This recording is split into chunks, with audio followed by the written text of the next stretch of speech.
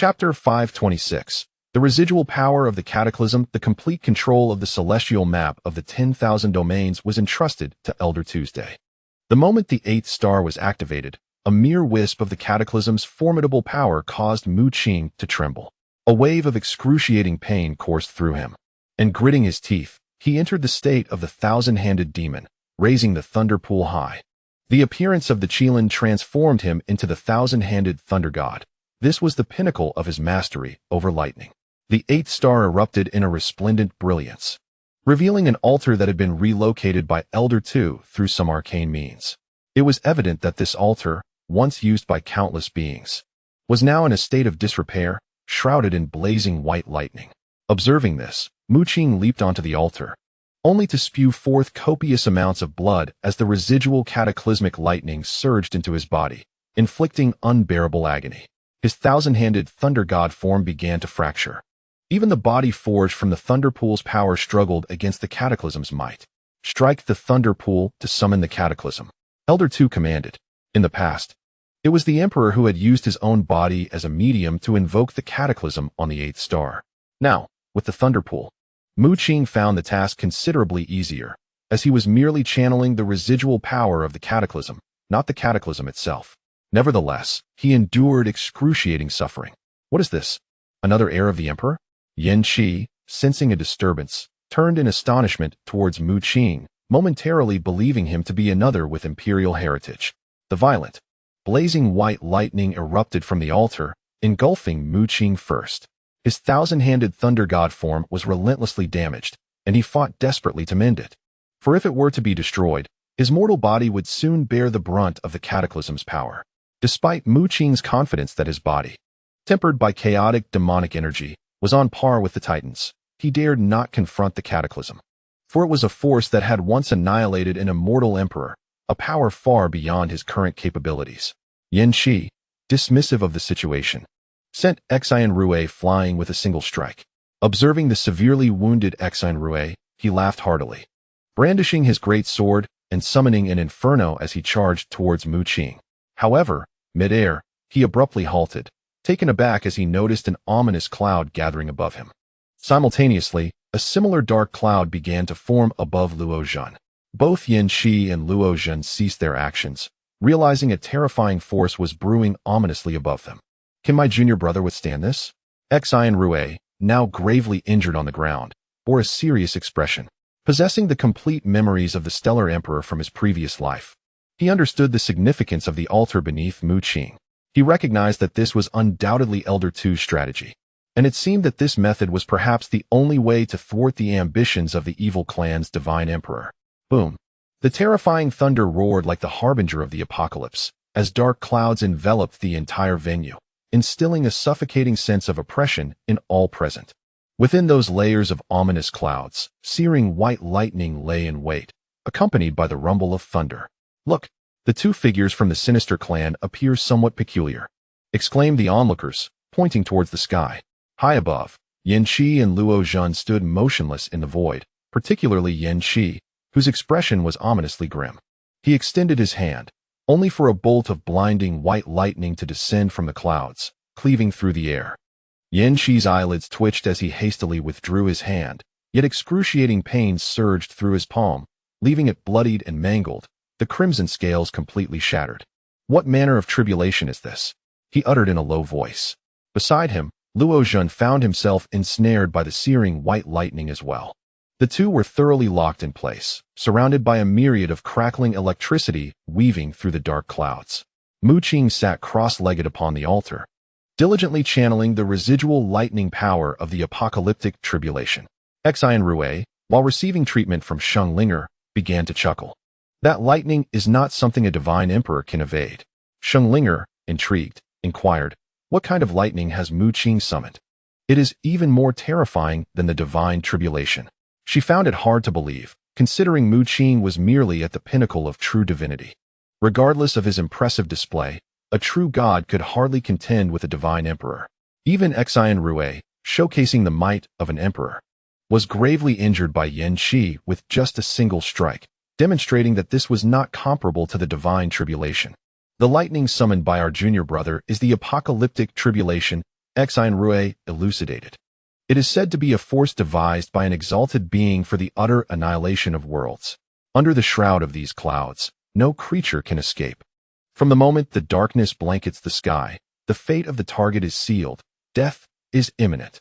He informed Shunglinger that unless the target ensnared by the clouds perished, the apocalyptic tribulation would persist in its relentless assault. Rue had witnessed the terror of the apocalyptic tribulation before, in the days of the Starry Sky dynasty. Only one individual knew how to summon it, the late Emperor of the 8th Star, who had employed it only once in his lifetime, sacrificing his own existence to do so. Can this lightning truly withstand the divine emperors of the sinister clan?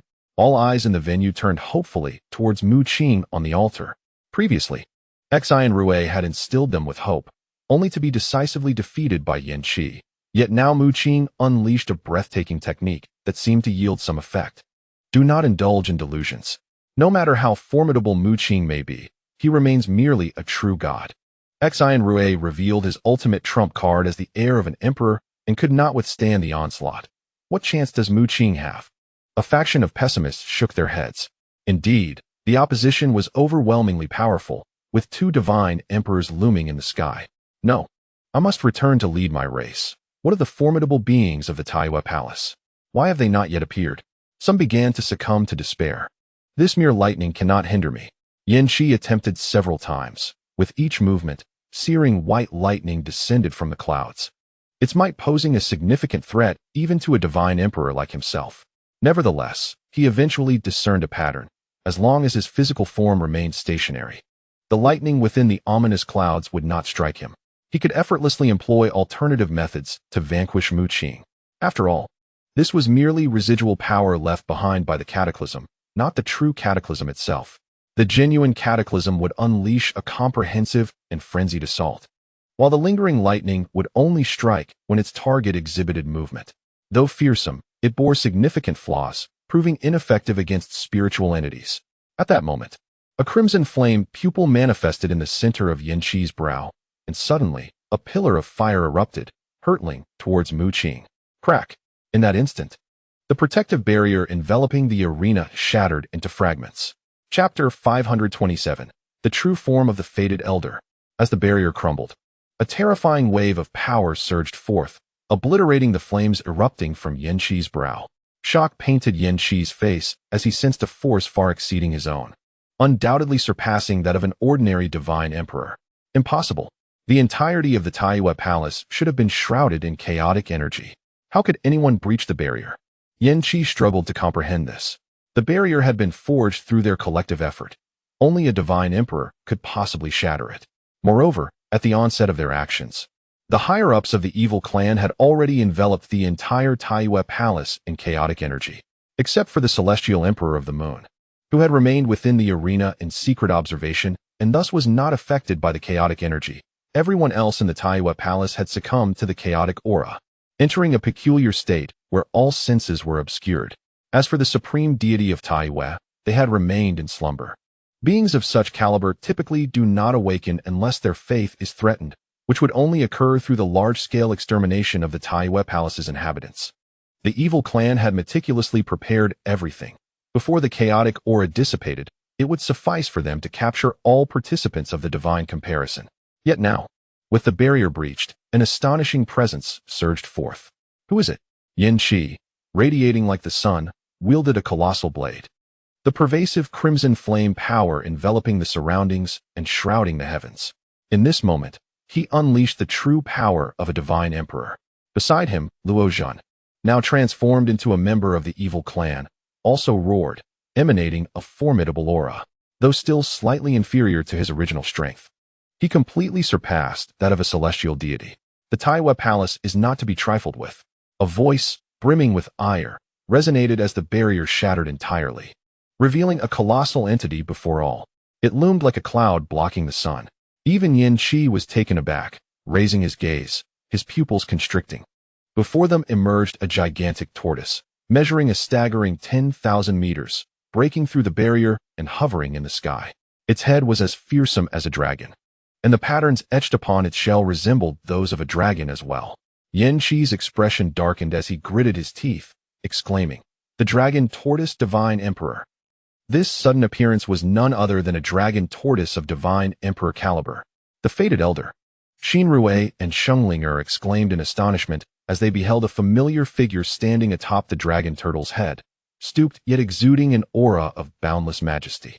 It was none other than the Elder of Destiny, Xuanwu Celestial Law. The elder's voice emerged, raspy and profound, as he clasped his hands together, unleashing a peculiar ripple that spread outward. With a crackle, the air above the venue was rent with countless fissures, which soon erupted, unleashing an endless torrent from the void that surged forth, crashing toward Yinchi. Gritting his teeth, Yinchi had no choice but to charge forward. Before him stood not the mere avatar of the Elder of Destiny, but the Elder's true form. He conjured flames and advanced. Yet it was evident that he was no match for the Elder. Confronted with the Elder's genuine presence, he found himself overwhelmed. Roar! Beside him, Luo Zhen also took action. Though in his current state, he was far from optimal, enshrouded in a layer of darkness that rendered him incapable of harnessing his original power. Leave that dark creature to me. The dragon turtle bellowed, transforming into a radiant beam of light that appeared before Luo Zhen, unleashing a torrent of dragon breath that sent him careening away. Damn it! Yinchi's expression darkened. He had meticulously calculated every possibility. Yet he had never anticipated the sudden arrival of the Elder of Destiny. He had assumed the Elder's true form resided within the Taiwa Palace. But it was now clear that the Elder had not been affected by the chaotic energies. Boom! With Yinchi's movements, the skies darkened, and bolts of searing white lightning cascaded down, striking him with terrifying force. Yinchi staggered midair, coughing up blood as several of his crimson scales shattered. He could scarcely fathom how a mere true god could summon such devastating lightning. Bang! A colossal water giant, conjured from the void, roared as it struck Yinchi with a mighty fist, sending him flying. We must find a way to stop Mu Qing, otherwise he will perish. Xin Rui observed the unfolding chaos in the sky, his face devoid of any joy, replaced instead by anxiety. He understood all too well the cataclysmic power of the annihilation calamity. With Mu Qing's current prowess able to summon lightning that threatened even a divine emperor like Yinchi, the backlash he would endure would be horrifically severe. Upon the altar, the searing white lightning had completely engulfed Mu Qing's figure, obscuring the situation within. Yet Xin Rui could imagine that Mu Qing's predicament was far from optimistic. The dark clouds in the sky persisted, and with Yinchi's movements, the white lightning continued to descend, indicating Mu Qing was still channeling the tremendous might of the annihilation calamity. Shengling and Xin Rui approached the altar, but when Shengling attempted to enter, a flash of electric light surged forth, barring her entry. No, the power of this lightning is too potent. A look of terror crossed Shengling delicate features, as she had yet to reach even the pinnacle of true godhood. I shall go. Though gravely injured, Xin Rui could no longer concern himself with his own condition and dashed forward. Suddenly, a barrage of electric light descended, enveloping him. A series of anguished screams erupted from Xin Rui, ultimately propelled by an immense force that cast him aside. Could it be? Such terrifying backlash from mere periphery. Xin Rui was utterly astonished.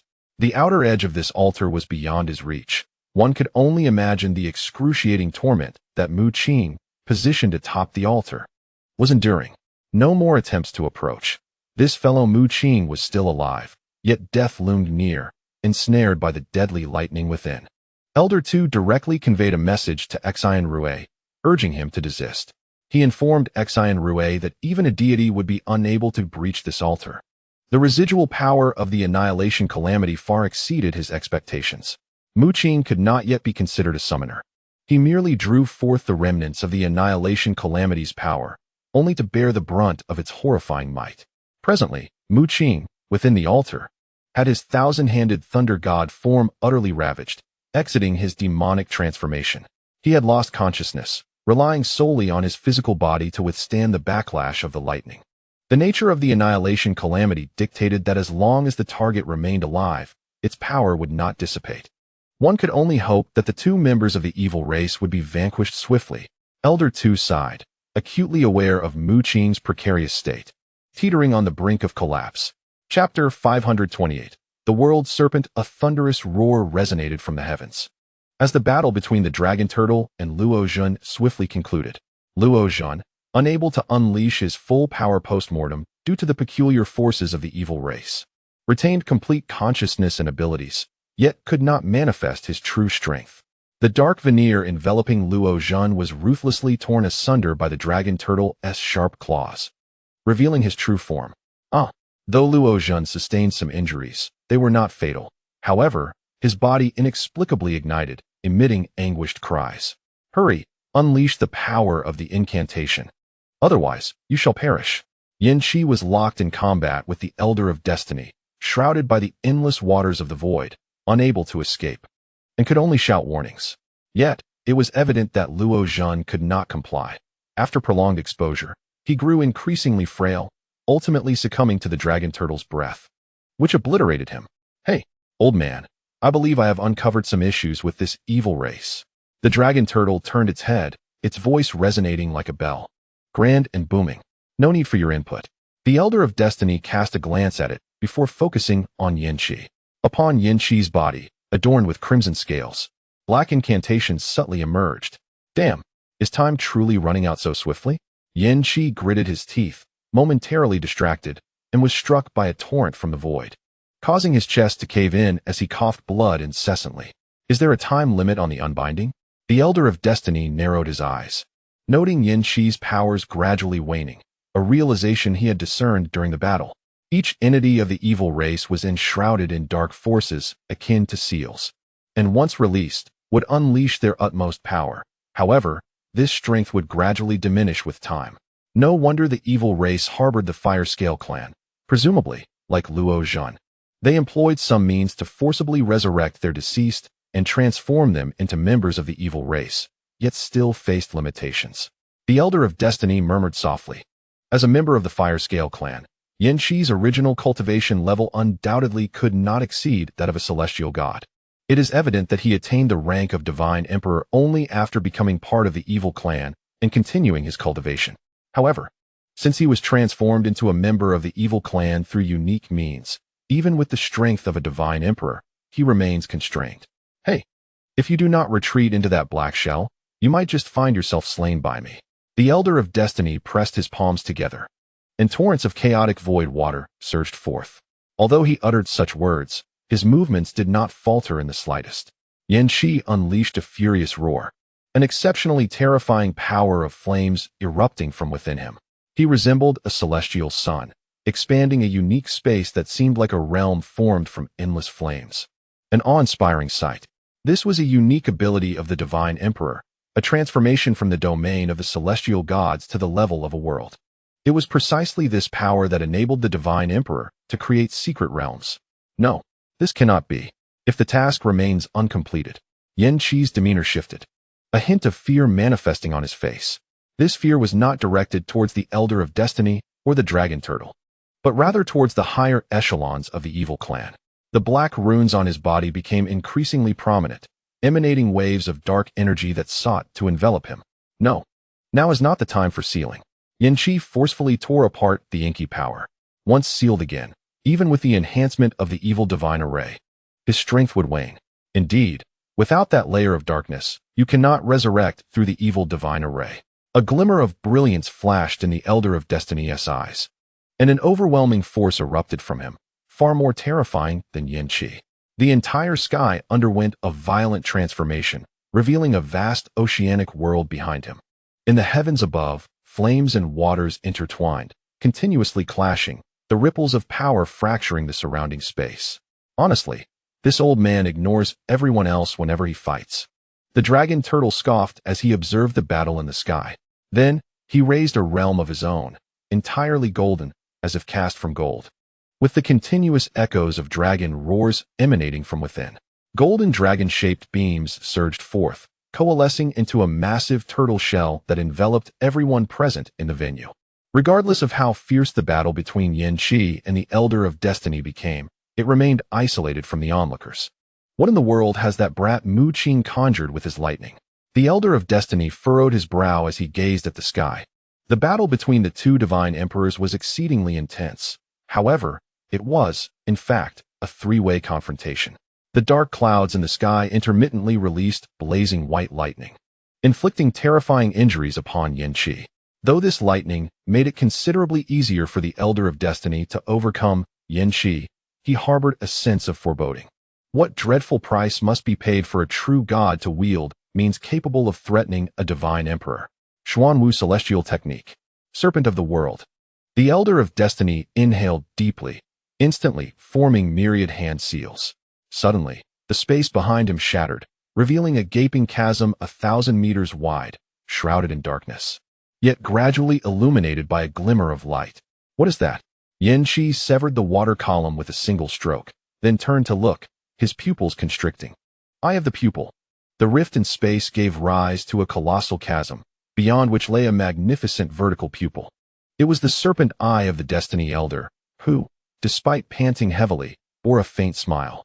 With a crack, the adjacent space shattered as well, exposing a vast void, from which a gigantic serpent erupted.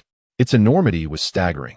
The very pupil measured a kilometer, while its head spanned several thousand meters, with its true form still shrouded in the impenetrable darkness of the void.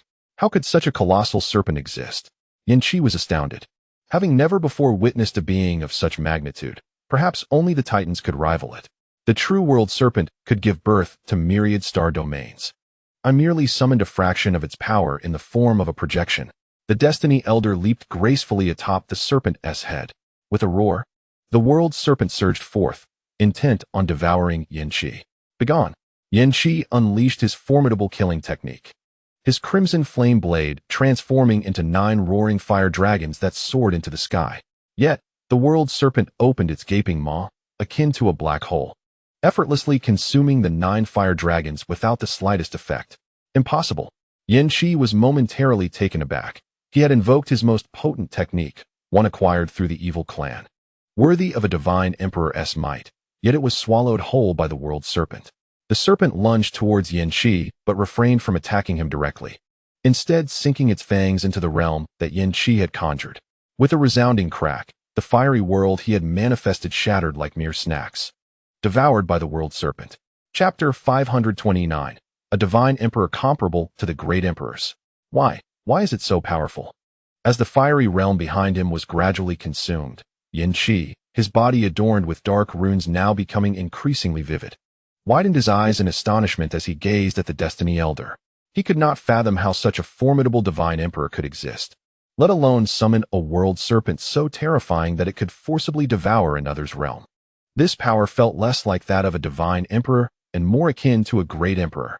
In his duel with the Destiny Elder, Yin Qi felt an overwhelming pressure. Damn it, time is passing too swiftly. The black runes upon his body began to manifest, an ever-increasing tide of dark power threatening to engulf him. This was the limitation imposed on other races transformed into the evil clan. Only in a state sealed by darkness could they move freely, albeit at the cost of their strength. Conversely, in a fully liberated state, while their power would surge, prolonged exposure could lead to death. Currently, Yin Qi remained in a state of unbinding from the dark seal for too long, teetering on the brink of bodily collapse and demise. Thus, the dark runes activated their self-protective mechanisms, attempting to seal Yin Qi forcibly to prevent his true form from being exposed for an extended duration, which would lead to his death. Yet, Yin Qi understood all too well that with the Destiny Elder's true form now present, should he revert back to the sealed state, he would re-establish a connection with the evil god array, amplifying his strength but rendering him exceedingly vulnerable. At that moment, the Destiny Elder could even obliterate the evil god array with ease. Your power has been steadily waning. Perish. In the eyes of the Elder of Destiny, a fierce killing intent erupted, coalescing the waters of the void into a colossal hand that gripped Yin Qi tightly. In the next moment, a resounding crash echoed. The power of the void waters was immensely terrifying and particularly effective against Yin Qi, whose body was crushed mercilessly. With a roar, the world serpent turned its head, lunging towards the array of the evil god in an attempt to destroy it. Just then, the phantom of the evil god suddenly stirred, and without the sacrificial power of the evil clan's divine emperor, it conjured a spear of the evil god, piercing toward the world serpent. The Elder of Destiny's expression changed. He understood the dreadful and sinister nature of that spear and intended to intervene. However, at that moment, thunder roared across the sky, and a thick bolt of blazing white lightning descended, shattering the spear of the evil god with a crack. The world serpent took a bite at the evil goddess phantom, yet unexpectedly, even the world space conjured by the divine emperor could be devoured. But it could not harm the evil goddess phantom. The array of the evil god trembled violently, transforming into a beam of light that surged into a spatial rift, returning to the stronghold of the evil clan. As the white mist dissipated completely, the figures of the young divine emperor and others reappeared in the sky, facing a multitude of evil clan divine emperors, each ensnared in a pitch-black seal. What transpired? One of the evil clan divine emperors was taken aback by the power of the evil god's array before he could comprehend. He was blasted away by a divine emperor from the palace of Taiwa. Their strength had waned, and the eerie mist had vanished. The young divine emperor murmured softly, then turned his gaze to the distance, noting the disappearance of the evil god's array. Elder of Destiny, you have come in your true form. So it was you who orchestrated this? The other divine emperors realized upon seeing the Elder of Destiny. They understood his formidable power and immediately grasped that it was indeed the Elder of Destiny who had shattered the evil goddess array. Alas, the evil clan remained unaware that the Elder of Destiny was merely a projection within the palace of Taiwa, and even his true form was known to only a select few. A divine emperor from the palace of Taiwa erupted in laughter, recognizing that while the evil clan had meticulously prepared their actions, they had overlooked one crucial detail. Friends, now is our moment to counterattack. The young divine emperor inhaled deeply, veins bulging on his forehead, a stark transformation evident as he appeared to be in a state of extreme fury after having restrained himself for so long. Indeed, the divine emperors behind him responded in unison, each bearing injuries, yet their wrath grew ever more formidable. Behind them, one dazzling world after another materialized. Previously ensnared within the evil god's mist, even the divine emperors struggled to see through the swirling white fog. However, the evil clan divine emperors remained unaffected, relentlessly launching assaults against them, and could even resurrect continuously, leaving the divine emperors of the palace of Taiwa exasperated. Yet now, with the evil god's array dismantled by the Elder of Destiny, the evil clan divine emperors were no longer invincible. It was time for the palace of Taiwa to retaliate. Where's Yanxi? Where has he gone? How could the evil god's array be breached? The evil clan divine emperors were utterly perplexed, raging furiously, yet suddenly, they ceased their uproar, turning to perceive a terrifying wave of energy approaching. I have endured for far too long. The young divine emperor radiated an exceedingly brilliant moonlight, with ethereal patterns resembling lunar brilliance emerging across his form, manifesting the very essence of the Tao. Grasping the handles of his wheelchair, he rose slowly, an overwhelming aura erupting from within him like a ferocious beast finally awakening from slumber. As the young divine emperor stood, his mere presence shattered the surrounding space, and an entire realm materialized behind him, enveloped in profound silence, save for a solitary moon hanging high above. The Taiwa Palace is not a place for mere mortals to trespass. It appears you have failed to conduct thorough investigations. Within the ranks of the divine emperors of the Taiwa Palace, two exist who rival the might of the great emperors. Behind the young divine emperor, an injured divine emperor erupted into laughter.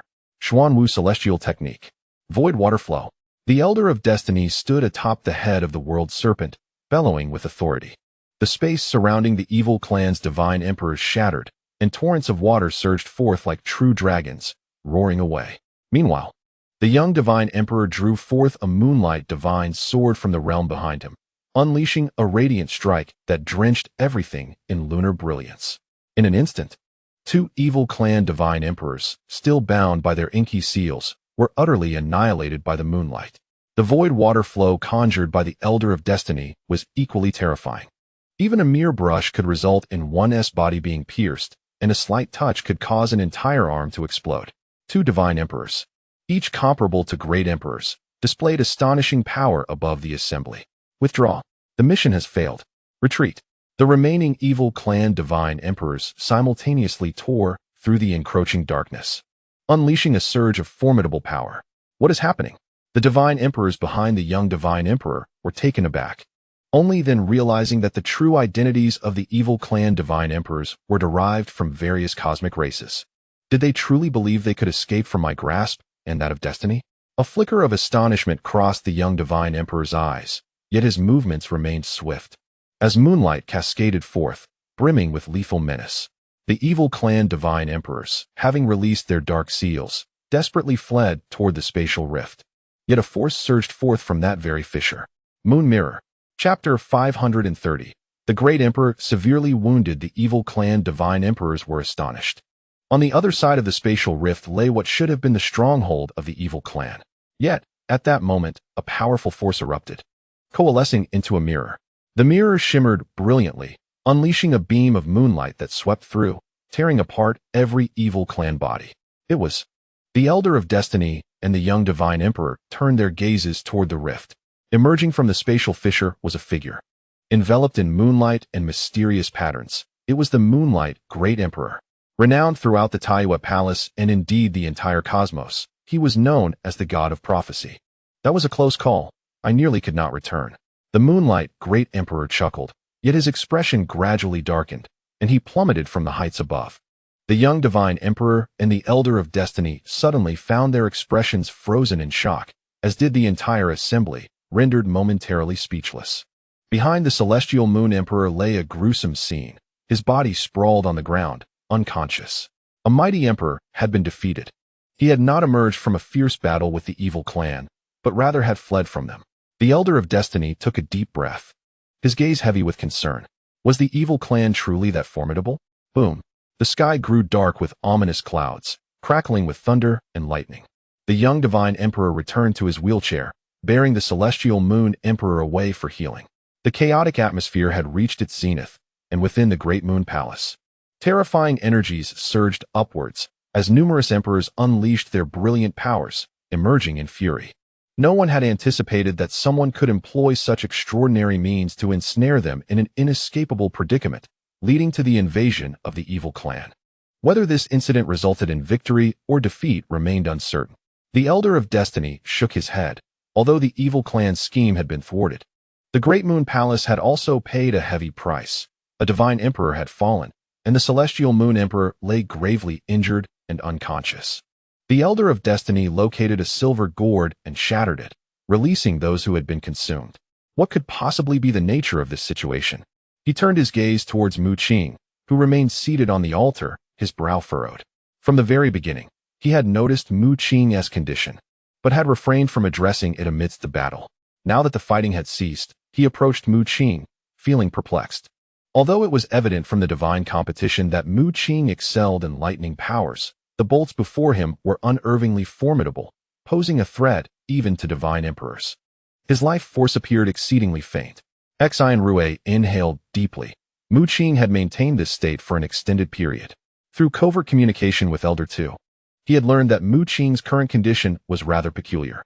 Mu Qing had targeted Yin Qi and Luo Zhan, drawing upon the remnants of the calamity of annihilation. However, with both Yin Qi and Luo Zhan now deceased, the lightning upon the altar showed no signs of dissipating. Boom! The sky darkened further, and suddenly a bolt of lightning struck down, swiftly followed by an increasing number of radiant white lightning bolts that converged upon Mu Qing. Fortunately, most attendees had already been dispersed. As the fierce white lightning descended, the ground was shattered beneath it. Had the original assembly remained, the casualties would have been catastrophic. Had the dark clouds above been conjured by him all along? Several divine emperors approached, their faces reflecting astonishment. The Elder of Destiny nodded, his expression grave. He commanded the dragon turtle to form a barrier, enveloping Mu Qing within. Should they disregard the tempest conjured by Mu Qing, the entire venue would likely face obliteration. The divine emperors of the Great Moon Palace regarded Mu Qing with awe. Even they would sustain injuries if they ventured into this storm. How had Mu Qing managed to endure thus far? At this moment, the clouds above roiled incessantly, spreading further, as thunder echoed and brilliant white lightning illuminated the surroundings, emanating an aura of terror that sent chills through the heart. Many gazed skyward with furrowed brows. As the power of the thunder and lightning within the dark clouds gradually weakened, seemingly absorbed by the altar beneath Mu Qing. Was he on the verge of a breakthrough? Was he facing the divine tribulation? One of the divine emperors inquired curiously. The others concurred, noting that Mu Qing's current state bore resemblance to the time he ascended to the celestial god realm. Xian Rue shook his head, asserting that this was not a divine tribulation, but rather a manifestation summoned to combat the evil clan's divine emperor, now seemingly spiraling into an uncontrollable state. Could it be that even this individual could not master such tempestuous lightning? Duan Yuan and Sheng Jun exchanged glances, both of whom were formidable beings at the pinnacle of the true god realm, regarded as prodigies within the Taiyu Palace. Even after being devoured by the silver gourd, they had quickly regained consciousness. They too recognized Mu Qing's predicament, their astonishment palpable. Having battled Mu Qing previously, they were acutely aware of the terror he wielded, particularly his formidable command over lightning, surpassing even that of the celestial gods. In their minds, they believed Mu Qing could control all lightning. Thus, witnessing him ensnared by it left them in shock. Elder 2, within the cosmic star map, paced anxiously, having never encountered such a state of the annihilation tribulation. Theoretically, Mu Qing should have been able to draw upon the residual power of the annihilation tribulation through the altar, merely needing to withstand the backlash. Yet, as the battle had concluded, the lingering power still surged against Mu Qing. He was at a loss as to what had transpired within Mu Qing.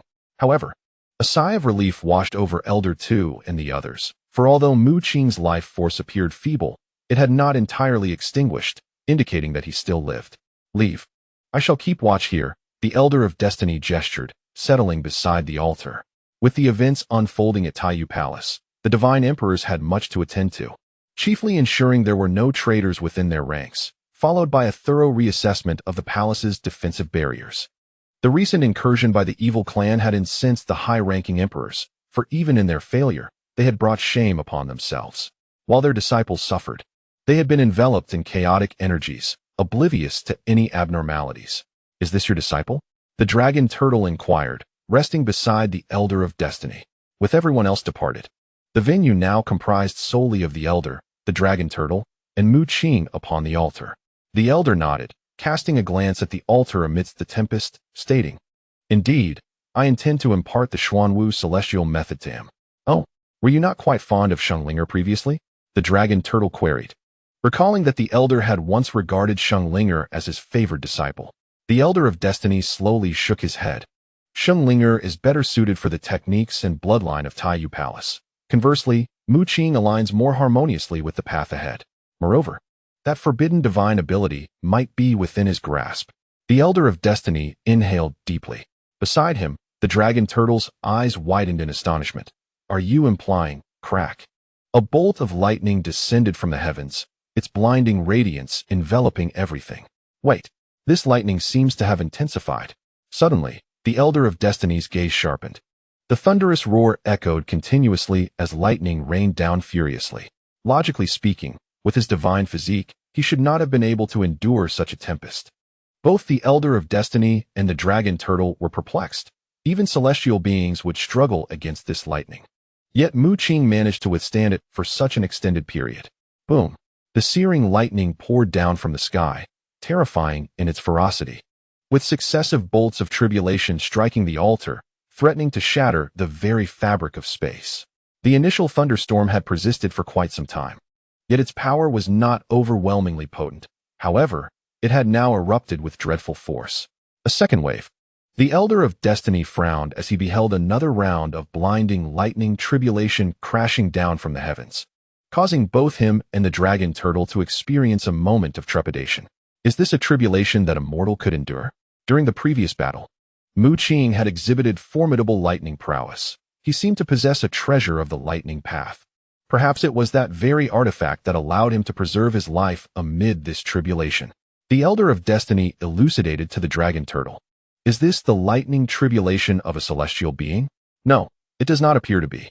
The dragon turtle observed the fearsome tribulation amidst the dark clouds, swallowing hard. This is a tribulation capable of threatening the divine emperor, especially the emanating aura that felt apocalyptic in nature. Were one to claim that this was a divine emperor undergoing a lightning tribulation, they would readily believe it. Boom! The third round of tribulation descended, its aura growing increasingly formidable, as the blinding lightning above rent the very fabric of existence, thick bolts akin to serpentine lightning slithering through the darkened clouds. The dragon turtle's gaze sharpened as it focused on the tribulation. Suddenly, it exchanged a startled glance with the Elder of Destiny. They sensed Mu Qing's once feeble life force gradually strengthening, its presence becoming increasingly potent. Resonating like the grandest of bells, the sounds of thunder and lightning filled the air. Fierce winds howled, and the dark clouds enveloped the entire venue, stretching for countless miles. A dense mass of blinding lightning converged into a single pillar, crashing toward the altar, bridging the heavens and the earth. Soon, the clouds surged once more, an overwhelming force of tribulation emanating forth. A power both the Elder of Destiny and the Dragon Turtle were all too familiar with, divine tribulation. The lightning tribulation of the celestial beings has manifested. The Dragon Turtle exclaimed in awe. Boom. In the next instant, the force of the celestial lightning tribulation vanished, not truly disappearing, but rather consumed by the residual power of the world-destroying tribulation. With the absorption of the celestial lightning tribulation, the might of the world-destroying tribulation intensified further. The brilliance of its electric light surging forth, crashing against the altar. Finally, he was able to move on his own. Within the altar, Mu Qing abruptly opened his eyes. Exhaling a long breath, he was covered in wounds, remnants of the injuries sustained while enduring the cataclysmic forces of the world-destroying calamity. His body, resembling that of the thousand-armed thunder god, could not withstand much longer and was ultimately obliterated. Subsequently, he relied solely on his corporeal form and the devouring power of the Qilin beast to endure the onslaught. The Qilin beast was truly remarkable, capable of consuming everything and transforming it into a form of the same attribute. It even assimilated the remnants of the world-destroying calamity. As the Qilin beast absorbed this residual power, it grew increasingly formidable, crackling with thunder and lightning. It was precisely this power of the Qilin beast that enabled Mu Qing to persist for such an extended period. Then, it appeared that the thunder pool underwent a certain transformation, bursting forth to ravenously consume the forces of the cataclysm. The ominous clouds enveloping the venue and the dazzling white lightning seemed less like a result of the altar's influence and more like a summoning by the thunder pool itself. Drawn by the thunder pool, the lightning surged wildly towards it, and after being filtered through the pool, the surging energy was redirected back to Mu Qing, fortifying his physique. However, this process of enhancement was excruciating, far more terrifying than merely withstanding the calamity's power, and during the acceptance of the lightning tribulation, he was rendered immobile, teetering on the brink of death. Nevertheless, once the thunder pool's feedback concluded, Mu Qing's strength had remarkably intensified, and his comprehension of the path of thunder had multiplied. The thunder pool was devouring the power of the world-destroying calamity. Mu Qing's eyes widened in astonishment. A slight smile graced his lips as he took a deep breath. Raising the thunder pool high above his head and charging skyward, that entity was actually soaring upwards. The Elder of Destiny and the Dragon Turtle outside were both taken aback. They beheld a figure suddenly erupting from the altar, ascending directly into the depths of the ominous clouds, right into the eye of the lightning tribulation. For anyone else, even those at the pinnacle of divinity, such an endeavor would likely result in instant annihilation. Mu Qing felt a profound trepidation as he entered the depths of the clouds, fearful that a bolt of searing lightning might strike him down. Fortunately, the power displayed by the thunder pool was immensely strong, as any lightning that approached Mu Qing was devoured with a domineering force, showing no mercy whatsoever. This resulted in Mu Qing sustaining no injuries, even without any protective measures. Taking a deep breath, he wore a serious expression as he gazed at the boundless, blazing lightning within the clouds. Raising the thunder pool high, he suddenly attracted hundreds of miles worth of lightning towards him, or rather, towards the thunder pool in his grasp. To the Elder of Destiny and the Dragon Turtle, the clouds in the sky began to take on a whirlpool shape, with everything converging towards a singular direction. Crack! Within the clouds, bolts of searing white lightning struck, embodying the terrifying power of the world-destroying calamity, as countless colossal bolts surged towards Mu Qing. Buzz! Yet, even the most formidable lightning was rendered futile, all absorbed by the thunder pool.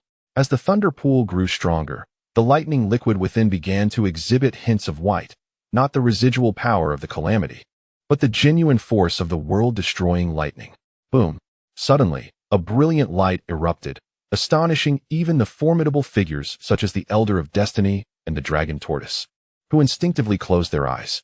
When they reopened them, the tribulation had vanished, the dark clouds dissipated, and before them stood a young man, raising a thunder pool, with ripples emanating through the surrounding space, revealing strands of purple bamboo. Chapter 532, Celestial Being. A resplendent and intense radiance enveloped the vicinity as the lightning tribulation tore through the fabric of space, surging into the thunder pool. The storm raged fiercely as Mu Qing held the thunder pool aloft, enduring the backlash of the electric force, losing track of time in the process. As everything was absorbed by the thunder pool, Mu Qing, still holding it high, could palpably sense the terrifying power contained within. The thunder pool had undergone a profound transformation. Is it over? The Elder of Destiny and the Dragon Tortoise gaped, gazing at Mu Qing in the sky. The once formidable lightning tribulation had come to an end. They looked at Mu Qing with immense astonishment, for they sensed that his strength had surpassed the pinnacle of true gods, reaching the realm of celestial beings. He truly broke through. It was simply astonishing. The Elder of Destiny exclaimed. In all his long years, he had never witnessed such a tribulation. Moreover, the duration was exceedingly prolonged, nearly half a year, it seemed. The dragon tortoise shifted its massive form, which had shrunk yet remained gigantic. The Elder of Destiny nodded. The duration of the lightning tribulation was unusually extended, lasting 6 full months, and it had finally subsided. Typically, for an individual undergoing tribulation, regardless of success or failure, it would be accomplished within a matter of days. This was the first time he had seen someone like Mu Qing last so long. What is it like to break through to the realm of celestial beings? The Elder of Destiny approached Mu Qing, taking a deep breath. Mu Qing retracted the thunder pool into the starry sky magic domain, then nodded. His strength had indeed become far more formidable than before, with the stars within the domain numbering over 200,000. Furthermore, the domain's expanse had once again expanded, taking on a nascent form of a world. The domain, which only celestial beings could possess, had been attained by Mu Qing through the cultivation of the starry sky returned to origin scripture. But it was only at the moment of his ascension to celestial status that it fully transformed, becoming even more powerful and stable. Hey lad, what exactly is that altar of yours? How can it summon such an astonishing lightning tribulation? The dragon tortoise appeared beside him, speaking in a deep, resonant voice. In the eyes of all the gods in the universe, the might and rank of divine tribulation is paramount. Yet the dragon tortoise noticed that Mu Qing's celestial lightning tribulation was consumed entirely.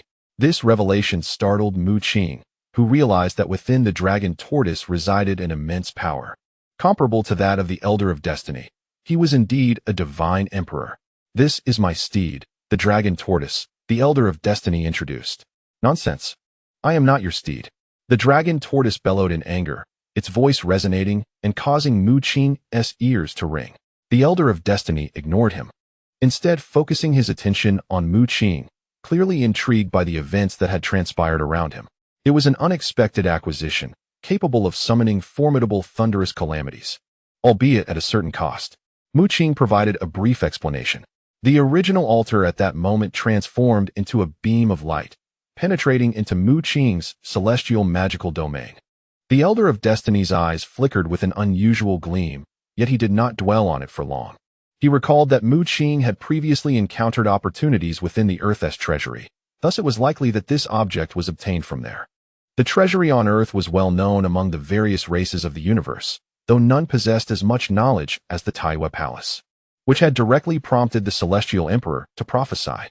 The elite and higher races were generally aware that the Taiwa Palace would intervene, which deterred them from approaching Earth, leaving only the medium races and the Azura race to descend upon the planet. According to the Celestial Emperor's prophecy, the treasury on Earth originated from a celestial being, containing a legacy. The Elder of Destiny was certainly aware of the existence of such celestial beings, as the Celestial Court was a power that could rival the Taiwa Palace. Perhaps the altar in Mu Qing's possession was an artifact left behind by a celestial being. It has been quite some time since your breakthrough to the celestial god realm, and Exine Rue has also ascended to that level. The Elder of Destiny boarded the back of the dragon turtle and beckoned Mu Qing to join him. Mu Qing's eyes flickered. Indeed, Exine Rue, once the Star Emperor, had also achieved the celestial god realm, and it was likely he would soon ascend to the rank of emperor. The Elder of Destiny glanced at him, remarking, "It seems you share a good rapport with Exine Rue, and your bloodline technique bears a striking resemblance to his." The final confrontation was obvious to all, as Xian Rui had deliberately conceded to Mu Qing. A sense of urgency gripped Mu Qing. Xian Rui's former identity as the Star Emperor must not be casually mentioned. Their private relationship was amicable, and although their bloodline techniques were similar, Mu Qing practiced demonic energy while Xian Rui cultivated divine power. How could they possibly be the same? Mu Qing shook his head.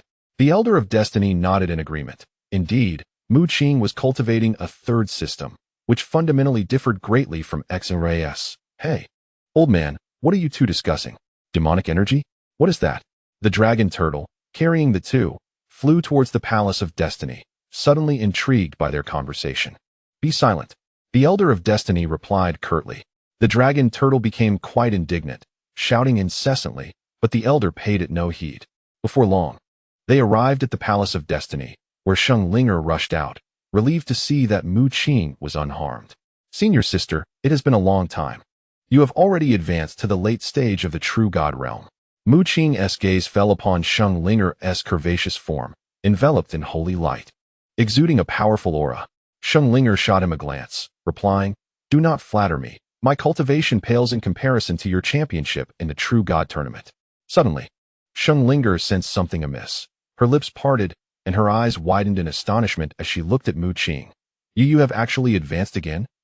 It was at this moment she realized Mu Qing had reached the celestial God realm. Mu Qing smiled and nodded. All right, little girl, hurry back to your training. Look, your junior brother can already be considered your senior brother. The Elder of Destiny interrupted them, waving his hand to send Sheng Linger on her way. The spirit child puffed her cheeks, yet obediently returned to her cultivation, for Mu Qing's rapid progress had dealt her a crushing blow. In her heart, she found herself questioning more than once who truly belonged to the pinnacle of their race and who represented a lower bloodline. Mu Qing, come here. The Elder of Destiny instructed, dismissing the spirit child before beckoning Mu Qing to a secluded chamber within the Palace of Destiny. Outside, the dragon turtle lay languidly in repose. The Palace of Destiny was notably desolate, devoid of any attendants, making it perhaps the most solitary divine palace in the entire Moon Palace. What is it, Master?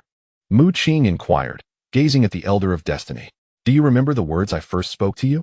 The Elder's murky eyes glimmered with an ominous power. Mu Qing nodded, recalling that prior to the divine contest, the Elder had promised to impart a divine art should he enter the top 3. This art was likely to be of imperial caliber. Chapter 533. The immortal divine art. Mu Qing's expression turned solemn as he regarded the Elder, who seemed poised to bestow upon him an extraordinary skill. After a moment of contemplation, the Elder inquired, I have 2 divine arts to share with you. One is the Xuanwu heavenly method, the other the Xuanwu divine art. Xuanwu. Mu Qing gasped, recognizing it as a divine beast. In the cosmos, divine beasts could collectively be considered a race, all possessing superior bloodlines, although their numbers were often scarce. Some divine beasts had but a single progeny, passing their lineage in solitude. Before I impart the Xuanwu heavenly method, I wish to clarify something. The water-based divine art you demonstrated during the divine contest, was it derived from the Qilin beast or from your own abilities? The Elder asked in a grave tone. Mu Qing had unleashed formidable water-based powers in battle, prompting the Elder to discern the origin of such prowess. If it stemmed from Mu Qing himself, it would indicate his mastery over water-based techniques. Mu Qing hesitated briefly before replying with a smile, no need for concern. The Qilin beast is a manifestation of my blood spirit, and in essence, we are one. The Elder's pupils dilated, for he had long believed the Qilin beast to have been subdued. No wonder it exhibited such extraordinary transformations. It was not a true Qilin. He inhaled sharply, overwhelmed by shock. The Xuanwu heavenly method comprises 2 parts, the void water and the world serpent.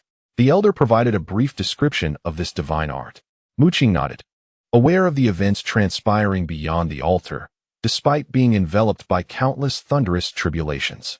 The Elder's displayed power had been formidable, converting the essence of the void into a watery expanse and summoning the world serpent as his steed. In essence, the Xuanwu heavenly method is a summoning art. The Xuanwu itself and the world serpent are said to be linked to an ancient supreme deity of immense stature, accompanied by a serpent of colossal proportions, mirroring the vastness of the world. The Elder produced a luminous orb, adorned with intricate patterns reminiscent of a turtle's shell, intertwined with serpentine symbols. With solemnity, he entrusted the seed of this divine art to Mu Qing. Just as the young divine emperor imparted his mystical powers to Mu Qing, the more formidable the skill, the greater the necessity for a vessel to facilitate its transmission. Upon merely touching the seed of that divine ability, it immediately burrowed into his brow, floating alongside the moon god lamp within his mind. Henceforth, he could gradually cultivate this ability and grasp its profound intricacies. For the divine emperor to ascend to the rank of great emperor, one must comprehend the principles of the Tao and thoroughly refine the world within oneself. Conversely, for a great emperor to transcend to the supreme divine, the endeavor becomes exceedingly arduous, entangled with the concept of faith. The Xuanwu heavenly method that I bestow upon you, along with the moon god dream bestowed by another, are both divine abilities transmitted from the supreme divine, achieving an imperial level. They derive immense power from the faith in the supreme divine, which in turn strengthens the supreme divine with each act of belief. The Elder of Destiny elucidated. Mu Qing was suddenly enlightened, simultaneously astonished at the profound origins of these two abilities. No wonder the young divine emperor remarked that even the core disciples of the Taiyue Palace might not be able to cultivate them. Just as he was about to begin his cultivation, the Elder of Destiny interjected, "Do not be hasty. I possess another divine ability." Coughing a few times, the Elder's demeanor turned exceedingly grave. He produced a scroll, shimmering with azure light and adorned with intricate patterns. Upon seeing it, Mu Qing felt an uncanny familiarity, and upon closer inspection, his eyes widened in realization. It was none other than the scroll once possessed by the ancient celestial feather. The Elder of Destiny, oblivious to Mu Qing's expression, continued his exposition. This second divine ability is regarded as a taboo. There exist 3 such scrolls throughout the universe. One has been shattered. Another is lost to obscurity, and the last remains with me. Legends speak of a forest composed of ancient life trees, where upon entry, all vitality is consumed. The purpose of the life scroll is to forge a pact with these ancient trees, granting one their formidable powers, enabling instantaneous resurrection even after death. The Elder of Destiny informed Mu Qing that, if wielded adeptly, this ability could be deemed nearly invincible. While the universe undeniably harbors numerous means to counteract this power, it is unequivocally categorized as a transcendent capability. Among the divine emperors of the Taiyue Palace, 2 possess strength akin to the great emperor level, myself and Yuya, the exceedingly youthful divine emperor you encountered earlier. His formidable prowess is largely attributable to the life scroll, which encompasses the power of immortality, allowing him to resurrect time and again after death. However, if I were to accept this scroll, would not your immortality be rendered obsolete? Mu Qing hesitated to accept the life scroll immediately, furrowing his brow as he regarded the Elder of Destiny. The Elder shook his head gravely, stating, "Once the life scroll is activated, although one may gain the power of immortality, there are limitations. Should you suffer too many injuries or face death repeatedly, the efficacy of the immortality will dwindle, ultimately vanishing." Mu Qing looked intently at the Elder of Destiny. The Elder of Destiny inhaled deeply, nodding slightly as he spoke. "Indeed, my strength is the result of countless deaths endured in pursuit of power, to the point where I have lost count of how many times I have perished. My immortality has waned considerably. I can no longer recover from severe injuries, rendering it utterly ineffective. This life scroll holds no value for me now. However, although my immortality has largely dissipated, the scroll itself remains intact. I surmise it could potentially bestow upon you that very power." He extended the life scroll to Mu Qing, cautioning, "Forming a pact with the tree of life to acquire immortality is akin to embracing a curse. The ultimate fate is invariably tragic. Much like my own journey to becoming a divine emperor, which has been fraught with relentless trials and untold deaths, resembling a curse indeed. Yet, as my immortality continues to weaken, I have decisively severed my ties to the life scroll, and the incessant feeling of being hunted has finally dissipated. This power now rests in your hands, should you choose to accept it." As Mu Qing deliberated, a voice suddenly resonated in his mind. It was Old Tuesday accepted.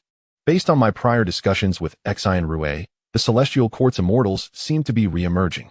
If they discover your association with the Starry Sky dynasty, they will undoubtedly strike against you. Having this immortality would serve as a safeguard. Mu Qing took a deep breath and nodded resolutely. "I accept." In chapter 534, the emperor of the ghost clan, Mu Qing took the life scroll and let a droplet of blood fall upon it. Instantly, a humming sound filled his mind, pulling his consciousness into a wondrous realm. He found himself amidst a forest where each tree shone like jade, crystalline and immense. Each tree towered at least several thousand meters high, with ancient jade trees stretching for miles in every direction. Mu Qing could sense an unparalleled life force, almost unimaginable. Even the essence of a divine emperor paled in comparison to a mere fraction of a jade tree's vitality. Is this the forbidden ground of the Tree of Life? Mu Qing inhaled sharply, his eyes wide with astonishment. From the Elder of Destiny, he learned that this location was a taboo site, renowned throughout the cosmos as a place of death. Once one steps into this realm, their life force is relentlessly drained, consumed by the very trees surrounding him. It was a place brimming with vibrant life, yet profoundly eerie. It is said that this forbidden ground drifts upon a continent, eternally wandering through the universe, causing many to unwittingly enter and lose their lives. The true notoriety of the life forbidden ground arose when it drifted over a prominent race, where a mighty emperor from that lineage attempted to intervene, only to be ensnared by the branches of the Tree of Life, draining his vitality for 3 days and nights. Consequently, that exalted race was utterly annihilated, their very essence absorbed. It appears that only by relying on the power of the life scroll can one safely arrive here. Mu Qing assessed his own state. He lacked a physical form and was even infused with a magnificent vitality. Had he not traversed here through the life scroll, he would likely have been directly devoured by life itself. However, Mu Qing was perplexed about how the 3 life scrolls, as mentioned by the Elder of Destiny, came into existence. Since they were once wielded by the ancestor of Tianyu, it implies that the life scrolls had indeed manifested on Earth. Recalling his previous use of the Dragon Leap technique to dispel the immortal force of the ancient life tree, he could not help but wonder if the life scrolls originated from the celestial beings. As for the immortals in the heavenly court, Mu Qing had unraveled some of their circumstances. The heavenly court was once immensely powerful, with each immortal exhibiting terrifying strength. However, due to the tyranny of the heavenly court's ruler, half of the immortals rebelled and formed the ancient human faction. These ancient humans were also immortals, and various signs indicated that they were the ancestors of Earth's humanity. The ancient humans modified their immortal arts, creating diverse supernatural abilities and bloodline techniques specifically to counteract other immortals. The Dragon Leap technique that Mu Qing mastered was imparted to him by the immortal Ningfengxian. It was through this technique that he shattered the life scroll of the ancestor of Tianyu. If the life scrolls were indeed products of the immortals, it would make sense that the Dragon Leap technique could counter them. Never mind, he decided to dismiss such thoughts. Mu Qing shook his head vigorously and ventured deeper into the forest of life. In his palm lay a white mark, a gift bestowed upon him by the life scroll, permitting him to choose a life ancient tree to forge a contract with. As he gazed at the towering life ancient trees around him, he noticed that they had already surpassed heights of 10,000 meters. His master had advised him to select larger trees, but not to solely pursue the largest. Mu Qing pondered thoughtfully, stroking his chin. The Elder of Destiny had suggested that the larger the life ancient tree, the more dreadful the curse it might bring. According to the Elder, once one obtained the immortal ability, calamity would ensue, leading to increasing misfortune. It had been a long time since anyone had visited this place. Suddenly, a voice filled with the weight of ages reached Mu Qing's ears, frail yet resonant. He trembled, astonished, as he had no recollection of the Elder of Destiny mentioning that this sacred ground would house any living beings. I never expected that in recent years 2 individuals would come here in succession, though their powers seemed lacking. The last one hadn't even reached the divine tier, and this time, the visitor is merely a celestial being. The voice echoed again, sounding somewhat like a soliloquy. Hey, cough, cough, young one, come over here, deeper into the woods. A fit of coughing followed, the voice ethereal and frail. Yet, Mu Qing remained on high alert. This scenario had not been mentioned by the Elder of Destiny. Impossible. This is a sacred ground of life. How could anyone possibly be present here? Mu Qing found it hard to believe. Yet he continued to venture deeper into the forbidden realm of life. After all, he had arrived here as merely a fragment of consciousness, relying solely on the power of the life scroll to act as if he were in his corporeal form. Even if he were to be vanquished, it would bear no consequence for his true self. At this moment, Mu Qing was also intrigued by the beings that inhabited the forbidden realm of life. It was noteworthy that aside from the life scroll in his possession, the other two had already shattered. He delved further, and the ancient trees surrounding him had grown to heights exceeding 100,000 meters, with colossal trunks reaching several 100,000 meters. Their vibrant life force surging forth like smoke into the sky. After an undetermined passage of time, Mu Qing finally arrived at the depths of the realm. Before him stood a colossal ancient tree, akin to a titan, its entire form composed of jade, emanating a soft, ethereal glow, with dense, emerald-like leaves adorning its branches. This tree must have been at least 1,000,000 meters tall. Mu Qing gasped in awe, utterly astonished. "Ah, you have indeed arrived," a voice hissed. "It has been ages since I have sensed the presence of a living being." The trunk of the immense ancient tree twisted, revealing a human face. Mu Qing was startled. How could such a massive tree bear a human visage? The face was equally grand, looking down upon him. "Are you the king of the ancient trees?" Mu Qing inquired, noting the apparent lack of malice in the entity's demeanor. "King? Ha! This creature is indeed the ruler of this life grove, but alas, I am not he. I have been trapped here for countless years, regaining my consciousness only in the past few centuries."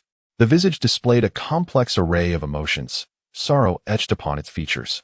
"Once, I was a great emperor, only to be consumed by this entity. Had I not merged with it using my clan's unique divine power, I might have perished long ago. Regrettably, my kin." As Mu Qing listened to the murmurs of the face, a sudden realization struck him. He recalled the incident that had rendered the forbidden realm of life infamous. A great emperor had fallen, leading to the extinction of an entire elite race. Observing Mu Qing's expression, the face spoke again. "Indeed, I am that ill-fated emperor. The entire ghost clan has likely perished. I am the sole survivor, clinging to existence here." Chapter 535. The Plan of the Ghost Clan. Emperor the Ghost Clan? Mu Qing was once more taken aback. He had not anticipated that the visage before him belonged to the fallen emperor, nor that this emperor hailed from the Ghost Clan. According to the information Mu Qing had previously acquired, the Ghost Clan had once been a formidable race, renowned for their mastery of various arcane arts. Yet they had vanished without a trace one day, as if entirely eradicated. Now, the immense tree before him, with a human face upon its trunk, proclaimed itself as the emperor of the Ghost Clan. Did this imply that the reason for the Ghost Clan's disappearance was their encounter with the forbidden realm of life, leading to their utter annihilation? Were these ancient trees truly so powerful? Mu Qing exclaimed, astonished. An elite race was a pinnacle of existence in the universe, and yet they had been obliterated, with even their emperor unable to escape. Indeed, it is formidable. Were it not for my status as a member of the Ghost Clan, with my unique constitution and mastery of certain extraordinary methods, I might not have survived. The Ghost Clan emperor sighed, perhaps having existed in this manner for too long. He had entirely lost the former majesty of an emperor and the accustomed airs of superiority. "Have you now become the Tree of Life?" Mu Qing inquired, gazing at him. "The process of assimilation has indeed made me a part of the Tree of Life, yet I would rather perish. I even regret having undergone the assimilation. For the outcome is that I am trapped here, ensnared within this being, becoming a part of him, while he remains separate from me." The Ghost Clan Emperor continued to lament. He found himself utterly immobilized, with only his visage manifesting upon the trunk of the Tree of Life. "Young man, I observed that the last individual who approached signed a pact with one of the Trees of Life, but regrettably, he did not venture deeper.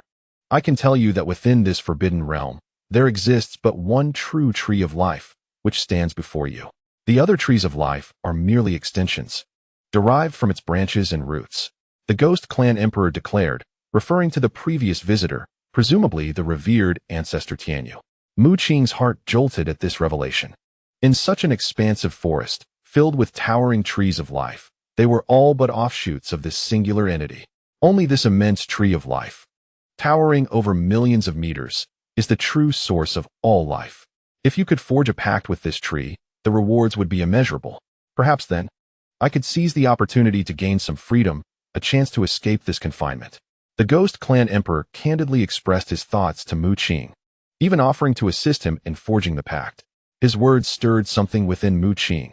According to the Ghost Clan Emperor, the true Tree of Life was unparalleled. Signing a pact could yield unimaginable benefits. He took a few steps forward, yet suddenly furrowed his brow, an ominous premonition arising unbidden in his heart. Mu Qing abruptly halted, hastily retreating, but it was too late. An indescribable, terrifying force surged forth, enveloping him in a frigid grip. Ha! How many years have I waited? Just when I was about to lose hope, you appeared. The Ghost Clan Emperor's face contorted grotesquely upon the Tree of Life, revealing a sinister demeanor. The ground shattered, and branches erupted, blocking his path. You were lying before, Mu Qing remarked, narrowing his eyes at the Ghost Clan Emperor. Earlier, the Emperor claimed to have merged his essence into the Tree of Life before his demise, rendering him immobile, with only his visage remaining. Yet now, thick branches were violently thrusting from the earth, clearly indicating the Ghost Clan Emperor's deception.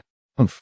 A mere celestial, do you truly believe that I, a dignified emperor, would treat you with cordiality? The Ghost Clan Emperor sneered, revealing that his previous demeanor was merely an act. He spoke some truths. Indeed, within the entire realm of life, there exists but a single ancient life tree. When he faced death, he assimilated with this life tree. Although trapped here, he managed to exert a tenuous control over its branches. The sole ambition of the Ghost Emperor is to escape from this place, and the simplest method to achieve this is through possession. He had once encountered the Elder of Destiny, yet by the time the Elder entered this domain, his strength was formidable. The Ghost Emperor feared that with his dwindling power, he might not succeed in possession. As he anxiously awaited the arrival of the next individual, he nearly lost his sanity upon discovering that it was the ancestor of Heavenly Feather, who was not even at the divine tier. Should he attempt to seize control, it was likely that the vessel would shatter before he could accomplish his aim. However, with the arrival of Mu Qing, he finally initiated the long-conceived plan.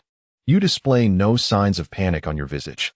Do you believe that your presence here is merely a fragment of consciousness, rendering you immune to my influence? The Ghost Emperor gazed at Mu Qing, revealing a sinister smile. A tremor coursed through Mu Qing's heart, while he did not harbor excessive fear, for he was merely a wisp of consciousness, with his true self still within the Taiwa Palace. The Emperor's words inexplicably instilled a sense of foreboding within him. Ha! Did you truly think I would be unprepared? If you believe that a mere fragment of consciousness can traverse this realm unscathed, you underestimate our Ghost Clan. The Ghost Emperor cackled wickedly, and soon, mysterious runes began to materialize in the surrounding void. The Ghost Clan has always been a profoundly enigmatic and elite race, their methods exceedingly peculiar. Certain divine techniques resemble curses, capable of striking down foes even when they are not physically present. Let me show you the true might of an emperor. The faces twisted grotesquely upon the trunk of the ancient life tree, as if they sought to burst forth from within. Return to the soul. Restore the body. Spatial displacement. The Ghost Emperor's eyes erupted with two beams of dark light, and suddenly, the space behind Mu Qing fractured violently, creating a swirling rift that tore at his consciousness. In the Taiwa Palace, within the Hall of Destiny, Mu Qing abruptly opened his eyes, gasping for breath. The overwhelming pressure emanating from the Ghost Emperor rendered him nearly unable to resist. The oppressive force of an emperor is indeed staggering. What transpired? Did the contract succeed? The Elder of Destiny inquired urgently, though a look of skepticism crossed his face as he observed Mu Qing's unusual demeanor. The Emperor. There is an emperor within the realm of life, Mu Qing exclaimed, his body shaking violently as he realized the unsettling feeling that had been clinging to him had yet to dissipate. Crack! A vortex-like rift appeared behind Mu Qing, and an immense force of attraction surged forth, drawing him in. Chapter 536, The Divine Seed of the Moon Goddess. Mu Qing, the Elder of Destiny, gasped, swiftly grasping Mu Qing's hand, taken aback by the sudden turn of events that even he struggled to comprehend. Boom! A tremendous noise resonated as the dragon turtle sensed the bizarre energy fluctuations, charging headlong into the palace. Upon witnessing the scene before him, it wasted no time, extending its claws toward the swirling rift. With a sinister chuckle, the voice of the Ghost Clan Emperor echoed from the other side of the spatial rift. Do you truly believe you can hinder my efforts after all the toil I have endured? In an instant, a dark shadow surged forth, imbued with unparalleled strength, striking the dragon turtle and sending it hurtling away. The colossal creature crashed through vast sections of the Destiny Palace. Mu Qing found himself inexorably drawn into the spatial rift, while an arm of the Destiny Elder was also ensnared. Ah, we meet again, young one. came the treacherous laughter from a figure on the ancient tree of life that towered 1,000,000 meters high. Surprised, are you? This is the divine ability of my clan. With merely a strand of hair, a drop of blood, or even a fragment of consciousness, I can summon the essence of my adversaries. The Ghost Clan Emperor guffawed at the terror etched upon Mu Qing's face. But fret not, for I currently command the Tree of Life. Even should your true form arrive here, it shall not be devoured of vitality, as I still have use for your corporeal vessel. His eyes shimmered with divine light, dense runes emanating from them. The Ghost Clan Emperor's methods were formidable, although he could not rival the Tree of Life.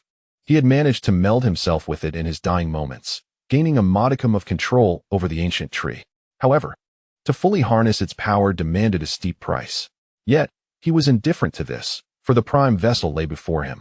Not only did he intend to usurp Mu Qing's body, but he also aimed to bind Mu Qing's soul with that of the true Tree of Life. Having languished in this forbidden domain for countless years, the Ghost Clan Emperor possessed an intimate knowledge of its secrets. Once he seized Mu Qing's body and acquired control over the Tree of Life, he would emerge as an unparalleled force.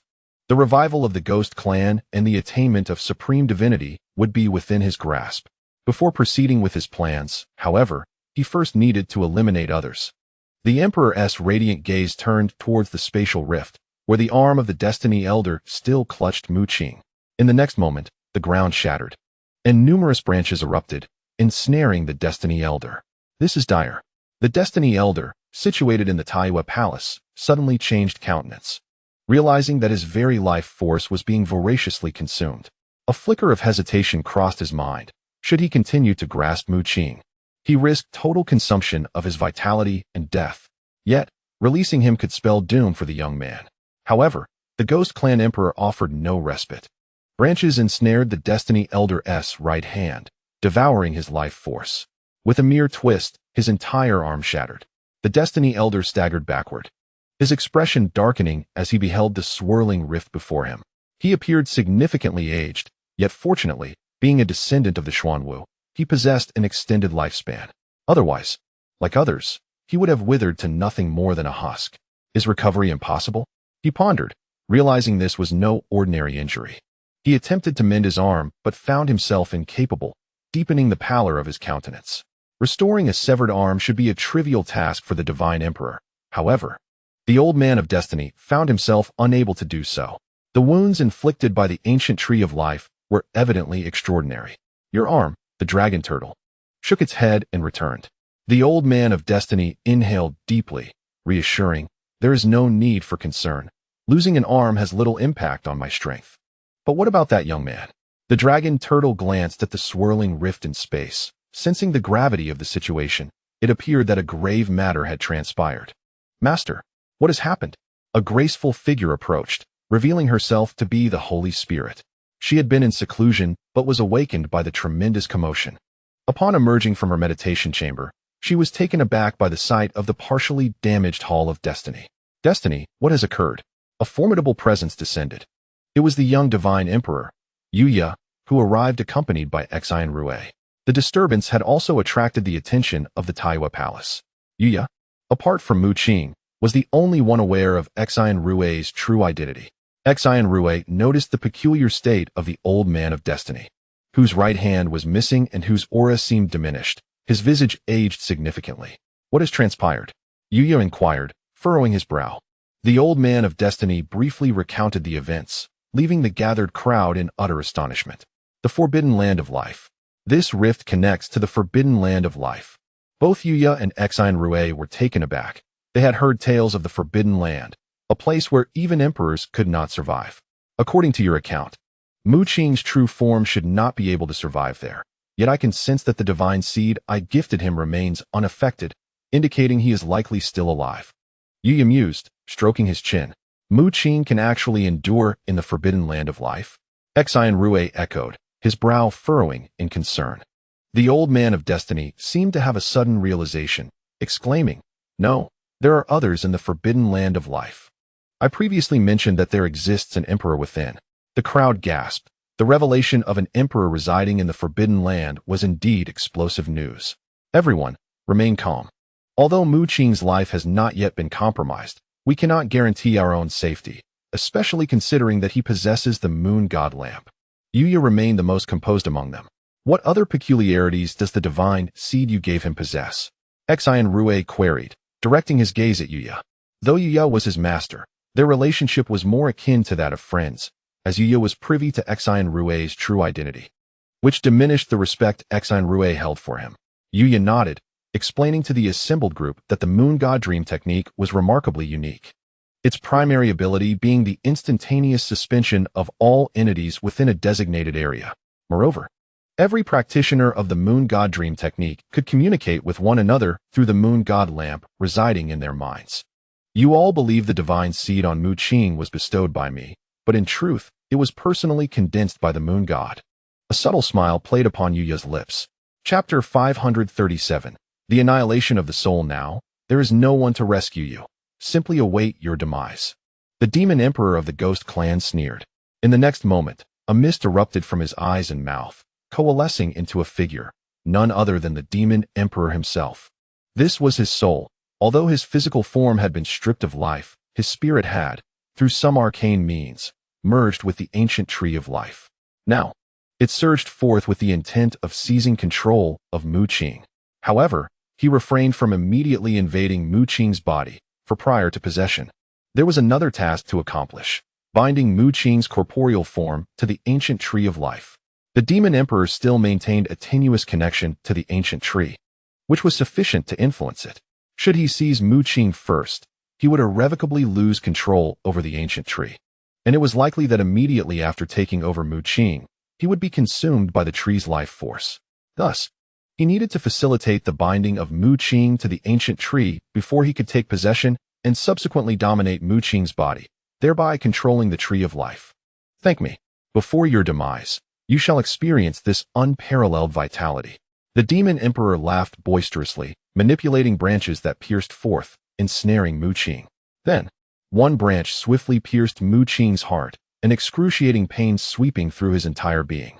Yet, in the next instant, a surge of overwhelming vitality erupted, permeating his limbs and bones.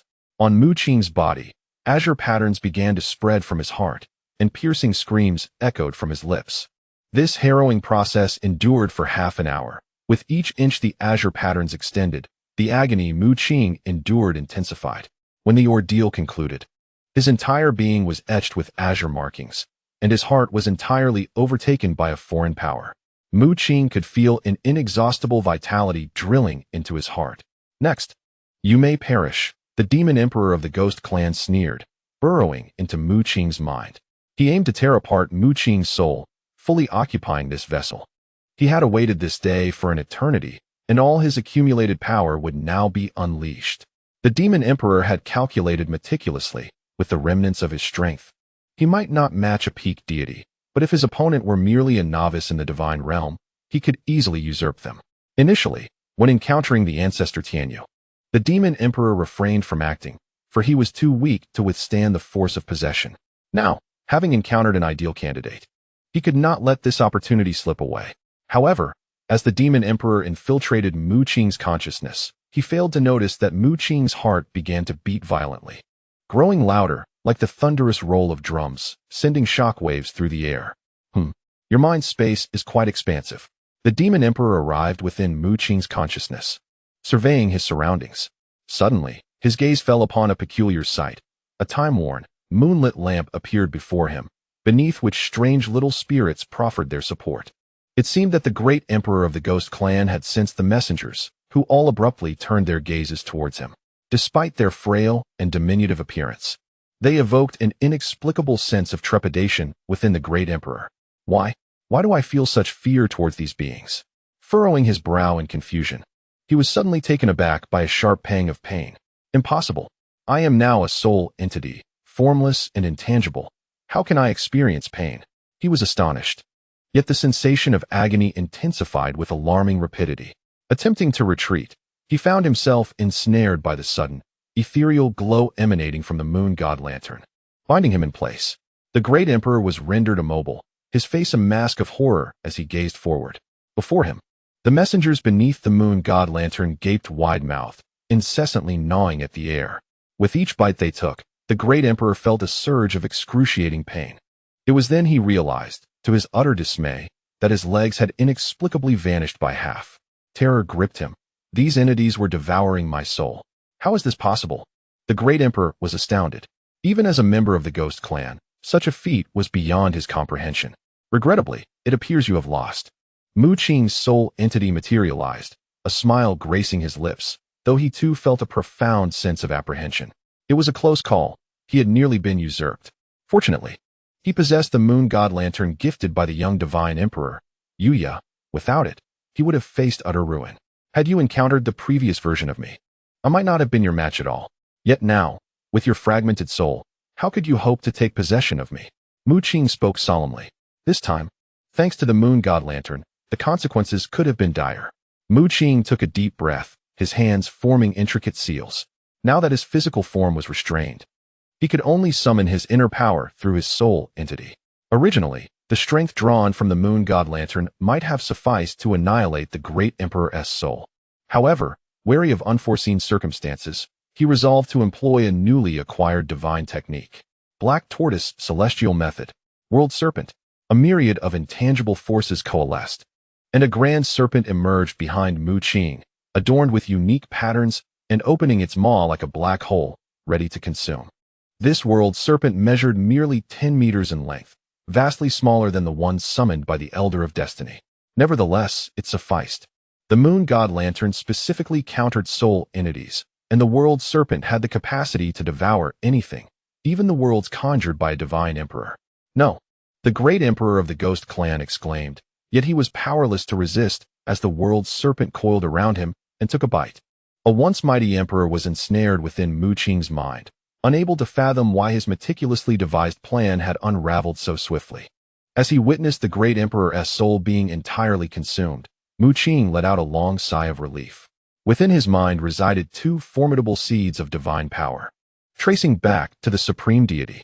Regaining control over his own corporeal form, he soon felt another wave of pain wash over him. The azure patterns upon his body gradually concealed themselves, yet the essence of the ancient life tree remained intact within him, nestled within his very heart. Mu Qing's countenance shifted dramatically. He practiced the third cultivation system, distinct from the ordinary divine tier, where he forged not a divine core, but a demonic heart. Now, a surge of vitality had invaded this demonic heart, creating a conflict between opposing forces of power and demonic energy. However, this tumult soon ceased, leaving Mu Qing bewildered. Wait, what is this? Suddenly, Mu Qing glanced around, discovering the scene before him to be utterly peculiar. The towering, ancient life trees had vanished, replaced by a desolate expanse of ruins that stretched endlessly before him. In front of him lay a sprouting seed, resplendent like jade, beside which lay a corpse. Its decayed visage oddly familiar. It was the body of the demon emperor. Chapter 538. The power beyond the emperor. What on earth is happening? Mu Qing felt disoriented, as the current landscape was entirely different from what he had previously witnessed, even leading him to question if he had been transported to another realm. You have finally awakened. The voice of Elder Tu suddenly resonated. What is going on? Mu Qing inquired, filled with confusion, for Elder Tu had not uttered a word until now. Illusion. He explained. You might comprehend it as being drawn into a mirage. From the moment your consciousness arrived here, until your physical form was pulled into this realm, you have been ensnared in an illusion. No matter how I attempted to communicate with you, it would have been futile. Elder Tu elucidated that what lay before Mu Qing was the true visage of the so-called life forbidden land, while what he had previously perceived was merely an illusion conjured by the demon emperor to usurp Mu Qing's essence. Yet, despite the illusory nature, the events unfolded with little deviation from reality. The demon emperor employed this illusion to prevent those who utilized the Jade Scroll to enter the life forbidden land from forging a contract with the authentic ancient life tree. Both the esteemed Tianyu ancestor and the venerable Tianming elder had been ensnared in the illusion the moment they arrived, receiving only a fraction of the life force emanating from the ancient life tree, which would gradually dissipate with the passage of time and usage. The demon emperor was acutely aware of the terrifying value of the genuine ancient life tree. To be honest, I never anticipated that the life forbidden land, which instills dread throughout the cosmos, would merely be this sprouting jade seed. Elder Tu's voice carried a tone of incredulity. Even he found it hard to believe. So, this jade seed has absorbed countless life forces and has only just begun to sprout. Mu Qing swallowed hard. If that were true, the implications were utterly terrifying. Beside the ancient life tree seed lay the desiccated corpse of the demon emperor, completely devoid of vitality, having been entirely consumed. Nearby, Mu Qing also observed numerous other corpses, some belonging to the demon kin, while others were of various beings from the cosmos who had inadvertently wandered into this life-forbidden land. These were the relatively powerful entities. Even after the absorption of their life forces, their bodies remained intact. In contrast, many others who had not attained the divine realm had been reduced to mere ash, scattered by the winds across this barren, forbidden land. The spirit of the demon emperor employed a certain method to exert a tenuous control over the sprouting seed, compelling it to form a contract with you. You may attempt to incorporate it into the starry magic domain, Tualau remarked. He continued, fortunately, the ancient tree of life is merely a seed. Were it to mature fully, even an emperor would find it unmanageable. Mu Qing nodded, attempting to establish a connection with the seed of the ancient tree of life. Indeed, he received a response. A wave of energy conveyed a clear message, a yearning for nourishment. Nevertheless, the seed acquiesced to Mu Qing's intentions, transforming into a beam of light that penetrated the confines of his starry magic domain. He could feel a powerful surge of vitality within him. Did this imply he had acquired the power of immortality? Mu Qing extended his hand, and azure patterns emerged upon his skin, dimming in accordance with his thoughts. This was the work of the demon emperor, binding the true ancient tree of life to him. Only by transforming Mu Qing's body, covering him with these extraordinary patterns, could he withstand the tree's power without being consumed by its life force. Mu Qing gazed inward at his heart, which pulsated vigorously. The previously tumultuous life energy surged into his magical core, creating a fierce clash with the demonic energy. However, it soon subsided, and the life force manifested as unusual patterns etched upon the surface of his magical core, seemingly rendering it even more resilient. Hurry! The power of the demon emperor is dissipating. That spatial rift will soon vanish. Tualau exclaimed, alerting Mu Qing. A sense of dread washed over Mu Qing. The spatial rift behind him was his sole means of return. Who knows where in the cosmos this life-forbidden zone lay? To be trapped here would make returning to the Taiwa Palace, to Earth, an insurmountable challenge. The power of the demon emperor rapidly faded, leaving the once massive swirling rift reduced to a size manageable for a single person. Mu Qing swiftly darted forward, plunging into the rift. At the very moment Mu Qing entered the spatial rift, the entire life-forbidden zone trembled, and the desolate expanse erupted into a tempest, sweeping everything in its path. The heavens roared with thunder and fire, and soon after, boundless waves surged forth. It was a scene reminiscent of the apocalypse. Who dares to steal my treasure? A voice, transcending all, reverberated throughout the life-forbidden zone. In that instant, vast expanses of space collapsed, the ground shattered inch by inch, and countless corpses were reduced to dust, including that of the demon emperor. Mu Qing's spatial rift twisted severely. Fortunately, he had fully entered it. Before departing, he cast one last glance, his pupils constricting as he beheld a colossal hand descending with ferocious intent. The spatial rift shattered explosively as the cataclysmic waves surged towards him. Mu Qing was suddenly enveloped by a powerful force, transporting him back to the Taiwa Palace. Meanwhile, the original life-forbidden zone was engulfed by terrifying energy. Large sections fracturing into powder, ultimately obliterated from the cosmos. Your Majesty, given your current injuries, it is unwise to act in anger. Please, enter a state of slumber post-haste. A voice echoed through the void. Buzz.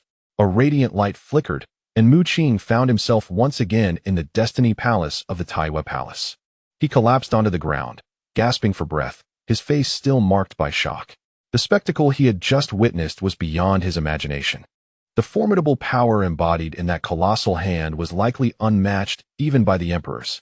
Could it be that he had encountered a supreme deity? Although Mu Qing gradually regained his composure, a profound sense of dread lingered in his heart. If he was not mistaken, it seemed Old Tu was equally astonished and incredulous. After a moment of silence, he murmured, "That must be the master of the celestial court. He is still alive." The master of the celestial court. Mu Qing inhaled sharply. However, Before he could inquire further, several figures suddenly materialized around him. The Elder of Destiny and the young divine Emperor Yuya unleashed formidable auras, one grasping Mu Qing's hand and restraining his shoulder. Then, with a thunderous sound, the massive form of the dragon turtle emerged before Mu Qing, its eyes filled with ferocity, and a surge of terrifying energy swirling within its maw, as though ready to erupt at any moment. "What are you doing?" Mu Qing exclaimed, startled to find himself completely immobilized. Beside him, Exine Rue and Shengling Air wore grave expressions as they regarded Mu Qing, weapons in hand, seemingly prepared to strike at any moment. Unable to sense the moon god lantern, the young divine Emperor Yuya took a moment to attune his senses, his voice laced with murderous intent. Moreover, the aura of that lad Mu Qing has also undergone a transformation. The Elder of Destiny spoke, his eyes similarly ablaze with hostility. "Speak. Who are you really?" he bellowed, the furious power of a divine emperor enveloping Mu Qing, binding him tightly. Clearly, due to the influence of the seed of the tree of life, Mu Qing's aura had shifted, leading those present to believe he had been possessed. "Release him. He is still the same." Just then, an aura that surpassed all others descended upon them. The heavenly moon emperor strode in from outside, seemingly already aware of the unfolding events. "Heavenly moon emperor? You foresaw this?" Yuya gasped. The heavenly moon emperor approached the group, coughing slightly. He had returned from the stronghold of the evil clan, bearing grave wounds, although he had since recovered somewhat. He waved his hand, motioning for everyone to disregard his injuries, and then stepped aside. "This time, it was not my foresight, but rather that of the esteemed one," the heavenly moon emperor said, as behind him, a figure cloaked in shadows slowly approached, causing the pupils of those within the Destiny Palace to constrict in shock. Chapter 539. The moon god. The silhouette was indistinct, and Mu Qing and the others widened their eyes, unable to discern the figure's visage. The aura surrounding this entity, though not as formidable as that of the heavenly moon emperor, was ethereal and elusive. "Is that the moon god?" Yuya exclaimed in astonishment. As a disciple of the moon god, he had only met him once before. The heavenly moon emperor bore a smile, sharing a bond with Yuya as a disciple of the supreme moon deity. While Yuya practiced the dream of the moon god, he himself cultivated the Taiwan mirror. The two were adept in the two divine arts bestowed by the supreme moon deity, with the heavenly moon emperor's higher talent allowing him to delve deeper into the Taiwan mirror, enabling glimpses of the future. The matter concerning Mu Qing has come to their attention, though it was not foreseen by the celestial emperor, but rather by the supreme moon deity. The supreme moon deity remains in a deep slumber, and what now appears before everyone is merely a fragment of consciousness, yet it possesses unparalleled power. The divine ability it commands, the moon mirror, is capable of foreseeing the future, far surpassing the predictive prowess of the celestial emperor. In the life forbidden zone, there exists an emperor who has perished completely, failing to seize the body of this young man, so you need not worry. The supreme moon deity approached, speaking softly, its form still shrouded in mystery.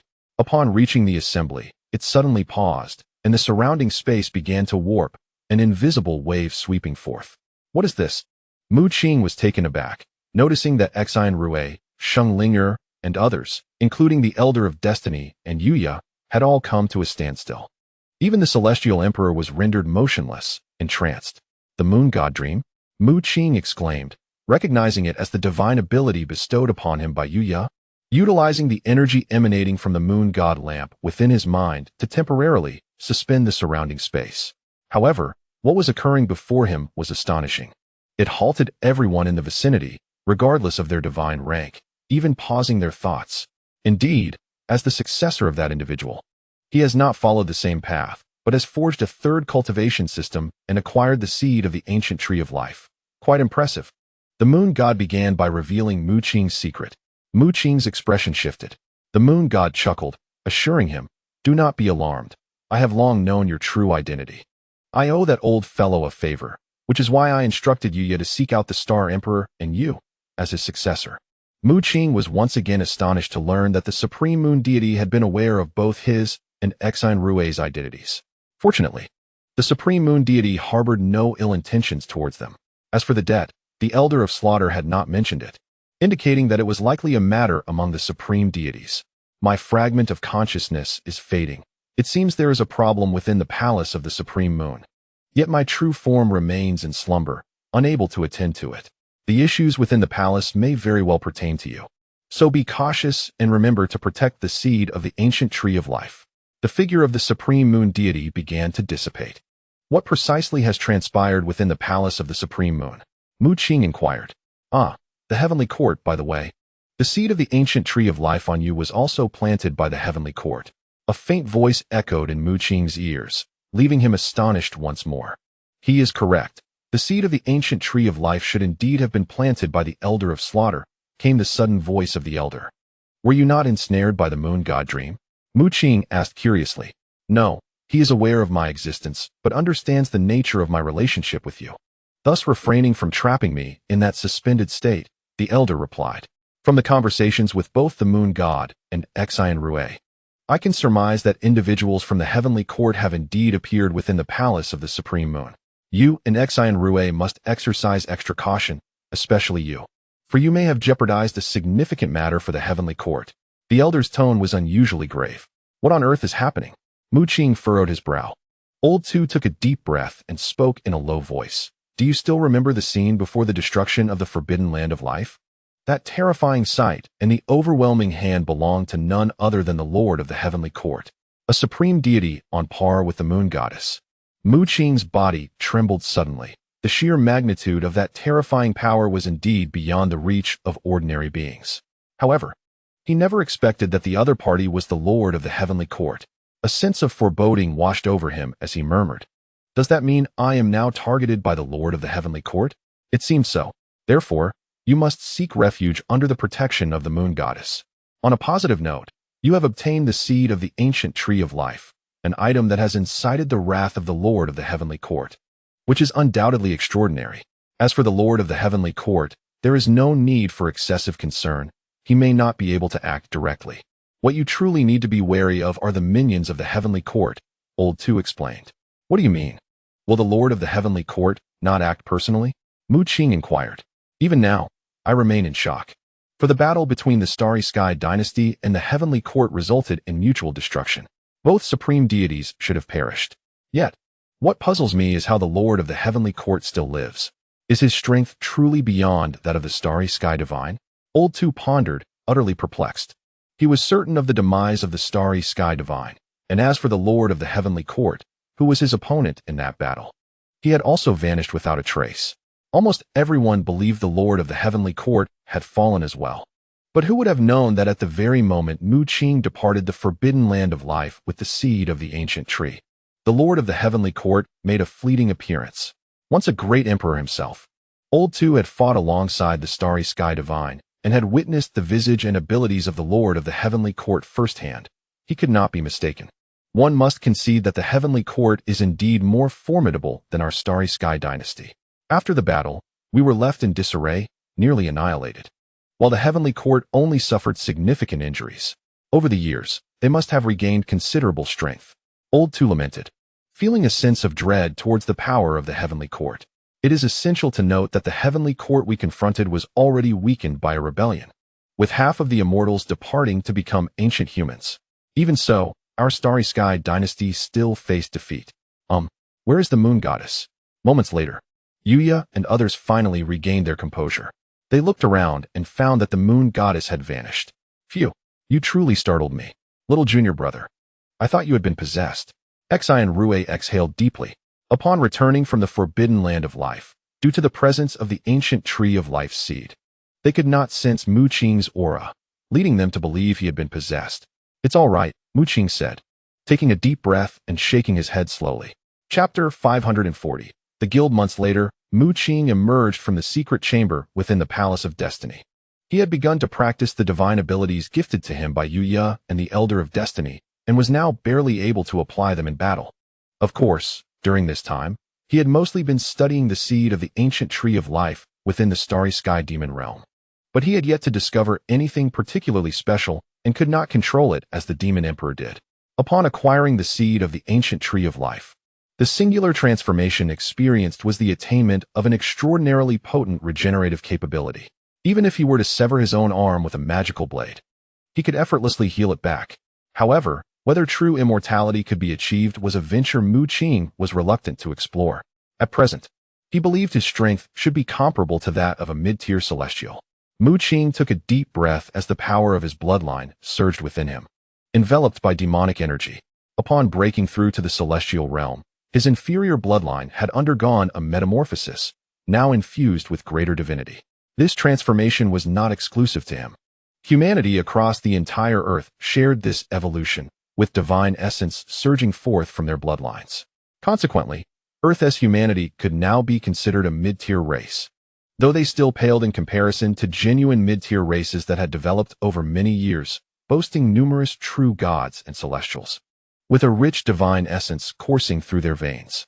Presently, Mu Qing was the sole celestial among Earth as populace. Thus, even though the bloodline of his entire race had ascended to a mid-tier status, the divine essence contained therein was merely a slight enhancement over that of lower-tier bloodlines. At the very least, the mid-tier bloodline within him offered insufficient improvement for Mu Qing at this juncture.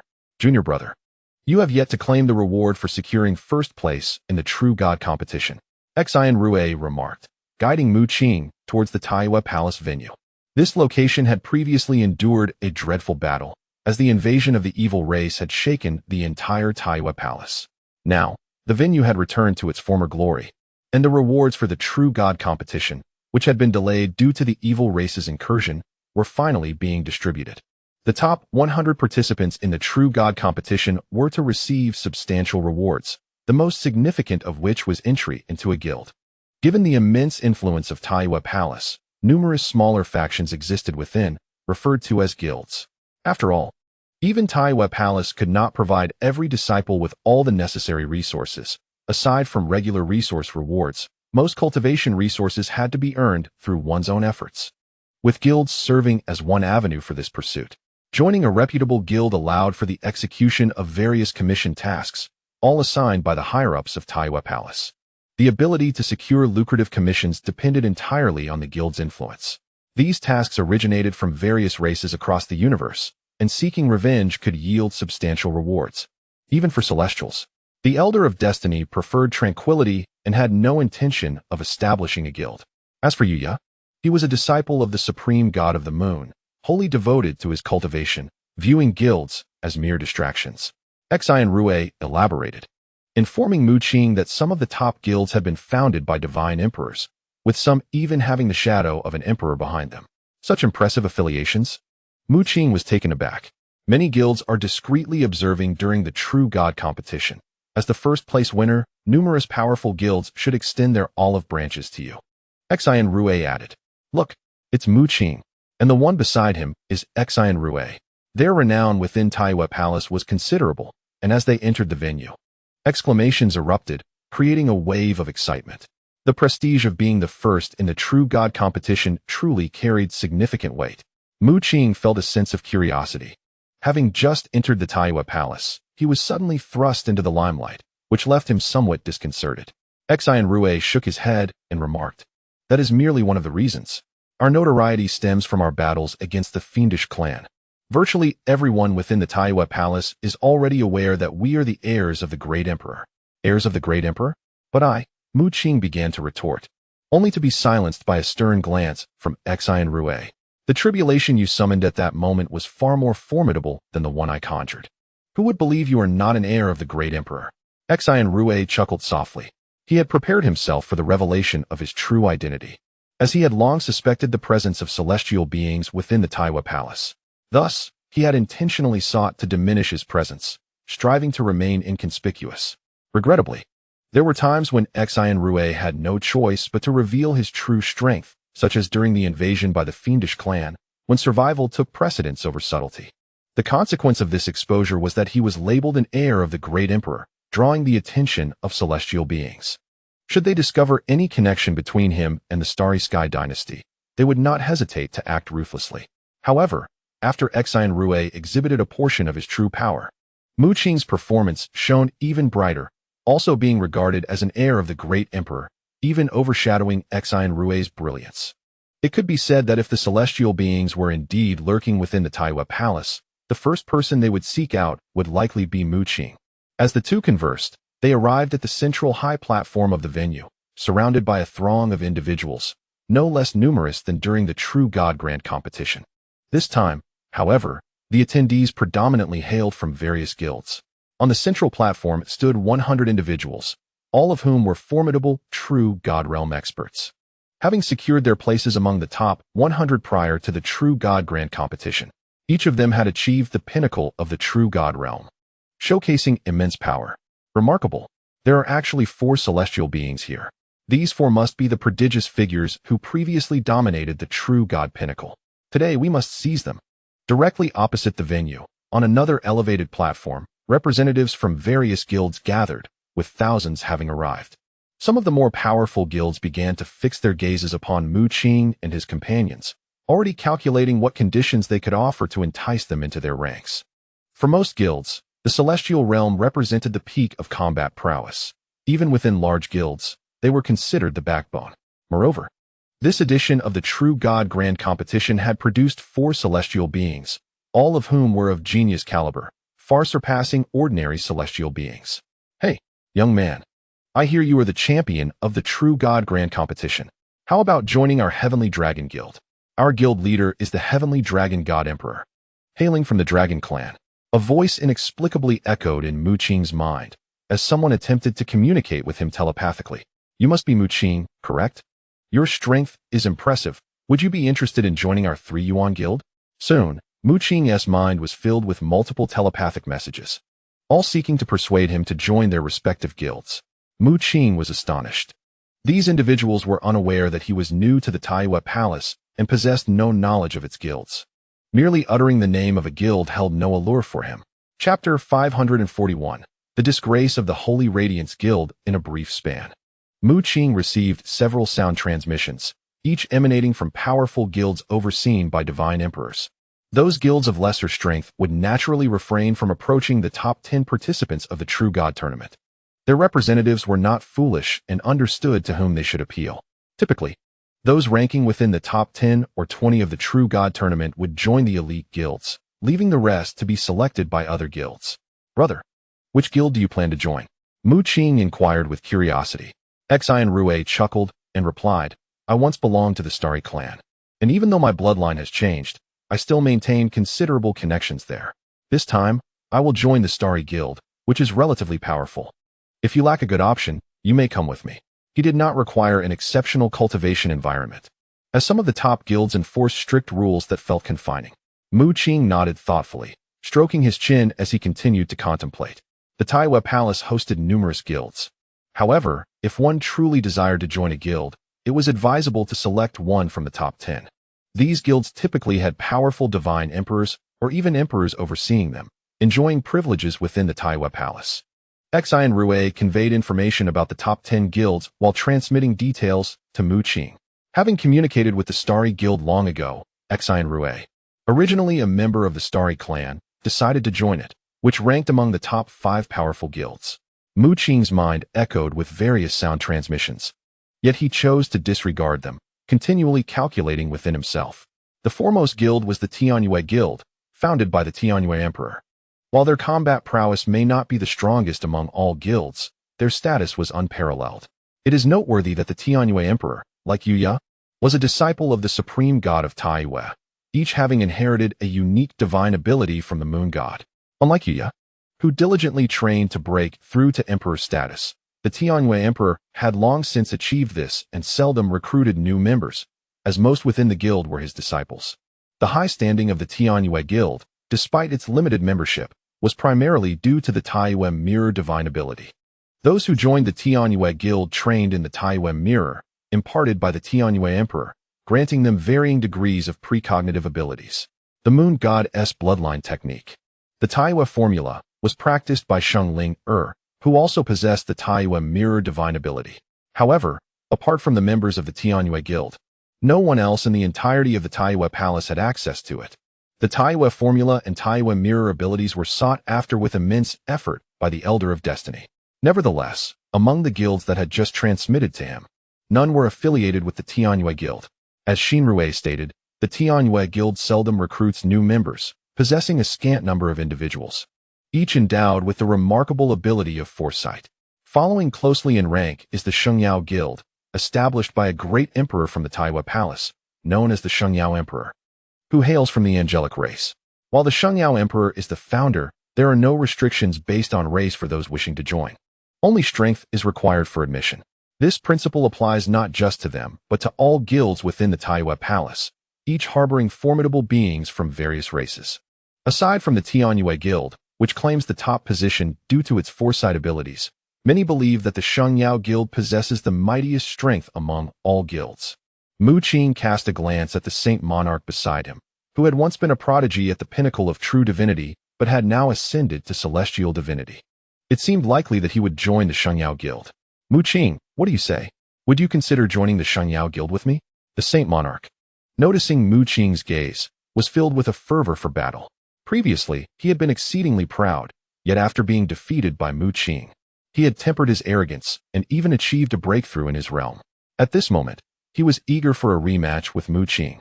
Let us see how it goes, Mu Qing replied, shaking his head, for he had yet to reach a decision. The third-ranked Azura Guild was founded by a divine emperor from the Azura race, specifically the fallen divine Emperor Luozhan, who had perished during the prior invasion of the evil race. Ranking fourth was the Xingqian Guild, the very guild Xinrue aspired to join. The fifth position belonged to the Demon Guild, established by a divine emperor from the demon race, where the defeated Yuan would likely seek membership. The subsequent 5 guilds also possessed considerable strength, each backed by divine emperors. Every guild offered distinct advantages, showcasing various divine abilities, including the notorious slaughter heart technique of the Azura race. Within the Taiwa Palace, adherence to racial customs was often disregarded, if it meant augmenting one's strength. Many would willingly trade their internal techniques, even those strictly forbidden from dissemination outside their race. On the elevated platform, representatives from each guild began to extend their invitations. The top 100 from the true divine competition had evidently premeditated their choices for guild affiliation. After receiving their rewards from a celestial being of the Taiwa Palace, they gravitated towards the representatives of their desired guilds. Naturally, some were met with rejection, as the guild representatives deemed them unworthy. Before long, the majority of attendees had chosen their guilds, leaving only a handful of individuals on the central platform. As Mu Qing had anticipated, Yuan opted to join the Demon Guild. Before departing, he cast a sly smile at Mu Qing, proclaiming, "Though I was bested by you in the true divine competition, there is still the celestial competition ahead. Our battle has inspired new ideas within me, and I assure you, I shall emerge victorious next time." With that, Yuan departed, leaving Mu Qing furrowing his brow. To him, Yuan was undoubtedly a formidable adversary, a veritable madman who had undergone a complete bodily transformation. Now, with his newfound ideas, it was likely that further modifications were imminent. Subsequently, Duan Yuan, sporting a prominent bald head, joined the 7th-ranked guild, founded by a titan of formidable strength. What lured Duan Yuan was the plethora of physical-related supernatural abilities within the guild, which were particularly suited to him. Naturally, Sheng Jun became a member of the Shengyao Guild, while Xian Rui entered the Xingqian Guild. Infuriatingly, the representative of the Shengyao Guild gritted his teeth. Finding himself accompanied only by Sheng Jun, he extended invitations to the top 5 individuals, yet ultimately, only Sheng Jun accepted. And this was largely due to his pre-existing close ties with the Shengyao Guild. Excluding Sheng Jun meant that, in this divine contest, not a single individual chose to join their Shengyao Guild. This was undoubtedly a disgrace for them. Chapter 542, The Wrath of Tianzhan. Damn it. Do they all disregard our Shengyao Guild? The representative of the Shengyao Guild, a peak celestial known as Tianzhan, seethed with indignation. Within the angelic race, status is denoted by surnames, with the highest being Sheng, followed by Tian, and the lowest being Bai. Tianzhan gritted his teeth. He had communicated with Mu Qing and others, initially brimming with confidence, believing that the top talents would surely recognize the might of the Shengyao Guild and flock to join. After all, such scenarios had transpired in previous divine contests, where the top talents were invariably claimed by the Shengyao Guild, leaving other guilds to simmer in resentment, too fearful to voice their discontent. Despite the Shengyao Guild being ranked second, its strength was universally acknowledged as the foremost. That individual, Duan Yuan, hailing from a lesser race, had the audacity to reject me. The thought alone enraged Tianzhan. The individuals he valued had all ignored his communications, showing no signs of wavering. It was futile. Duan Yuan was not someone who would be swayed by mere incentives. The guild he joined was far more suitable for him. Sheng Jun shook his head. Although he was proud, he and Duan Yuan were of the same ilk, solely seeking formidable power. At their level, acquiring cultivation resources was a trivial matter. Yet finding a supernatural ability that aligned with one's essence was arduous. Duan Yuan, coming from a higher race, had access to abilities that were merely royal in grade. Should he discover more potent supernatural powers, the enhancement to his strength would be significant, something the Sheng Yao Guild could not provide, as few physical abilities resided within its ranks. What do you think of Xian Rui? Tianzhan suddenly inquired. Upon hearing this, Sheng Jun's expression shifted slightly. He exudes immense pressure, having recently ascended to a celestial. I might only match his prior peak divine strength. Tianzhan's demeanor transformed. He was acutely aware of Sheng Jun's prowess, and now, following his breakthrough to celestial, he was even more terrifying, far surpassing his abilities during the divine contest. Yet, Sheng Jun asserted that his current strength could only be compared to Xian Rui's during the contest. It was worth noting that Xian Rui had also ascended to celestial, implying that Sheng Jun was not a match for him at present. Not only Xian Rui, but even Mu Qing, I find myself equally outmatched. These two individuals feel like unfathomable black holes, their depths inscrutable, rendering me utterly unable to discern their true capabilities. The Holy Monarch spoke in a solemn tone, yet his gaze was ablaze with martial spirit. Before him, Mu Qing and his companions stood like insurmountable mountains, and the more pressure they exerted, the more resolute his fighting spirit became. Were these two imperial heirs truly so formidable? Tianzhan was taken aback, feeling that the Holy Monarch had exaggerated their prowess. As if these two, who had merely ascended to the celestial realm, were akin to peak deities. The Holy Monarch shook his head and said, "You have not fought against them. You cannot fathom their strength, which transcends the mere description of imperial heirs." Following the invasion of the evil clan and the dazzling performances of Xian Rui and Mu Qing, news of them being imperial heirs had spread. The Holy Monarch, himself a prodigy of the angelic lineage and a recipient of imperial teachings, though not entirely devoted, could be considered a half-imperial heir. During the time Mu Qing and Xian Rui showcased their abilities to fend off the evil clan, he was trapped within the silver gourd of the evil clan, unaware of the external circumstances. Yet, he sensed something amiss, convinced that Mu Qing and Xian Rui's capabilities were far beyond that of mere imperial heirs. Xian Rui has joined the Starry Council. Tianzhan's expression darkened slightly. Despite having promised immense benefits, Xian Rui had not even offered a response, moving directly to the side of the Starry Council's representative.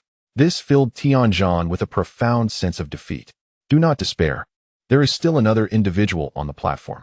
Strive to bring him over, the Holy Monarch remarked with a slight smirk.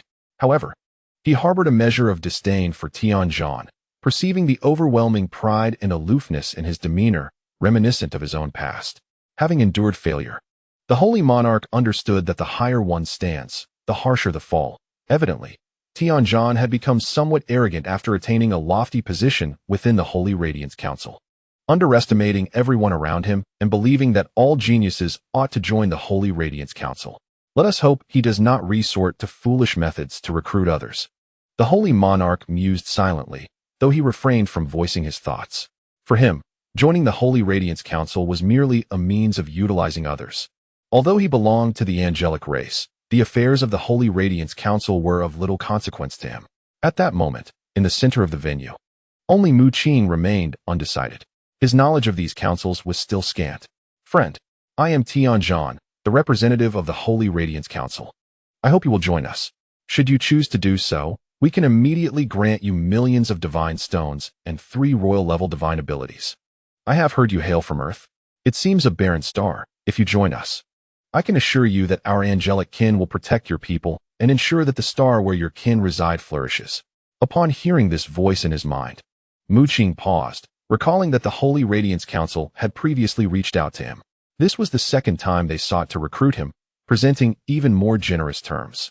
Indeed, this stirred Mu Qing's interest. The strength of the Holy Radiance Council was formidable, and the conditions they offered were enticing. Perhaps it was worth considering. However, It seemed that Mu Qing was taking too long to ponder, and the already impatient Tianzhan's expression darkened. He assumed Mu Qing was still disregarding him, and transmitted his voice once more. Will you join our sacred radiance or not? If you refuse, I assure you that your clansmen will never set foot off this planet. Was it a threat? Mu Qing's countenance gradually soured. He had not anticipated such a direct menace from his adversary. His gaze swept across the high platform, landing on Tianzhan, and he sneered coldly before replying telepathically. You should concede. Even if I were to die, I would never join the Sacred Radiance Guild. Had a few more moments passed, Mu Qing might have acquiesced, but the threat made him resolutely reject the idea of joining the Sacred Radiance Guild. Seeking death, Tianzhan, infuriated, slammed his hand on the seat and rose, an overwhelming aura surging forth to envelop Mu Qing. Suddenly, the entire assembly erupted in astonishment. No one had anticipated that the representative of the Sacred Radiance Guild would take action against Mu Qing. The representatives from other guilds furrowed their brows in discontent. Aware of the Sacred Radiance Guild's oppressive nature, which had previously resorted to forceful abduction of prodigies. Furthermore, the gathering of various guilds by the Taiyue Palace was meant for the top 100 talents of the divine competition to freely choose which guild to join. The actions of the Sacred Radiance Guild evidently contravened this protocol. What is happening? Isn't that the Emperor's heir, Mu Qing? Why is the Sacred Radiance Guild suddenly trying to suppress him? One curious observer inquired. Need it be said? It's undoubtedly because the representative of the Sacred Radiance Guild sought to win Mu Qing over, only to be rebuffed, now enraged. Scoffed a peak, true god. Mu Qing is being too impulsive. Offending the Sacred Radiance Guild is unwise. After all, they are recognized as the mightiest guild, even if one does not favor them. What harm is there in joining? Some shook their heads, believing Mu Qing's rejection was reckless. Many had witnessed the tyranny of the Sacred Radiance Guild and anticipated that they would surely oppress Mu Qing in due course. Chapter 543, Tianyue Guild, Lingzixuan. He is not destined for greatness. Observing Tianzhan rise and exert his pressure, Sheng Jun felt disdainful. He understood Tianzhan's poor temperament and realized that disagreements had arisen during their telepathic exchange, but he had not expected it to escalate so quickly. Sheng Jun shook his head, feeling he had overestimated Tianzhan. He doubted how this individual had cultivated to such a level with such a temperament. Merely surviving in the outside world would be considered fortunate. Is this the extent of your might?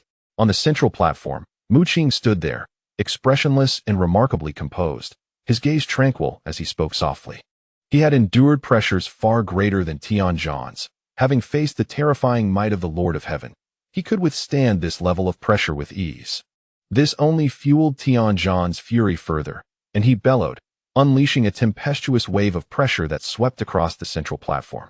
The terrifying pressure manifested as a genuine wave of energy, yet Mu Qing strolled leisurely amidst the tumultuous force, with the very fabric of space around him nearly distorting. While he himself remained utterly unscathed, Tianzhan was also aware of the unspoken rules. He refrained from making any overt moves. Although his mere presence to confront Mu Qing was already a significant loss of face.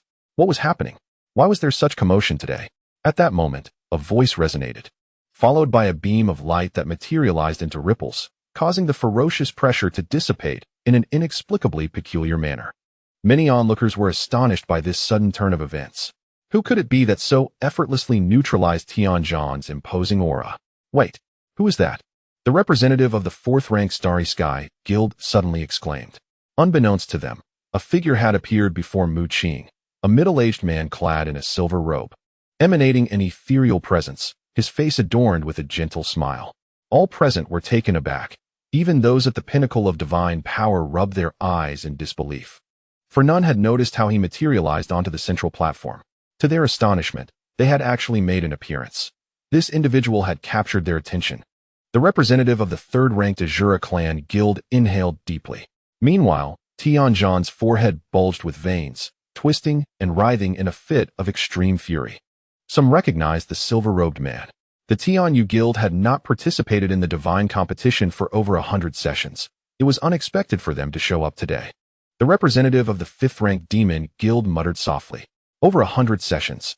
The last time the Tianyu Guild had sought members was more than 100 divine competitions ago. The Tianyu Guild was notoriously sparse in numbers, rarely recruiting. Yet no one anticipated that this divine competition would stir the involvement of its members. Is that young man truly so formidable that he warrants the attention of the Tianyu Guild? The representative of the Starry Sky Guild took a deep breath. Beside him, Xian Rue smiled and remarked, "He is undoubtedly more powerful than you can imagine." The representative of the Starry Sky Guild was once again taken aback. Xian Rue held a high position within the Starry Sky clan, and he had not expected Xian Rue to hold Mu Qing in such high esteem. Three Eyes, are you intending to compete with our Radiant Guild for recruits? Tianzhan erupted in fury, his voice booming. The representatives of the other guilds stifled their laughter, never having anticipated a day when the domineering Radiant Guild would utter such words. We are not here to compete for recruits. Rather, we come to invite them. The silver-robed middle-aged man stated calmly, unperturbed by Tianzhan's wrath.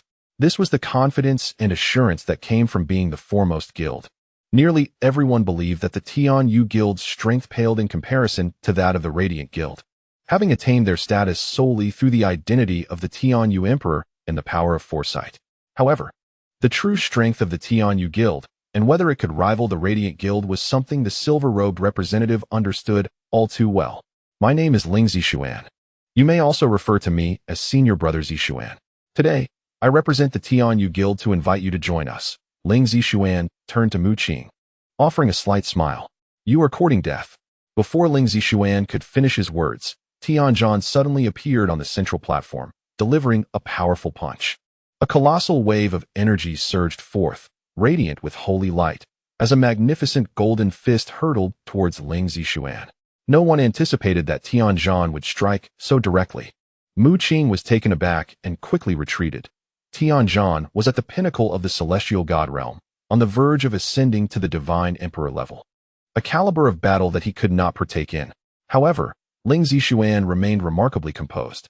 With a light chuckle, he remarked, I knew you would attack. In an instant, a pattern emerged on his forehead, radiating brilliance, as an eye manifested, unleashing a blazing five-colored divine light that pierced through the enormous fist. What a swift reaction! The representatives of the Azura Guild were astonished. Tianzhan's movements were rapid, and without proper defenses, one could easily fall victim to such an assault. The representative of the Starry Guild cast a sidelong glance and said, Do you truly believe that the Tianyu Guild's ascent to the top is solely due to the clandestine machinations of the Moon Emperor? The prowess of those within the Tianyu Guild far exceeds your imagination. Five-colored divine light. Tianzhan's expression darkened as he sensed Ling Zixuan's aura. Realizing that their strengths were comparable, both having reached the pinnacle of the celestial god realm, with one foot already in the divine emperor realm.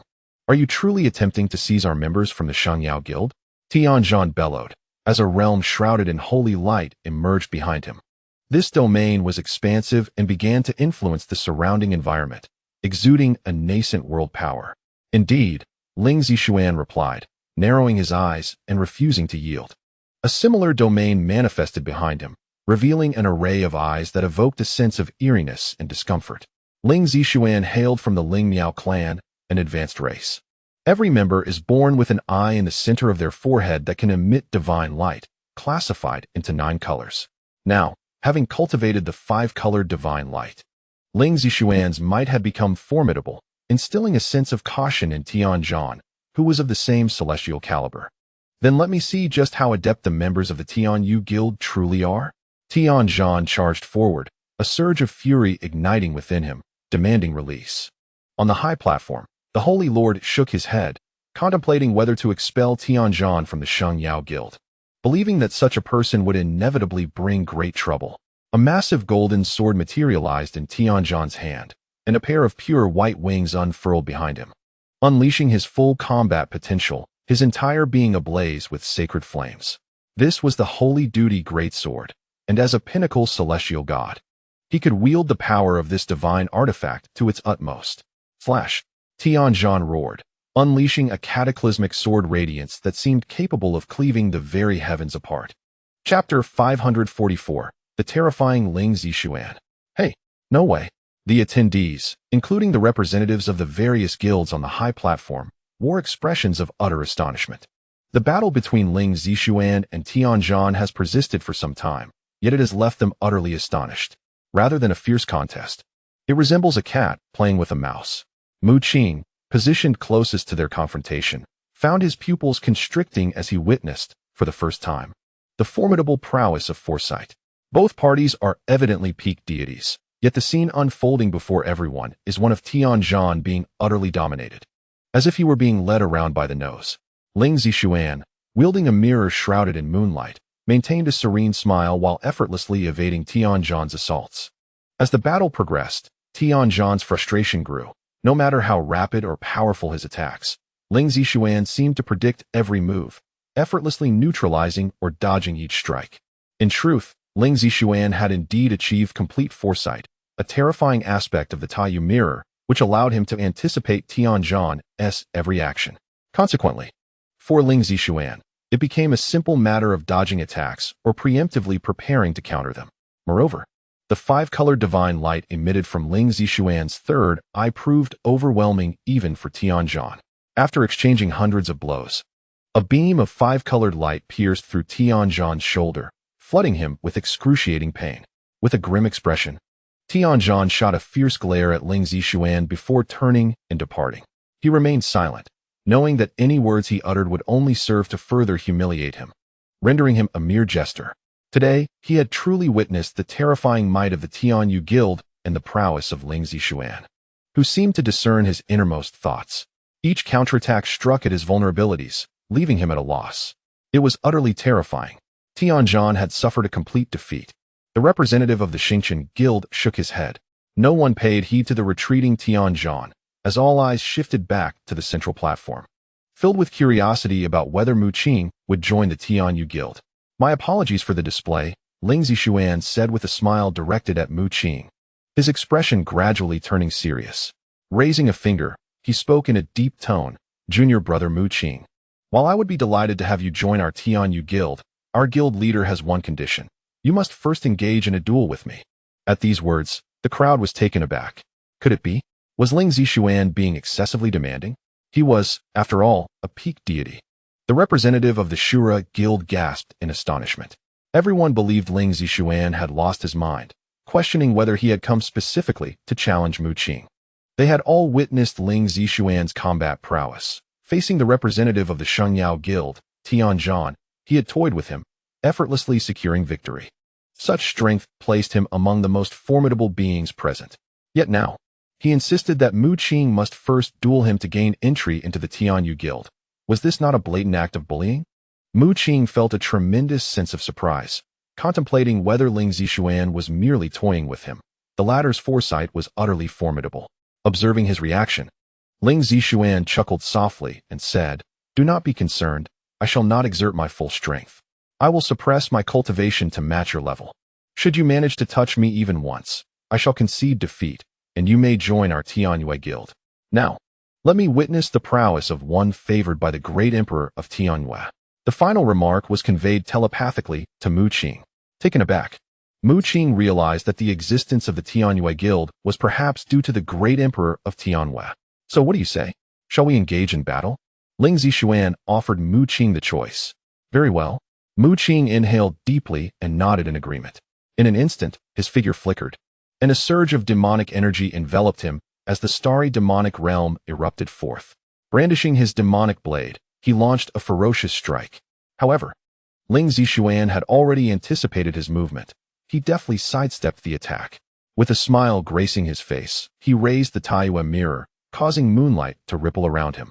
While the spirit eye embedded in his forehead accumulated energy, Mu Qing transformed into a thousand-armed demonic form, his myriad hands coming together to invoke Eternal Ice Seal, unleashing a terrifying chill that engulfed the entire central platform. What a peculiar divine ability, Ling Zixuan mused, feeling a slight astonishment. He sensed that Mu Qing's technique was somewhat distinct, though he could not pinpoint why. The divine ability Mu Qing employed was a celestial art of the heavenly court, typically requiring celestial energy to activate.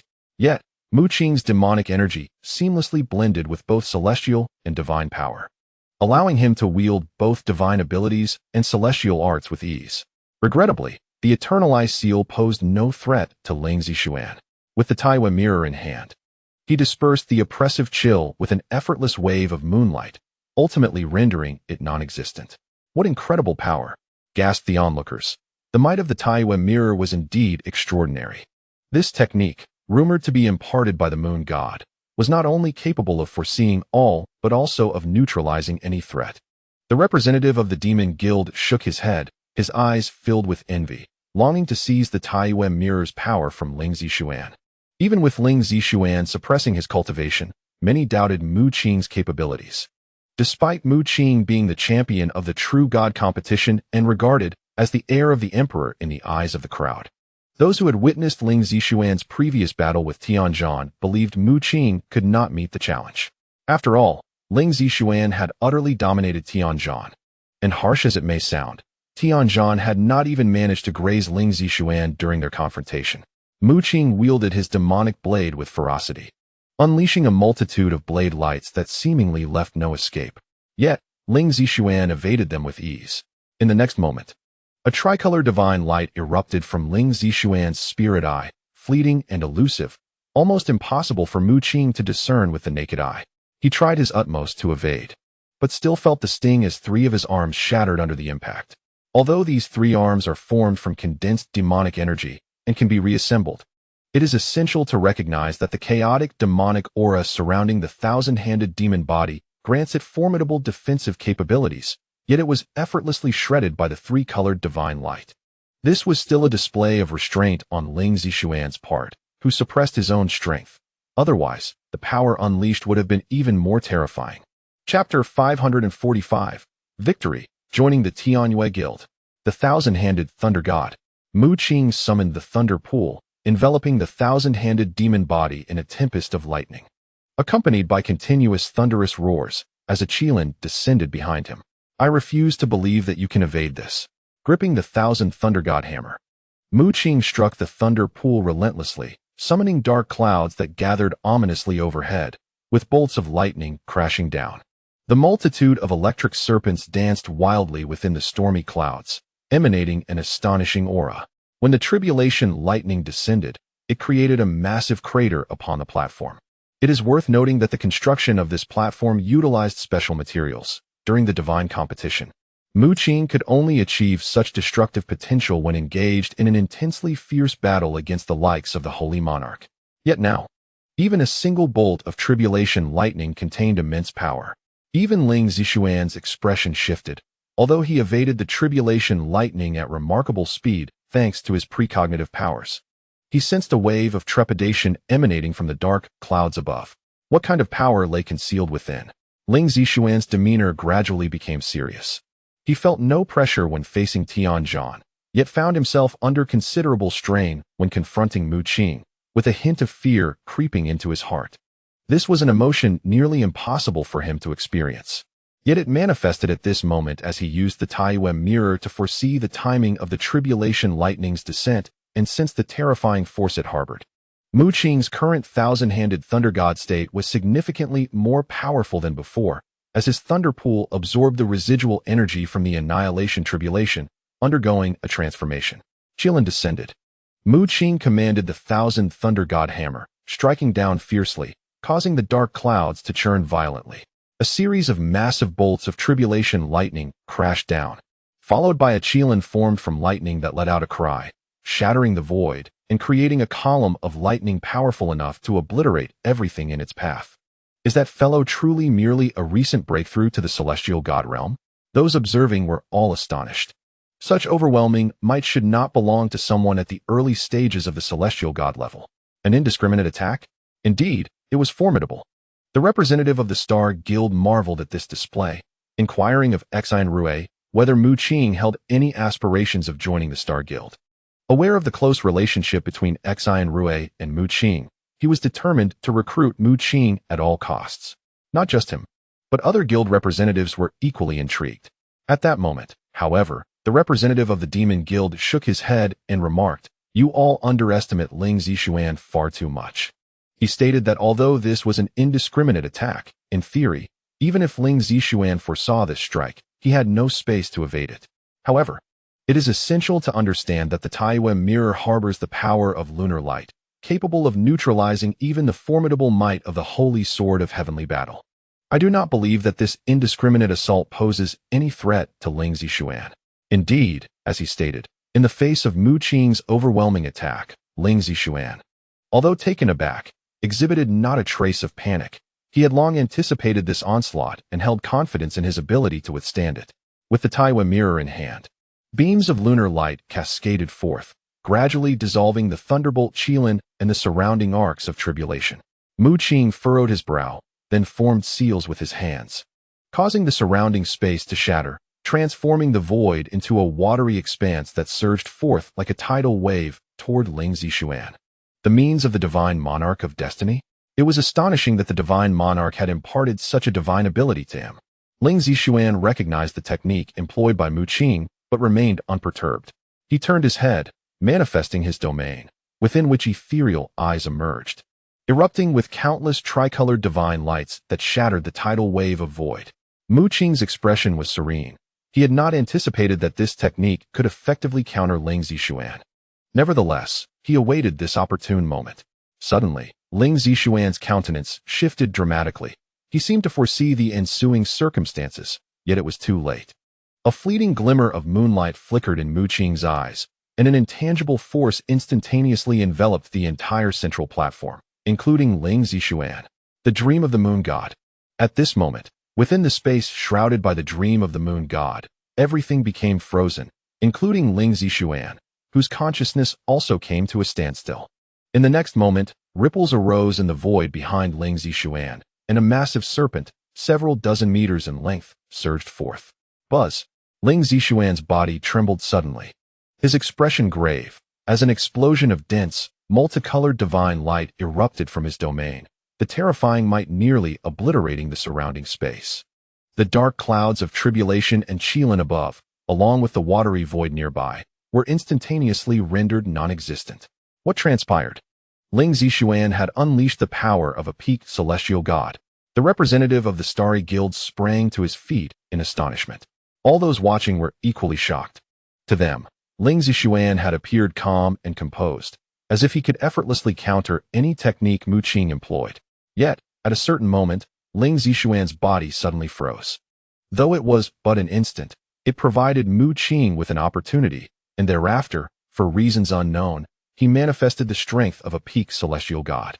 "Hey, Ling Zixuan, this seems against the rules," exclaimed the representative of the Azura Guild. On the central platform, Ling Zixuan retracted his aura, casting a deep glance at Mu Qing before nodding. "Indeed, I have unleashed the power of a peak celestial god. In this battle, I concede defeat." Despite his words, others were left wondering why Ling Zixuan had suddenly resorted to the power of a peak celestial god, for his previous demeanor suggested he could gracefully handle all attacks. Only Ling Zixuan, armed with his foresight, was aware that behind the world serpent summoned by Mu Qing, a colossal Qinping beast lay concealed in the void.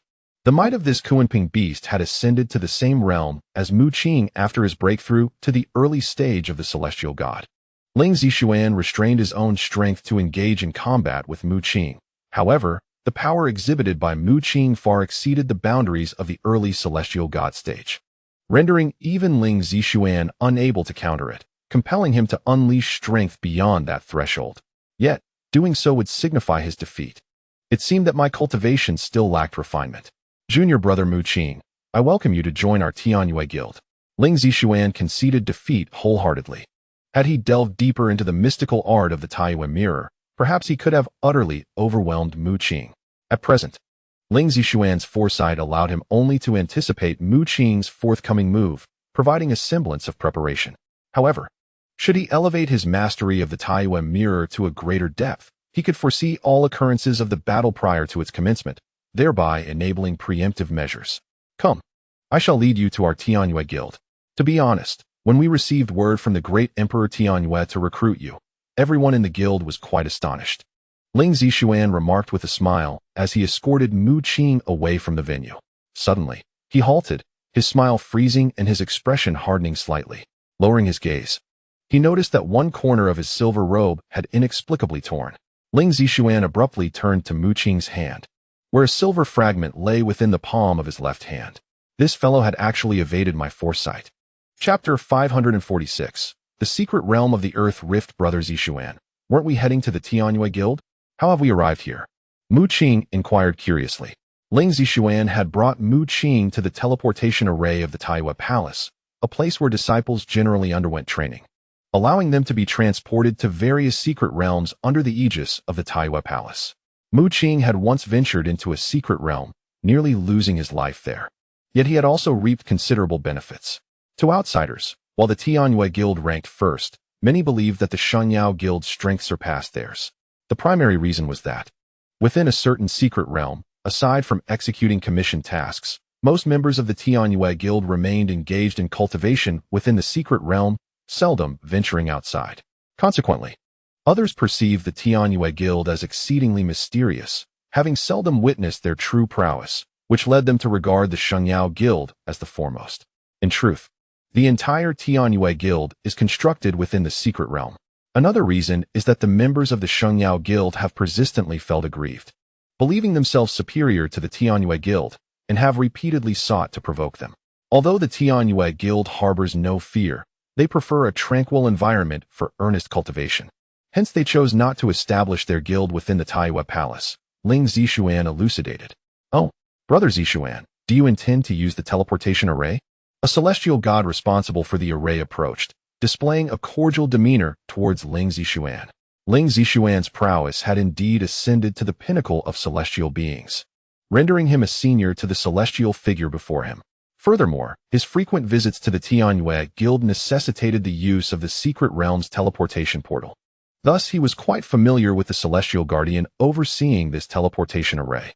"Let us proceed to the Shueyuan secret realm," he affirmed, subsequently leading Mu Qing into the teleportation array. The guardian of the teleportation portal scrutinized Mu Qing, having witnessed Ling Zixuan accompany others for the first time. Curiosity about Mu Qing's identity arose within him. In a flash of brilliance, the power of space enveloped both Ling Zixuan and Mu Qing. Yet, at a pivotal moment, a fleeting glimmer emanated from Ling Zixuan's palm, imperceptible to the eye. As the world spun around them, Mu Qing and Ling Zixuan found themselves in a secret realm, greeted by barren yellow earth, dotted with a mere few desiccated trees, resembling a land ravaged by drought. This place did not appear to be the Shueyuan secret realm. Mu Qing was momentarily taken aback. Initially, he had presumed that the Tianyue Guild resided within the Shueyuan secret realm, only to discover, upon following Ling Zixuan into the teleportation array, that they had arrived at an entirely different domain. This is indeed not the Shueyuan secret realm, but rather the Daili secret realm. The Tianyue Guild is situated here, Ling Zixuan revealed, raising his hand to show Mu Qing a peculiar silver rune glowing in his palm. This is a spatial interference rune, capable of altering the teleportation direction of the secret realm's array, to conceal the precise location of the Tianyue Guild. I often name a random secret realm before arriving, but in reality, this rune shifts the spatial trajectory of the teleportation array to the Daili secret realm. Upon hearing this, Mu Qing's understanding deepened, yet he furrowed his brow as he surveyed the surroundings. It appeared devoid of resources, leaving him puzzled as to why the Tianyue Guild would select such a desolate locale. Seemingly perceiving Mu Qing's thoughts, Ling Zixuan chuckled. "Do not underestimate the Daili secret realm. It is an excellent place for practicing the Taiwa mirror. This parched ground is prone to fissures at any moment, and for reasons unknown. A formidable force surges from beneath the surface when the earth splits." He gestured towards a nearby area where the ground had indeed cracked open, revealing a chasm several meters wide. In the next instant, a violent blaze erupted skyward, the flames radiating a striking azure hue, exuding an intensely terrifying heat. Even Mu Qing, who had recently ascended to the celestial realm, felt a twinge of trepidation. Indeed, as you can see, the ground below is susceptible to random fissures that unleash fearsome blue flames. These flames are dreadfully potent. Even celestial beings would suffer considerable injuries if struck.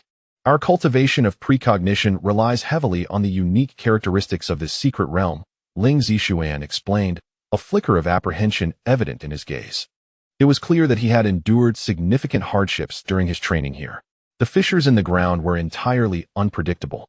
No one could ascertain how many would appear beneath their feet, or the terrifying flames that would erupt forth. In the celestial realm of the Tianyue Guild, its members must perpetually maintain a state of precognition to evade the relentless onslaught of blue flames erupting from the fissures in the ground. Any lapse in vigilance could result in grave injury. Mu Qing opened his mouth, suddenly perceiving a hint of madness among the guild's members. By the way, Mu Qing, what is your connection to our master? In this battle against the invasion of the evil clan, our master has already sustained severe injuries. Yet he still took the time to instruct us to recruit you into the Tianyue Guild. Ling Zixuan glanced curiously at Mu Qing. By the way, a fissure will appear beneath your feet in 2 seconds. Before Mu Qing could respond, he swiftly shifted his position upon hearing Ling Zixuan's warning. Indeed, a crack formed silently in the ground where he had just stood, as if controlled by some unseen force, deliberately ensnaring him. Boom! In an instant, a pillar of azure fire shot skyward, its temperature terrifying, distorting and shattering the surrounding space. Mu Qing felt a cold sweat bead on his forehead. He was fortunate to have Ling Zixuan by his side. He followed Ling Zixuan's lead, suddenly recalling his earlier words, and was momentarily taken aback. Master? The Tianyue Emperor is your master? Mu Qing exclaimed. Indeed, Ling Zixuan nodded. To be precise, all members of the Tianyue Guild are disciples of the Tianyue Emperor. Each of us joins the guild under the identity of his disciple. He looked at Mu Qing, curiosity etched on his face. You are the sole exception. You are already a disciple of the divine sovereign of destiny, which makes me wonder why our master would still permit you to join the Tianyue Emperor. There was an unspoken thought lingering in Ling Zixuan's mind. Every member of the Tianyue Guild has cultivated the Taiyue mirror divine art, as they are all disciples of the Tianyue Emperor. However, Mu Qing was different. The Tianyue Emperor had not imparted the Taiyue mirror divine art to him. This peculiarity left Ling Zixuan perplexed regarding the master's intentions in allowing Mu Qing to join the guild. Considering that the Earth Rift secret realm serves as a crucible for those who have mastered the Taiyue mirror divine art, while for others, it is akin to barren Earth, devoid of anything substantial. Chapter 547. The Battle of Precognition. As Ling Zixuan escorted Mu Qing to the Tianyue Guild, Mu Qing's lips twitched slightly, his disbelief evident as he gazed at the so-called guild before him. Before their eyes stood a modest little bungalow, resembling a dwelling for mere mortals. Is this truly the Tianyue Guild? Mu Qing pointed at the humble abode, incredulous at its simplicity. Certainly not. Ling Zixuan chuckled, leading Mu Qing inside, only for them to discover that beyond the unassuming exterior, the interior revealed an expansive space. The power of space? Mu Qing's expression bore a hint of astonishment. Ling Zixuan nodded. Our Tianyue Guild comprises approximately 500 members. It is impossible for us to be crammed into such a small dwelling. 500? Mu Qing was somewhat taken aback. He recalled Ling Zixuan mentioning that all members of the Tianyue Guild were disciples of the Tianyue Emperor. This implied that the Tianyue Emperor had indeed accepted a considerable number of disciples. Leading Mu Qing on a tour of the guild, he pointed to a nearby wall, saying, "The tasks listed there are the commission missions. Each token contains detailed information about the task and its corresponding rewards. As the foremost guild, the Tianyue Guild held a significant advantage in terms of commission tasks. All assignments from the Taiyue Palace were first allocated to the Tianyue Guild for selection, with any remaining tasks subsequently distributed to the lower-ranked guilds. Furthermore, members of the Tianyue Guild enjoyed considerable privileges throughout the Taiyue Palace." Looking up, Mu Qing observed that the wall was adorned with tokens resembling black jade, and through his divine sense, he could discern the task information and rewards inscribed on them. Senior Brother Zixuan, he noted, as members of the Tianyue Guild occasionally passed by, greeting Ling Zixuan with respect, indicating his esteemed position within the guild. Mu Qing stroked his chin, pondering that while the Tianyue Emperor had accepted 500 disciples, which seemed a large number, it was relatively small for a guild. The top 10 guilds were typically comprised of tens of thousands, some even boasting hundreds of thousands of members, with deities abundant and many divine emperors among them. Thus, it seemed implausible for the Tianyue Guild, with its mere 500 members, even if they were all deities, to claim the top ranking. At that moment, even Mu Qing could not help but wonder if the Tianyue Guild truly owed its position to the Tianyue Emperor's identity. Within the guild, each member was provided with a dedicated training room, personally arranged by the Tianyue Emperor himself. Ling Zixuan led Mu Qing to the entrance of one such training room and handed him a talisman. He explained that this talisman symbolized the Tianyue Guild and contained the power to disrupt space, akin to the talisman previously held in Ling Zixuan's palm. With this Tianyue talisman, Mu Qing could freely enter and exit the Tianyue Guild and his training room. According to Ling Zixuan, beneath the guild lay a divine stone vein, personally buried by the Tianyue Emperor, containing immense energy that was distributed to each training room. This was the only location in the entire rift of the earth that was not threatened by the blue flames below. As Mu Qing stepped into the training room, he was astonished to find that the surroundings were imbued with rich energy fluctuations, more than sufficient for a deity's cultivation. By the way, the guild's commission tasks must be completed once a month, as stipulated by the Taiyue Palace, Ling Zixuan remarked. He continued to guide Mu Qing through the Tianyue Guild, revealing that despite its modest exterior of a yellow earthen bungalow, the interior was quite expansive, with the Tianyue Emperor having crafted numerous spaces within. The areas for accepting commission tasks and training rooms comprised the main space, alongside several subsidiary spaces. Essentially, the Tianyue Guild resembled a miniature Taiyue Palace, replete with various amenities. Upon entering one of the subsidiary spaces, Mu Qing noticed a crowd gathered around a massive platform.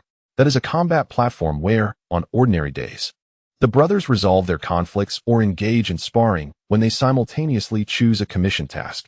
Ling Zixuan is quite accustomed to this. Mu Qing approached him, and there were at least 100 spectators around. Soon, they spotted two young men atop the platform, both of whom had already reached the initial stage of celestial divinity. One was of the bloodline, adept at manipulating blood, belonging to a superior race, while the other was of the spirit race, considered elite among the intermediate races despite being of lesser status. At that moment, both had conjured a Taiyue mirror, appearing motionless, yet their eyes were swirling with intensity. Every member of the Taiyue Guild had first been accepted as a disciple by the Heavenly Moon Emperor before joining, and each had cultivated the Taiyue mirror, granting them the ability to foresee the future.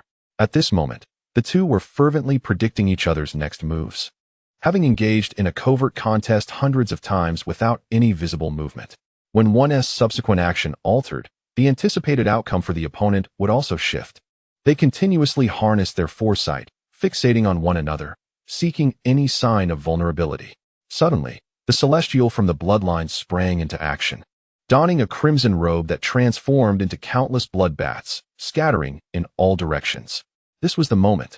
His opponent, a spirit celestial, remained remarkably composed, a glint of brilliance flashing in his eyes as he activated the Taiyue mirror with a wave of his hand. Enveloped in moonlight, he summoned a fearsome surge of spiritual power, manifesting as a colossal fist that struck fiercely at one of the bloodbaths. The spirit celestial, through foresight, had discerned that this particular bloodbath was the genuine threat. "Ha! Lingyan, you have lost." At that instant, a figure materialized behind the spirit celestial, delivering a swift palm strike. Thud! Lingyan coughed blood and was sent flying, a look of astonishment etched upon his face. Did I mispredict? No. That fellow was concealing his true strength. In an instant, he grasped what had transpired. The power of foresight is not invincible, especially since the blood celestial had also mastered the Taiyue mirror, initially leading him to believe their mastery was evenly matched. However, in actual combat, the blood celestial wielded a superior force of the Taiyue mirror, overpowering Ling Yan's foresight and resulting in a flawed prediction. The blood celestial was named Xueqi, while the spirit celestial was known as Ling Yan. Ling Zixuan, while introducing Mu Qing, felt a sense of puzzlement, stroking his chin as he pondered. Chapter 548. The anomaly of Xueqi. This battle was my defeat. I concede this commission task to you. Ling Yan shook his head, resigned to his inferiority, and turned to descend from the platform. The spectators from the Heavenly Moon Guild gasped in astonishment, clearly taken aback by the outcome of the duel. That's Xueqi. I recall his talent on the Taiyue mirror was rather lackluster, wasn't he it? How did he suddenly surpass Ling Yan? Many were intrigued. A mid-tier celestial pondered while stroking his chin. This seems rather illogical. Could it be that Blood 7 has been concealing his true prowess all along? Within the Celestial Moon Guild, Blood 7 was regarded as one of the less gifted individuals, often remaining unnoticed. In stark contrast, Ling Yan, due to his lineage as a spirit clan member, exhibited an unexpected aptitude for foresight. Although their cultivation levels were equal, Ling Yan's predictive abilities far surpassed Blood 7's, granting him a modicum of fame within the guild. Today, it was unclear what had prompted Blood 7 to challenge Ling Yan for a commissioned task. Prior to the commencement of the match, everyone anticipated Ling Yan's victory, and even during the battle, The spectators employed their foresight. Yet, much like Ling Yan, they found themselves overshadowed by Blood 7's predictions, resulting in an unforeseen turn of events. It is worth noting that many mid-tier Celestials were present, indicating that Blood 7's training in the Taiwa Mirror was considerably more advanced than that of the onlookers, enabling him to temporarily alter the predictive outcomes of others. Very well. I shall escort you to the next location. It seems that the Celestial Moon Emperor has something for you, Ling Zixian remarked, preparing to turn away, only to suddenly realize that Mu Qing had vanished from his side. He stood momentarily stunned, then abruptly looked up to find Mu Qing unexpectedly positioned on the combat platform, confronting Blood 7. Who are you? Blood 7 queried, having just received the token for the commissioned task. Taken aback by the sudden appearance of this young man whom he did not recognize from the Celestial Moon Guild, the onlookers below were equally perplexed, as none recognized Mu Qing. Mu Qing extended his palm, revealing the Celestial Moon Rune, a symbol possessed solely by members of the guild, imbued with the capability to disrupt teleportation arrays and provide identification functions. I am Mu Qing, a recent addition to the Celestial Moon Guild. I witnessed your impressive prowess from below and felt a strong urge to engage in a spar with you, senior brother, he declared, his gaze scrutinizing Blood 7 intently. Oh, you wish to spar with me? Blood 7 couldn't help but chuckle, incredulous that this newcomer had not observed his earlier display. To challenge me so soon after arriving, what audacity, murmured the crowd below. Yet, someone shook their head and said solemnly, that may not be the case. I have not heard of any recent additions to our Celestial Moon Guild. It is possible that the Celestial Moon Emperor has directly arranged for him to join. Perhaps he possesses some skill. Others nodded in agreement, acknowledging that they had not been informed of any new members. Ling Zixian furrowed his brow, bewildered by Mu Qing's intentions in challenging Blood 7 upon his arrival, as if they bore a grudge against one another. Very well, as you wish. However, in a spar, injuries are inevitable, so I hope you do not mind. Junior brother, Blood 7 replied, a slight smirk playing upon his lips, his eyes glinting with an unusual light. The members of the Celestial Moon Guild exchanged glances, sensing something amiss with Blood 7, yet unable to articulate their feelings, while a palpable animosity emanated from both combatants. Did these two truly meet for the first time today? I have not heard of any animosity between Blood 7 and Mu Qing. Ling Zixian found himself perplexed amidst the crowd, his brow furrowed, for Mu Qing had only recently joined the Taiwa Palace, making it implausible for him to have any association with the often-seen Blood Qi of the Tianyue Guild. Ling Zixian remained bewildered as to Mu Qing's sudden ascent onto the stage. Mu Qing fixed his gaze intently upon Blood Qi, his presence on stage prompted by the discovery of certain anomalies emanating from him. I hope this is merely a figment of my imagination. Mu Qing inhaled deeply, and a glint of determination flashed in his eyes as he propelled himself forward. Entering a state of demonic transformation, a sinister blade materialized in his grasp, and he struck down with ferocity, unleashing a tempest of power from the blade's aura. The dark blade cleaved through the air, enveloping all light in its shadowy embrace. I remember now. He is Mu Qing, the champion of the True God competition. Finally, someone in the audience recalled Mu Qing's true identity. Although the members of the Tianyue Guild had not witnessed the True God competition firsthand, many were aware of the demonic incursion that transpired during that time. A significant event that even left the Tianyue Emperor gravely wounded. Since the conclusion of the demonic crisis, both Mu Qing and Xian Rui had risen to fame, and naturally, the members of the Tianyue Guild had taken note. Is that the rumored heir of the Emperor, Mu Qing? Numerous voices exclaimed, for the demonic aura surrounding Mu Qing was unmistakably distinctive. Anticipation filled the air as onlookers speculated that this battle might indeed be captivating. Several individuals possessed the foresight ability and were eager to glimpse the subsequent moves of both combatants. What is happening? No foresight results? Gasps erupted from the crowd. For even if one's foresight ability was inadequate, it should yield erroneous outcomes rather than no results at all. Such a phenomenon could only indicate one possibility. Someone well-versed in the Taiwa Mirror's divine arts was influencing the foresight abilities of all present. This required a mastery of the Taiwa Mirror that far surpassed that of anyone in attendance. For instance, Blood Qi, who had merely surpassed Ling Yan by a margin, could at most alter the foresight results of others slightly. But to render the foresight of all present null would necessitate a true expert in the Taiwan Mirror's divine arts. Is it Brother Zixuan? Has your cultivation of the Taiwan Mirror reached such heights? Some began to notice Ling Zixuan, observing the unfolding events. The crowd conjectured that it was indeed Ling Zixuan who utilized the Taiwan Mirror, thereby influencing the others.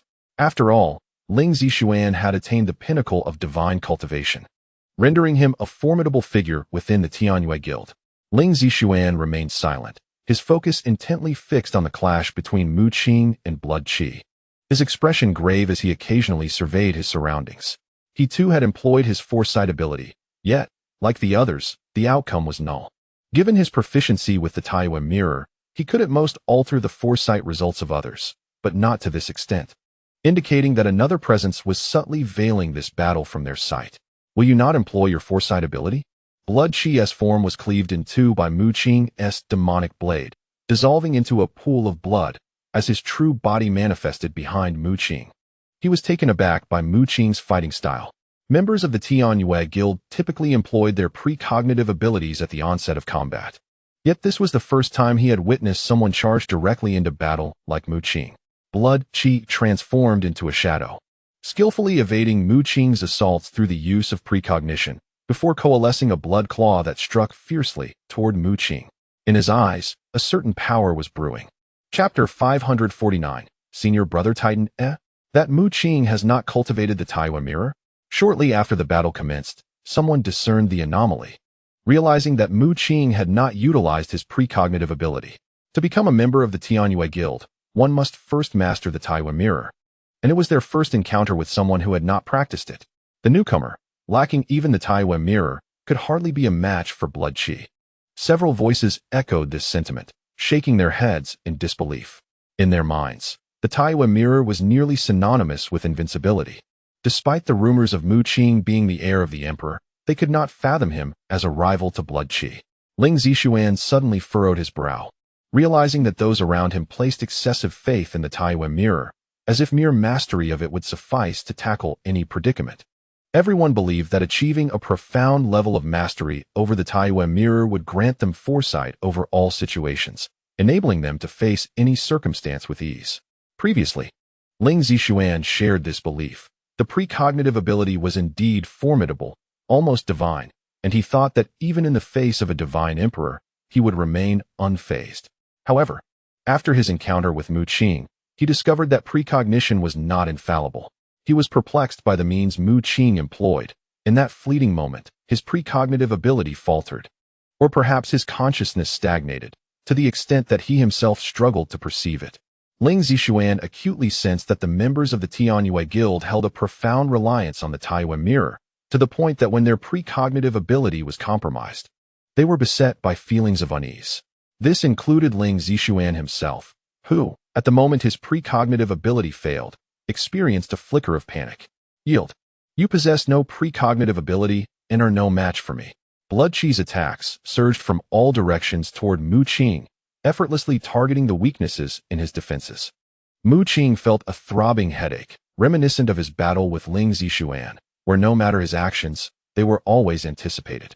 Yet, Mu Qing had gained experience fighting against those with precognitive abilities. He entered the thousand-hand transformation state and unleashed Eternal Ice Seal. Are you truly resorting to a wide-range attack with no blind spots? Blood Qi sneered, having already foreseen Mu Qing's subsequent actions and felt prepared. However, at that moment, a glimmer of moonlight flashed in Mu Qing's eyes, and an invisible power swept forth, enveloping the surroundings. It has emerged. This is the move. Ling Zixuan's eyes narrowed. Upon closer inspection, he indeed saw Blood Qi's form come to a halt, his expression frozen in a daze, as if time itself had stilled. Crack! Crack! The figure of Xue Qi was gradually consumed by the chilling aura, and when he regained his senses, he found himself immobilized. No matter how formidable his foresight ability was, when confronted with overwhelming power or confinement, he became utterly powerless once he could no longer move. Mu Qing formed hand seals, summoning the world's serpent from the void to entwine Xue Qi, and then brought down his demonic blade with ferocity. Thus, the battle concluded with Mu Qing emerging victorious. Suddenly, a silhouette appeared before Mu Qing. It was Ling Zixuan. Xue Qi had actually lost. How could this be? If Mu Qing lacked foresight, how was he able to defeat Xueqi? Many were unable to accept this outcome, as they had placed their faith in the ability of foresight, only to see it shattered by another. The battle was officially over, and the victor was the newly inducted guild member, Mu Qing. Ling Zixuan intercepted the demonic blade in Mu Qing's hand and then guided him off the combat platform.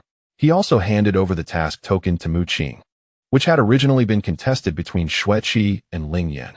Just as Xueqi acquired it, he was defeated by Mu Qing. Thus the token rightfully belonged to Mu Qing now. Xueqi remained dazed atop the platform, bewildered by his inexplicable defeat. Although he had foreseen Mu Qing's subsequent actions, it felt as though he had momentarily lost his memory, with a period of blankness before realizing he had already lost. Why did you strike at Xueqi?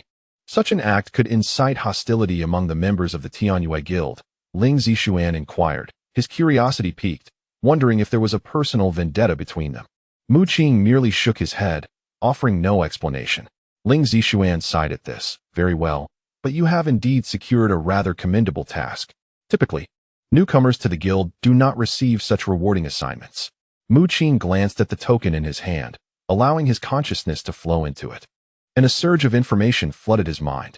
The task was related to the water element secret realm, requiring the elimination of the Sea Dragon King, a deity in the initial stages.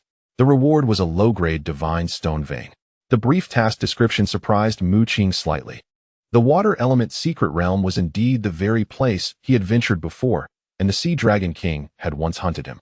As for the reward, although the divine stone vein was of low grade, it was worth 2 or 3 heavenly artifacts and could be utilized for cultivation, rendering it quite lucrative for one at the initial stage of divine ascension. Mu Qing carefully stored the task token. But there was another matter that occupied his thoughts even more, the situation concerning Xueqi. He discreetly transmitted a message to Tu Lao and the others.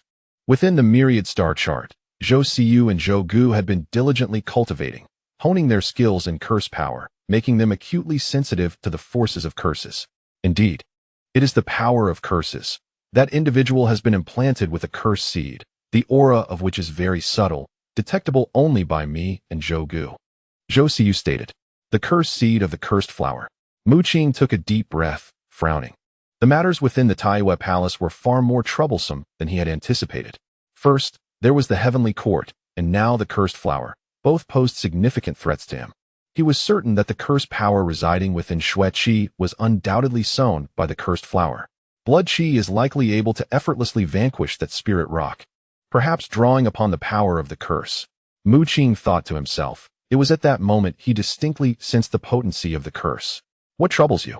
Ling Zixuan inquired, sensing something peculiar about Mu Qing. Mu Qing merely shook his head. At that juncture, a figure materialized before them. Senior brother? Ling Zixuan exclaimed in astonishment. Upon hearing the exclamation, Mu Qing turned his gaze and found himself confronted by a robust, muscular man whose aura felt oddly familiar. Titan. Mu Qing's expression shifted in surprise. The senior brother Ling Zixuan mentioned was, in fact, a colossal titan. Chapter 550. The underground space. Mu Qing found himself somewhat bewildered. The foremost member of the Tianyue Guild, referred to as senior brother by Ling Zixuan, was indeed a titan. This appearance made it impossible for Mu Qing to associate him with someone skilled in foresight. What brings you back, senior brother?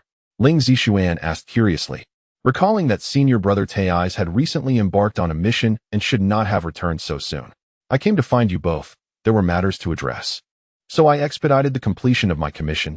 Tai stepped forward to introduce himself to Mu Qing. At that moment, Ling Zixuan realized that senior brother Tai seemed to have come specifically to seek out Mu Qing. Zixuan, you should return. I will take Mu Qing to familiarize him with the Tianyue Guild. Tai soon dispatched Ling Zixuan. Ling Zixuan said nothing in response. Tai held a position of great esteem within the Tianyue Guild, where there was but one leader, the Tianyue Emperor. Tai's status resembled that of a vice president, overseeing the majority of affairs, and he was also the most formidable practitioner of the Taiyue Mirror within the entire guild, having already reached the level of a divine emperor. Within the Tianyue Guild, there were 2 divine emperors, the senior brother and the second senior brother, with Tai's being the most powerful, particularly in his mastery of the Taiyue Mirror's divine abilities. The 2 of them could already be considered high-ranking officials within the Taiyue Palace, holding positions of immense authority.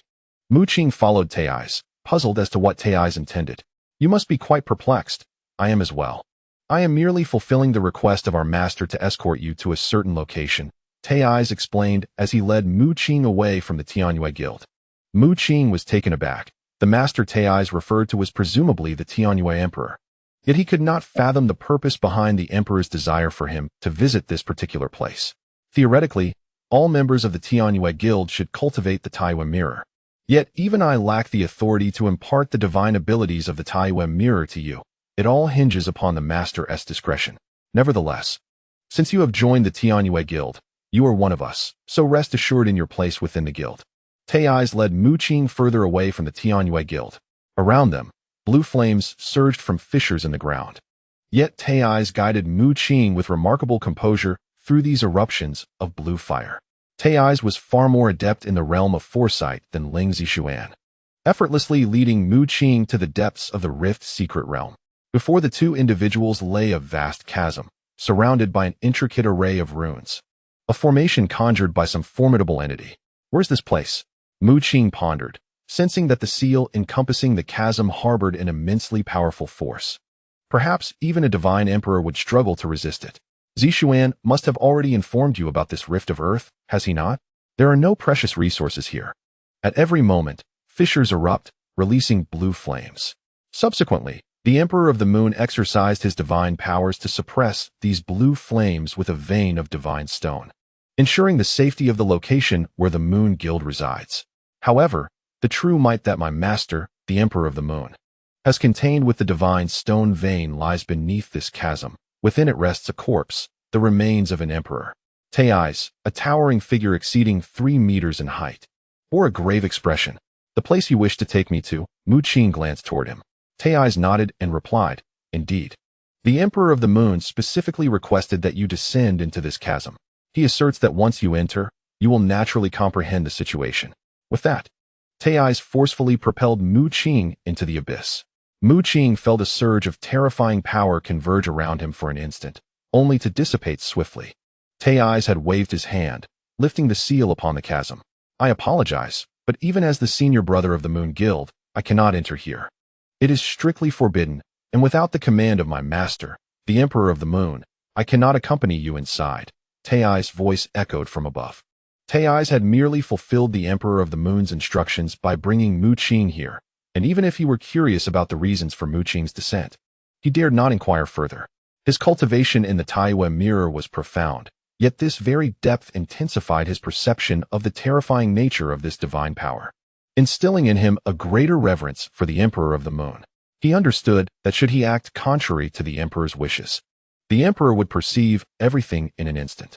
Meanwhile, as Mu Qing plummeted into the chasm, he experienced a long-lost sensation of weightlessness, unable to harness his own power.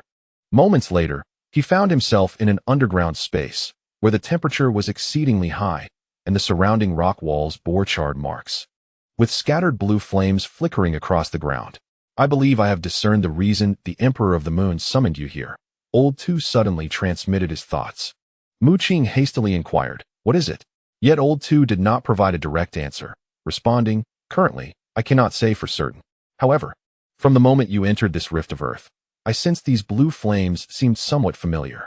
As Mu Qing surveyed his surroundings, he noted that this underground expanse should have been filled with ferocious blue flames, evidenced by the numerous scorched marks on the rock walls. The subterranean chamber was vast, and at its center lay a colossal vein of ore.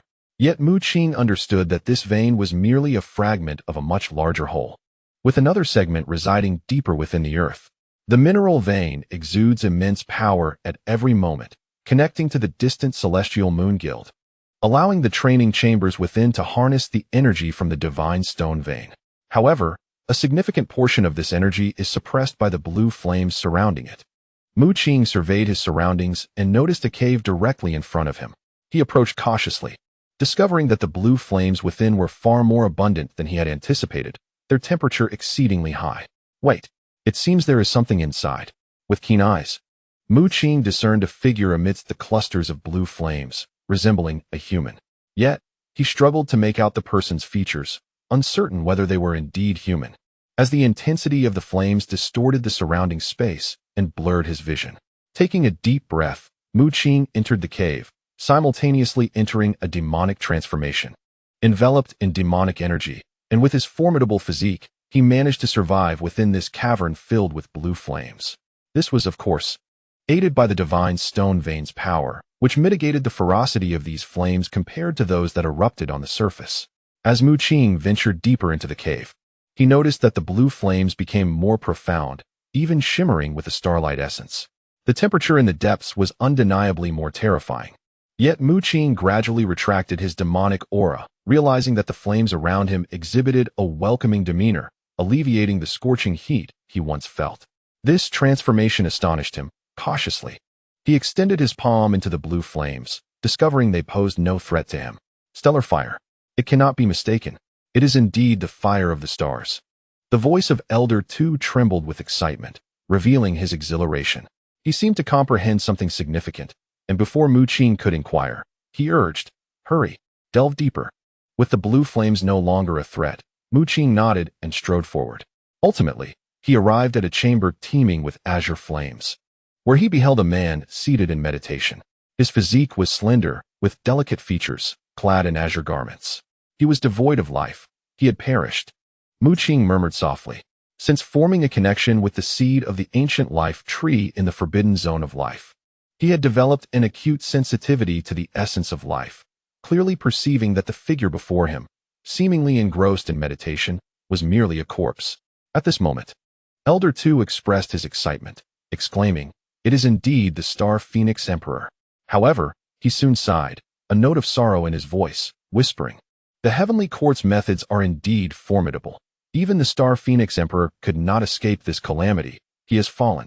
He had always believed that remnants of the Starry Sky dynasty's power would persist in this universe, but it now appeared that the situation was dire. Perhaps it was a monumental stroke of luck that Qilin Rue, the former emperor of the stars, managed to survive. Thus, it becomes apparent that the higher-ups of the Taiwa Palace are aware of your identity, which is why you have been brought here. Elder Two took a deep breath. The moon goddess and the lord of the starry sky share a profound connection, hence the presence of Mu Qing and Qilin Rue within the Taiwa Palace. Furthermore, within the fissured secret realm where the Tianyue Guild resides, lies the remains of a great emperor from the former Starry Sky dynasty, prompting the visit with Mu Qing. Let us enshrine the corpse of the Star Phoenix Emperor within the celestial star chart. He once rendered immense service to the Starry Sky dynasty and can be considered your senior, a disciple of the Lord of the Starry Sky, who too practiced the celestial return scripture. Originally a divine beast of the Phoenix lineage, he transformed his purifying flames into the flames of the stars, Elder Two elaborated. In the past, the emperors of the Starry Sky dynasty predominantly hailed from elite races, with the Star Emperor possessing unparalleled talent, having ascended to emperorhood through the bloodline of a high-ranking race. However, he severed ties with his own lineage through some means, preventing the Starry clan from reaping the benefits. Moreover, after Qilin Rue's reincarnation, a new bloodline emerged, entirely distinct from that of the Starry clan. Mu Qing retrieved the celestial star chart and placed the body of the Star Phoenix Emperor within it. Subsequently, the surrounding blue flames dimmed slightly. Although these azure flames did not extinguish entirely, their duration, which could have sustained for millennia, was likely reduced to mere centuries or decades without the presence of the Star Phoenix Emperor's remains. Eventually, the blue flames beneath the fissured realm would vanish entirely. Upon emerging from the deep pit, Mu Qing encountered Tai Zhe, who awaited him. Tai Zhe nodded at Mu Qing and then reactivated the sealing array of the pit. He did not inquire further, but led Mu Qing back to the Tianyue Guild. The deep pit was regarded as a forbidden zone for all members of the Tianyue Guild, a decree established by the Moon Emperor to prevent anyone from entering. The blue flames erupting from the fissure appeared somewhat weakened. When Tai Zhe returned to the entrance of the Tianyue Guild with Mu Qing, he cast a meaningful glance towards him, realizing that the phenomena beneath the pit might indeed correlate with the diminishing power of the blue flames.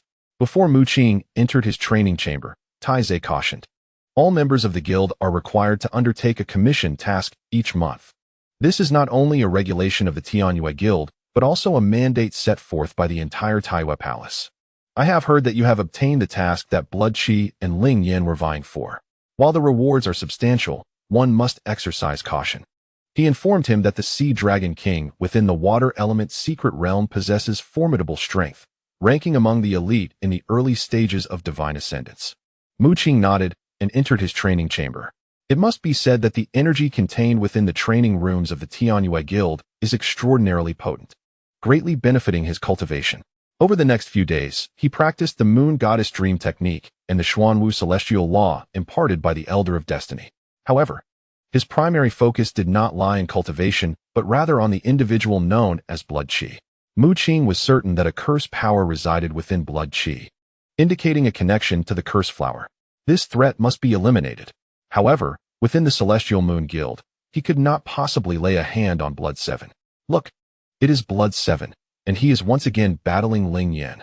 On this day, when Mu Qing arrived at the branch space, he chanced upon a group of members from the Celestial Moon Guild engaged in conversation. Mu Qing paused momentarily, turning his head to discover that the scene before him bore a striking resemblance to the day he first joined the Celestial Moon Guild. Once again, hundreds of onlookers surrounded the combat platform, where Ling Yin and Blood 7 were locked in conflict. As he edged closer to the crowd, he overheard their discussions. Why are these two fighting again? Had they not just clashed recently?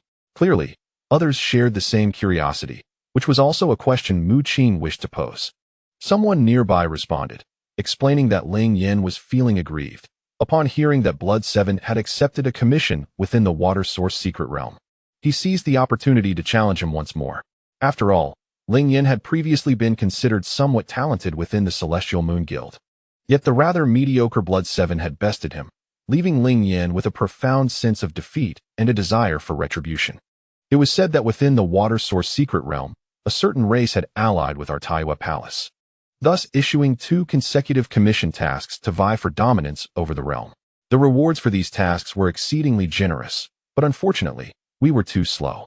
Among the crowd, many expressed their regret. The tasks were exceptionally lucrative for those at the initial stage of the Celestial God realm, but Blood 7's speed was unparalleled, allowing him to claim the tasks outright. Although they could potentially wrest the commission tokens from Blood 7 through combat, he held the right to refuse. And given his demonstrated prowess, it was evident that the average celestial god at the initial stage stood no chance against him. Mu Qing listened intently within the crowd, absorbing a wealth of information. A race had emerged within the Water Source secret realm, boasting a celestial god who had allied with Taiyue Palace, thus initiating commission tasks. Previously, the Water Source secret realm had been one of the domains under the aegis of Taiyue Palace, yet it had been met with hostility from its disciples. The newly emerged celestial god had chosen to ally with Taiyue Palace, which would naturally extend its assistance.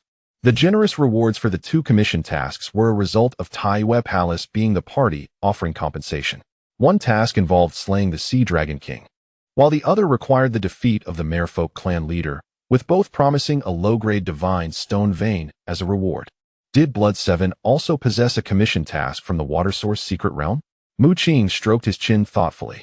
At that moment, the duel on stage reached its conclusion, with Ling Yan, visibly incredulous, once again falling victim to Blood 7's prowess. He could hardly believe that the previously unremarkable Blood 7 had triumphed over him not once, but twice. Blood 7 provocatively waved the commission token in his hand before departing, his gaze shimmering with an eerie, obsidian hue. Mu Qing, blending into the crowd, subsequently turned to leave, having garnered a particularly useful piece of information. Blood 7 had also accepted a commission task from the Water Source secret realm. Due to the regulations set forth by the Tianyue Guild and the Taiyue Palace, a commission task must be undertaken once a month. Thus, Mu Qing merely needs to venture into the Shuiyuan secret realm and await the arrival of his counterpart, meanwhile completing the commission he acquired from Xueqi. Chapter 552. The sudden emergence of a strong adversary. Days later, in the Shuiyuan secret realm, a figure darted across the boundless surface of the sea, clad in simple attire, yet exuding an immensely powerful aura that stirred the waves. Terrifying sea beasts surged from the depths, only to be vanquished with a mere wave of his hand. Boom! A towering column of water erupted as a formidable sea dragon emerged, having crossed into its domain. This dragon, at the pinnacle of the true god realm, roared fiercely, towering 100 feet, charging at the figure. However, the figure seemed to have anticipated the dragon's appearance. Remaining unfazed as he extended his palm, unleashing a terrifying force. With a sudden expansion, the sea dragon's body erupted. A mist of blood enveloping the area as a torrential rain of crimson fell, staining the waters. The figure was none other than Qi. Reveling in the sanguine shower with an expression of utter delight, his eyes glinting with an eerie light. Possessing the ability of foresight coupled with an innate control over blood, Qi navigated the Shuiyuan's secret realm with relative ease, considering the strongest beings here were merely at the initial stage of the celestial god realm, comparable to him. The newcomer, presumably named Mu Qing, sparked within Qi a desire for vengeance. Much like Ling Yan's disdain for him, Qi, having recently triumphed over Ling Yan through the power of curses, found himself defeated by Mu Qing. The most perplexing aspect was the inexplicable loss. It felt as though he had lost a crucial moment to Mu Qing, with his memories of that pivotal instant having vanished. Aware of Mu Qing's possession of a commission task within the Shuiyuan secret realm, he resolved to lie in wait for Mu Qing, eager for a rematch. White mist coiled around Qi, unbeknownst to him. A cursed seed, planted within him by the cursed flower at an unknown time, began to sprout due to his emotions of competitiveness, jealousy, and resentment, gradually emanating a more terrifying power that influenced him. Simultaneously, within the Taiwa Palace, Mu Qing did not rush to the Shuiyuan secret realm at first. He had yet to claim a reward, the first prize of the True God competition. It was rumored that every champion of the True God competition reached the pinnacle of the True God realm, and this reward could directly elevate them to the celestial god realm. Such a reward was indeed substantial. A leap of an entire realm would make anyone envious. However, this time there were numerous prodigies, and due to the invasion of the evil clan, the distribution of rewards for the True God competition was delayed. By the time the rewards were to be issued, for celestial gods had already emerged. He arrived at the main hall of the Taiwa Palace, which was even grander than the Tianming Palace, a place where the higher-ups of Taiwa Palace convened, gathering numerous divine emperors and even emperors. The reward for the first place in the True God competition was also to be claimed here. Days later, Mu Qing emerged from the main hall. A hint of disappointment etched upon his face. He had anticipated that the reward for achieving first place would elevate his cultivation to the mid-tier of the celestial realm, or at the very least, allow him to brush against the edges of that stage. However, his expectations proved to be overly ambitious. Beyond the celestial realm, each minor level of advancement became increasingly arduous. Given that Mu Qing was cultivating both the chaotic demon body and the starry sky, returning essence scripture, the energy required for his breakthroughs was undoubtedly several times, if not dozens of times, greater than that of others. Harnessing the power of space, Mu Qing effortlessly conjured a silver spatial robe and donned it, making his way towards the teleportation array leading to the secret realm. To the Shuiyuan secret realm, Mu Qing instructed the celestial guardian overseeing the array. The guardian nodded and adjusted the settings, and as Mu Qing stepped inside, the fabric of space warped, transporting him into the Shuiyuan secret realm. "How fares your lunar god dream?" Elder Tu inquired with curiosity. Mu Qing pondered briefly before replying. "It appears I can only induce a momentary stasis for those of the same realm. As for those of higher realms, it largely depends on luck, with a high probability of failure." The lunar god dream was a formidable technique, currently the only one capable of countering the ability of foresight that he had encountered. "My initial intention in having you join the Taiwa Palace was to see if you could cultivate to the Taiwa Mirror, which possesses that formidable foresight ability. Although you have not attained the Taiwa Mirror, mastering the lunar god dream is still commendable," Elder Tu remarked, believing that the level of the lunar god dream could indeed rival that of the Taiwa Mirror, as both were among the two great techniques passed down from the esteemed Taiwa deity. "The target is the Sea Dragon King, an early celestial being." "Excellent. A perfect opportunity for practice." Mu Qing's eyes glinted with lethal intent. He recalled the time when he was still in the True God realm, being hunted by the Sea Dragon King, akin to a stricken dog. Now he had returned. Gazing out at the boundless ocean before him, Mu Qing stroked his chin and, with a wave of his hand, summoned the gigantic Qinping beast from the starry sky demon domain. The Qinping, under his command, expanded to 100 zhang in size, and Mu Qing leapt onto its back. The Qinping could transform into two states. Typically, it remained in its Qin form, its immense body gliding through the waters at an alarming speed. From a distance, the entire Qinping resembled a colossal island, moving with terrifying velocity. The aura of the Qilin was overwhelmingly powerful to the sea beasts and monsters within the Shuiyuan secret realm, causing ordinary sea creatures to sense its presence from afar and flee in terror. Those unable to escape in time were swiftly devoured by the Qilin. The Shuiyuan secret realm was dotted with numerous islands, each home to a variety of divine herbs. However, these herbs were primarily beneficial to those of the true god realm, rendering them utterly useless to Mu Qing, who had already ascended to the celestial realm. Mu Qing commanded the colossal Qilin to halt its advance, squinting into the distance. Before him lay a solitary island, upon which stood a man clad in white, his hair as pale as his garb, cascading over his shoulders. His piercing eyes, sharp as an eagle's, were fixed intently on Mu Qing. "Who are you?" Mu Qing inquired, furrowing his brow. He had come in search of Qi, yet found himself confronted by another. He could sense that the man before him had already attained the divine realm. Clang! The white-clad man unsheathed a sword from his waist, the gleaming blade reflecting cold light that soared towards the heavens. He pointed the tip of his sword at Mu Qing, his expression serene as he stated, "Gu Feng, I seek your guidance." Mu Qing's pupils constricted. The man before him, like himself, was at the initial stage of the divine realm. However, what left him truly astonished was the ethereal power emanating from the other, celestial energy. "Heavenly Court," Mu Qing uttered slowly, astounded. He had never anticipated encountering someone from the Heavenly Court while investigating the Cursed Flowers Trail and searching for Qi, especially in such an overt manner. "You are from the Heavenly Court, mingling within the Taiwa Palace? Do you not fear being discovered?" Mu Qing quickly regained his composure, admonishing the stranger while scanning his surroundings for any other formidable beings from the Heavenly Court. "Do not look further. There is only me here," Gu Feng replied sharply. And without another word, he charged forward, his sword radiating a dazzling brilliance, reaching an apex of grandeur.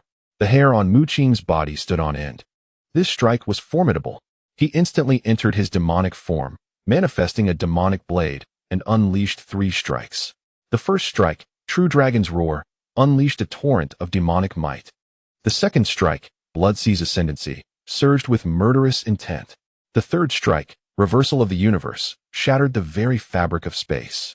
Having recently advanced to the initial stage of the divine realm, Mu Qing exerted his full strength for the first time, sending forth 3 earth-shattering slashes that tore through the air with astonishing force. However, the outcome was beyond his expectations. Gu Feng's sword cleaved through the air with an unstoppable momentum, shattering the true dragon's might and parting the blood sea.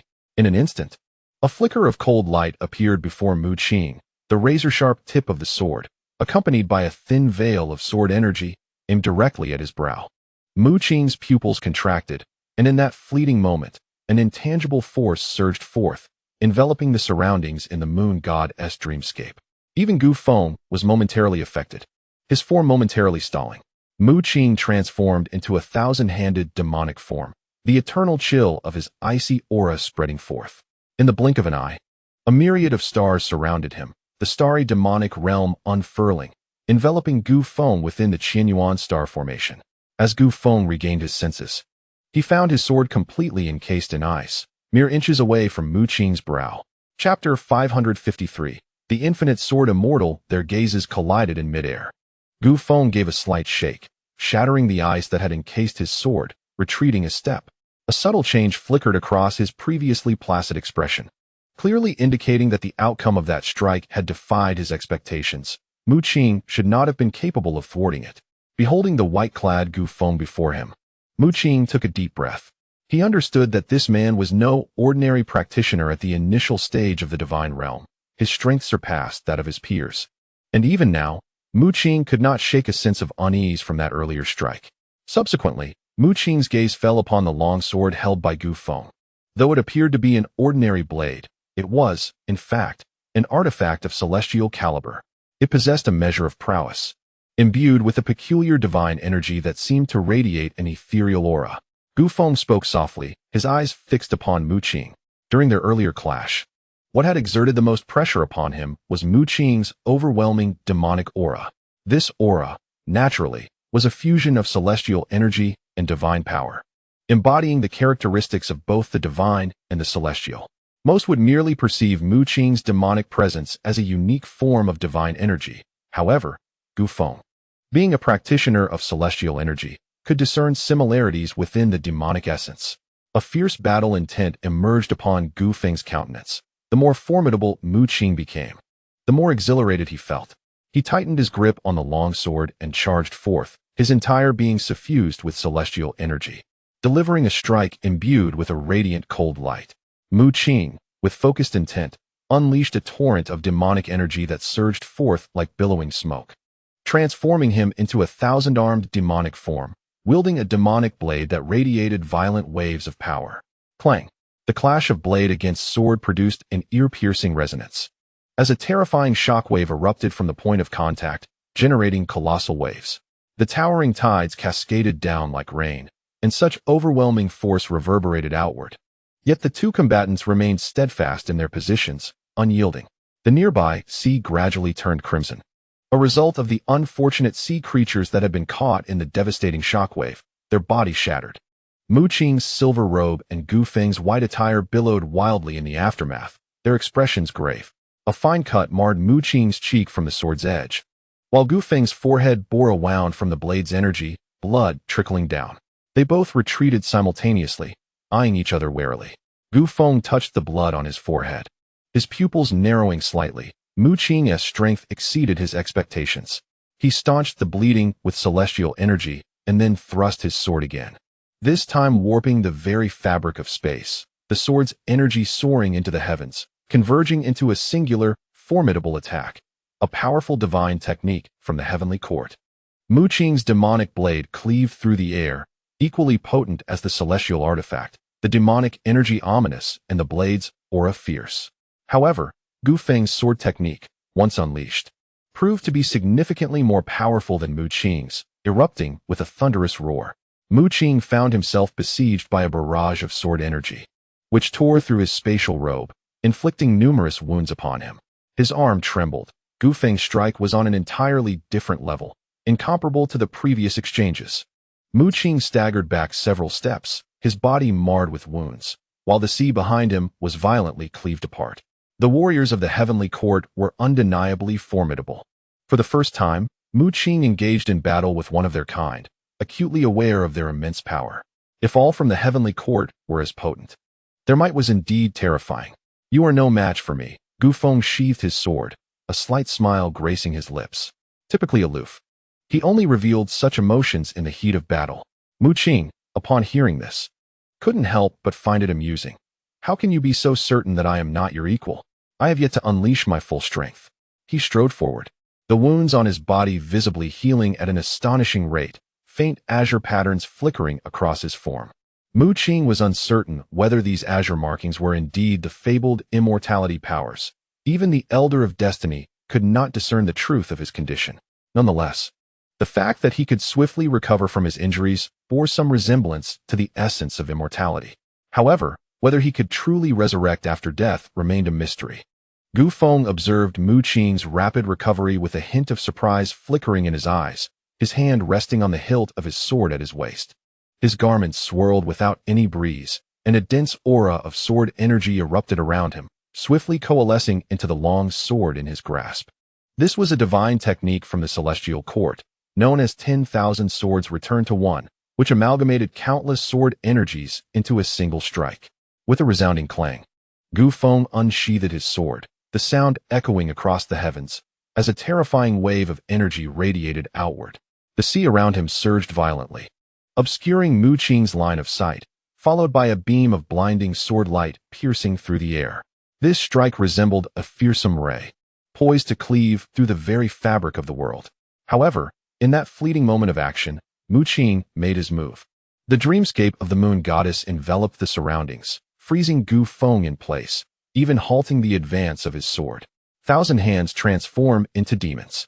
Mu Qing transformed into a thousand-armed demonic figure, a tempest of dark energy swirling around him.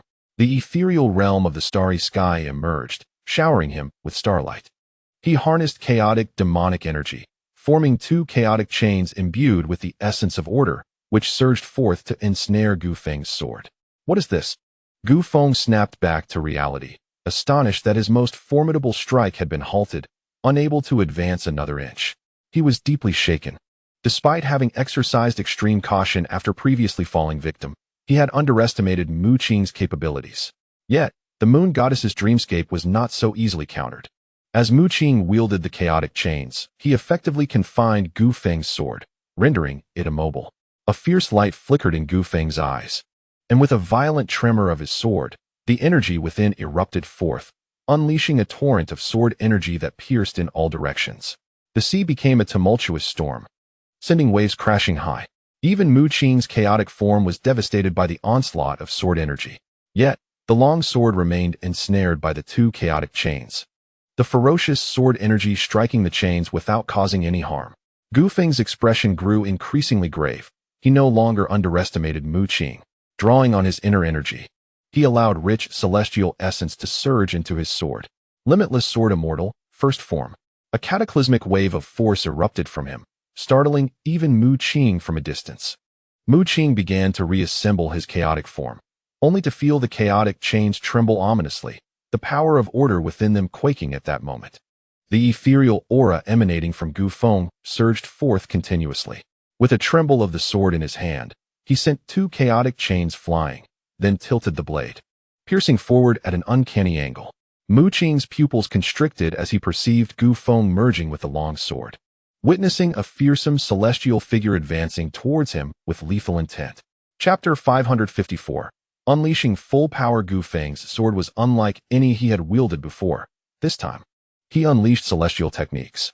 With a single stroke, it resembled a formidable sword immortal, wielding immense power to shatter all in its path. Mu Qing's expression darkened. It seemed that he was not the only one who had previously restrained his strength. Gu Feng had held back as well.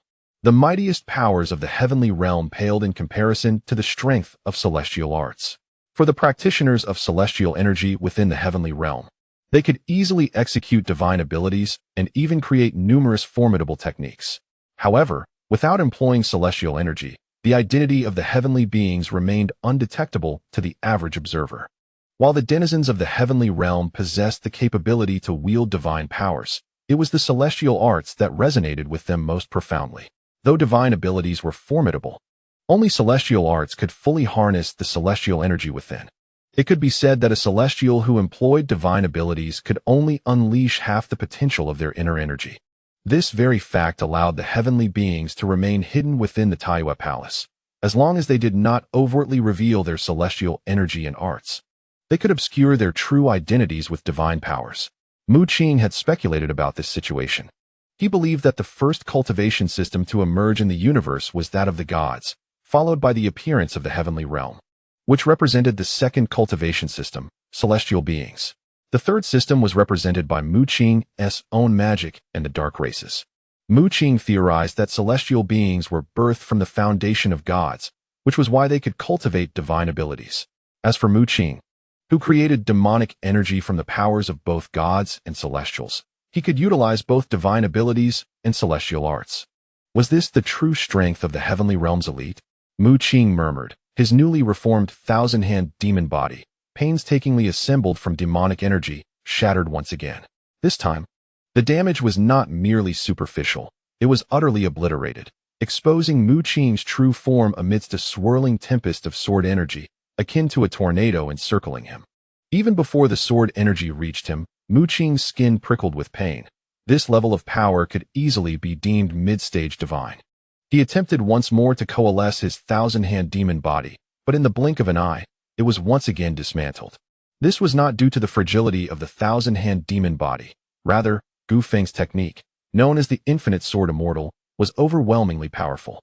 It was important to note that, given the strength of the thousand-hand demon body, even an attack from an early-stage divine being could be withstood. However, it was evident that Gu Feng's current power exceeded that of an ordinary early-stage divine being. Prepare to meet your end.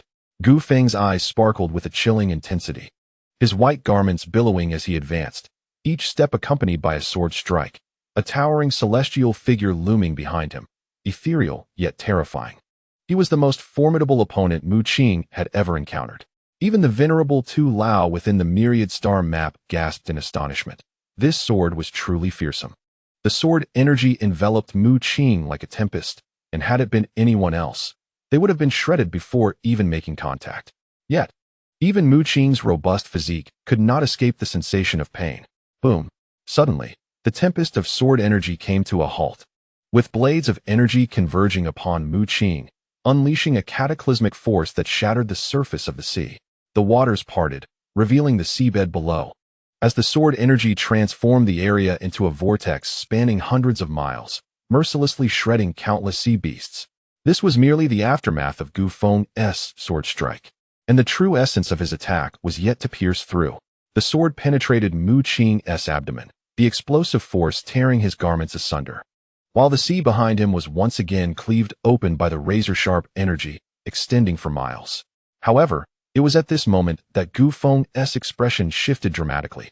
Blood sprayed forth as Mu Qing coughed violently, yet he bore the excruciating pain and grasped the sword that had impaled him, entwining it with two chaotic chains that firmly locked it in place.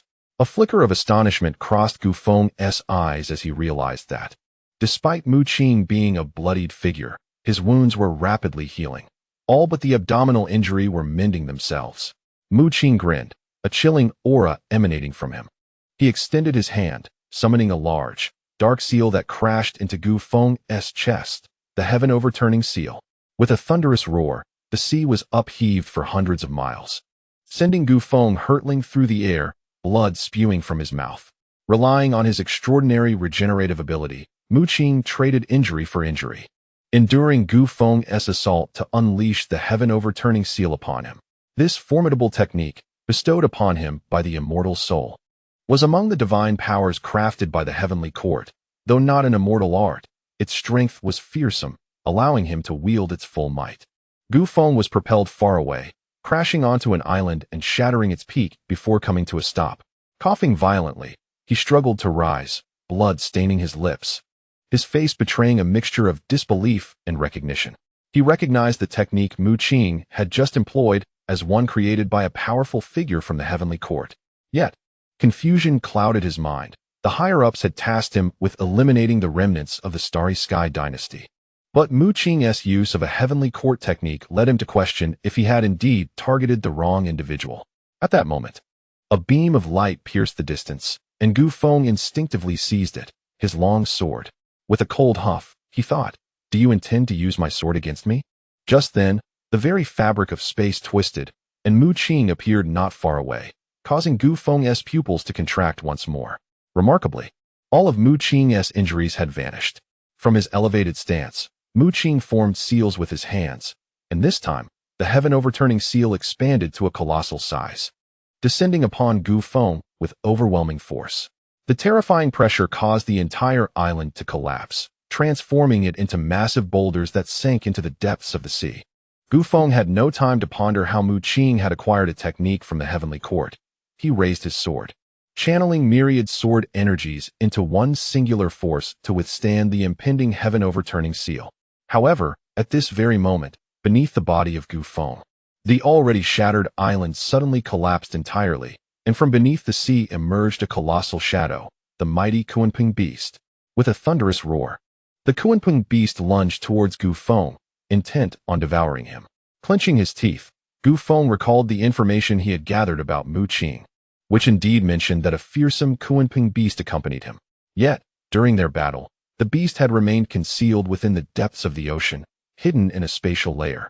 Eluding even Gu Feng's keen senses, a momentary lapse on his part, Gu Feng could only wield his longsword with his right hand to counter the overturning seal, while his left hand pointed, unleashing a torrent of sword energy. However, the sword energy that erupted from his fingertips was engulfed by the Qilin beast without inflicting any harm upon it. Stunned, Gu Feng understood that the Qilin beast was formidable, yet it seemed implausible for it to swallow his sword energy unscathed. In the next instant, a scene that left Gu Feng even more astonished unfolded before his eyes. After consuming the sword energy, intricate patterns resembling swords manifested upon the beast's immense body. The Qilin beast opened its cavernous maw, unleashing a tempest of sword energy. With the overturning seal above and the storm of sword energy below, Gu Feng felt an overwhelming pressure, compelling him to invoke the Boundless Sword Immortal technique once more. Boundless Sword Immortal, second style. The long sword in Gu Feng's grasp radiated a brilliant light, and a beam of sword radiance surged forth. shattering Mu Qing's overturning seal with sheer force. Did you think this was the end? Mu Qing bellowed, his hands weaving intricate seals, causing the surrounding space to fracture. As the void's waters transformed into a vast ocean that surged forth, accompanied by 1,000-meter serpent weaving through the spatial realm. Gu Feng stepped into the void with his sword intent soaring skyward, as a celestial figure materialized behind him. With another strike of his longsword, yet another beam of sword radiance erupted, imbued with pure power. With his capabilities, he could execute the first style with ease, yet the second style proved somewhat taxing. His sleeves were now completely torn, and blood seeped from his exposed arms, clearly indicating the immense pain he endured. Nevertheless, the second style's sword technique was exceptionally potent, ruthlessly simplistic, and grand in its sweep. The monstrous waves were shredded, and the world's serpent was cleaved in twain. Gu Feng's sword was terrifyingly formidable. Simultaneously, with a swift turn, he unleashed a strike that crushed the sword energy storm expelled by the Qilin beast, leaving a grievous wound upon its form. The Qilin beast howled in pain, retreating into the depths of the sea, its figure vanishing. Gu Feng panted heavily, casting a glance towards Mu Qing. At that moment, however, Mu Qing had once again materialized a 1,000-handed demonic form with his dark energy, summoning a thunderous pool as a Qilin descended, enveloping the demonic form in countless bolts of lightning, with the hammer of the thunder god appearing on each arm. Thunder rumbled. The sky darkened with ominous clouds, lightning striking down within a radius of thousands of miles. The 1,000-handed thunder god. Chapter 555, Experiment Subject. Gu Feng stood in a daze, surveying his surroundings. The environment had transformed utterly, resembling the apocalypse. The sky was shrouded in dark clouds, and thunder roared incessantly, as all living beings in this place had perished, leaving only the two of them. Now allow me to unveil my ultimate move. Mu Qing took a deep breath, his gaze sharpening as the starry demon realm unfolded. From the vast expanse of stars, an unending stream of demonic energy surged into his body. Empowered by the tumultuous essence, Mu Qing wielded the thunder god hammer, striking the thunder drum born from the thunder pool, sending a resounding roar into the air as a bolt of lightning descended from the heavens. Gu Feng attempted to evade, but soon, the 1,000-handed thunder god, with its 1,000 arms, began to strike the thunder drum, unleashing a torrential downpour of lightning from the dark clouds above. An avatar emerged, manifesting billions of thunder tribulations. In the blink of an eye, numerous 1,000-handed thunder gods appeared around Mu Qing, each raising a thunder god hammer to beat the thunder drum. Gu Feng's pupils constricted like needles, shock etched upon his face. It was the first time he had lost his composure so profoundly, for the scene before him was utterly terrifying. Countless 1,000-handed thunder gods surrounded him, numbering at least in the tens of thousands, each towering 100 feet tall. Most importantly, each thunder god possessed 1,000 arms, wielding the thunder god hammer, the sound of the thunder drum echoing relentlessly. Countless bolts of lightning cascaded down from the dark clouds, locking onto Gu Feng. Damn it! Gu Feng gritted his teeth, a flicker of determination flashing in his eyes. With a sweep of his longsword, he initiated his technique. A tremendous power brewing within him. Limitless Sword Immortal, third style. In an instant, his white garments shredded, and inexplicable wounds tore across his body. Even before unleashing his attack, he began to suffer from its backlash. Behind Gu Feng, a celestial figure re-emerged, surrounded by myriad sword shadows that moved in synchrony with his actions. The thunder Qilin descends. The voice, emanating from one of the 1,000-handed thunder gods, was soon followed by all the thunder gods raising their hammers high and striking down fiercely. Thousands of thunder Qilins charged forth, their energy shaking the heavens and the earth. Simultaneously, Gu Feng unleashed his sword, enveloping the surroundings in a radiant light, as countless celestial sword phantoms danced alongside his longsword, forming a grand sword array. Boom! Boom! A terrifying shockwave surged forth at a horrifying speed. As the two unleashed their ultimate attacks in collision, the surrounding seawater was violently displaced. The water elemental secret realm, composed of over 90% ocean, saw thousands of miles of seawater pushed aside by the aftermath, revealing the ocean floor. This meant that their battle had transformed this area into vast stretches of land. The cataclysmic thunder tribulations, the onslaught of thousands of thunder Qilins, and the fierce clash with Gu Feng's limitless sword array created a brilliant explosion that shot skyward. even tearing through the dark clouds. At that moment, all beings within the water elemental secret realm felt the terrifying energy fluctuations. Every creature at the divine realm trembled in fear, shivering in place. In a certain sea region, deep within a magnificent palace, a sea dragon measuring thousands of meters suddenly opened its eyes. Transforming into human form, it gazed intently in a particular direction. The sea dragon king bellowed, "What on earth has transpired?" Swiftly, two formidable sea dragons, embodiments of true divinity, approached with astonished expressions. "My lord, a dreadful calamity has befallen the eastern sea region. Countless sea beasts have been annihilated, and several marine clans face extinction. It is as though the apocalypse has descended upon that land." The sea dragon king waved his hand dismissively, allowing the two to depart. His countenance darkened, and he murmured, "What entity has intruded upon the water yuan's secret realm? Could it be individuals from the Taiwa Palace?" He sensed two terrifying auras clashing violently in the eastern sea, each one significantly surpassing his own might. It could not possibly be the aged patriarch of the merfolk. Who could it be? The sea dragon king pondered. Aware that the merfolk resided in the western sea and had no reason to venture into the eastern sea, nor did their chieftain possess such strength. Meanwhile, the recently ascended celestial within the water yuan secret realm was the chieftain of the Tianjin clan, located in the northern sea, whose prowess paled in comparison to that of the merfolk's leader. Thus, he was also ruled out. The sea dragon king, perplexed, felt a wave of frustration wash over him. In the western sea, atop a colossal island, the merfolk patriarch squinted slightly, also sensing the two formidable auras. After a prolonged silence, he sighed. Alas, the emergence of the Tianjin clan was already a source of vexation, and now these two powerful entities have abruptly appeared. This modest water yuan secret realm is likely to be engulfed in turmoil. In the northern sea, towering giants labored to construct palaces, occasionally glancing toward the eastern sea, evidently attuned to the violent disturbances occurring there. "Chieftain, what has transpired in the eastern sea?" Several peak true gods of the Tianjin clan approached their king with inquiries. The Tianjin king shook his head, equally in the dark. His eyes were filled with worry and agitation.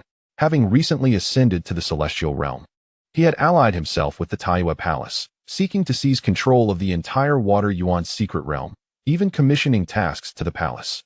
Yet, days had elapsed without a visit from the palace's representatives, and now, two terrifying presences had emerged, causing him concern that this might hinder the palace's endeavors. "You have lost." In the skies above, Mu Qing stood, his attire tattered and his body marred by countless sword wounds. Gazing downwards, he spoke coldly. His injuries were mending rapidly, nonetheless. Even once healed, his stamina would be severely depleted. As for Gu Feng, the long sword in his grasp dimmed, his very essence exhausted, unable to even tread the void. His form was charred and riddled with injuries. Ultimately, his boundless sword array had been shattered. Mu Qing's onslaught was simply too formidable. Around them, the sea, temporarily displaced by the shockwaves of their battle, began to surge back, gradually engulfing Gu Feng. "You are indeed more formidable than I had anticipated." Gu Feng, though clearly weakened, lay upon the ground as the tumultuous waters rushed towards him. Just as he was on the brink of submersion, a faint smile curved upon his lips. He reached into his robe, seemingly to retrieve something. Suddenly, a glimmer of moonlight flashed in Mu Qing's eyes, and an invisible force surged forth in an instant. Gu Feng's movements came to a halt, and even the encroaching waters that threatened to engulf him paused. Within the celestial realm, behind Mu Qing, radiant beams of immortal light surged forth, accompanied by the emergence of 4 celestial swords.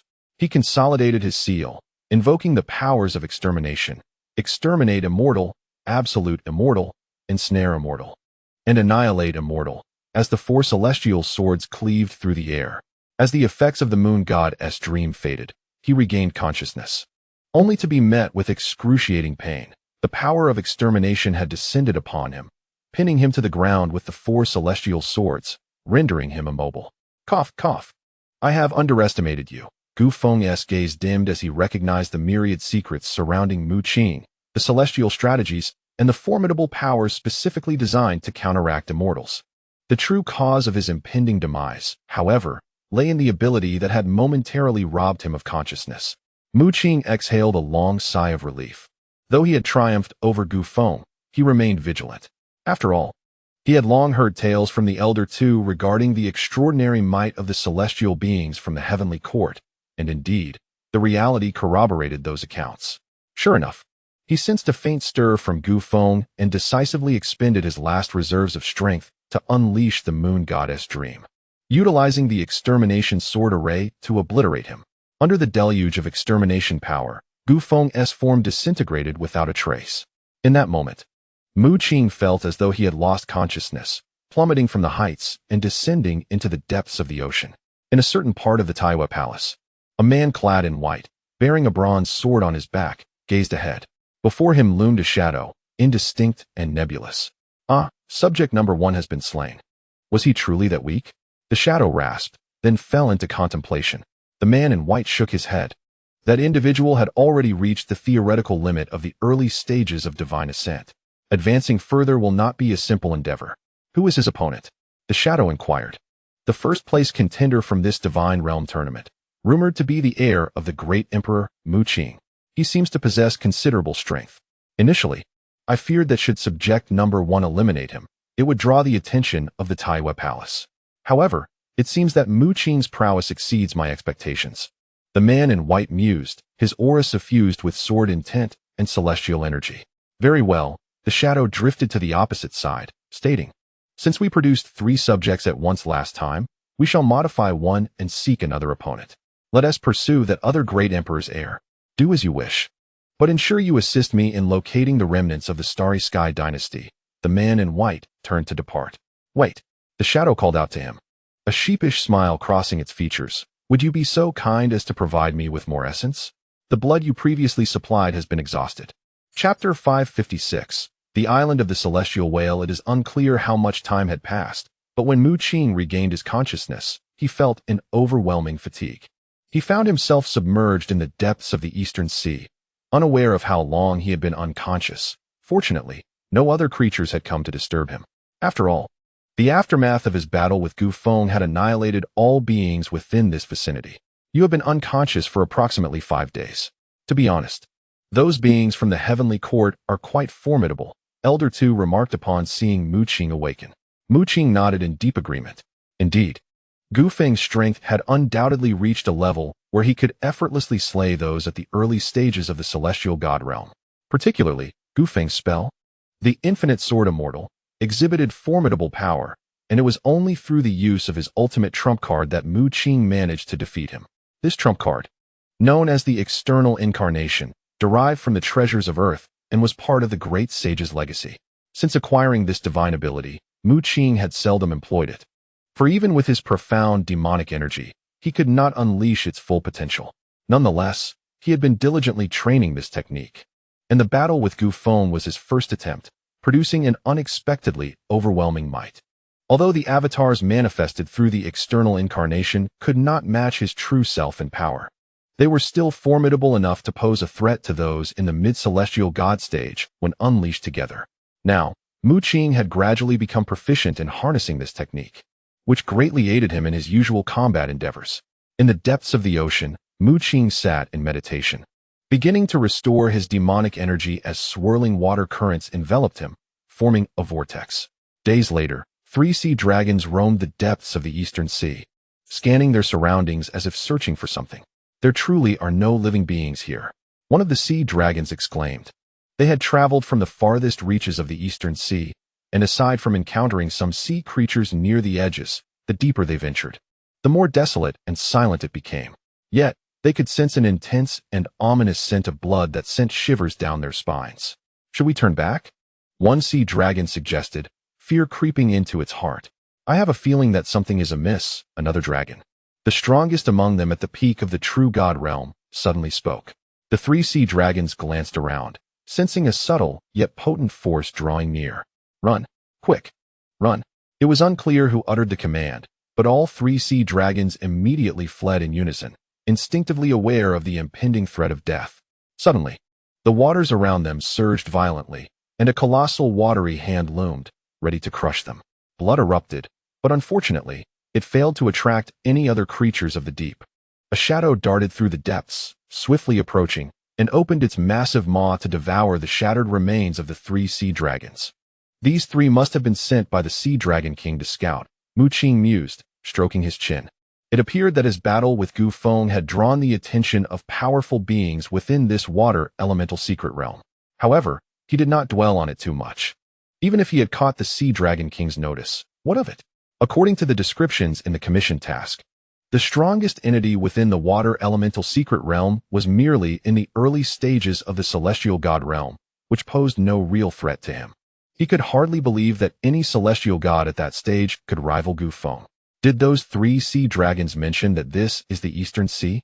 Mu Qing sat atop the colossal Qilin beast and swiftly set off in a specific direction at an astonishing speed. The entrusted task in his hands detailed the specific location of the Celestial Whale clan. He was now on his way to the Celestial Whale Island in the Northern Sea, hoping to ascertain whether Blood 7 was present there. The nature of the entrusted task allowed for flexibility regarding the meeting with the client.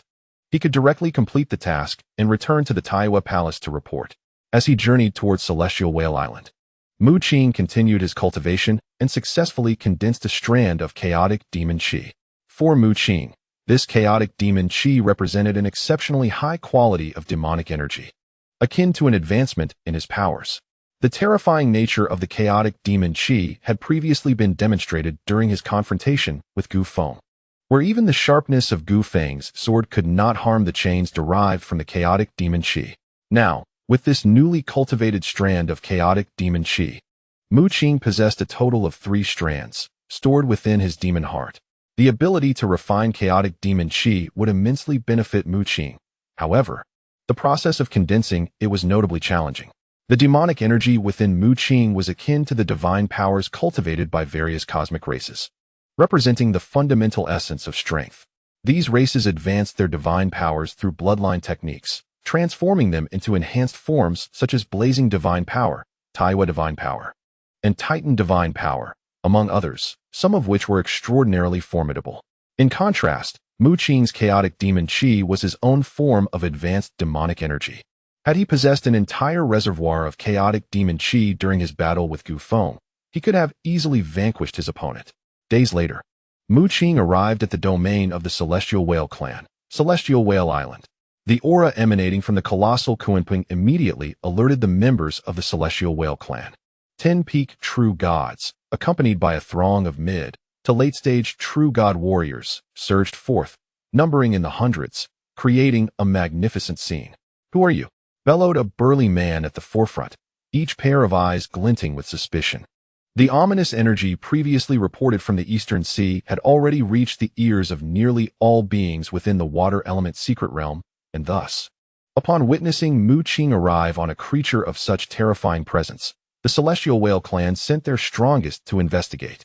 The strongest among them, Whale Source, surpassed the other peak true gods, donned in azure crystal armor, his stature imposing as he wielded a trident, surrounded by radiant azure divine light, ready to confront the young man clad in silver robes.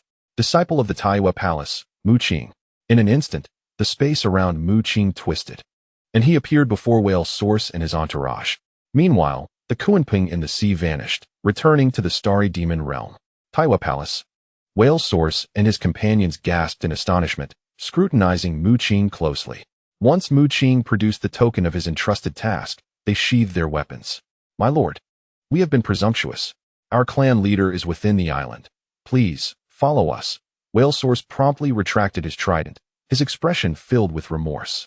Although he could not perceive Mu Qing's precise aura, he understood that the task entrusted by their clan leader involved 2 other divine beings within the water element secret realm.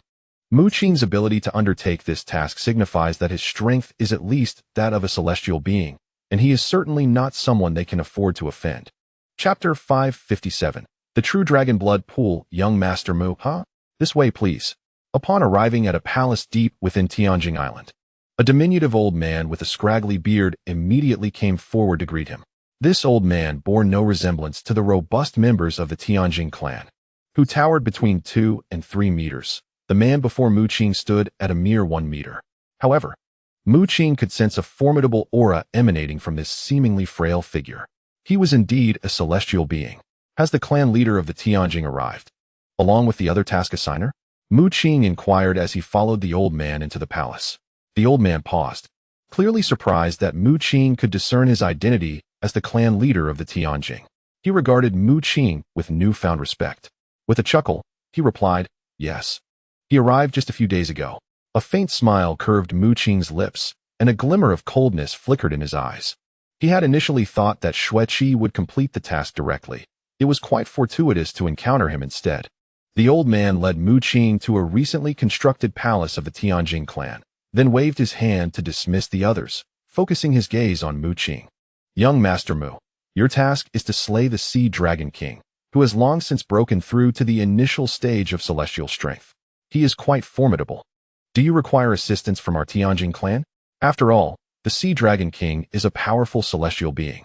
Confronting him with merely one at the initial stage would likely result in the latter's defeat, but the Sea Dragon King could find a means of escape."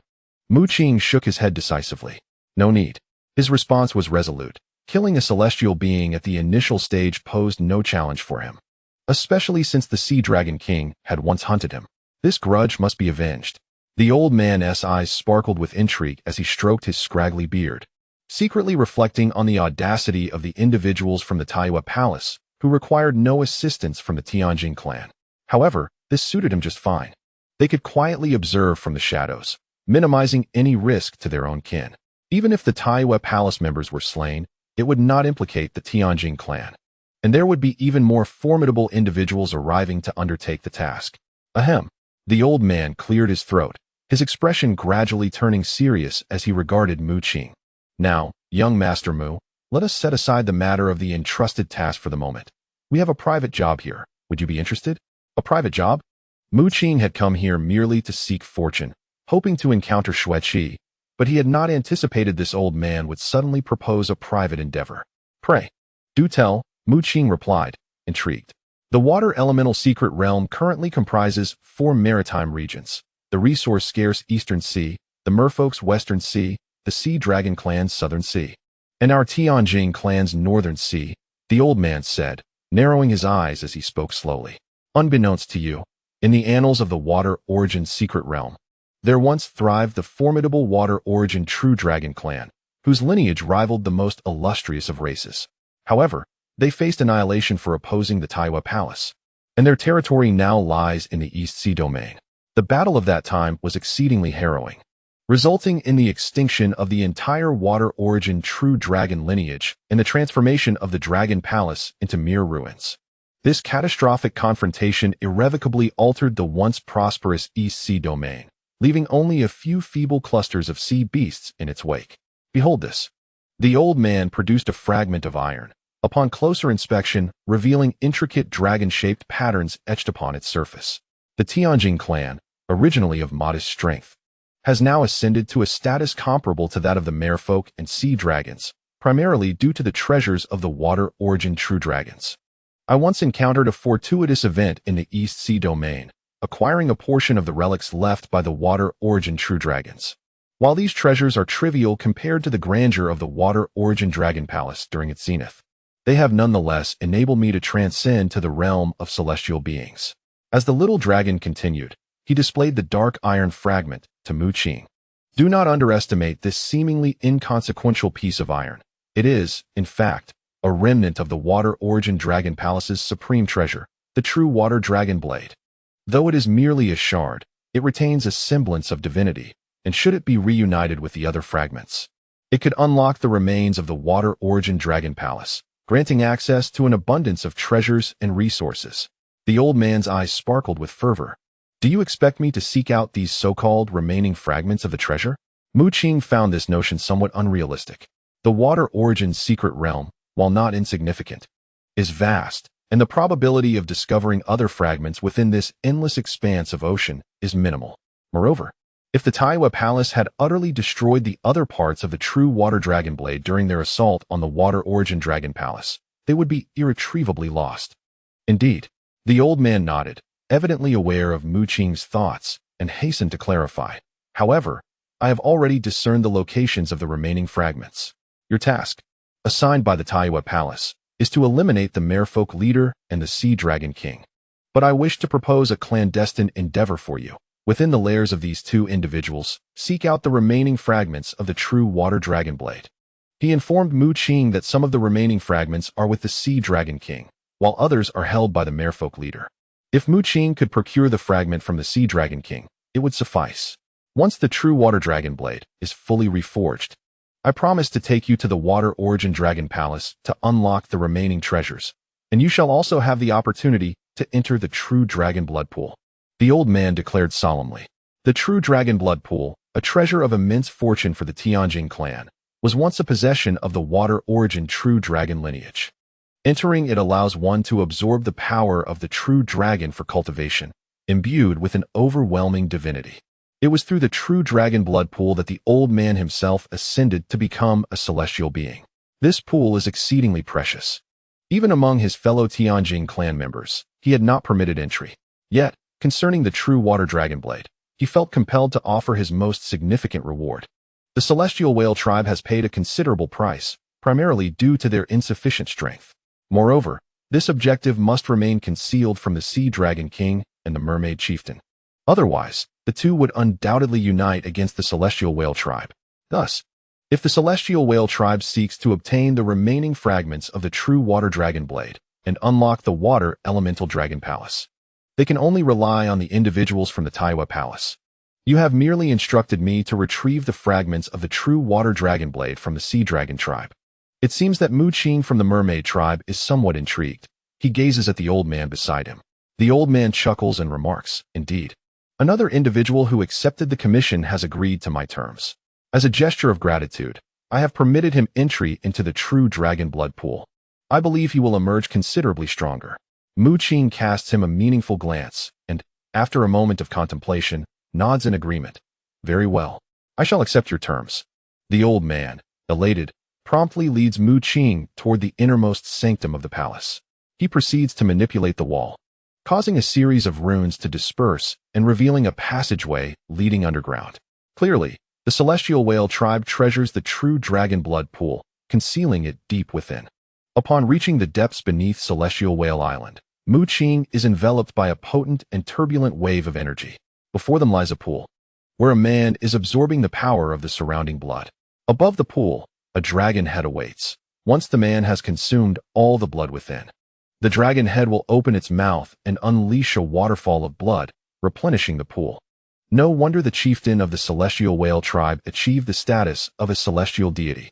Mu Qing is astonished. This energy is indeed formidable, even stirring his own ambitions. Indeed, this is the essence of true dragon blood. At this moment, Old Two exclaims in astonishment through a mental connection. He had initially presumed that the true dragon blood pool contained mere blood from the water elemental true dragon, but upon closer inspection, he realized his error. This was not ordinary blood, but the true essence of a dragon at the divine emperor level. The dragon blood harbors immense divinity, and the essence from a divine emperor is even more extraordinary, consisting of pure blood meticulously cultivated by a divine emperor-level true dragon. Such dragon essence, even a single drop, could bestow significant enhancement upon you. Immersing yourself in this blood pool will undoubtedly yield immense benefits. However, absorbing dragon blood will gradually lead to one's assimilation by dragon energy. What you must do is refine this dragon energy and prevent your own transformation into a dragon. Old Two elucidates. Master Mu, that is the true dragon blood pool. You may confidently absorb the energy within, but heed this warning. While the divine energy in the dragon blood is overwhelming, it also contains dragon energy. Absorbing too much dragon energy will lead to your transformation. Remember, transformation will not enhance your strength, and it may obliterate your consciousness.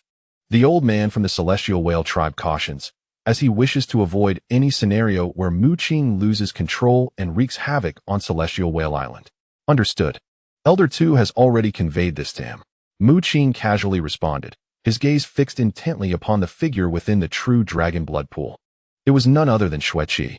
At this moment, Xueqi was seated cross-legged in the blood pool, absorbing the power of the dragon blood. He appeared to be struggling, his body trembling slightly, with patches of blue dragon scales emerging on his face, and a small horn beginning to protrude from his forehead. He was undergoing dragon transformation. This marked the third wave of dragon blood he was absorbing, and one could not help but admire the prowess of those from the Taiwa Palace. The old man felt both admiration and envy. He had utilized this true dragon blood pool on 2 occasions. The first allowed him to break through from mid-true god to peak true god, while the second enabled him to ascend to the early stages of heavenly god. However, during both instances, he could only endure the first wave of dragon blood. In his greed, he had attempted to absorb the second wave, but overestimated his capacity, resulting in dragon transformation. Fortunately, he had not absorbed much dragon energy and managed to extricate himself from the dragonified state after paying a price, yet he had transformed into his current form. Otherwise, as the patriarch of the Tianjin clan, he would have been a formidable and towering figure. Suddenly, Xueqi began to tremble violently in the blood pool, and then his complexion paled as he expelled a large mouthful of fresh blood. Upon opening his eyes, they had transformed into dragon eyes, and his body was now covered in dense blue dragon scales, with his fingers becoming thicker and his nails sharper. This was bad. He was on the verge of dragon transformation. The old man was astonished and hurriedly attempted to intervene to assist Xueqi. However, at that moment, Xueqi formed seals with his hands, executing some method that caused blood mist to emanate from every pore of his body. As the blood mist surged forth from within him, his dragon transformation gradually receded, returning him to his original state. He had forcibly expelled the excess dragon blood from his body. The old man gasped in surprise. He had not anticipated that Xueqi possessed such a capability. The third wave of dragon blood was beyond Xueqi's tolerance, compelling him to use the techniques of their blood clan to expel it from his pores. The old man sighed, having to concede that the individuals from Taiyue Palace were indeed formidable. Even when on the brink of dragon transformation, they had means to resolve it. The backlash from the dragon energy within the dragon blood was astonishingly fierce. Xueqi was astonished as well. His aura had significantly elevated, but his original intention was to surge into the mid-stages of heavenly god. Alas, he could not withstand the third wave of dragon blood. In fact, he had only successfully absorbed and refined the second wave through the means of their blood clan. After all, the dragon blood within the true dragon blood pool was the essence of a water elemental true dragon at the divine emperor level.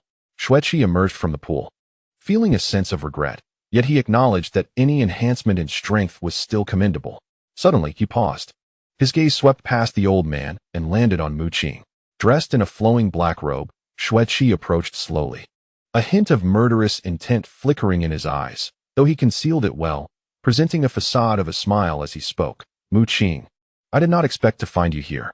Indeed, what a coincidence. Mu Qing responded with a smile. Yet he did not conceal his words. You should address me as senior brother, for you were utterly defeated by me before. Xueqi's expression darkened. He had long harbored resentment over his defeat at Mu Qing's hands and was determined to vanquish him this time. Influenced by the cursed seed, he had even developed a fierce intent to kill Mu Qing, merely because of that one loss. His feelings of discontent, fueled by the power of the cursed seed, morphed into animosity and hatred. After a brief moment of stiffness, Xueqi quickly donned a smile. If that is the case, I shall indeed call you senior brother. If my memory serves me correctly, your task seems to involve slaying the Sea Dragon King? I hope you do not find yourself lacking in strength and fall victim to him. The Sea Dragon King's might does not pose a threat to me.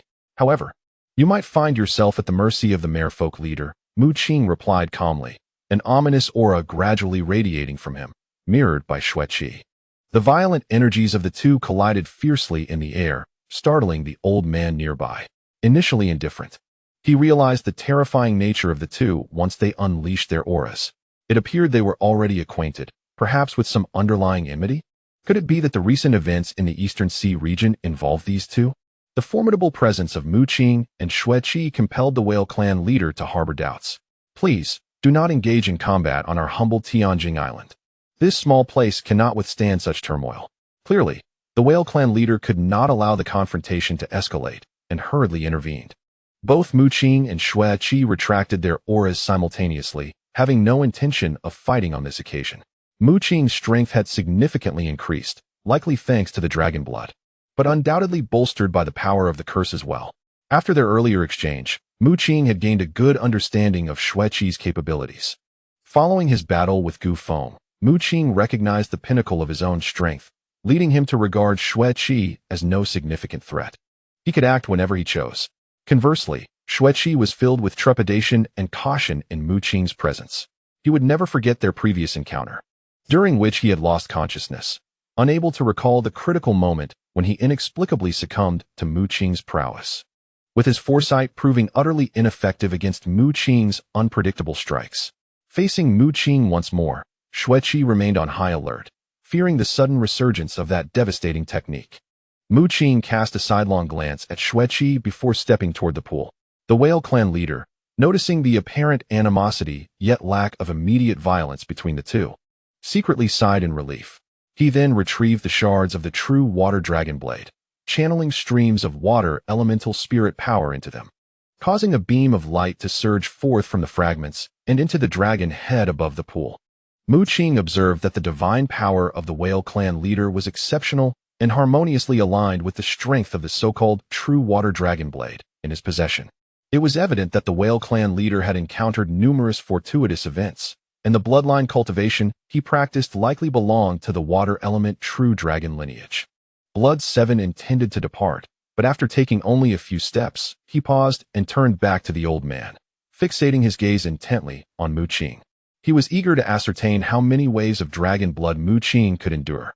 After all, even he, a being reputed to command all blood, could only withstand the third wave of dragon blood, as the dragon energy contained within was overwhelmingly potent, coupled with the lingering consciousness of the dragon's former master, making it exceedingly difficult to dispel. Mu Qing settled in the center of the pool, directly beneath the dragon's head, and assumed a meditative posture, enveloped in swirling demonic energy, fully prepared for the impending onslaught.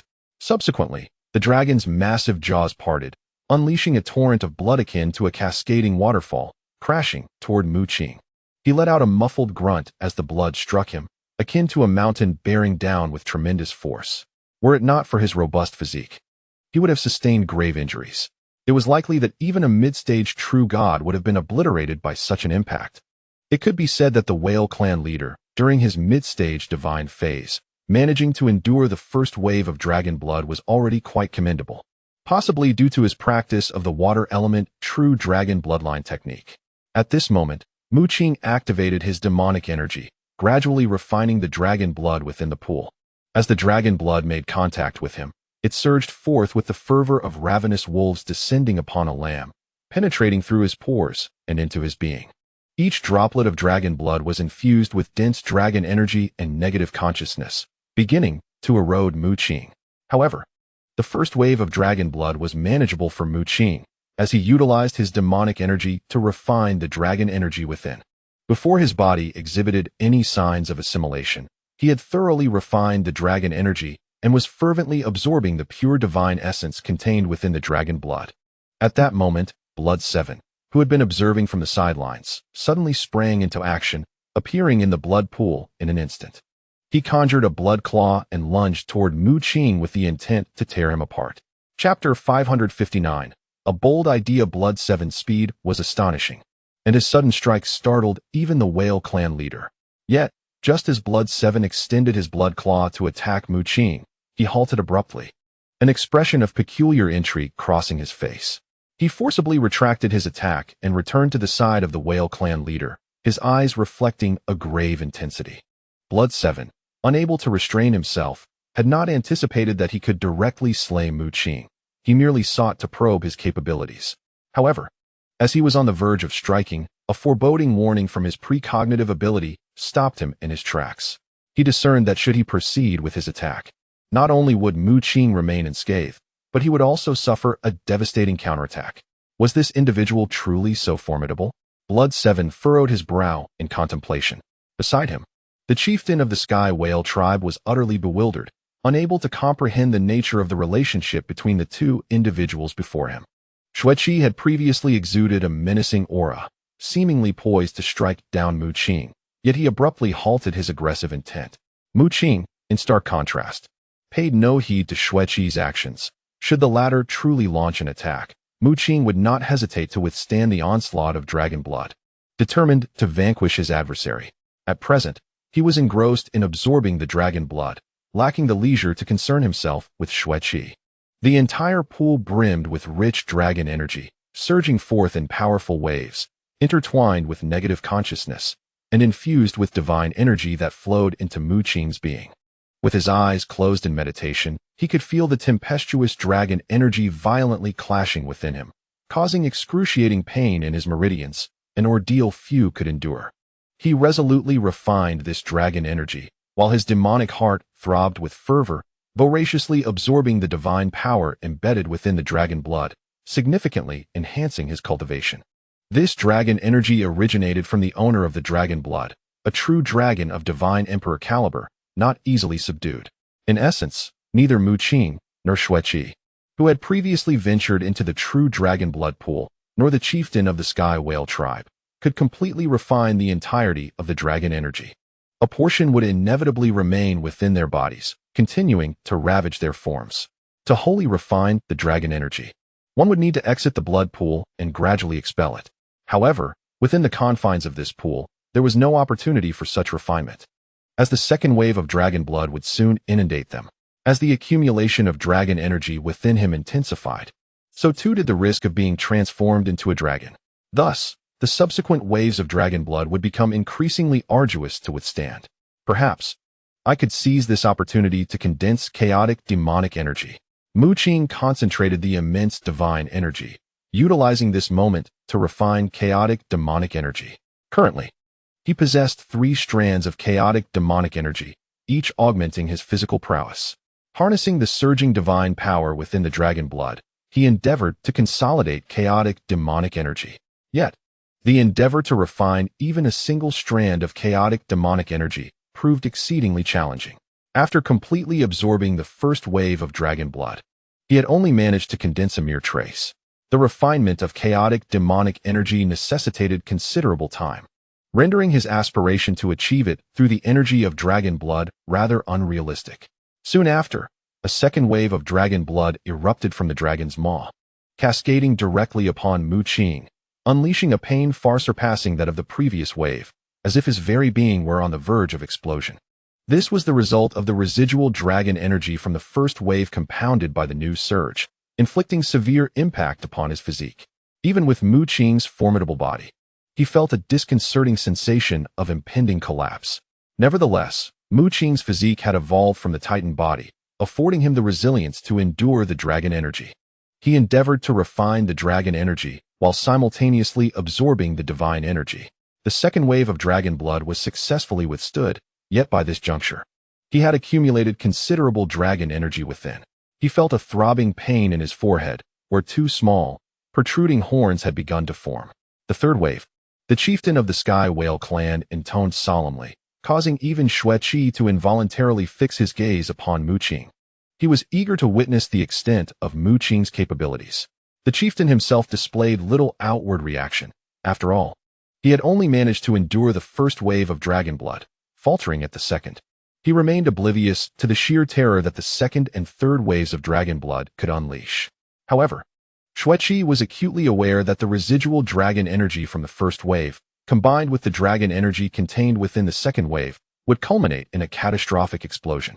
Even he had relied on his unique blood-controlling abilities as a member of the Blood Clan to survive. Yet, the third wave of dragon blood was overwhelmingly formidable.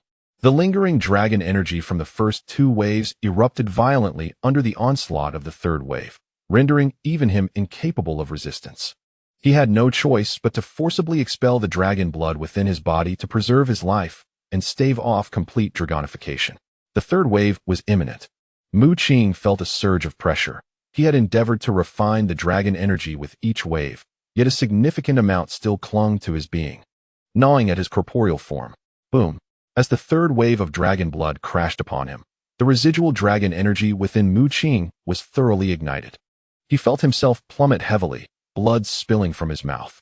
A pair of dragon horns sprouted from his forehead, while a profusion of blue dragon scales emerged upon his skin. His physique swelled several times its normal size, his garments torn apart, and barbed spikes erupted from his back. Mu Qing's hands had entirely transformed into dragon claws, and his eyes morphed into slitted dragon orbs, exuding a chilling gaze. Seeing this, Xueqi could not suppress a smile. Mu Qing's condition was even more dire than his own had been during the third wave of dragon blood. The majority of Mu Qing's body had already succumbed to dragonification, a consequence of insufficient refinement of dragon energy during the previous waves. Turning away, Xueqi prepared to depart, knowing that Mu Qing's situation was perilous. Without some extraordinary means to suppress or expel the dragon energy within him, it was only a matter of time before he was irrevocably transformed into a dragon. Indeed, Mu Qing's predicament was grave. His body trembled slightly, layers of blue dragon scales surfacing upon his skin. Gritting his teeth, he attempted to suppress and refine the dragon energy within him using demonic energy, momentarily concealing the blue scales, only for them to re-emerge almost instantly. This is untenable. The dragon energy within you is overwhelming. If this continues, you will be fully dragonified. Elder Tu admonished sharply. Yet Mu Qing remained remarkably composed.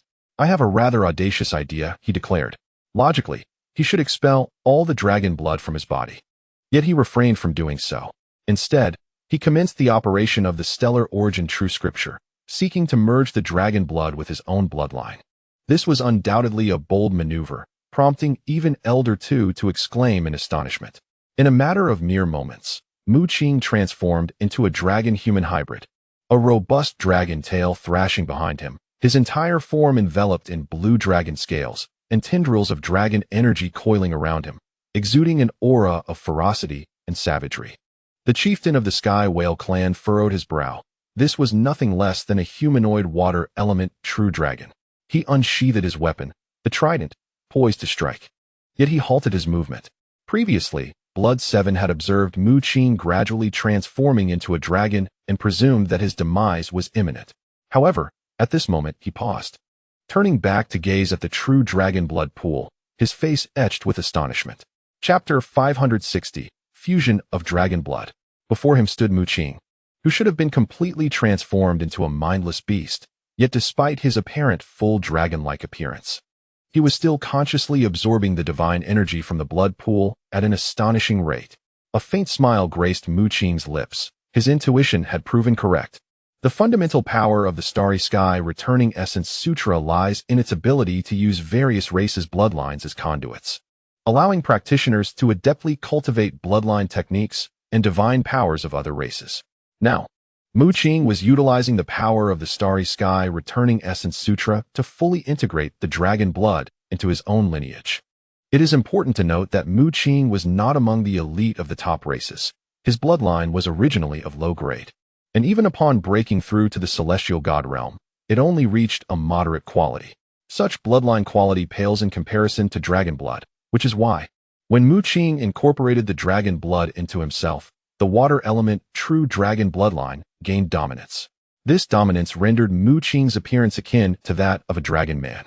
Fortunately, Mu Qing's bloodline was of moderate quality, specifically the lowest tier among the mid-grade bloodlines, allowing him to gradually merge with the dragon blood through the Starry Sky Returning Essence Sutra. Were he to possess a high or top-tier bloodline, conflicts would surely arise during the fusion with dragon blood. The dragon energy contained within the dragon blood proves immensely beneficial to all dragonkind and their subspecies. Hence, as Mu Qing integrates the dragon blood into his bloodline, endowing it with certain dragon traits, the dragon energy poses no threat to him. The true peril of dragon blood, however, does not lie in the dragon energy, but rather in the consciousness and negative emotional energy of the water element true dragon that it harbors. Such resentment can erode even the most resilient of dragon beings after they absorb dragon energy. Nevertheless, Mu Qing need not worry about this significant threat, for all negative emotions and resentments are devoured and absorbed by the moon god lantern in his mind. This, without a doubt, alleviated a considerable burden for Mu Qing. Soon, all the dragon blood in the pool was consumed by Mu Qing, and within his bloodline, a faint dragon-shaped pattern began to coalesce. The power of the dragon blood rapidly merging with his own lineage. Is this the bloodline of the water element true dragon? Mu Qing could sense a newfound understanding of the principles of the water element. Such principles are typically within the domain of the Emperor realm, yet Mu Qing, through the bloodline of the water element true dragon, forcibly attained a measure of insight. After all, the Shueyuan true dragon clan is a pinnacle race, and within the Shueyuan secret realm, they are merely a branch lineage. Yet, the essence of their bloodline remains unchanged. From birth, they are as if divinely aided, innately imbued with an understanding of the principles of water. Upon reaching the Divine Emperor realm, their ascension to the rank of Emperor becomes significantly facilitated. This is the advantage shared by all elite races. When one attains enlightenment, the entire clan ascends with them. The emergence of an emperor within a race bestows benefits not solely from the profound divinity of their bloodline, but also from the insights contained therein. Now Mu Qing, in his endeavor to cultivate the Xuanwu celestial technique, is bound to achieve remarkable results. Strictly speaking, the Xuanwu celestial technique is a water-based divine art, encompassing an unfathomable array of water manipulation techniques. Blood Qi and the chief of the Tianjing tribe gazed at Mu Qing in astonishment. He had clearly entered a state of complete dragon transformation. Yet, the smile at the corner of his mouth indicated that his consciousness remained unscathed. How could this be? The dragon's blood harbors an overwhelming amount of negative energy. Why was he unharmed? Blood Qi was utterly perplexed.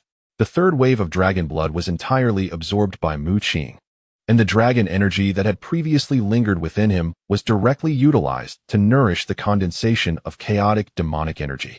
While absorbing the dragon energy might yield the unique divine power of the Shuiyuan true dragons, Mu Qing was unwilling to forsake demonic energy for divine power. Thus, he devoted all the dragon energy to refining chaotic demonic energy. Though the process was slow, even the smallest morsel is still nourishment, and any progress, however minuscule, is a triumph. He had managed to withstand the third wave. Blood Qi and the chief of the Tianjing tribe inhaled sharply in disbelief, particularly Blood Qi, who felt a surge of frustration followed by jealousy and murderous intent. Clenching his fists, the cursed seed within him exacerbated his awareness and instilled a subconscious urge to strike immediately. However, Blood Qi maintained his composure, retaining a semblance of rationality. At that moment, the dragon's maw opened wide, and the fourth wave of dragon blood gushed forth, cascading over Mu Qing's form. With his hands forming seals, the dragon blood now posed no threat to him, akin to a priceless treasure. He devoured copious amounts of dragon blood to condense chaotic demonic energy. Between his hands, a chaotic-hued orb emerged, with tendrils of demonic energy swirling within. Upon absorbing the entirety of the fourth wave's power, the chaotic orb suddenly distorted, transforming into a chain of chaos that burrowed into Mu Qing's being. This was chaotic demonic energy, capable of manifesting as chains that wield the power to control order. Each strand of chaotic demonic energy possesses formidable might, rivaling the resilience of celestial-grade artifacts. Now, within Mu Qing, there resided 4 strands of chaotic demonic energy. Boom! The fifth wave of dragon blood surged unexpectedly, causing Mu Qing's body to tremble, and he could not suppress a cry of pain. This wave of dragon blood contained an extremely violent force, making him feel as if countless needles were mercilessly piercing through him, leaving him in excruciating agony. From his pores erupted streams of sanguine mist, while the blood within him surged chaotically, producing a sound reminiscent of seething molten lava. This scene bore a striking resemblance to the expulsion of dragon's blood from Blood Qi. However, Mu Qing's predicament stemmed from an excess of dragon's blood within him. As he underwent this fusion, the dragon's blood asserted its dominance, seeking to expel the human bloodline that rightfully belonged to Mu Qing. Naturally, he could not allow the dragon's blood to accomplish this. Otherwise, he would be utterly transformed into a water element true dragon once his human bloodline was completely eradicated. It was indeed not an easy feat. Mu Qing understood that the situation would not resolve itself effortlessly. Thus, he began to channel his power to suppress the dragon's blood within his veins. His objective was to gradually integrate the dragon's blood into his bloodline. The process of merging the bloodlines was excruciating. Dragon scales emerged upon his skin, only to shatter as if they were being violently torn from him. Before long, Mu Qing was drenched in blood, and although his wounds healed at an astonishing rate, new dragon scales would immediately sprout, only to burst forth once more.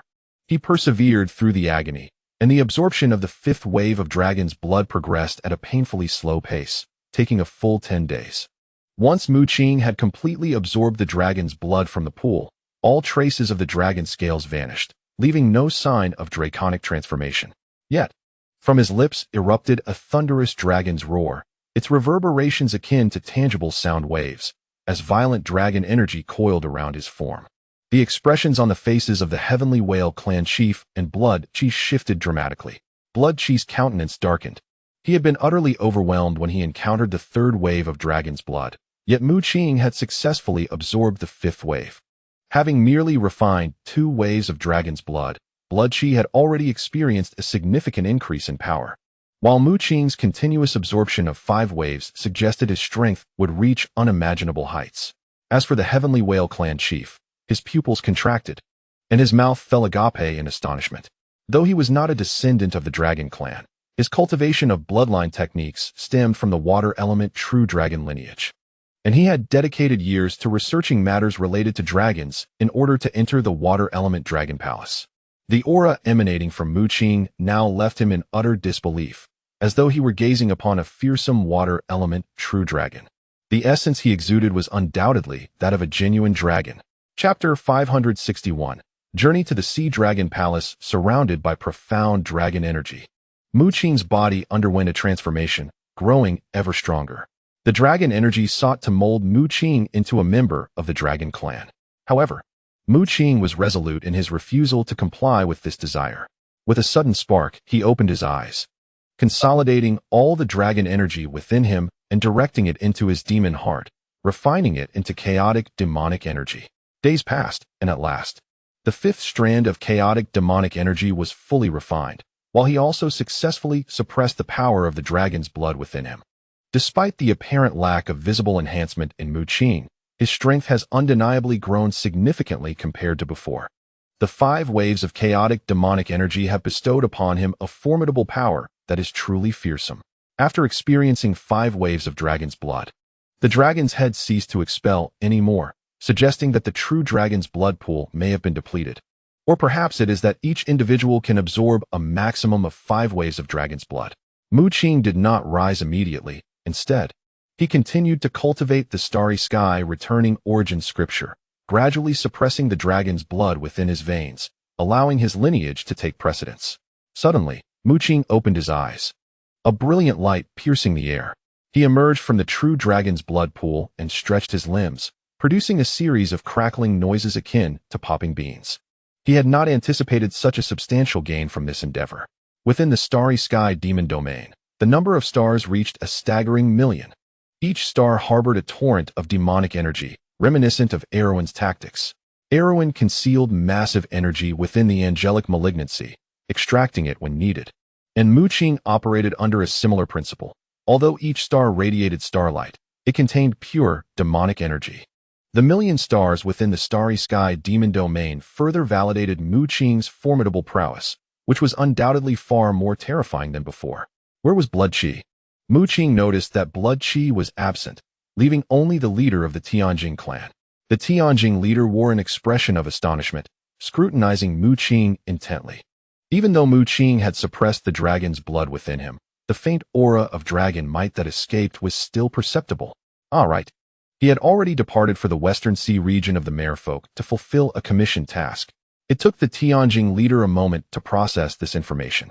He certainly moves quickly. Mu Qing smirked. Had blood qi remained, he would not have hesitated to confront him directly. However, calculating the days, Mu Qing realized that with only a month left, it was high time for him to complete the commissioned task. Though he was uncertain of any penalties for failing to fulfill the task, it was a decree established by the Taiwa Palace, and thus, he could not disregard it. He left Tianjing Island and headed towards the South Sea region, the territory of the Sea Dragon King. Before Mu Qing departed, the Tianjing leader reminded him not to forget to retrieve the fragments of the true water dragon blade. Initially, the Tianjing leader had feared that Mu Qing and blood qi might lack the strength to confront the Merfolk leader and the Sea Dragon King. But it seemed that concern was unwarranted. Just blood qi alone was considerably more powerful than him, the leader of the Tianjing clan. Having withstood the third wave of dragon's blood, while Mu Qing was even more formidable, having endured 5 waves of dragon's blood. If he could not vanquish the Sea Dragon King, then surely, no one in the early stages of the celestial realm could hope to do so. In the South Sea region, the domain of the Sea Dragon clan, this expanse of ocean was entirely the realm of the sea dragons. Every sea dragon could assert their dominance here, and other races dared not provoke the Sea Dragon clan. Mu Qing sat cross-legged atop the colossal Qinping beast, swiftly making his way toward the dragon palace of the Sea Dragon clan. having obtained the precise location of the Sea Dragon Palace from the Tianjing leader before his departure.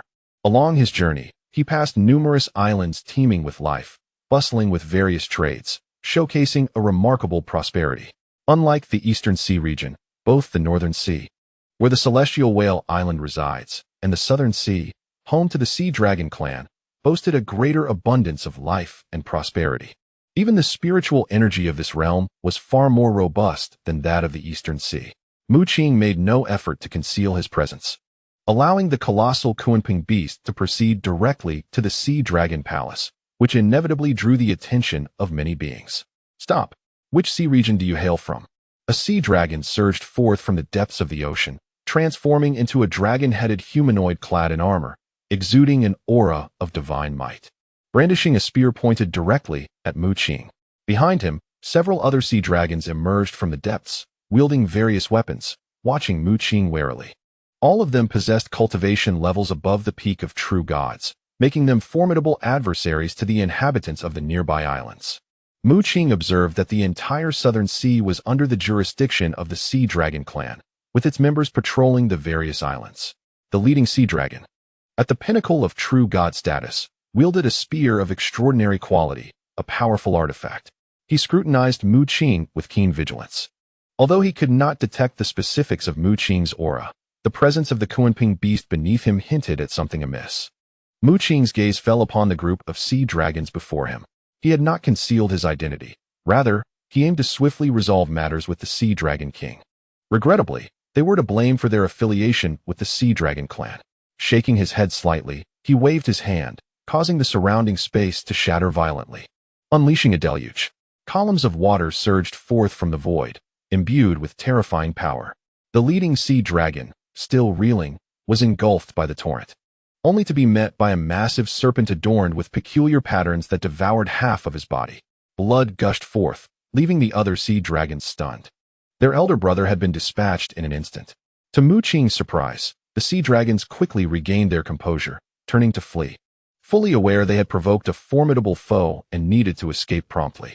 However, from the moment they encountered Mu Qing, their chances of escape had vanished.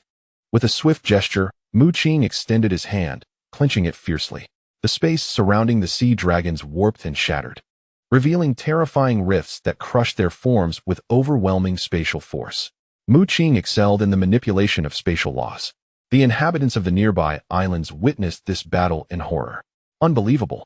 Those were powerful members of the Sea Dragon clan, yet they fell so easily? One underwater being exclaimed. In the eyes of the denizens of the Southern Sea, the Sea Dragon clan was nearly a dominant force, with each sea dragon exhibiting strength far surpassing that of their peers in the same realm. The formidable sea dragons, who perished at the hands of Mu Qing, were the guardians of order for several nearby islands, yet their demise was treated with such casual indifference. Who, pray tell, is that young man clad in silver robes? What grants him such formidable power? This prowess must surely be akin to that of a celestial deity. The inhabitants of the surrounding islands were engulfed in disbelief. At that moment, a creature resembling an octopus seemed to recall something and exclaimed loudly, "I understand now. I know who it is." Recently, a fierce battle in the Eastern Sea resulted in the demise of numerous beings. He must be the one responsible. News of the conflict between two terrifying powerhouses in the Eastern Sea had already spread across various maritime realms, and the dreadful strength of Mu Qing inevitably drew parallels to that event. Simultaneously, some quickly noted that the direction Mu Qing and the colossal Qilin were heading was towards the Sea Dragon Palace. Trouble, trouble, my lord. Someone is approaching our Sea Dragon Palace. A shrimp soldier stumbled into the presence of the Sea Dragon King. The king emerged from his hall with purposeful strides, transforming into human form, his expression grave and his demeanor imposing, exuding an aura of authority without the need for anger. What is the cause for such alarm? The Sea Dragon King admonished. It is a man. He seeks to invade our Sea Dragon Palace. The shrimp soldier replied hastily, having received the news of Mu Qing's slaughter of the sea dragons moments prior. Preposterous. I shall grant you one more chance. Should you continue your nonsensical ramblings, I shall not hesitate to strike you down. The Sea Dragon King's countenance darkened, clearly regarding the soldier's words as fanciful. What power could dare threaten the Sea Dragon Palace? The sovereign of the entire Southern Sea region? It is true. It is true. Hai Ming and the others have already been slain. The shrimp soldier trembled with fear, dreading that the king might strike him dead for his claims. Yet, he felt compelled to relay the truth. Are you still spouting nonsense? The Sea Dragon King, filled with fury, raised his hand, causing a tremendous force to resonate, shaking the entire inner hall. However, he soon regained his composure, retracting his hand and regarding the quivering shrimp soldier with a frown. What exactly do you mean by that person? Suddenly, he sensed something amiss. It seemed unlikely that the soldier would risk his own life to convey falsehoods. The shrimp soldier exhaled a secret sigh of relief, stammering. He is a terrifying powerhouse who emerged from the fringes of the Southern Sea Islands. After slaying Hai Ming and the others, he advanced towards our Sea Dragon Palace. Along the way, several strong warriors from the Sea Dragon Palace attempted to confront him, yet all were vanquished without exception, each in a single strike. A single strike? The Sea Dragon King's pupils contracted, recalling the two dreadful presences that had appeared in the Eastern Sea not long ago. He was well aware of Hai Ming's reputation. A talented individual among their clan who had reached the pinnacle of true godhood and had received his guidance on several occasions.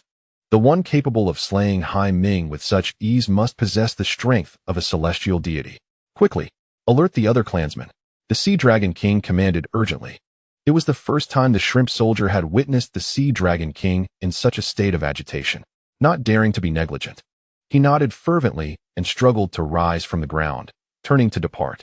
Wait. Suddenly, the Sea Dragon King spoke again. The shrimp soldier's face was filled with skepticism. Yet he noticed the Sea Dragon King's expression was gravely serious as he solemnly declared, "The adversary has arrived." Outside the palace, a cacophony of anguished cries erupted, causing the Sea Dragon King's countenance to darken further. The Sea Dragon Palace was indeed magnificent, far surpassing the opulence of the palaces constructed by the Celestial Whale clan. Mu Qing surveyed the grandeur of the Sea Dragon Palace, smacking his lips in admiration. Before him, a cluster of resplendent palaces lay nestled at the ocean's depths, shimmering with vibrant light. At that moment, a formidable aura emanated from within the Sea Dragon Palace. The Sea Dragon King, adorned in regal robes, surged forth accompanied by a multitude of Sea Dragon kin. Upon his emergence, his gaze fell upon the young man in silver robes before him, and his pupils constricted in shock, for he discerned the remnants of sea dragon corpses surrounding the silver-clad youth. "Who are you?" the Sea Dragon King demanded, a heavy weight settling in his heart as he confronted Mu Qing, for he could not ascertain the latter's true level of cultivation.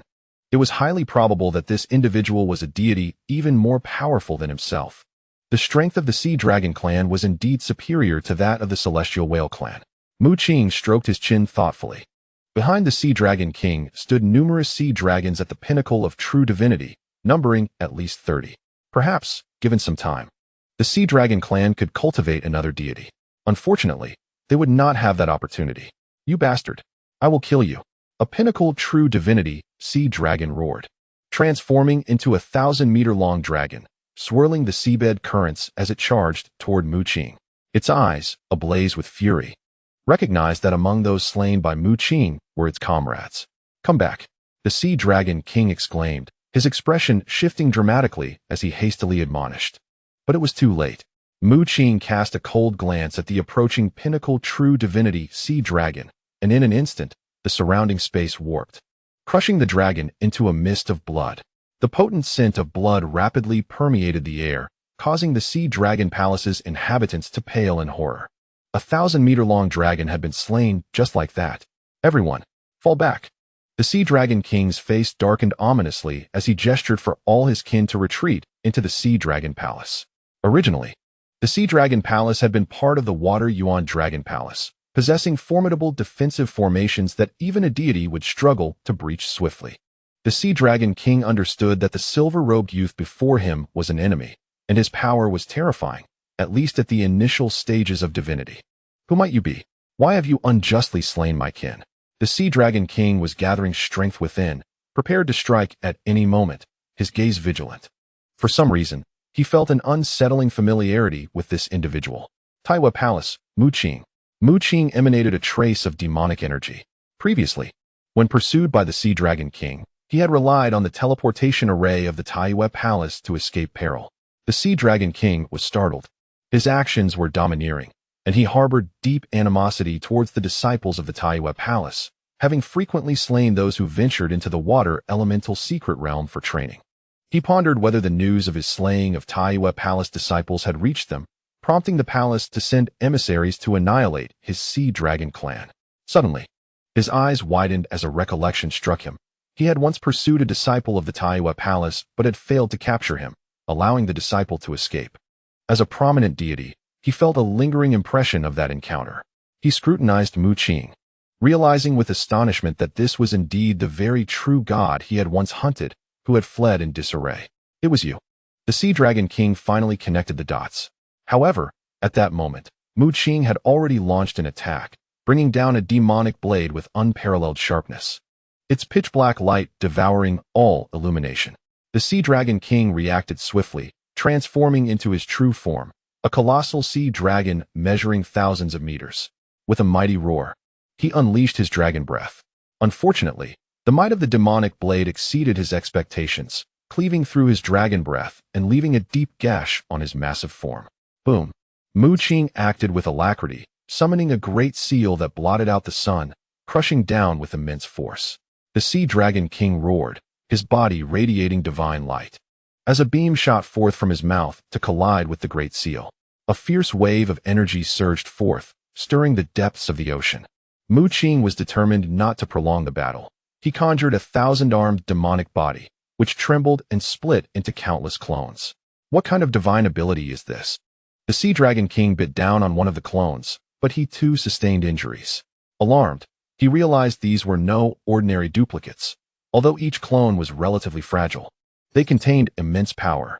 Soon after, dark seals descended upon him, overwhelming even the Sea Dragon King. Although he was a formidable opponent among the early-stage deities, his misfortune lay in facing Mu Qing. Refusing to let the conflict drag on, Mu Qing unleashed his full strength. The Qilin descended. He summoned a thunder pool, transforming hundreds of his 1,000-armed demonic bodies into thunder gods, unleashing a torrent of lightning into the depths of the sea. Accompanied by the swinging of the thunder goddess hammer, as waves of lightning Qilin charged towards the Sea Dragon King. In the depths of the ocean, the Sea Dragon King writhed in agony. Despite his myriad divine abilities, he could not withstand Mu Qing's relentless onslaught. His massive form was battered by the black seals, creating numerous craters, with scales shattering and blood gushing forth. Utilizing various divine techniques, he barely managed to fend off the great seal. But despair soon enveloped him as 100 thunder Qilin approached with cataclysmic force. Boom, boom, boom, boom. Continuous explosions of energy erupted from the abyss.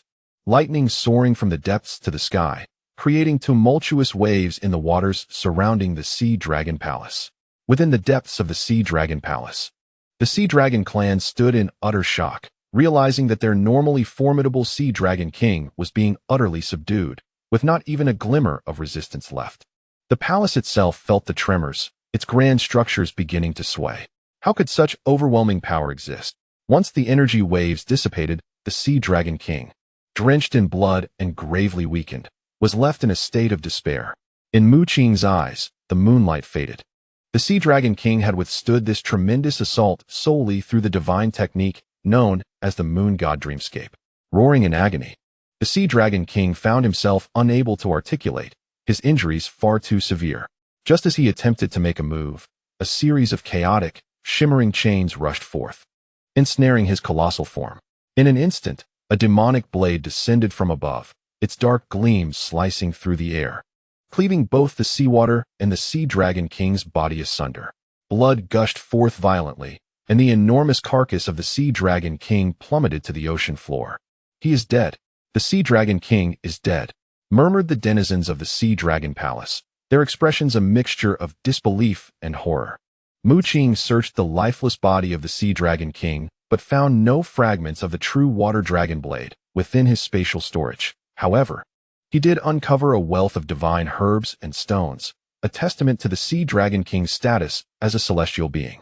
It appeared he had amassed a considerable fortune within the palace. Turning his gaze towards the Sea Dragon Palace, now shrouded in defensive formations, Mu Qing advanced, instilling terror among the inhabitants. A throng of enraged Sea Dragon clan members surged forth, a group of peak true gods seeking vengeance for their fallen leader. Yet, tragically, if even the early-stage celestial sea dragon king had been so easily dispatched by Mu Qing, their chances were bleak. With a mere wave of his hand, Mu Qing unleashed eternal ice seal, a chilling aura spread, transforming the fierce visages of the peak true gods into lifeless ice sculptures. Subsequently, he conjured a massive, dark seal, which came crashing down, resulting in a thunderous roar as the Sea Dragon Palace collapsed. Had the Water Elemental Dragon Palace's protective formations been in place, they might have withstood Mu Qing's onslaught. After all, several Emperor-level beings had once graced its halls, and its defenses could easily repel early celestial attacks, if not even those of peak celestial beings. Unfortunately, the Sea Dragon Palace was merely a fragment of the Water Elemental Dragon Palace. Its defenses laid by the Sea Dragon King himself, utterly incapable of withstanding Mu Qing's might. Mu Qing strode directly into the Sea Dragon Palace, where the inhabitants trembled in fear. However, he had no time to eradicate every living soul within. Besides the Sea Dragon clan, many other races were present, and upon sensing Mu Qing's apparent disinterest in their lives, they hastily fled the palace. Of course, some Sea Dragon clan members, perceiving Mu Qing as their adversary, charged at him in wrath, but they posed no threat whatsoever, swiftly perishing under his dismissive hand. Without hesitation, Mu Qing laid claim to all the resources within the Sea Dragon Palace. Even more surprisingly, Mu Qing discovered a low-grade divine stone vein within the Sea Dragon Palace. An unexpected boon. As he emerged from the palace, he found himself in possession of an artifact resembling an aged dagger hilt, which was indeed a fragment of the true water dragon blade. He secured it carefully, gazing back at the Sea Dragon Palace, where its denizens either fought against him or fled in terror. Mu Qing summoned a pitch-black seal, casting a shadow over the sky, and forcefully pressed down, causing the sea to surge violently, reducing the Sea Dragon Palace to ruins. To him, the Sea Dragon King was insignificant, a mere shadow compared to the ancient peaks he had encountered. Returning to the back of the colossal Qilin beast, he intended to depart, but not far from the palace. He furrowed his brow and halted. A pungent scent of blood filled the air, and as he looked out over the sea, he beheld the corpses of slain sea dragons and other marine beings, those who had fled from the palace moments ago. At that moment, a woman appeared on the surface of the water, tall and slender, with cascading black hair and skin as pale as jade, clad in a tight black outfit that accentuated her voluptuous form. Her hands were stained with blood as she inspected the bodies, seemingly selecting something of interest. "Who are you?" Mu Qing demanded, feeling a twinge of surprise. Given the proximity to the Sea Dragon Palace, he had failed to sense her presence until now, and even at this moment, he needed to concentrate. The woman's aura was so faint that without his focus, he would have been distracted by the nearby dragon corpses. Though the woman in black exuded a captivating allure, she now felt almost invisible, as if she could blend into a crowd without drawing attention. "Oh, you are the one who killed the Sea Dragon King," she exclaimed, turning to face Mu Qing. A spark of realization ignited in him. Indeed, she had been near him before, yet he had been completely oblivious to her presence. "I am Mei Qian of the Demon Guild of Taiwa Palace. I had come here to gather materials, having heard that the Sea Dragon clan possessed a trace of true dragon blood, but I did not expect you to arrive first. And to think you fed the perfect corpse of the Sea Dragon King to that monstrous beast." Mei Qian expressed her frustration regarding Mu Qing's actions. "By the way, you seem to be the one who ranked first in the divine competition, rumored to possess a Qilin beast. Is this the very creature?" Her gaze quickly fell upon the Qilin beast beneath Mu Qing, her eyes gleaming with desire, resembling a thief who had stumbled upon a treasure, nearly drooling at the sight. Chapter 564, Journey to the Mermaid Clan. The Demon Guild? Mu Qing recalled that it was the 5th-ranked guild, and he remembered that Ruan had also joined the Demon Guild. "Are you of the Demon Clan? What do you intend to do with these corpses?" Mu Qing inquired, intrigued, while assessing Mei Qian. The only encounter he had with the demon race was during the Divine God competition, where he met the deranged heroine, who had completely transformed his own body into a series of bizarre creatures. Therefore, Mu Qing could not help but ponder whether the seemingly enchanting woman before him had also altered her form into something monstrous. After all, her exhilaration in rummaging through the corpses of the slain sea dragons seemed to align with his perception of the demon race. "I require some decent corpses for experimentation," she stated, her irritation palpable. "I originally had my sights set on the Sea Dragon King, But since you squandered that opportunity, I shall redirect my focus to these sea dragons. While Mei Qian felt a surge of anger, she quickly wiped her mouth and cast her gaze upon the colossal Qinpeng beneath Mu Qing, swallowing hard. How about you compensate me with this Qinpeng beast? I want to press charges against you, she said with a grin, her enthusiasm for the creature evident. Upon hearing the word experiment, Mu Qing immediately realized that this woman was indeed a member of the demon race. He chose not to respond and commanded the Qinpeng to depart towards the Heavenly Whale Island in the Northern Sea. Mu Qing had no desire to become entangled with the demon folk. Their eccentricities were unpredictable, and he could scarcely fathom their thoughts. However, just as he entered the Northern Sea after leaving the Southern Sea, he abruptly turned around to see a graceful figure trailing behind him. Mei Qian smiled at him, lightly leaping onto the back of the Qinpeng, as if it were a treasure to be fondled. Get down, Mu Qing commanded, his countenance darkening. Unfazed, Mei Qian seemed to have eyes only for the Qinpeng.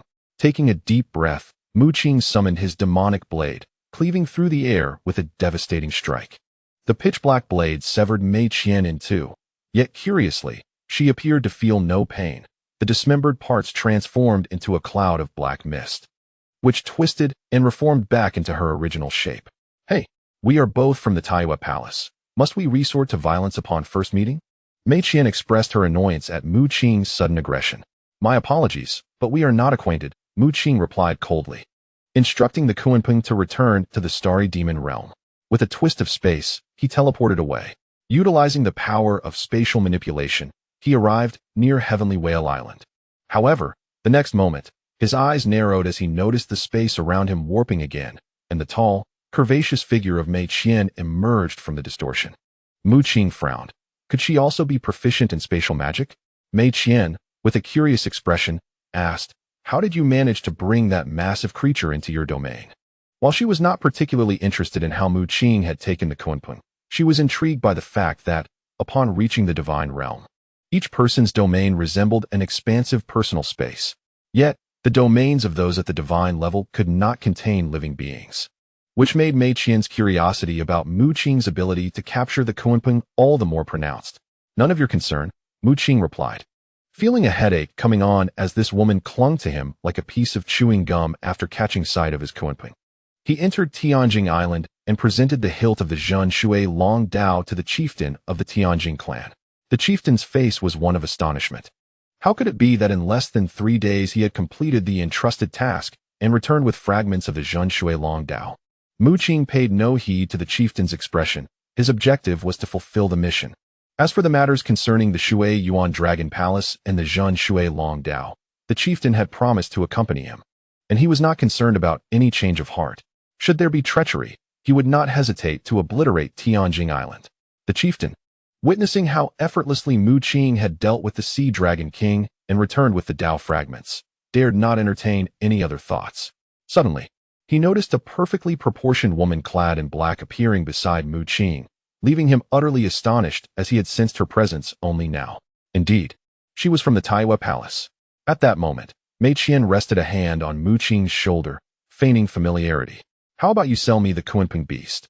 Though I may only be at the initial stage of a celestial god, I possess considerable wealth. She even contemplated acquiring Mu Qing's Qinpeng beast. Mu Qing chose to ignore her, turning away to inquire with the chieftain about the precise location of the merfolk. What do you need the merfolk's location for? The chieftain asked curiously after providing the information. The corners of Mu Qing's mouth curled slightly, revealing a hint of murderous intent as he replied, to kill someone.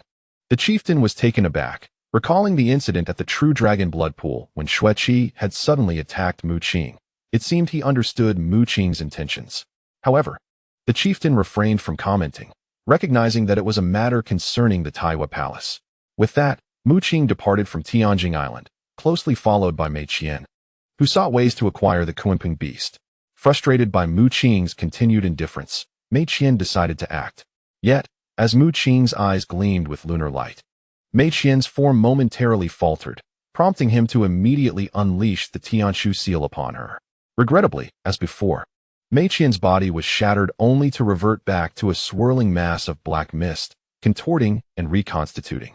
You truly lack compassion, Mei Qian pouted, realizing that Mu Qing's strength surpassed her expectations. You struck first, Mu Qing replied coolly, before swiftly employing spatial power for prolonged teleportation. After approximately a day's journey, Mu Qing arrived at the Western Sea region, where the surrounding islands were engulfed in a stench of blood. He discovered that the creatures on these islands had been slaughtered, likely at the hands of Shueqi. At that moment, the space around him distorted, and a lithe figure emerged. Mei Qian had followed closely.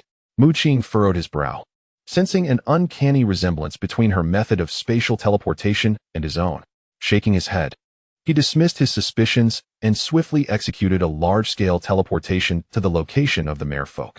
The merfolk reside in a location akin to the Sea Dragon Palace, deep beneath the ocean's surface. However, their dwelling is distinct, characterized by remarkable structures crafted from azure crystals or jade. At this moment, not far from the merfolk, a distortion in space occurs, and Mu Qing emerges, followed by the enigmatic Mei Qian. Has Blood Qian not yet made a move against the merfolk? Upon arriving at the merfolk's domain, Mu Qing is taken aback to discover that nothing has transpired here. Evidently, Blood Qian has not acted, nor is his whereabouts known. Chapter 565. The appearance of Blood Qian bizarrely. One would expect the beings inhabiting the islands at the fringes of the Western Sea to have fallen victim to Blood Qian's wrath, indicating that he has indeed entered this region. Yet, why has he refrained from confronting the merfolk? Mu Qing is perplexed. Since Blood Qian has not manifested, Mu Qing feels no urgency to intervene. He has no desire to assist Blood Qian in his dealings with the merfolk. He delves into the depths of the ocean, concealing himself near the merfolk, patiently awaiting Blood Qian's actions. Mei Qian, fueled by curiosity, inquires, "Who are you waiting for? And what of your colossal Qinping beast? Are you truly not considering trading it with me? I assure you, I possess ample wealth." Mu Qing continues to disregard her, seated serenely on the ocean floor, enveloped in the power of space, rendering him undetectable even to celestial beings. As long as he genuinely wishes to conceal his presence, he believes Blood Qian would be utterly oblivious to him. As for Mei Qian, her methods of concealment far surpass his own. Even now, with her nearby, Mu Qing might feel as though he is alone in this abyss. This individual incessantly mentions the Qinping beast. It is unclear what her true intentions are. Mu Qing speculates that perhaps Mei Qian, much like the malevolent Yuan, is a fanatic of transformation, likely desiring to utilize the Qinping beast's essence for some dreadful experiment. Frustrated by Mu Qing's indifference, Mei Qian grits her teeth, and a glint of determination flashes in her eyes. "Very well. I possess a significant secret regarding this water elemental secret realm. If you agree to trade the Qinping beast with me, I shall divulge this secret to you," she proposes. Mu Qing glances at her, causing Mei Qian to tremble with excitement, mistakenly believing he might acquiesce. However, in the next moment, her expression stiffens. As Mu Qing withdraws his gaze and resumes his meditation, focusing inwardly. Irritated, Mei Qian grinds her teeth, then asserts, "Listen, I will share this secret about the water elemental secret realm with you for free, and I will guide you there. You will undoubtedly reap significant benefits. And all I require is a mere sample of the Qinping beast's blood. Let me tell you, within this water elemental secret realm, there once existed a formidable race known as the water elemental true dragons, which produced several divine emperors. They incurred our Taiyue Palace's wrath and were annihilated. Yet their remnants remain. Acquiring even a small token from this place would be a treasure for beings of our caliber." Mei Qian enthusiastically elaborates, puffing out her chest with pride, exuding an aura that suggests Mu Qing will surely be intrigued. Upon hearing her words, Mu Qing feels a flicker of surprise and casts a peculiar glance at Mei Qian. No wonder members of the Demon Guild have ventured into this water elemental secret realm. They have discovered the legacy of the water elemental dragon palace. He shifts his focus back inward, observing his breath and heart, choosing to ignore Mei Qian once more. He was already aware of the matters concerning the Water Yuan Dragon Palace, but what took him by surprise was that, apart from the native beings of the Water Yuan secret realm, Mei Qian was also in the know. Mei Qian's eyes widened in shock, her chest rising and falling with agitation, revealing her anger. She couldn't help but ponder the true identity of Mu Qing, considering that what she had just mentioned was something left behind by the Divine Emperor. Even within the Taiyue Palace, the news would attract countless individuals. Yet Mu Qing displayed no concern whatsoever. Little did she know that Mu Qing's purpose for this journey was precisely the Water Yuan Dragon Palace. Days later, While Mu Qing was meditating on the ocean floor, he suddenly opened his eyes, sensing a powerful aura rapidly approaching. It could also be interpreted as swiftly heading towards the merfolk.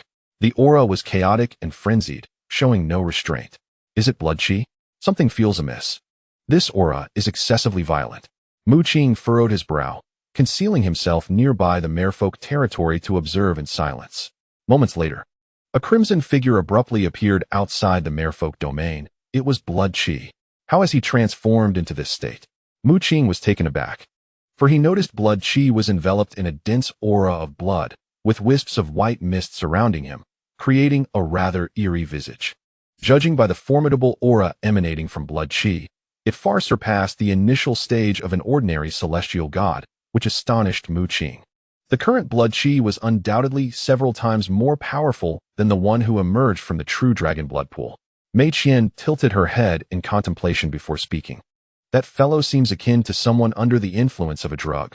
All his bodily functions have been forcibly amplified several times by a certain power. Upon finishing, her eyes sparkled as she turned to Mu Qing, smiling. Our demon guild possesses such a potion that can induce a berserk state, effective even for the divine emperor. What do you think? Would you like to try some? All it requires is a trade with the blood of a Qilin beast. Mu Qing couldn't help but admire her tenacity. Despite his blatant disregard for her, she remained steadfast in her desire to acquire the Qilin beast. Even shifting from a direct trade for the creature to a trade for its bloodline, her obsession was rather excessive. Who is it? The overwhelming aura radiating from blood qi was palpable to the powerful beings of the merfolk, prompting them to rush out in droves. There were quite a number at the pinnacle of the true god level. Blood Qi's eyes turned pitch black as he surveyed the assembly of merfolk before him, which numbered no less than 30 true gods, alongside hundreds of merfolk warriors at the true god realm. Such a vast force. Yet Blood Qi merely raised his hand, and an invisible power swept through the surroundings in an instant. All merfolk warriors below the pinnacle of true gods swelled and exploded, torrents of blood spreading through the depths of the sea. What kind of deity is this? The true gods of the merfolk were struck with terror. What an unfathomable power that could obliterate hundreds of true gods in the blink of an eye. The remaining pinnacle deities of the merfolk were filled with an overwhelming fury. United in their wrath, they summoned their divine powers, conjuring a colossal, indistinct figure clad in golden armor, possessing a human form with a fish tail. Wielding the might of the ocean, the power of the sea god, the merfolk cried out in unison, their collective invocation summoning an ethereal manifestation of the sea god, nearly rivaling a strike from the heavens. Yet, Blood Qi manifested a titanic blood claw, brutally shattering the head of the sea god's apparition. As a result, the numerous pinnacle deities of the merfolk were struck by a backlash, each coughing up blood, filthy and lowly. Disdainfully, Blood Qi sampled some of the merfolk's blood, grimacing in revulsion. Subsequently, he curled his fingers, unleashing a tremendous suction force that caused the bodies of 3 pinnacle deities of the merfolk to tremble violently before exploding, their blood swirling into a small sanguine orb within Blood Qi's palm. With a wave of his hand, a divine aura enveloped the surroundings, rendering all the pinnacle deities of the merfolk utterly incapable of escape, unable even to move, as Blood Qi siphoned away their very life essence. Moments later, a river of blood, filled with resentment and murderous intent, had formed around Blood Qi. Chapter 566. The blooming seed. Blood Qi's presence underwent a profound transformation, his power becoming more formidable. The merfolk warriors, strong in their own right, found themselves utterly powerless against him. A few enraged merfolk elites charged forward, only to be obliterated before they could take a few steps. Who dares? A voice, brimming with fury, echoed from the depths of the merfolk territory. A colossal hand emerged, descending upon Blood Qi. With a cold snort, Blood Qi allowed the hand to crush him, transforming his form into a puddle of blood. From the abyssal depths, a swarm of blood bats emerged, flapping their wings. One of these blood bats morphed into Blood Qi, wielding a scarlet scythe, sweeping through the air as blood light erupted, shattering the structures within the merfolk territory. From deep within the merfolk's domain, a towering figure surged forth, the tribe's leader, possessing the strength of a nascent deity. Yet, Blood Qi effortlessly anticipated and evaded the leader's attack. The expression of the merfolk leader was grim. Brandishing a trident of the sea god, he emanated waves of fury, his chest ablaze with wrath. Veins bulged on his forehead as he witnessed the devastation of his kin and homeland, a torrent of murderous intent surging within him, wishing to rend blood Qi asunder. The merfolk leader unleashed his full power, becoming one with the sea god, commanding the vast oceanic forces. The entire western sea seemed to surge, towering waves rising to unimaginable heights. Let you taste the blood of your own kin. Blood Qi coalesced all the blood of the slain merfolk into a rushing river of blood, surging forth with thunderous force. This river, imbued with astonishing power, was a manifestation of the lifeblood of the fallen merfolk under Blood Qi's dominion. With a resounding crash, the merfolk leader struck, yet was met with an overwhelming force. His trident snapping with a deafening crack as he was sent flying backward. His face was etched with disbelief. Both were at the initial stage of divinity. Yet the disparity was staggering.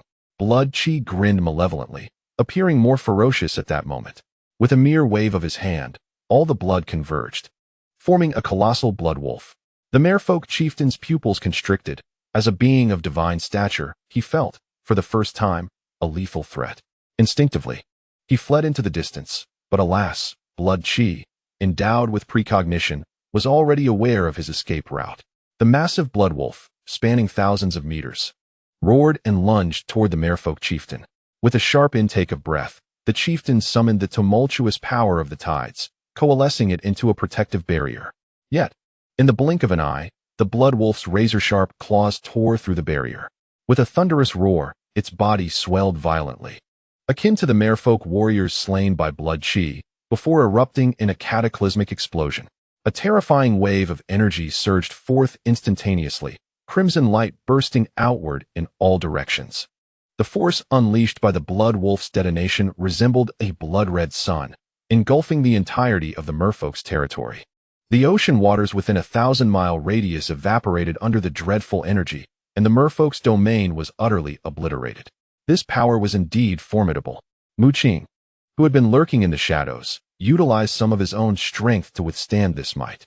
As for the nearby Mei Qian, she seemed to disregard the overwhelming force entirely. It was unclear how she managed it. Even when Mu Qing attacked her, at the moment of impact, her body transformed into a cloud of black mist, twisting and distorting before reconstituting itself. The same occurred when she faced Blood Qi's assault. The bloodlight dispersed her form. Yet in an instant, she was restored. Mu Qing felt a shiver run down his spine, pondering that this individual was from the demon clan, perhaps having employed some means to alter her body, granting her such capabilities. No, I refuse to accept this. At that moment, the merfolk chieftain was engulfed in despair. He was no match for Blood Qi, forced to watch helplessly as Blood Qi annihilated all the merfolk, including himself, as he desperately defended, losing a hand in the process. Who are you? The chieftain bellowed, his eyes ablaze with fury. Taiwa Palace. Blood Qi responded with a cold chuckle, too apathetic to reveal his name. The merfolk chieftain fell into utter desolation. He had never imagined that one from Taiwa Palace would be so terrifying. Despite sharing the same divine initial stage, he was completely overpowered, without a shred of resistance. With a swift movement, Blood Qi appeared behind the merfolk chieftain, his blood claws piercing through the chieftain's body. He then clamped down on the chieftain's neck, drinking his blood. In mere seconds, the imposing merfolk chieftain was reduced to a desiccated corpse, all his blood consumed. Blood Qi wiped the blood from the corner of his mouth. As a member of the blood clan, he thrived on blood. However, being of divine rank, he naturally had no need for sustenance. His actions were influenced by the cursed seed within him, rendering his temperament increasingly savage. After the merfolk chieftain's demise, Blood Qi waved his hand, and a fragment of a blade soared back to him. It was a shard of the true water dragon blade. At that moment, a colossal shadow surged forth, snatching away a segment of the sword. Who? Blood Qi's expression shifted drastically, and an ominous light flared in his eyes as he scanned the surroundings, ultimately focusing on a singular figure. Mu Qing. Blood Qi's lips parted to release those two words with a fierce intensity. Beside Mu Qing, the Qinping beast presented the segment of the sword to him, having seized the true water dragon blade from Blood Qi's grasp at a critical juncture. Excellent. Very well. Rather than seething with rage, Blood Qi laughed. Yet his aura grew increasingly terrifying, dark light flickering across his form. Behind him, a seed suddenly emerged, shrouded in white mist, its essence pitch black, gradually sprouting and blooming. Mu Qing's gaze sharpened. The cursed seed behind blood Qi had blossomed into a cursed flower. Had the power of the cursed flower grown this formidable? He discerned that this cursed seed was merely a fraction of the true cursed flower's power, yet it had already amplified blood Qi's strength. Who stood at the nascent stage of the celestial realm. Did you see that? Such immense power. Even my comprehension of the Taiwa mirror has significantly advanced. Blood Qi laughed maniacally, blood lights swirling around him, as black veins spread across his cheeks, fully consumed by the power of the curse. Mu Qing furrowed his brow. If possible, he wished to glean from blood Qi how he had become tainted by the cursed seed, but given the current state of his opponent, whose emotions had completely transformed, such an inquiry seemed futile. There existed an alien power within him, forcibly awakening his latent potential and augmenting his strength. Mei Qian, on the other hand, immediately perceived the foreign power residing within blood Qi. Chapter 567. Blood Qi's collapse. Blood Qi emanated an extraordinarily violent aura, his strength exponentially enhanced by the curse's power. At this moment, Mei Qian's eyes sparkled. This could potentially be an opportunity. She hastily addressed Mu Qing. Shall I lend a hand to eliminate this fellow before us? Just a few drops of. Before she could finish, Mu Qing raised his hand to interrupt her.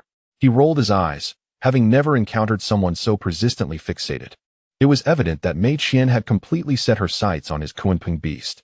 Without needing to hear her out, Mu Qing understood that she intended to barter for the blood of the Qinping beast. However, despite blood Qi's formidable strength, it paled in comparison to Gu Feng's, at best rivaling the Sea Dragon King and the Mermaid Clan leader. Although the Sea Dragon King and the Mermaid Clan leader had long since ascended to the nascent stage of the celestial realm, they remained trapped in the well of the water source secret realm, unable to escape the grasp of the Taiwa Palace, and were unaware of the terrifying power that lay beyond. Among these two nascent celestial beings, any celestial being within the Taiwa Palace could easily defeat them. Not to mention the prodigious figures at the pinnacle of the true God realm, let alone Mu Qing and blood Qi, who were ranked first in the Tianyue Guild. It was only natural that blood Qi could effortlessly vanquish the Mermaid Clan leader. However, even with his current strength drastically inflated by the influence of the cursed seed, he was still no match for Gu Feng, whom Mu Qing had encountered previously. For Mu Qing, who had triumphed over Gu Feng and emerged significantly strengthened after traversing the true dragon blood pool, Xueqi was hardly a challenge. However, Mu Qing cast a somewhat surprised glance at Mei Qian beside him. This individual seemed to possess the confidence to defeat Xueqi, which was unexpected for Mu Qing, as Mei Qian had thus far only demonstrated formidable survival and stealth techniques. You appear even more composed than I anticipated, Xueqi remarked, twisting his neck, his voice raspy. Beside him coalesced a massive blood dragon, emanating a terrifying aura. His body was enveloped in dark, ominous runes, his visage a grotesque mask of malevolence. Xueqi was in a state of extreme inflation. While this was partially influenced by the power of the cursed flower, he indeed had the justification for such swelling, as his strength continued to amplify. Submit and kneel, relinquish your cultivation, and I shall spare you. Xueqi's eyes were pitch black, his very soul seemingly immersed in an abyss. Once a prodigy, he had stood in a position admired by countless others, subsequently joining the illustrious Tianyue Guild. However, upon entering the guild, Xueqi discovered that this universe was replete with prodigies, and he became the most mediocre among them, garnering little favor and harboring certain negative emotions. Later, he had been implanted with a cursed seed by the cursed flower. If one possessed a resolute mind, the seed would pose no threat. Yet, having been overlooked for years and suppressed by those of lower bloodline ranks, Xueqi's pent-up negativity festered within him. Once the cursed seed was embedded, the negative energy within him was unleashed, and after being defeated by Mu Qing, it further stimulated the growth of the cursed seed, which now began to sprout. In the face of Xueqi's arrogance, Mu Qing remained indifferent, his expression unflinching, which only served to aggravate Xueqi further. You seek death, Xueqi bellowed, as the blood dragon surged forward, roaring towards Mu Qing. The colossal blood dragon, propelled by Xueqi's frenzied outburst of power, reached a staggering 10,000 meters, brimming with terrifying energy. Yet, in the next moment, Xueqi was rendered speechless by the sight before him. Mu Qing remained utterly composed, slowly extending his hand. The immense blood dragon came to an abrupt halt before him, motionless. With but a single hand, Mu Qing had thwarted the 10,000-meter blood dragon. The furious blood energy within the dragon had frozen, failing to stir a single ripple. How is this possible? Xueqi's eyes widened in disbelief. How could his full-force strike be so effortlessly repelled? The corners of Mu Qing's mouth curled slightly as he revealed the chaotic brilliance shimmering along his arm. 5 chaotic chains extended forth, ensnaring the blood dragon. In the next instant, the 5 chains twisted, shattering the entire blood dragon into a cascade of crimson light waves that spread outward. Mu Qing's silver robe billowed, releasing tendrils of spatial power that dissipated the impact of the blood waves. At that moment, not only Xueqi, but even Mei Qian beside Mu Qing was taken aback. She had not anticipated Mu Qing's strength to reach such formidable heights. Then, she pursed her lips, feeling an overwhelming sense of regret. With Mu Qing's formidable strength, did that not imply that she had no chance of stealing the Qinping beast from him? Mei Qian's original plan was to trade with Mu Qing for the beast. But upon realizing that he was utterly indifferent to her overtures, she contemplated resorting to force. After some probing, Mei Qian deemed Mu Qing's prowess to be quite formidable. Thus, engaging in a direct confrontation may not be worthwhile. Consequently, a third plan began to form in her mind, stealing the Qinping beast. The beings of the demon clan were always inclined to tinker with bizarre inventions, and Mei Qian possessed confidence in her ability to pilfer from someone of mid-tier celestial status. Unfortunately, after Mu Qing truly displayed his power, this notion was swiftly dismissed. Should she proceed with such an audacious act, she might very well suffer severe injuries. Even though her body could transform into black mist to evade many attacks, she did not believe that Mu Qing would be completely incapable of dealing with her. At the very least, the 5 chaotic-hued chains on his arm emanated a disquieting aura, one that could undoubtedly nullify her mist ability. Are you not capable of foresight?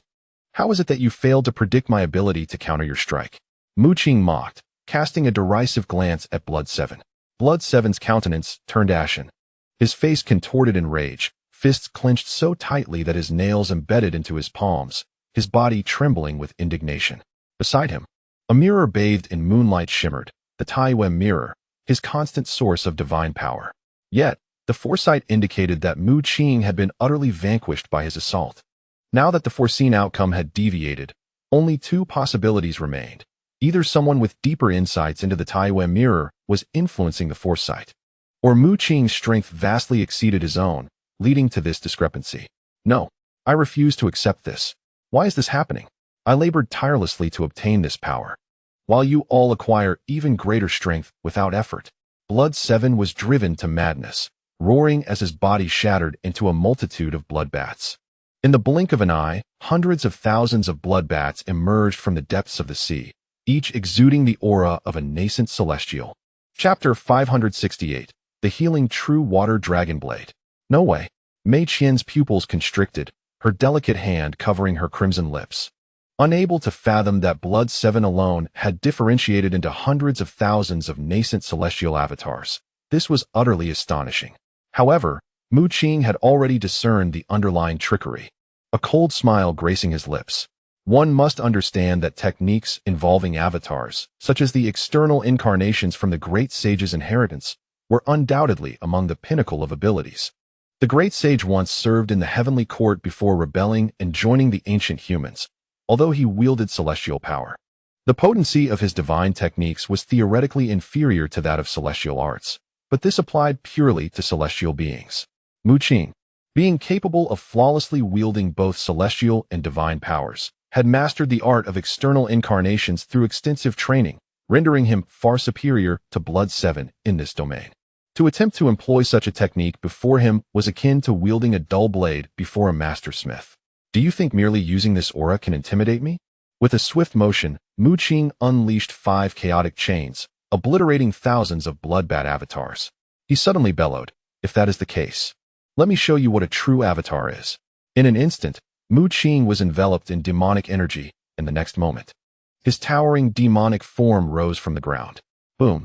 The thunder roared as Mu Qing summoned forth a thunder pool, which soon became shrouded in dense lightning, enveloping his 1,000-handed demonic body.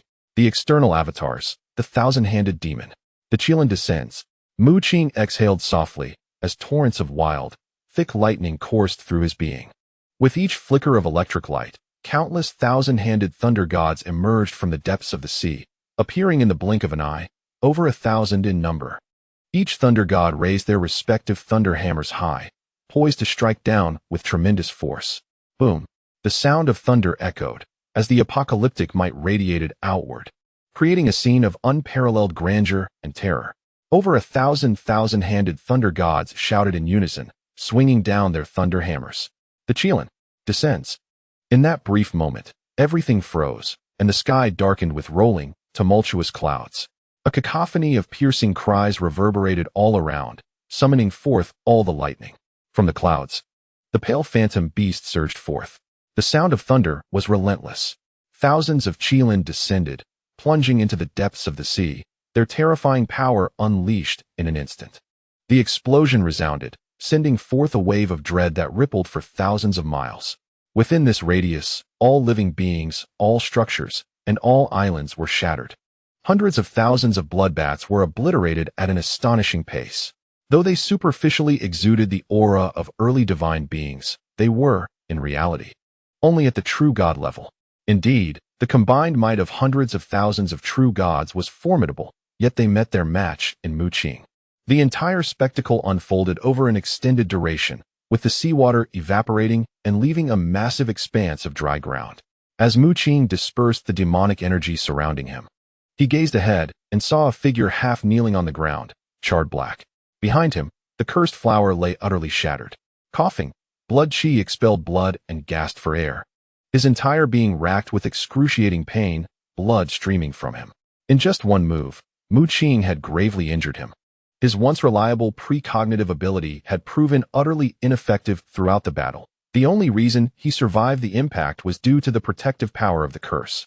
But enduring that blow had completely obliterated it. Blood Qi could not fathom that Mu Qing's strength was terrifying to such an extent. Mu Qing strode forward, fixing his gaze upon Blood Qi. What do you intend to do now?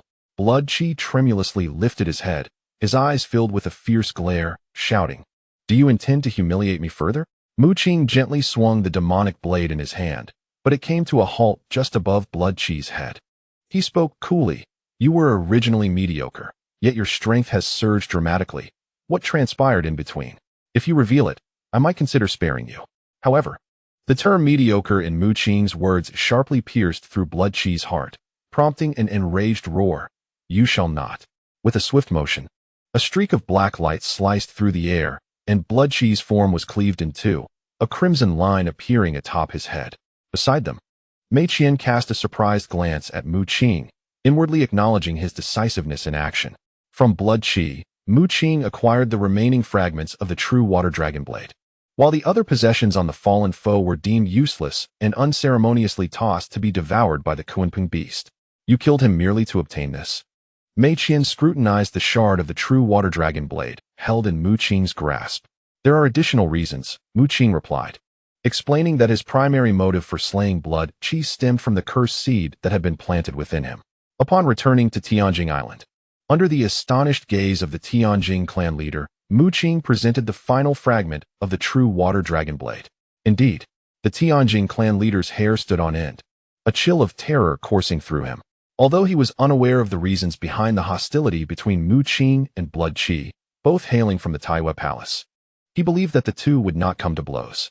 Yet, Mu Qing had brought back the fragment that rightfully belonged to the Merfolk clan leader, which indicated that he had indeed taken action against Blood Qi. At that moment, the Tianjing clan leader felt an immense relief, grateful that he had harbored no ulterior motives. Otherwise, he might have met a fate akin to that of the Sea Dragon King and the Merfolk clan leader, facing total annihilation. "The fragments of the true water dragon blade have been gathered. You must know what to do next," Mu Qing stated, his gaze deep and seemingly illuminated by moonlight. The Tianjing clan leader trembled, feeling an inexplicable chill. He quickly nodded, assuring, "Rest assured. The true dragon blood pool is composed of the blood of the divine realm's water origin true dragon, its power sufficient to heal the true water dragon blade." Naturally, the true water dragon blade was a royal-grade artifact, surpassing even the celestial grade, and could not be fully restored solely through blood. It would merely serve as a key to access the water origin dragon palace. Mu Qing nodded, and followed the Tianjing clan leader to the depths of the earth. Arriving at the true dragon blood pool, the Tianjing clan leader observed as all the fragments of the true water dragon blade were cast into the pool. Then, with a series of hand seals, a surge of dragon-shaped divine power erupted from within him, his form enveloped in draconic energy. He practiced the bloodline technique of the water-origin true dragon clan, were it not for his lack of dragon lineage. This true dragon blood pool could have significantly enhanced his strength, allowing him to withstand at least 3 waves of dragon blood, even if not to the same extent as Mu Qing, who could endure 5. At this moment, the Tianjing clan leader employed the methods of the water-origin true dragon clan to restore the might of the true water dragon blade, seeking not its complete restoration, but merely to reach the threshold required to unlock the water-origin dragon palace. Chapter 569. The true water-origin dragon palace, just as the Tianjing clan leader worked to mend the true water dragon blade. A graceful figure suddenly appeared beside them. It was Mei Qian. However, her face now bore an expression of profound astonishment, as if it were the first time she had ever displayed such a demeanor. "You actually know the secret of the water elemental dragon palace," she exclaimed. She had always believed that she was the sole possessor of this secret, including her primary purpose for venturing into the water elemental secret realm, to seek the water elemental dragon palace. Mei Qian speculated that within the ruins of the palace, there might be remnants of the water elemental true dragon clan, which had been vanquished by the powerful beings of the Taiwa Palace. It is known that the water elemental true dragon clan was immensely formidable, having produced several divine emperors. If she could acquire the remains of a divine emperor-level water elemental true dragon, it would be a tremendous fortune. At the very least, obtaining a few corpses of water elemental true dragons at the celestial god level would be quite valuable, far surpassing the worth of the Sea Dragon King's remains. Mei Qian believed this secret to be hers alone, and through her investigations, she had gathered considerable information regarding the water elemental dragon palace, with the only missing piece being the key to its entrance. She had even intended to use this secret as leverage to exchange for the blood of the Qinping behemoth from Mu Qing. Yet now she realized that Mu Qing had long been aware of this secret. Previously, when Mei Qian had seen fragments of the true water dragon blade, they appeared as mere rusted metal scraps, familiar yet unidentifiable. Now, she finally recognized it as the key to the water elemental dragon palace, the true water dragon blade. The leader of the Tianjing clan, Mu Gongzi, gazed at Mu Qing, understanding the gravity of the true water dragon blade's significance, yet uncertain of Mei Qian's true intentions and whether she could be trusted. "Don't look at me.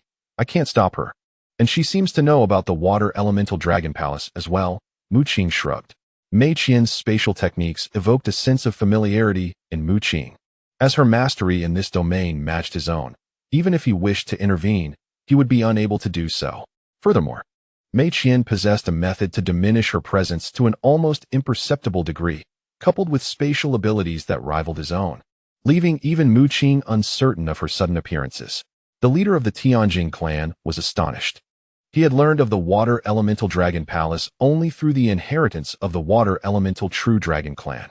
Yet this woman before him was also privy to its secrets. He quickly regained his composure, realizing that the cloaked woman seemed to be allied with Mu Qing. Since that was the case, knowing the secret was inconsequential. After all, he could not match the strength of Mu Qing and his companion. He could only lament in his heart that the people of the Taiwa Palace were indeed well informed. "Did you kill the Sea Dragon King and that fellow just to obtain this true water dragon blade?" Mei Qian gasped, then narrowed her beautiful eyes, smiling mischievously. "How wonderful. I was just about to go there." Mu Qing, however, cast her a cold glance. "Who said you could go?" The leader of the Tianjing clan was now perplexed. What was happening? Weren't these two supposed to be on the same side? Mei Qian feigned a vulnerable demeanor, exuding her beauty to its fullest, with alluring glances and a pitiful tone. "Are you really going to abandon me?" Boom. An astonishing surge of energy suddenly erupted, and Mu Qing directly manifested a pitch-black seal, the heavenly turning seal, which descended with immense force, crushing down upon Mei Qian's form. Not far away, the patriarch of the Tianjing tribe felt a tremor in his eyelids, nearly frightened to death. After a long pause, he regained his composure, only to find a large pit formed on the ground. Witnessing this, beads of sweat began to form on his forehead, silently lamenting Mu Qing's lack of tenderness. Such a beauty had been ruthlessly treated. Simultaneously, seeing Mu Qing's ruthless demeanor, the patriarch dared not exhibit any further actions. Obediently leading Mu Qing into the Water Yuan Dragon Palace as initially promised, not daring to harbor any ill intentions. How resolute you are, he thought. Astonished at the absence of any hesitation, a swirl of black mist emerged, twisting and reforming into a human shape. It was Mei Qian. The Tianjing Patriarch was no stranger to such phenomena. Indeed, the Taiwa Palace was filled with prodigies. That previous strike from Mu Qing could have inflicted damage even upon a celestial being. A peak true god would likely have been obliterated, yet Mei Qian remained unscathed. Mu Qing furrowed his brow, perplexed that Mei Qian had suffered no harm.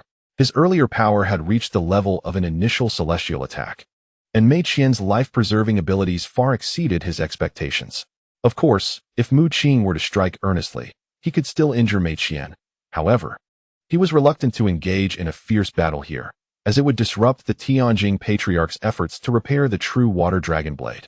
Had the Patriarch known Mu Qing's thoughts, he would have found it absurd. The heavenly turning seal had nearly dismantled the entire subterranean space. 3 days later, the Tianjing Patriarch and Mu Qing set forth. In the Patriarch's hand rested a large blade radiating a faint blue glow, the repaired true water dragon blade. However, the power within this blade was highly unstable and chaotic, usable only once, a result of the Patriarch's utmost efforts. Following behind them was Mei Qian, wearing a beaming smile, her expression exuding an air of triumph. This was not due to Mu Qing's inability to contend with her, but rather because she had exchanged secrets from the Water Yuan Dragon Palace for her entry. Concerning the Water Yuan Dragon Palace, Mu Qing was entirely unaware of its intricacies, and the Tianjing Patriarch shared this ignorance, knowing only that the true water dragon blade could unlock it and that treasures lay within. The Patriarch felt no dissatisfaction, for he had originally intended to explore the Water Yuan Dragon Palace with Mu Qing and Xue Qi, unaware of any dangers that might lurk there. Now, replacing Xue Qi with Mei Qian made little difference. In fact, Mei Qian seemed to possess some knowledge about the palace, leaving the Patriarch overjoyed. Mu Qing summoned the Kunping beast from the starry demon realm, carrying the three of them towards the eastern sea domain. The speed of the Kunping beast was exceptional, and soon they arrived at the depths of the eastern sea domain. Here lay the Water Yuan Dragon Palace. The Patriarch spoke solemnly. Before them stood an unremarkable island, seemingly plain, yet it was the entrance to the Water Yuan Dragon Palace. Here lies a place that is somewhat familiar to Mu Qing. It suddenly dawned on him that this was indeed the site of his fierce battle with Gu Feng. Their clash had been nothing short of cataclysmic, reverberating across the land for thousands of miles, leaving no living creature in its wake, even evaporating the seawater. Yet, this island remained unscathed, unmistakably a realm of extraordinary significance. The leader of the Tianjing tribe guided the two to the heart of the island, plunging the Zhen Shui Long Dao into the ground. In an instant, a torrent of formidable energy surged forth, accompanied by the resounding roar of dragons and the howling of gales. To the astonishment of all present, a brilliant azure light flickered in the sky, revealing a magnificent palace deep within the clouds, seemingly forged from blue crystal, occasionally reflecting the ethereal silhouette of a dragon. Chapter 570, The Celestial Divine Sword. It is the Shuiyuan Dragon Palace. Unbelievable. The Shuiyuan Dragon Palace exists above the clouds, the Tianjing tribe leader exclaimed. Thousands of meters above, the vast expanse of crystal palaces, shimmering with a watery sheen and glowing blue light, was indeed the Shuiyuan Dragon Palace. No one could have anticipated that the lair of the Shuiyuan True Dragon clan resided in the heavens. Could it be that the remnants of the Shuiyuan True Dragon I discovered in the depths of the East Sea were merely fragments that fell from the skies due to the aftermath of a battle between the Shuiyuan True Dragons and the powerful beings of Taiwa Palace? The leader of the Tianjing tribe was astounded. It was only now that he realized that the so-called remnants of the Shuiyuan Dragon Palace he had encountered earlier were merely a small fraction of the True Dragon Palace. Let us ascend and take a look, Mu Qing exclaimed, leaping into the air with determination. The Tianjing tribe leader and Mei Qian followed closely behind. The true Shuiyuan Dragon Palace had now been unveiled, undoubtedly harboring a wealth of treasures. With the Sea Dragon King and the Merfolk leader vanquished, it could be said that everything within the Shuiyuan Dragon Palace now belonged to them. Upon reaching the true Shuiyuan Dragon Palace, Mu Qing discovered a force that upheld the entire palace, allowing it to float majestically in the sky. This palace is truly vast. Mei Qian marveled. While they had perceived its grandeur from below, standing before the palace revealed its enormity surpassed their imagination. The opulent palace sprawled before them, though much of it bore damage, with numerous structures shattered. They even encountered alarming traces of battle, handprints, sword intent, and knife marks scattered everywhere, each emanating a unique aura of the divine emperor. How desolate! Mu Qing remarked as he stepped into one of the palaces, furrowing his brow. A hint of disappointment flickered across the faces of Mei Qian and the Tianjing tribe leader. For the palace was empty, leaving behind only the scars of battle. Indeed, it appeared that everything within had been plundered by the formidable beings of Taiwa Palace. Mu Qing shook his head, having anticipated this outcome before his arrival. All that remained was for the three of them to hope that the powerful figures of Taiwa Palace had left behind some useful artifacts. The Grand Shuiyuan Dragon Palace, with its sprawling halls, compelled the trio to disperse in search of the treasures left by the Shuiyuan True Dragon clan. Mu Qing ventured into over a dozen palaces, only to find them stripped bare, with some palaces even reduced to mere ruins. Suddenly, upon entering a grand palace, Mu Qing discovered that its treasures had not been entirely plundered. A substantial collection of divine stones lay within, numbering no less than 1,000,000. With a simple wave of his hand, Mu Qing collected these divine stones and proceeded to the next palace. The following palace, however, lacked divine stones. Yet Mu Qing stumbled upon a remarkable divine herb, radiant and resplendent, emanating astonishing waves of energy akin to that of a sun. He was taken aback. This divine herb was extraordinary, harboring unparalleled energy. Since departing from Earth and arriving at the Taiwa Palace, Mu Qing had encountered numerous divine herbs, particularly within the Shuiyuan secret realm, where they flourished abundantly. To put it plainly, these divine herbs were mere medicinal plants that had attained divinity, offering immense benefits to beings who had yet to ascend to godhood, and even providing some enhancement to those at the true god realm. However, for Mu Qing at this moment, the minuscule divinity offered by such herbs was negligible. He had little interest in gathering divine herbs during his journey through the Shuiyuan secret realm, opting instead to let the Qinping beast consume them directly. Yet the divine herb now before him was of a different caliber, undoubtedly a heavenly grade herb. Extending his palm, Mu Qing attempted to seize it. But the divine herb quivered slightly, unleashing a surge of intense power and waves of heat. A flicker of surprise crossed Mu Qing's face as he summoned spatial forces to envelop and restrain it. Remarkably, it exhibited resistance. Though taken aback, he successfully subdued the heavenly grade divine herb, subsequently unleashing a torrent of demonic energy to refine it. The herb erupted with searing solar energy, a force of great might, yet simultaneously the essence of the herb itself. Undeterred, Mu Qing enveloped himself in 5 strands of chaotic demonic energy, preventing the solar flames from approaching. Gradually, he refined the heavenly grade divine herb, unleashing a powerful wave of energy that coursed through his limbs and bones. Moments later, after fully refining the herb, Mu Qing felt a significant enhancement in his cultivation, and even the chaotic demonic energy within him had condensed further. The stars within his starry magic domain had reached a total of 1,500,000. The more stars condensed within the starry magic domain, the thicker and more potent Mu Qing's demonic energy became. It was precisely this immense reservoir of demonic energy that allowed him to execute terrifying techniques, such as the external incarnation in conjunction with the Thunder Qilin. It is worth noting that even though the external incarnation was a powerful divine ability, the replicated avatars bore strength comparable to the original. Without sufficient energy as a reserve, it was impossible to manifest such a multitude of avatars. The creation of the thousand-handed demon form had already consumed a considerable amount of energy, and further dividing into countless avatars would undoubtedly reach an astonishing level of depletion. At that moment, Mu Qing suddenly sensed a formidable aura emanating from outside. He exited the palace, discovering that from a nearby palace, an overwhelming sword intent surged forth. As he approached, he encountered Mei Qian. A flicker of curiosity crossed his gaze as he observed Mei Qian toying with a bluish orb in her hand, uncertain whether it was her own or something acquired from within the Dragon Palace. Mu Qing subsequently cast his gaze upon the palace radiating a formidable sword intent. Given that Mei Qian was present, it followed that the leader of the Sky Whale clan resided within.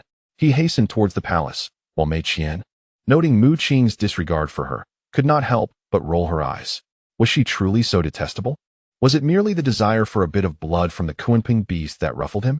Upon entering the palace suffused with sword intent, Mu Qing and Mei Qian soon discovered an abundance of divine herbs and artifacts, all of which were shattered by the sword energy emanating from a cyan divine sword at the center. This was a heavenly grade artifact, seemingly of quite high rank. Mu Qing was slightly astonished. He had not anticipated that this plundered dragon palace would still harbor an intact heavenly grade artifact. Surrounding divine herbs and artifacts were numerous. Yet the violent sword energy from this heavenly grade sword obliterated everything in its vicinity. The leader of the Sky Whale clan stood nearby, gritting his teeth as he endeavored to refine this heavenly grade divine sword with his divine power.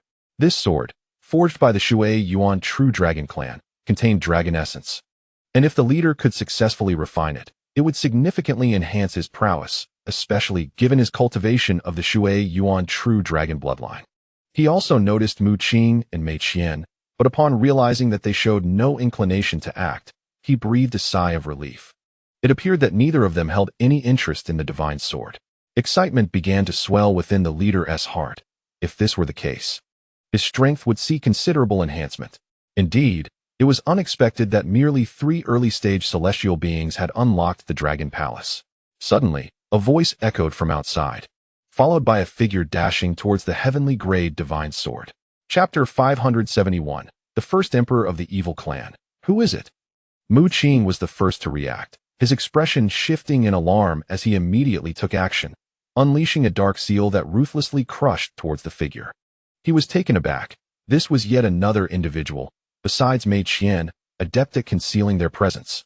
The figure attempted to seize the heavenly grade divine sword, inflicting an injury upon the leader of the Sky Whale clan, yet was struck by Mu Qing's formidable seal, sent flying back to crash against the palace wall.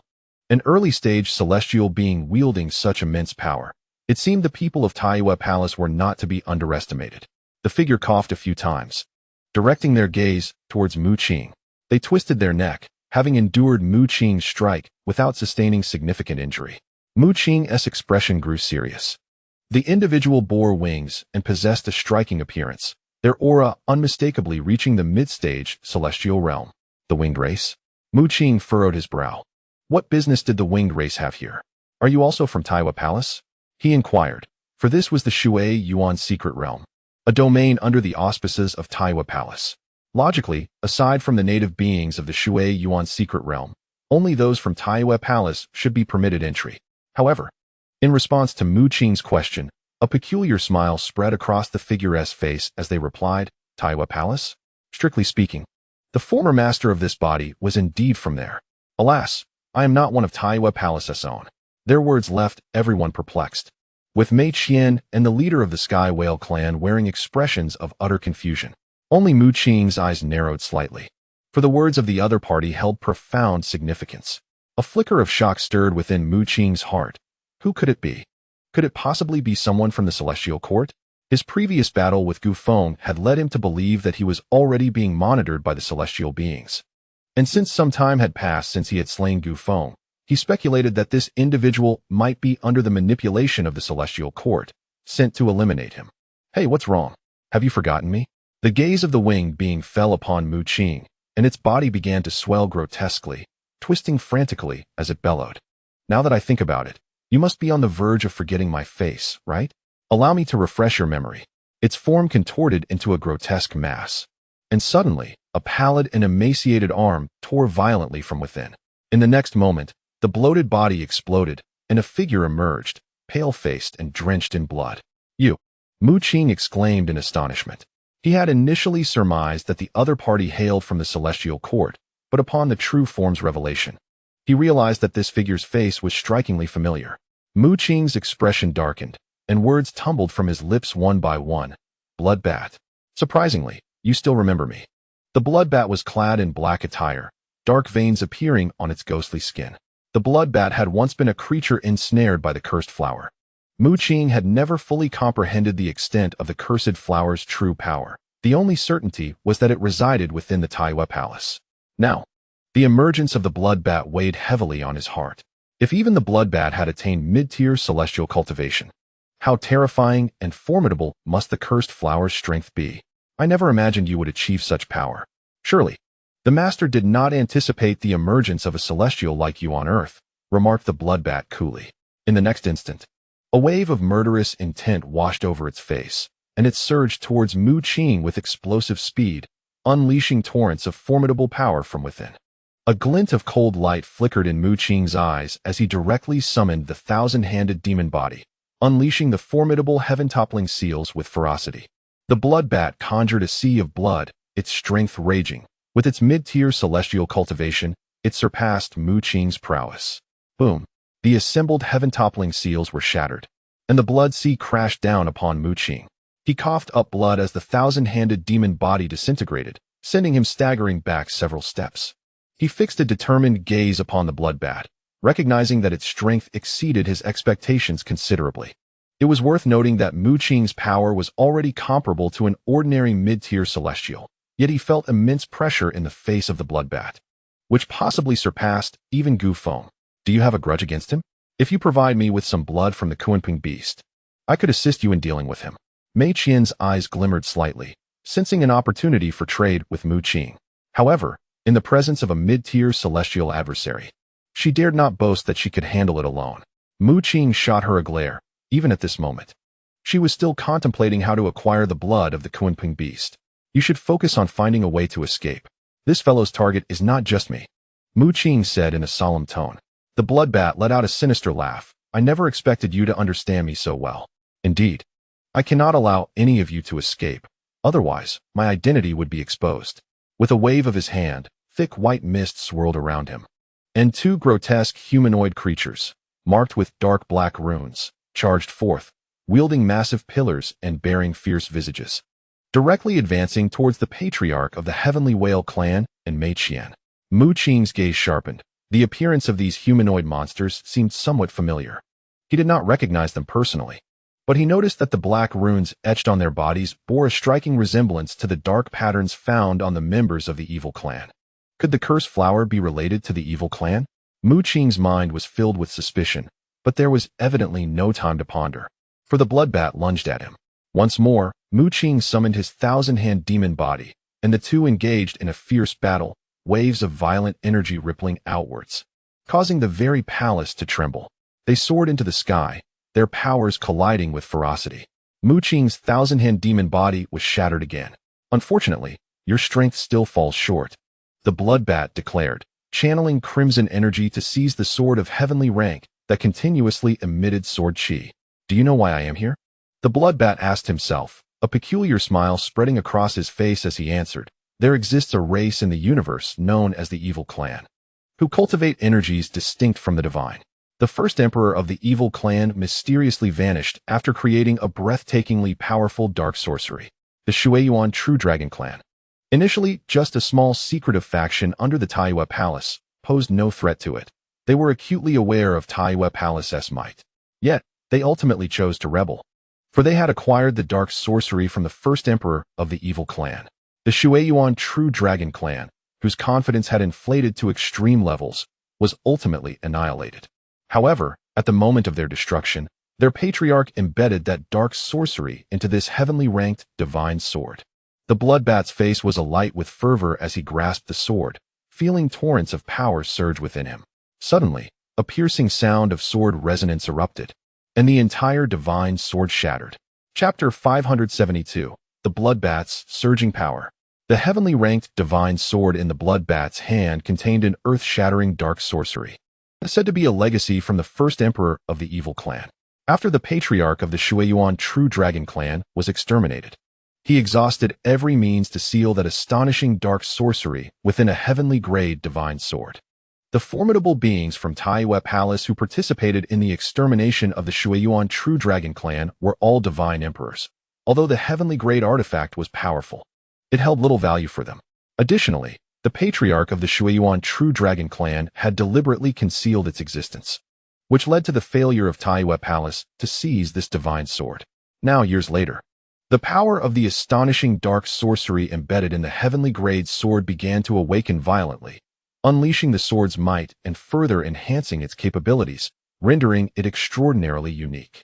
At present, with the bloodbat having acquired this divine sword and shattering it, a pitch-black orb of light surged forth.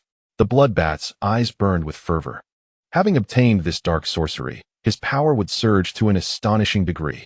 As he was on the verge of grasping the enigmatic black orb, the space around him twisted violently, and a colossal sea dragon erupted forth, its maw sinking into his arm. What is this? The bloodbat was momentarily taken aback. But in the next instant, a surge of crimson light burst from his arm, shattering the dragon's head into oblivion. Yet, in the following moment, a wave of terrifying energy emanated from the remaining body of the sea dragon, transforming into a radiant explosion akin to the sun, engulfing the bloodbat entirely. Simultaneously, a shockwave from the explosion surged forth, the power of the sea dragon's detonation rivaling that of a full-force strike from a celestial being.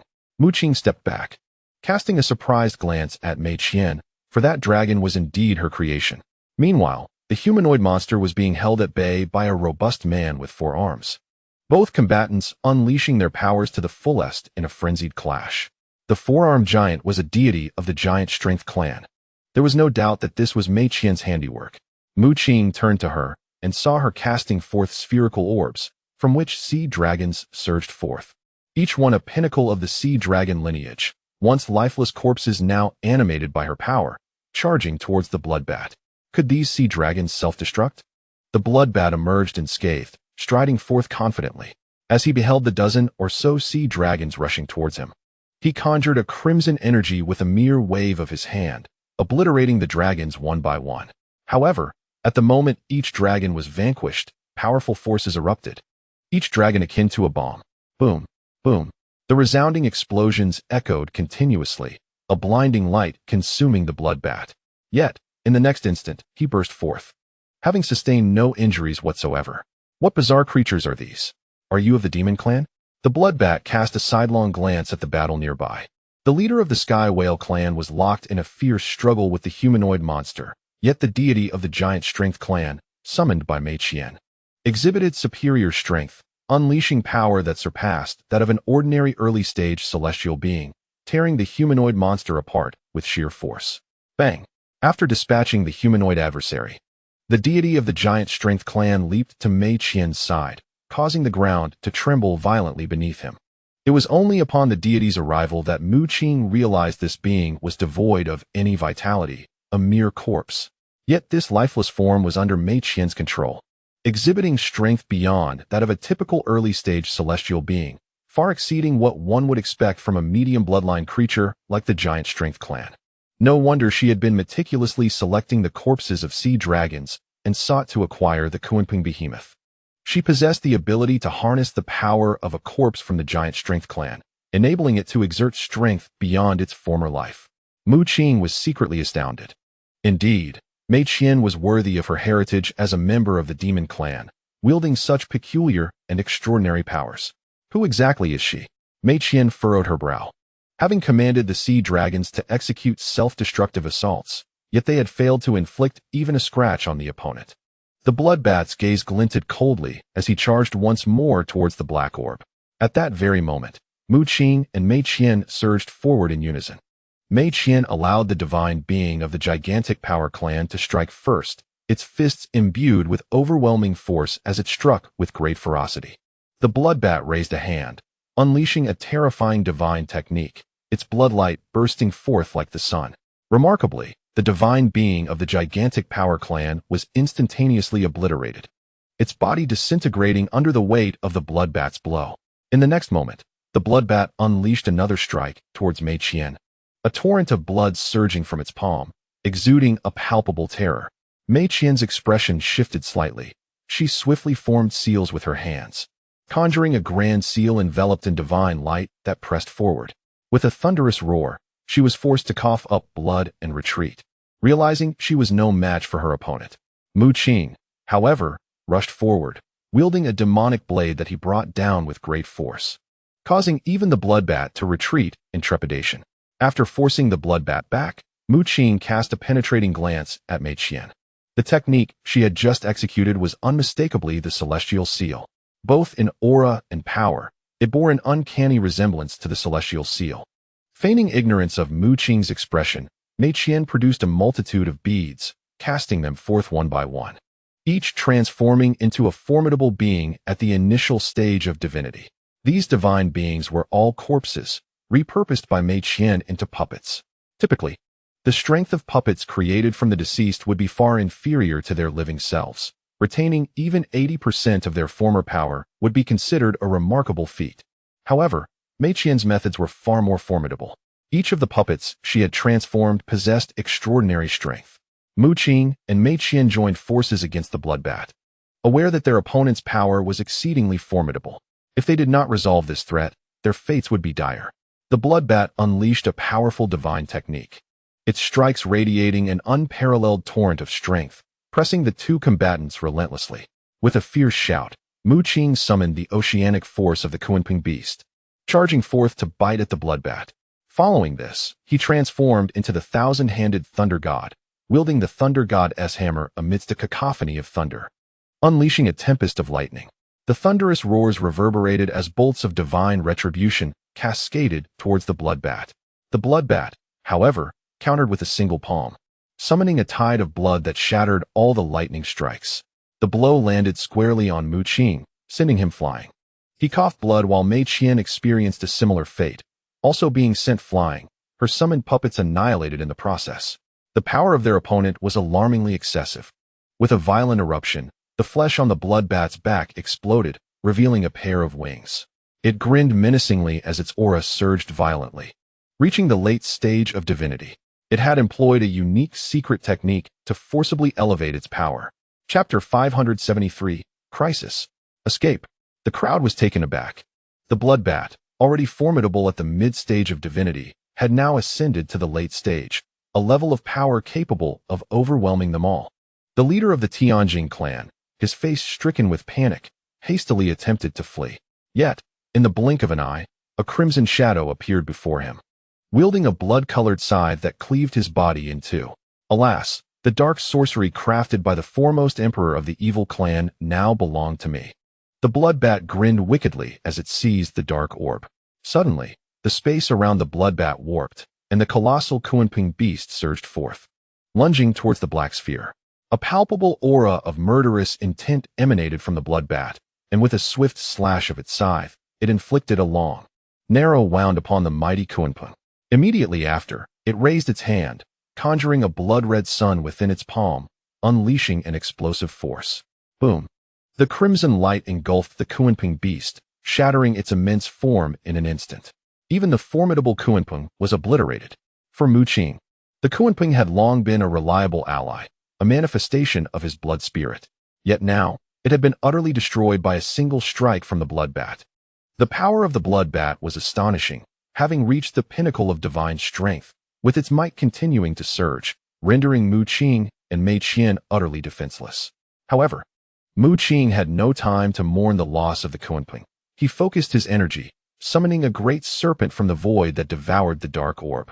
The bloodbat's power had grown so formidable that Mu Qing could not allow it to obtain the forbidden sorcery created by the so-called greatest emperor of the evil clan.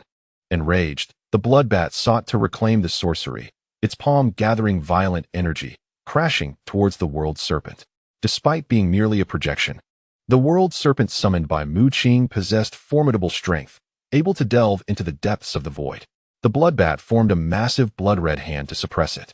But the world serpent twisted away, vanishing from sight. Seeking death, the bloodbat, witnessing this, erupted in fury, swinging its scythe directly at Mu Qing. Buzz! At that moment, Mei Qian unexpectedly produced a small bronze shield, seemingly frail, yet it withstood the bloodbat's assault with remarkable resilience. Boom! The bloodbat's strike shattered countless palaces within the Dragon Palace, yet Mu Qing and Mei Qian emerged unscathed. Such formidable defense. Even the bloodbat felt a twinge of astonishment. However, it soon grinned maliciously, eager to discover how many more hidden cards Mei Qian possessed to withstand its onslaught. It noticed the small bronze shield in her hands was already cracked, having split in two upon absorbing the force of its attack. Blood trickled from Mei Qian's palms, but she ignored the pain, retrieving another object, a square white crystal, roughly the size of half a palm. Infusing it with divine power, the white crystal began to tremble violently, unleashing a terrifying spatial force that enveloped both Mu Qing and herself. You won't. The bloodbat's pupils constricted. Although it did not know the nature of the object in Mei Qian's grasp, it could sense the overwhelming spatial power, capable of transporting them both from this watery realm. It charged forward, determined to prevent Mei Qian from activating the white crystal. At that moment, Mu Qing erupted with ferocity, transforming into the thousand-handed thunder god. Forming seals as countless clones surged forth. The Qilin descends. The thunder god's hammer descended with a deafening roar, as thousands of Qilin galloped downwards. Such a spectacle even instilled a sense of trepidation in the bloodbat. In the next instant, a terrifying force exploded above the dragon palace. Thunder illuminated the world, and the already shattered dragon palace endured further damage, swaying precariously, with a large section plummeting into the ocean. A fierce wind swept through, and from the dense barrage of thunder, a figure slowly emerged. However, the bloodbat was not entirely unscathed. He bore numerous charred marks, a testament to his injuries. He himself was astounded. Despite unleashing his full power, reaching the peak of the celestial god realm, he had been injured by Mu Qing, who was merely at the initial stage. Futile, you cannot escape your doom today. As he beheld the white crystal fully activated, the bloodbat swung his crimson scythe, accompanied by an astonishing force, intent on decapitating the two. Despair flickered in Mei Qian's eyes. Her ability to manipulate dark mist had its limits. Mu Qing had previously held back, utilizing only ordinary attacks at the initial stage of the celestial god realm, which she could withstand.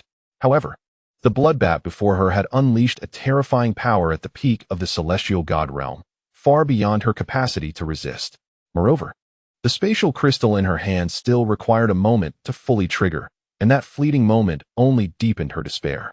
She understood that Mu Qing had exerted his utmost to fend off the bloodbat, even managing to injure him. Yet, the bloodbat, undeterred by his own wounds, aimed to slay them both, swinging down the crimson scythe infused with unparalleled might.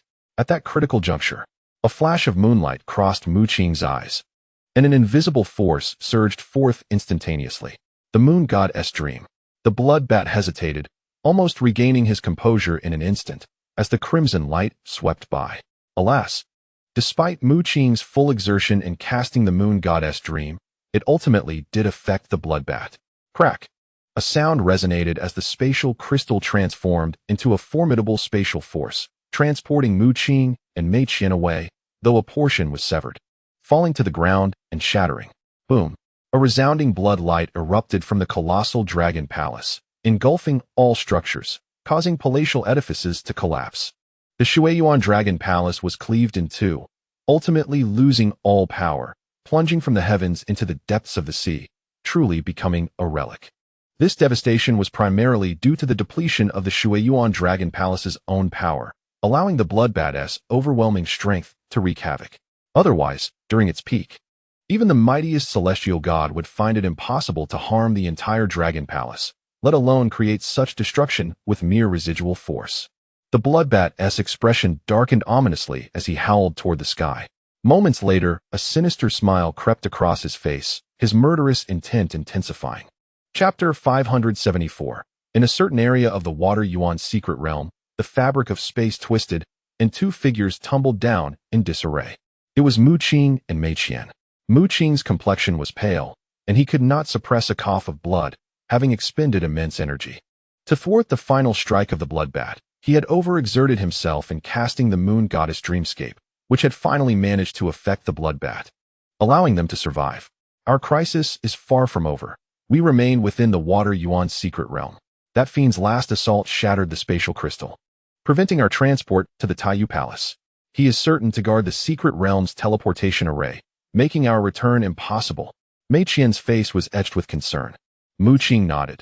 There was but one teleportation array in the secret realm, and if the bloodbat intercepted them there, it would spell trouble. However, Mu Qing's gaze soon fell upon Mei Qian once more. The techniques you employed were all mine, he remarked, a slight frown furrowing his brow. He could not comprehend how Mei Qian had executed the heaven-turning seal, and given her repeated use of spatial techniques. It was no wonder she was so adept. Her spatial methods mirrored his own. This is my ability. I can replicate the divine arts of others, albeit with a time constraint. Perhaps in the future, I will be able to fully replicate all abilities, retaining them indefinitely, Mei Qian disclosed without reservation, asserting that this formidable power was a result of her experimentation. Mu Qing was slightly taken aback. The demon clan was far more formidable than he had anticipated, even capable of duplicating divine abilities. Although, according to Mei Qian, the replicated powers were merely temporary, it was nonetheless a terrifying prospect. Alas, it is a pity your Qinping beast has perished. I had hoped to extract some blood. Perhaps I could have unraveled some of the Qinping clan's powers. Mei Qian sighed, seemingly more concerned about the Qinping beast than Mu Qing himself. Hearing this, Mu Qing furrowed his brow as well. The Qinping beast had always been a significant asset, its strength far surpassing that of its peers. However, regrettably, even a Qinping beast in the early stages of divinity could not contend with the late-stage bloodbath. Yet, it was not without its rewards. Mu Qing took a deep breath and waved his hand, summoning a massive serpent from the void. This world's serpent avatar, colossal in stature, bore azure scales adorned with enigmatic patterns. The world serpent opened its maw, expelling 2 spheres of black light. One of these dark orbs was the malevolent sorcery created by the foremost emperor of the evil clan, as mentioned by the bloodbath, while the other orb manifested as a swirling black vortex, resembling a miniature black hole. This was a remnant left behind after the Qinping beast had been vanquished. Mu Qing recalled that the Qinping beast had not consumed this ability. Rather, after refining a 3-legged jade toad artifact within the Kunlun secret realm on Earth, it had undergone a metamorphosis, acquiring the power to devour. The subsequent transformations were likely connected to this event. Now, with the Qinping beast slain by the bloodbath, this small black hole had been brought back by the world serpent avatar. What is this? Mei Qian inquired curiously, gazing at the miniature black hole in Mu Qing's hand. Buzz. Suddenly, the small black hole began to tremble and transformed into a beam of dark light that surged into Mu Qing's body. Within him, the black hole unleashed a peculiar force that radiated outward. A look of astonishment crossed Mu Qing's face, and he soon emanated strands of black light, not of demonic energy, but of the power of the black hole. In the next moment, a small black sphere materialized in his hand, spinning at an extraordinarily terrifying speed, revealing itself as a miniature black hole. In an instant, the surrounding spiritual energy of heaven and earth quaked violently, rapidly depleting and morphing into a torrent of demonic energy. A hint of fear appeared on Mu Qing's face. The devouring power was simply too formidable. Have you acquired that dark art? Mei Qian asked, her face a mask of surprise. Mu Qing shook his head and pointed to another black light cluster, saying, "This is the true dark art." The two circled around the black light cluster, scrutinizing it intently. Although the bloodbat yearned for this dark art, neither of them could discern anything extraordinary about it. This must be akin to the divine seed. If that is the case, allow me to give it a try. Mei Qian's eyes glimmered slightly as she extended her palm. Suddenly, a bolt of lightning struck down, causing Mei Qian to hastily retract her hand in alarm. "This is what I have obtained," Mu Qing stated calmly. However, Mei Qian was visibly upset, retorting, "Without me, you would have perished long ago." Unfazed, Mu Qing countered, "Without me, you wouldn't even have had the time to activate that spatial crystal before being slain by the bloodbat." "You." Mei Qian's chest heaved with agitation. "Even if you obtain this object, it is of no use. The Dark Clan cultivates a unique power, known as the third cultivation system." Mu Qing grasped the black light cluster, controlling it with demonic energy. Yet, Mei Qian was evidently unconvinced, saying, "The Shuiyuan True Dragon Clan relied on this dark art to gain the confidence to resist the Taiyue Palace, and that bloodbat is not of the Dark Clan, which clearly indicates that this dark art is suitable for other cultivation systems." Surprisingly, Mei Qian possessed a keen understanding of cultivation systems. Just then, the black light cluster shattered, transforming into 2 beams of light that entered the foreheads of Mu Qing and Mei Qian simultaneously. This dark art had chosen both of them. Dusk Incantation. Upon acquiring this dark art, all knowledge regarding the Dusk Incantation surged into Mu Qing's mind. Mei Qian also received the dark art, her face alight with joy, for she too could wield this dark art, a special explosive technique. The Dusk Incantation allowed one to unleash their internal power to a far more terrifying extent. While it appeared unremarkable, it was, in fact, the progenitor of one-time explosive techniques. At that moment, however, Mu Qing wore a look of shock. A glimmer of horror reflected in his eyes. According to the description of the Dusk incantation, the Dark Clan's dark power was formed through the fusion of celestial energy and divine might.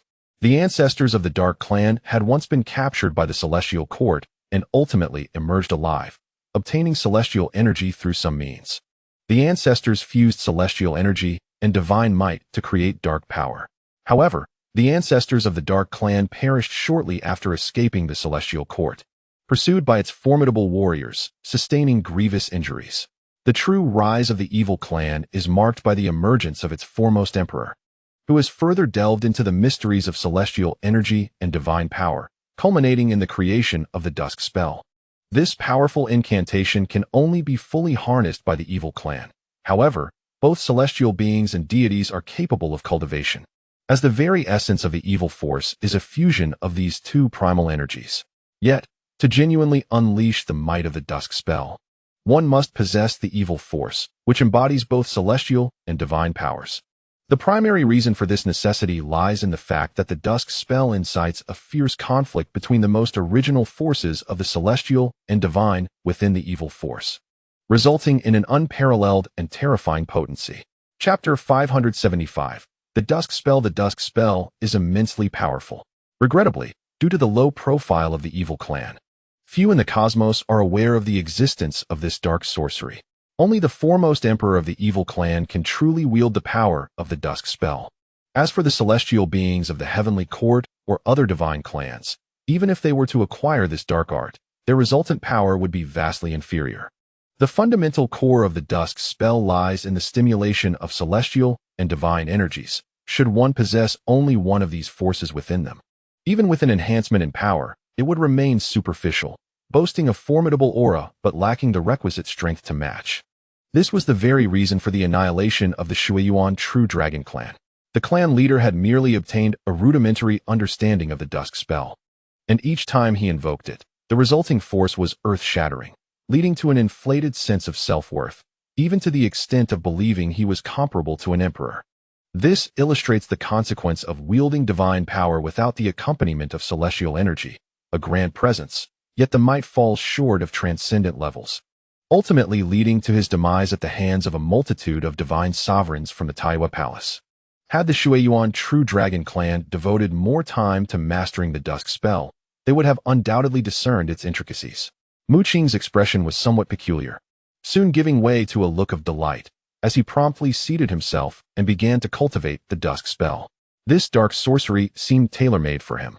Within him resided both celestial and divine energies. However, unlike the evil clan, he had forged a demonic force from the union of celestial and divine. Something is amiss.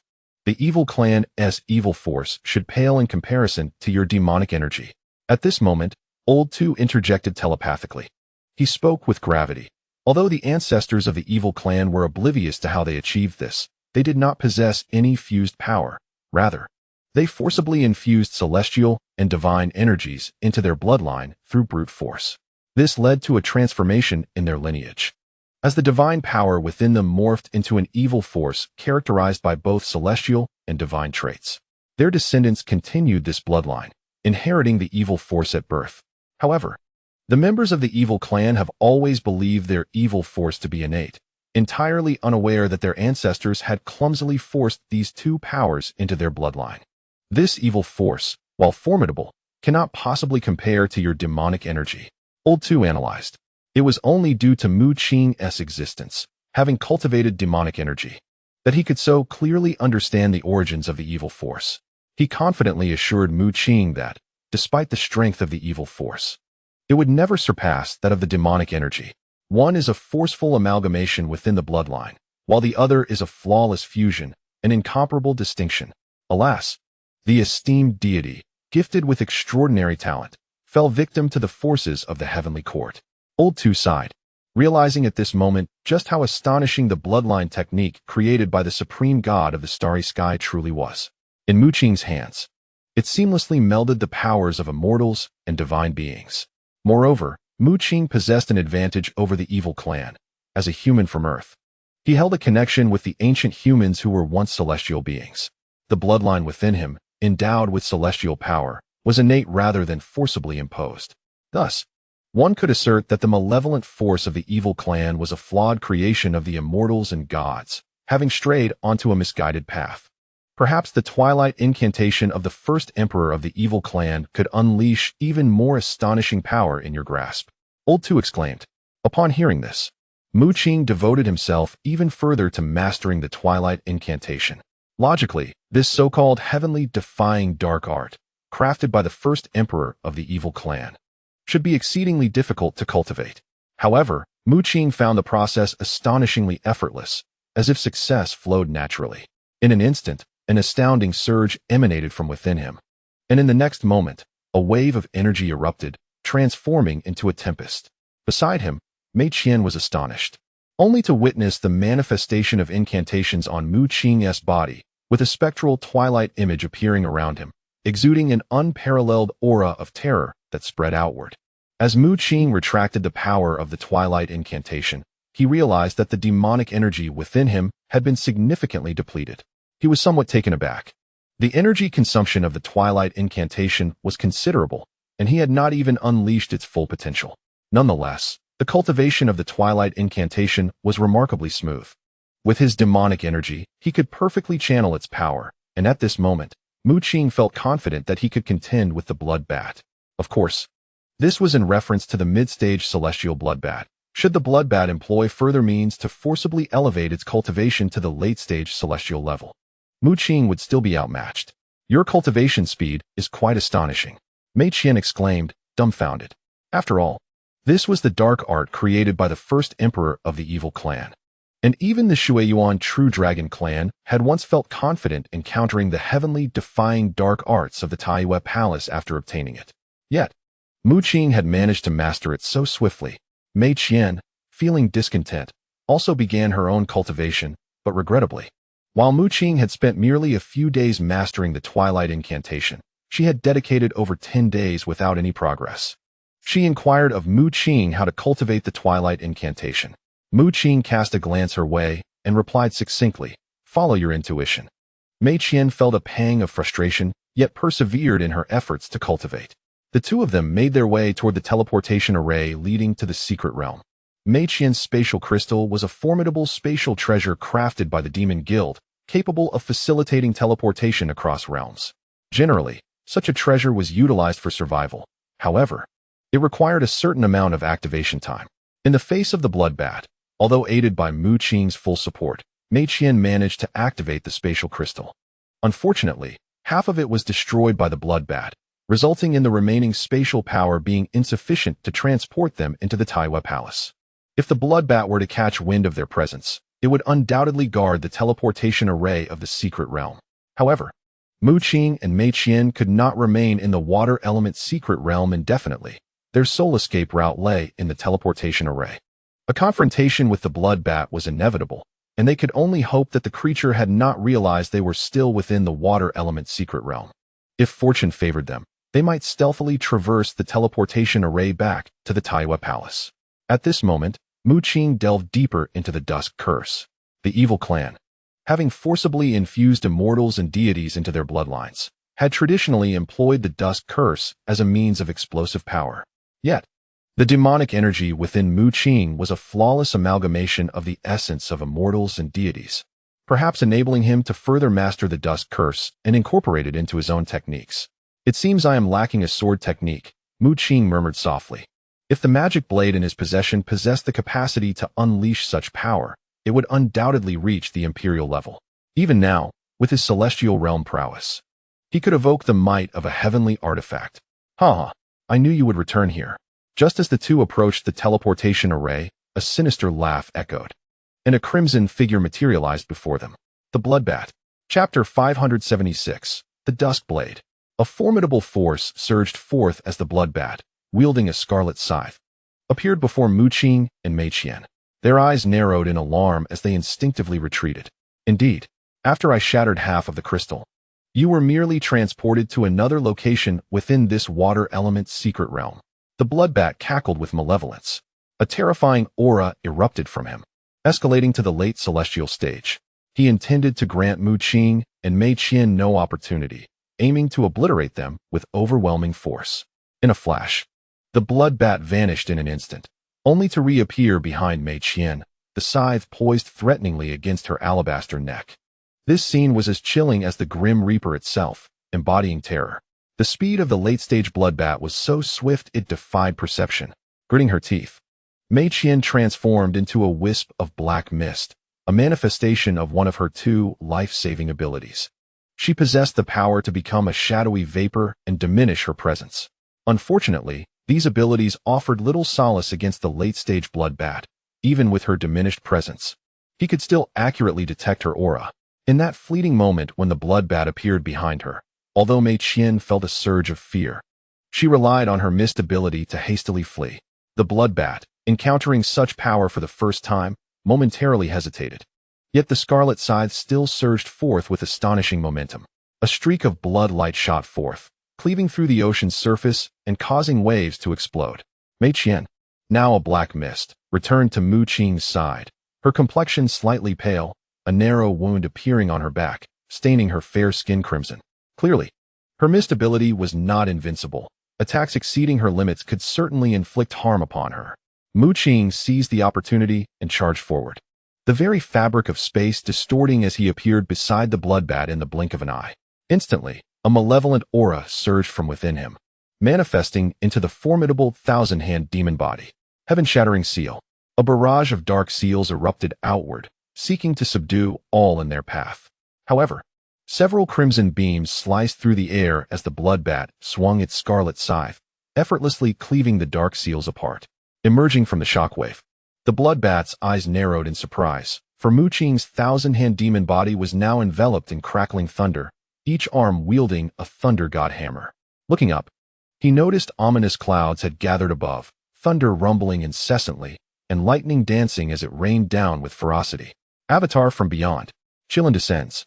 Mu Qing bellowed, unleashing a cataclysmic assault as countless avatars coalesced in an instant, each brandishing the thunder god hammer. Simultaneously, the magical energy from the 1.5 million stars in his starry demon domain had been drained significantly, their power siphoned away. Yet, the bloodbat remained unfazed by such overwhelming might. Last time, you could do nothing to me. Do you truly believe this attack can vanquish me? It scoffed, conjuring a massive hand, the bloodlight transforming into a resplendent sun that bore down with crushing force. The bloodbat understood the potency of Mu Qing's attack. It was indeed fearsome, even capable of injuring him despite his forced elevation to the late stage of a celestial being. However, he was confident he would not be obliterated outright. Bracing himself against the onslaught of the thunder Qilin, he surged forward. Boom! Thunderous lightning erupted, unleashing earth-shattering energy that vaporized the sea for miles around. The terrifying thunder transforming into waves of energy that obliterated everything in their wake. Yet, amidst the chaos of lightning, a crimson figure tore through, its body charred, blood trickling from its mouth, clearly bearing the weight of grievous injuries. The bloodbat's eyes glimmered with a murderous intent on annihilating Mu Qing completely. All hopes rested on this moment, praying that the power of the dust curse could withstand the bloodbat's assault. Mu Qing's expression was one of unprecedented gravity. He concentrated the remaining magical energy from the stars in his starry demon domain, hoping to harness the terrifying explosion of the dust curse to withstand the bloodbat's attack. He did not need to defeat the bloodbat entirely. Merely inflicting some measure of impact would suffice, granting him and Mu Qing a chance to escape. At that moment, the injured Mu Qing suddenly appeared beside Mu Qing, her teeth clenched in determination as she produced a pitch-black orb, exuding a terrifying aura that instilled dread. Sacrificial summoning. Corrupt demon. Mu Qing formed seals with astonishing speed, and a brutal roar emanated from within the dark orb, as if a primordial beast were about to burst forth. A vague shadow materialized, revealing a gaping maw that roared madly. With a resounding roar, a murky beam of light surged forth, crashing into the bloodbat with tremendous force. The bloodbat's expression shifted dramatically. Despite his formidable prowess at the late stage of the celestial god realm, he found himself unable to evade the impending strike. Yet, to his astonishment, he felt no pain whatsoever. Meanwhile, Mu Qing had retracted the phantom back into the dark orb, and it was evident that a terrifying presence resided within. She had merely summoned a fraction of its true power, yet it had drained her completely, leaving her pallid and weakened. The bloodbat's countenance grew increasingly grave as he realized his strength was plummeting, descending from the late stage of the celestial god realm to the mid-stage, and then to the early stage in the blink of an eye. How could this be? My power. Panic gripped him as he noticed that the injuries inflicted by Mu Qing had vanished, yet his cultivation had diminished significantly. In that very moment, a flicker of murderous intent flashed in Mu Qing's eyes, although he was unaware of the origin of the dark orb wielded by Mei Qian, which had inexplicably suppressed the bloodbat to the early stage of the celestial god realm. He recognized this as a golden opportunity. The late-stage bloodbat was an adversary beyond their capacity to confront, and even the mid-stage bloodbat posed a formidable challenge. Yet now, he was reduced to the early stage. Mu Qing inhaled deeply, a torrent of demonic energy swirling around him as the ominous black force coalesced upon the demonic blade in his grasp. A series of peculiar incantations flowed from his palm, rapidly extending from the hilt of the blade to its edge. The bloodbat's pupils constricted, disbelief washing over him. The twilight slash. With measured words, Mu Qing uttered the name of his technique, and in the next instant, he unsheathed the demonic blade with a sudden flourish, unleashing a radiance so dazzling that it painted the surrounding void with a twilight tableau. This technique, born from the fusion of the twilight incantation and his demonic blade, consumed all the demonic energy within him with a mere act of drawing the sword. At that moment, twilight descended, and the world was plunged into chaos. Chapter 577, Execution. At the entrance to the water element's secret realm, Mu Qing unleashed a stunning strike, casting the heavens into twilight, the blade's brilliance resplendent. Leveraging the terrifying power of the descending thunder Qilin and the time Mei Qian had procured, Mu Qing successfully inscribed the twilight incantation upon the demonic blade. The bloodbat was filled with dread. Even at the late stage of the celestial god realm, he would regard this power with trepidation, let alone now, when his strength had inexplicably regressed to the early stage. He bellowed in fury, fervently invoking secret arts to forcibly elevate his cultivation back to the mid-stage of the celestial god realm. In that critical moment, two beams of moonlight suddenly pierced through, emanating from Mu Qing's gaze. The moon god dreamscape. In an instant, the bloodbat's body froze momentarily, only to be engulfed by a profound sense of impending doom. As a celestial god, he experienced suffocation for the first time. Boom! The surface of the sea erupted, a chasm stretching thousands of meters wide opened, extending for countless miles as the twilight blade swept through. A line of crimson sliced through the bloodbat's form, shattering the scarlet scythe in his grasp into fragments.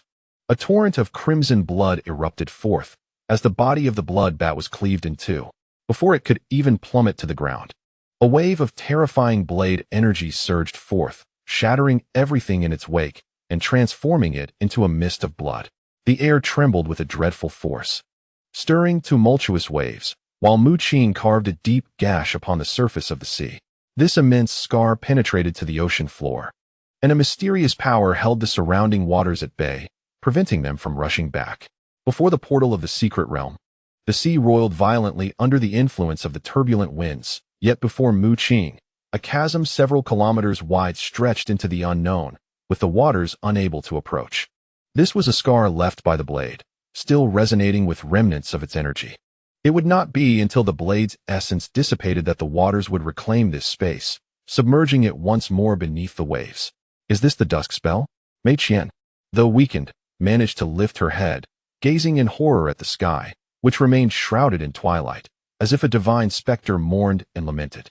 This strike left her utterly astonished. She had indeed acquired the cultivation method of the dusk spell herself. Yet she could not fathom why she had been unable to master it, while Mu Qing had unleashed such earth-shattering power in a mere instant. The deed was done. Mu Qing retracted his demonic blade, only to be overcome by a wave of exhaustion. The energy expended was immense. However, the power of that strike from the dusk spell was astonishing. Beholding the chasm before him, which remained unclaimed by the sea, even Mu Qing gasped in astonishment. Regrettably, before he could fully appreciate the magnitude of his own might, he began to descend from the air, having lost the ability to sustain flight. Ultimately, it was Mei Qian who grasped him, pulling him into the portal of the secret realm. The guardian of the portal, upon seeing the two, hurried over and offered Mei Qian some divine medicine specifically for healing. Although he appeared middle-aged, he had been a celestial being for many years, having witnessed countless individuals. He had previously observed the meeting between Mu Qing and Ling Zixuan of the Taiyue Guild as they utilized the portal. Understanding that anyone able to associate with Ling Zixuan must possess an extraordinary identity. Now, seeing Mu Qing unconscious and injured, he quickly stepped forward to assist. "This fellow is in your care." Mei Qian, though seriously wounded, was still capable of movement. As she departed, she reflected on her journey to the water elemental secret realm. Although she had not found what she had hoped for, failing to locate even a single corpse of a true dragon within the water elemental dragon palace, and having paid a price to combat the bloodbath by revealing her ultimate trump card, she had still gained something valuable, the dusk spell, created by the so-called greatest emperor of the wicked clan. Upon returning, she resolved to focus on her cultivation, certain that her strength would increase significantly. Particularly after witnessing Mu Qing's terrifying prowess with the dusk spell, her anticipation grew even stronger.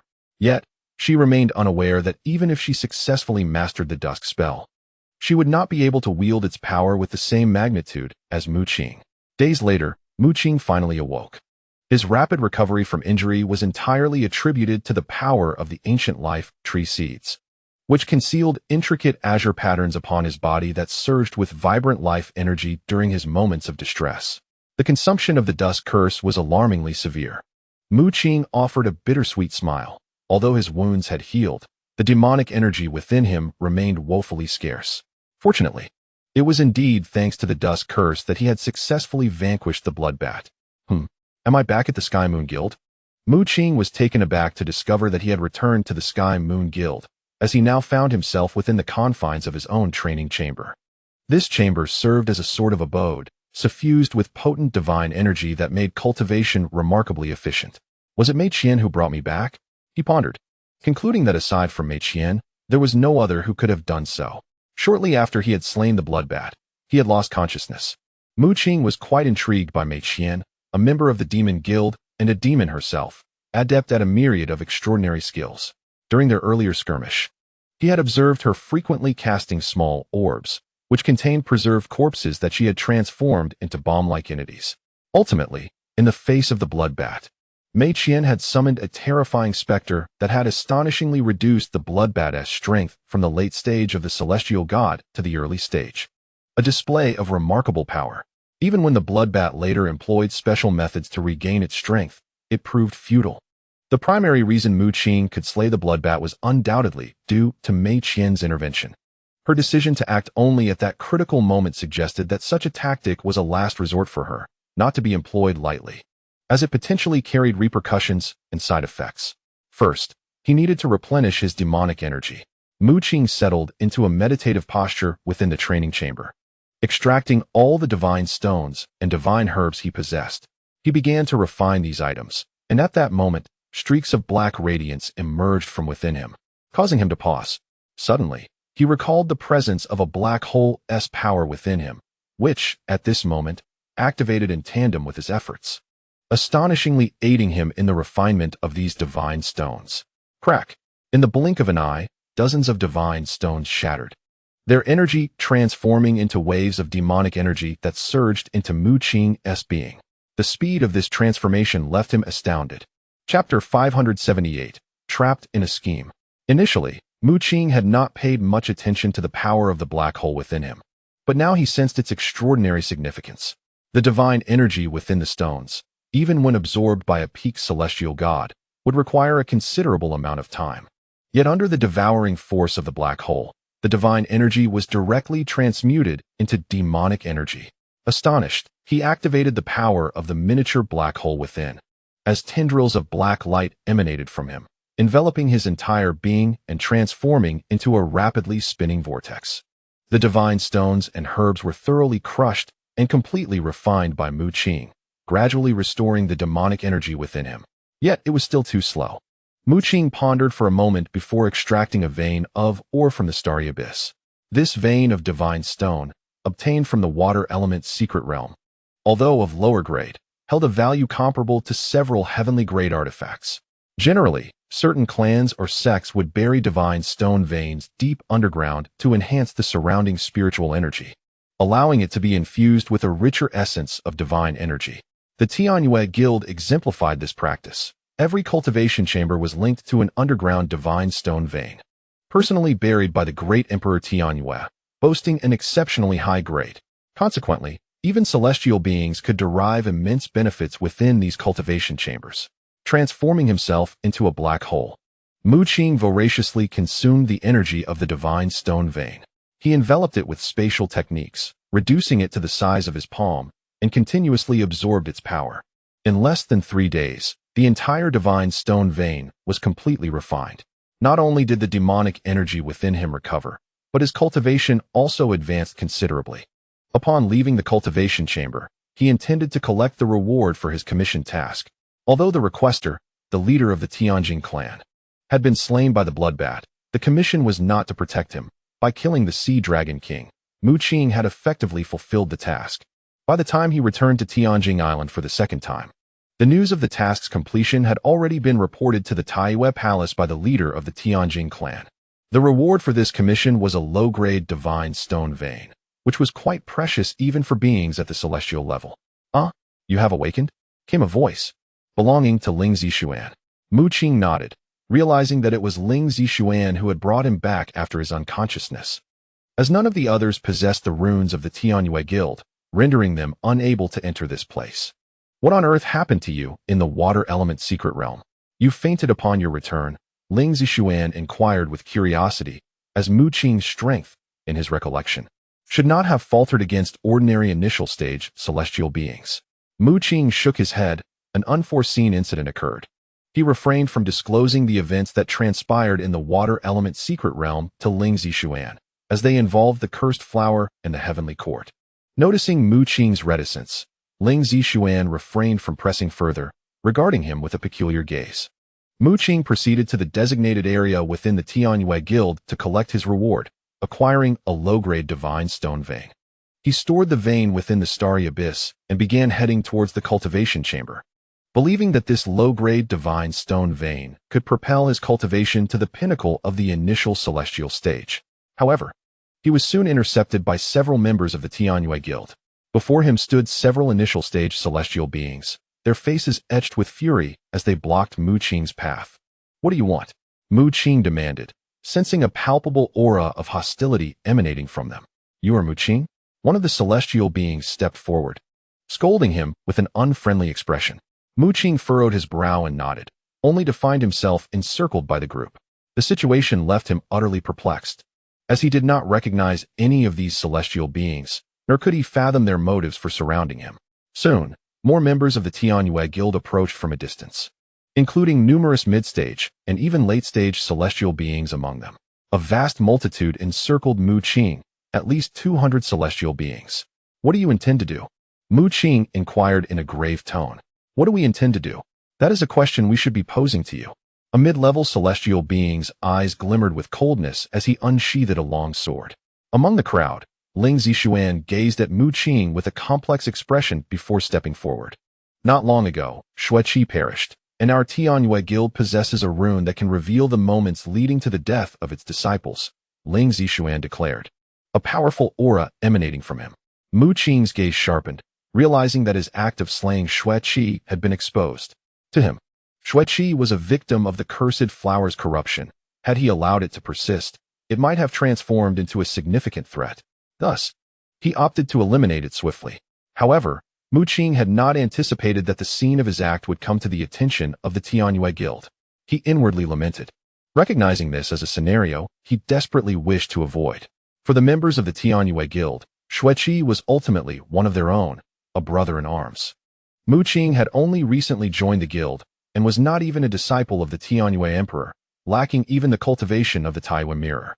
The other disciples of the Tianyue Guild did not acknowledge Mu Qing, and now he had slain one of their own, which was a severe taboo. The Tianyue Guild is, after all, a sect under the Tianyue Emperor. Mu Qing's actions would undoubtedly provoke the ire of his fellow disciples. Junior brother Mu Qing, from the outset, you seem to harbor intense animosity towards Xueqi. What grievances exist between you? Ling Zixuan questioned, unable to believe Mu Qing would kill without cause. Yet he needed to provide an explanation to the other disciples of the guild. Mu Qing opened his mouth, poised to respond, but at that moment, a figure suddenly lunged forward. It was a novice celestial being. Wielding a dagger, the assailant aimed directly for Mu Qing's heart. Mu Qing's eyes narrowed as he sensed the unmasked aura of cursed power emanating from his opponent. A surge of violent demonic energy erupted from him, coalescing into a great seal that descended to suppress the threat. Boom! The novice celestial's body seemed enveloped by an overwhelming force, exploding into a mist of blood. Mu Qing's brow furrowed sharply. It dawned on him that this was a precarious situation. The strength he had wielded could not have been this formidable. For he understood that should he kill another from the Tianyue Guild, he would surely find himself in dire straits. Hence, he had tempered the power of his seal. Knowing that a novice celestial could not be so easily dispatched, he had fallen into a trap. Gritting his teeth, Mu Qing's gaze swept across the crowd, and indeed, he observed that the disciples of the Tianyue Guild were incited by the spectacle. This fool dares to kill before so many of us. Seize him! A voice rang out. And suddenly, a throng of celestial beings surged toward Mu Qing, each one a formidable opponent.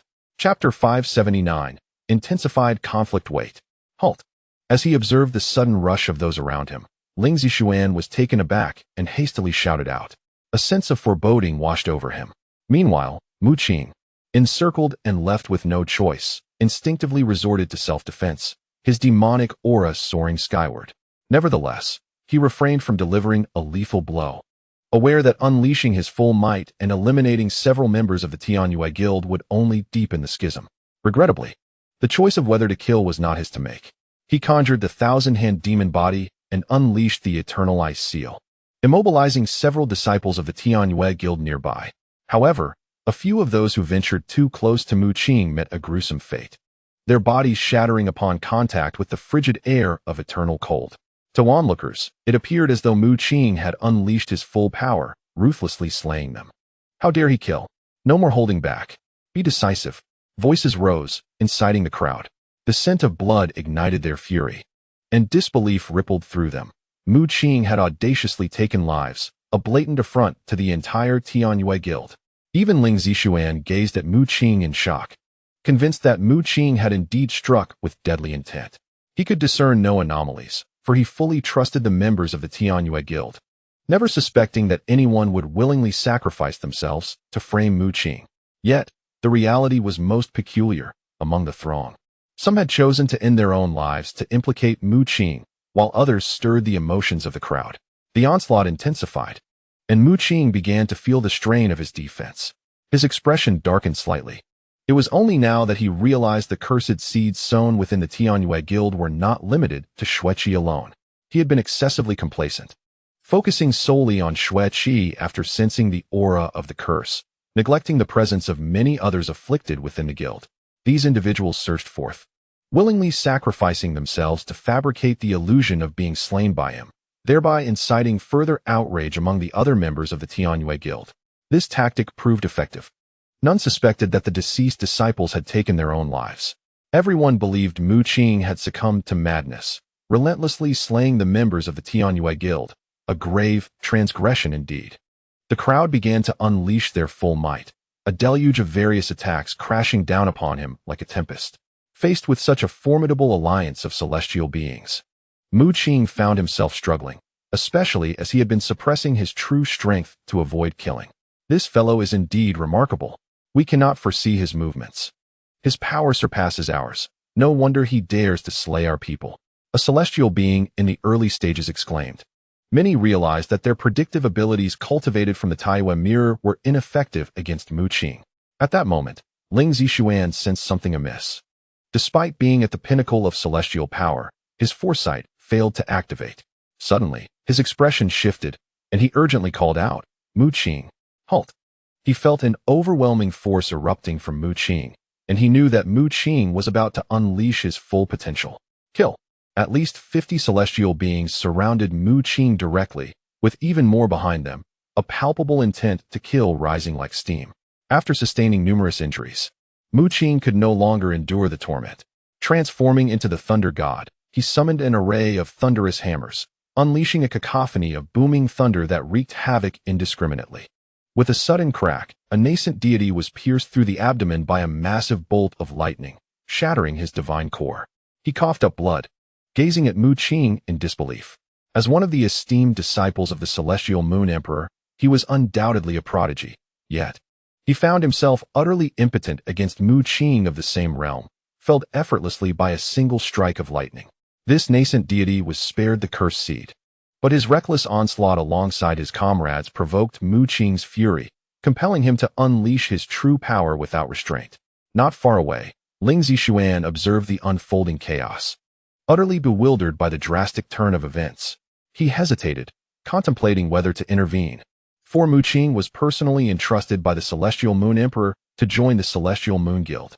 Meanwhile, Mu Qing was embroiled in a fierce battle with numerous disciples of the Celestial Moon Guild. His patience had worn thin, though he sought not to take lives. The frenzied onslaught of the guild members, spurred by the sight of his deadly prowess, drove them to charge at him like madmen, one after another. Even a figure of clay possesses a measure of ire. Since his explanations fell on deaf ears, he decided to show no mercy. In a moment of fierce determination, Mu Qing manifested countless replicas of himself. As the thunderous hammers fell, the area became engulfed in a terrifying storm of lightning, bolts dancing through the air. It was only then that the disciples of the Celestial Moon Guild comprehended the true magnitude of Mu Qing's formidable strength, realizing that nascent deities were utterly powerless against him. "I refuse to believe it," cried one nascent deity, employing a unique divine technique to discern Mu Qing's true form, rushing forward with a fierce punch, radiant with divine light, shaking the very fabric of space.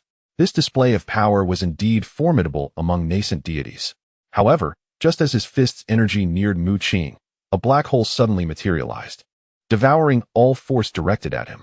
Mu Qing turned, his gaze icy, instilling terror in the nascent deity before him. Frightened, the attacker attempted to retreat, but Mu Qing, wielding the thousand-handed thunder god, seized his head, and in the next instant, a torrent of lightning erupted, culminating in a thunderous crack as a charred body fell to the ground. All nascent deities, retreat. A mid-tier deity commanded urgently. The onlookers recognized that Mu Qing's power had transcended that of his peers. Even the most gifted nascent deities within the Celestial Moon Guild would meet the same fate, being dispatched in an instant by him. Now, a mid-tier deity stepped forth, applying considerable pressure on Mu Qing, causing his replicated forms to shatter under the assault. "Surrender.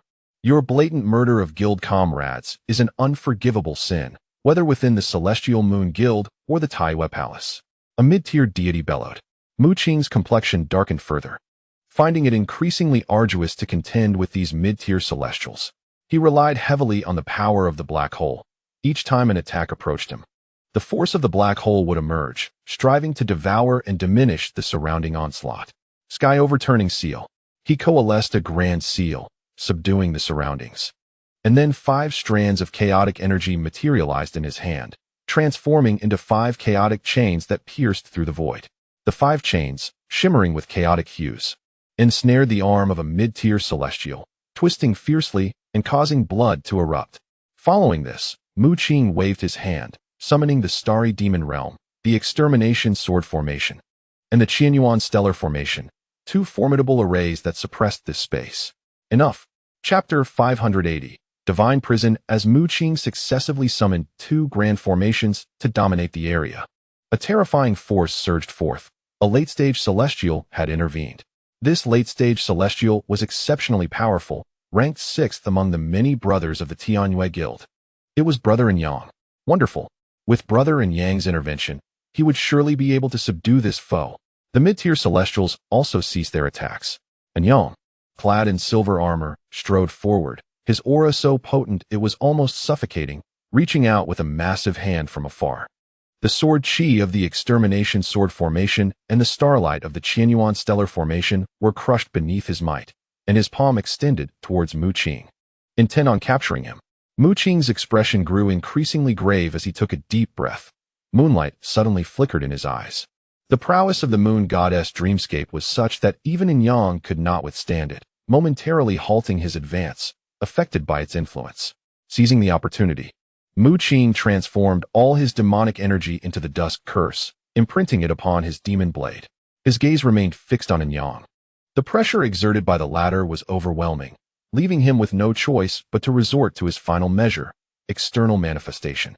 With a whispered incantation, numerous clones of Mu Qing materialized. Only 10 avatars? It seems you are but a flickering candle in the wind. And Yang sneered upon seeing Mu Qing's mere 10 manifestations. He had been quietly observing the situation. Mu Qing's ability to create clones had initially astonished him. The thousand-handed thunder god wielded such formidable power that it could generate hundreds or even thousands of clones, each not lacking in strength. Yet now, Mu Qing could only produce 10, leading Yang to believe that Mu Qing had exhausted his strength. A powerful force erupted from Yang, his hand transforming instantaneously into a colossal fist, descending to crush Mu Qing along with his avatars. Dusk. 1. Blade. Mu Qing brandished his demon blade, enveloped in demonic energy, and in the next moment, unsheathed it, unleashing a terrifying arc of light. Surrounding them, scenes of dusk manifested, with ethereal figures wailing, their intermittent cries filled with desolation. This was Mu Qing's most formidable technique, the Dusk Curse, an evil sorcery imbued within the demon blade, unleashing unprecedented might. Particularly, he had summoned 10 avatars. With the current density of his demonic energy, he could easily summon tens of thousands of thousand-handed thunder gods, if he were to rely solely on his true self. He could even manifest hundreds of thousands. However, the creation of his newly manifested doppelgangers was an arduous endeavor, fraught with the immense consumption of the Dusk Curse. Ultimately, he could only produce 10 avatars, having completely depleted the magical energy within. A resonant clang echoed throughout the surroundings as all 10 avatars unsheathed their blades, unleashing a terrifying cascade of sword light, cutting through the somber dusk, casting shadows upon the fading divine figures. Boom! A staggering burst of energy erupted, resulting in a tremendous explosion. Disciples of the Heavenly Moon Guild, at the early and mid stages of divine ascendance, retreated in horror, their faces contorted with shock. It was only then that they comprehended the true extent of Mu Qing's terrifying power. Tick-tock, and Yang's countenance remained unperturbed. Yet it was evident to all that his right hand was drenched in blood, marred by gruesome gashes, blood flowing profusely. He cast a deep glance at Mu Qing, his arm trembling, having retreated a full 11 steps. Could it be that the sixth senior brother was so severely injured? At this moment, silence enveloped the arena. All disciples of the Heavenly Moon Guild wore expressions of disbelief, unable to fathom that their formidable sixth senior brother could sustain such injuries. And junior brother, you have been careless. Ling Zixuan finally stepped forward after taking a deep breath. He examined the wounds on Yang's arm, furrowing his brow before lifting his gaze towards Mu Qing. Mu Qing, having exhausted too much energy, was gasping for breath, should Ling Zixuan intervene. He feared Mu Qing would be unable to withstand it. Ling Zixuan approached, still engulfed in confusion, for none present could utilize their foresight abilities. This could not possibly be the result of Mu Qing's doing. Clearly, someone was covertly interfering. But who was this unseen hand, and what was their motive? This was the riddle that perplexed Ling Zixuan, contributing to his sense of unease. Zixuan, leave him to me. At that moment, Tai's approached, his imposing figure radiating an intimidating pressure. Senior brother, eliminate him. This fiend has slaughtered countless members of our Heavenly Moon Guild. Indeed, allowing him to join the Heavenly Moon Guild was a grave mistake. Let him pay with his life. The crowd of the Heavenly Moon Guild clamored, their eyes filled with icy resolve, whether it was Mu Qing's earlier framing or his subsequent acts of violence. The conflict between him and the guild had escalated to an irreconcilable state. Tai confronted Mu Qing, as the space behind him warped and a realm of resplendent light manifested, far surpassing the domains of those merely in the divine realm. Mu Qing, cloaked in a dark radiance, flickered as the power of a black hole consumed Tai's overwhelming pressure. He found himself bereft of the strength to resist. Did you truly slay Blood 7? Tai demanded, an even more terrifying aura emanating from him. Mu Qing felt a weight descend upon him, beads of sweat forming on his brow, and he replied solemnly, indeed, it was I who killed him. His answer was resolute. Confirmed. This man is a madman. Slay him. Avenge our fallen brothers. Kill him. Kill him. The disciples of the Heavenly Moon Guild shouted fervently. Silence. Suddenly, Tai let out a thunderous shout, unleashing a powerful wave of energy that silenced everyone around him. Taking a deep breath, he cast a penetrating gaze at Mu Qing, firmly believing that Mu Qing could not possibly be the sort of person to commit such an act. After all, he was personally designated by the Emperor of the Moon, whose foresight should have allowed him to foresee that Mu Qing would never undertake actions detrimental to the Moonlight Guild. Yet now, Mu Qing had drawn the ire of the masses, and it was evident that he could no longer remain in the presence of the guild members. Moreover, the scene of Blood Seven's demise had been captured in the Moonlight Runes, serving as irrefutable evidence, which Mu Qing himself had confessed to. The act of slaying a guild comrade not only violated the guild's sacred rules, but also breached the regulations of the Taiwa Palace. There were as many as 18 disciples of the Moonlight Guild who had perished at his hands. I shall report this matter to the higher-ups of the Taiwa Palace. Tai's refrained from executing Mu Qing immediately, instead restraining him with a wave of his hand, and with a surge of divine power, Mu Qing fell into unconsciousness. Days later, Mu Qing awoke, regaining his senses only to discover that his hands and feet were tightly bound by chains of a silvery hue, inscribed with peculiar runes. Attempting to summon the magical energy within him, he found no response. All his cultivation had been sealed. Where am I? He surveyed his surroundings, realizing he was imprisoned in a place reminiscent of a dungeon, steeped in an atmosphere of solemnity and bloodshed. This was the Divine Prison, a confinement created by the Taiwa Palace. Chapter 581, the fourth layer of the Divine Prison. Beside Mu Qing, an elderly man similarly bound by silver chains spoke up, revealing to Mu Qing the nature of their location. Turning his head, Mu Qing beheld an aged figure with disheveled hair. Despite his wrinkles, the man exhibited a remarkable robustness. He belonged to the Shura clan. Suddenly, the elder communicated telepathically. Mu Qing was taken aback, and upon closer inspection, he noticed something protruding from beneath the old man's unruly black hair, an unmistakable pair of horns, emblematic of the Shura clan. "Young man, what is your name?" The elder rasped, his voice hoarse and feeble. "Mu Qing," he replied, simultaneously taking in the surroundings. The walls were entirely sealed, with only the glimmering silver chains providing a meager illumination to the cell. "Young Mu, I see you possess merely the cultivation of an early-stage celestial. How is it that you find yourself imprisoned here?" The Shura elder inquired, evidently intrigued, as if this place were not suited for one of such low cultivation. "I killed a few people," Mu Qing answered while attempting to break free from the silver chains. Though he realized such efforts were futile, the chains were extraordinarily robust, and even restored to his former strength, he doubted he could break them, especially with his magical energy sealed. "Give it up. If it were possible to escape, I would have long since done so after all these years," the Shura elder advised. He then regarded Mu Qing with a puzzled expression, asking, "You entered here for killing a few people? Could it be that you slain the son of the moon god?" He simply could not fathom how an early-stage celestial could end up imprisoned in such a place. Mu Qing was taken aback and inquired, "What do you mean? Is my imprisonment here particularly unusual?" The elder of the Shura clan nodded thoughtfully, and after a brief fit of coughing, he spoke in a solemn tone. "The divine prison of the Taiwa Palace is divided into 4 levels. The first level is designated for confining beings of the true god realm, the second for the celestial gods, and the third for those of the divine emperor tier. However, my dear Mu, we find ourselves on the 4th level, where the emperors are imprisoned." At this revelation, Mu Qing's body trembled in shock. "What did you say? This is the 4th level of the divine prison? Imprisoning emperors?" Mu Qing was utterly astounded. It took him a moment to regain his composure and turn to the elder. "Are you an emperor?" The Shura elder burst into hearty laughter, though a hint of bitterness crossed his face.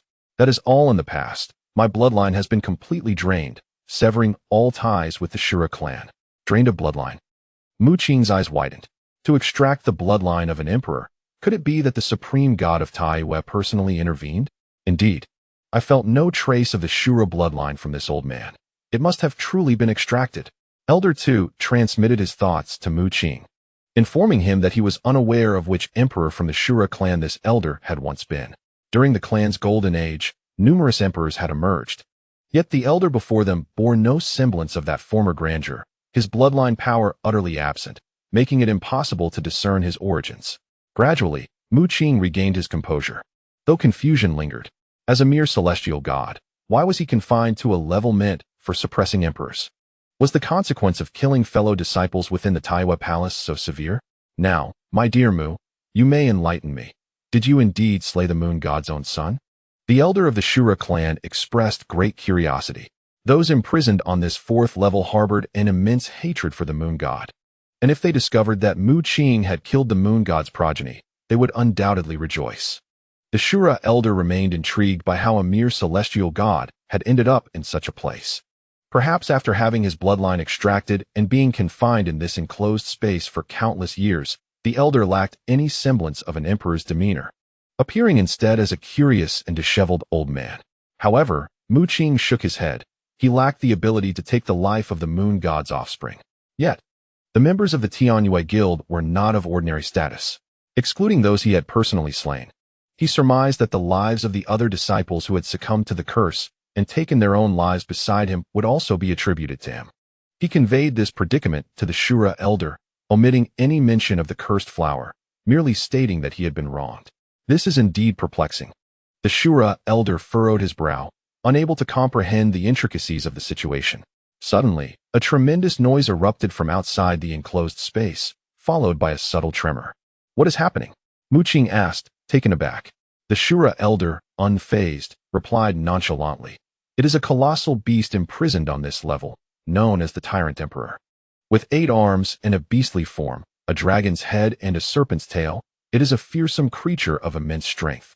It struggles from time to time, but alas, the chains of the Taiwa divine prison are not so easily broken. Indeed, the commotion outside soon subsided, indicating that the so-called Tyrant Emperor had once again failed in its attempts. However, Mu Qing was secretly astonished. He found himself bound by these silver-white chains, utterly incapable of mobilizing even the slightest trace of power within him. The fact that the Tyrant Emperor could create such a commotion was indicative of his extraordinary nature. How many emperors inhabit the 4th level of this divine prison? Mu Qing inquired. The elder of the Shura clan shook his head. I cannot say. When I was imprisoned, I caught a fleeting glimpse and noted 6 cells.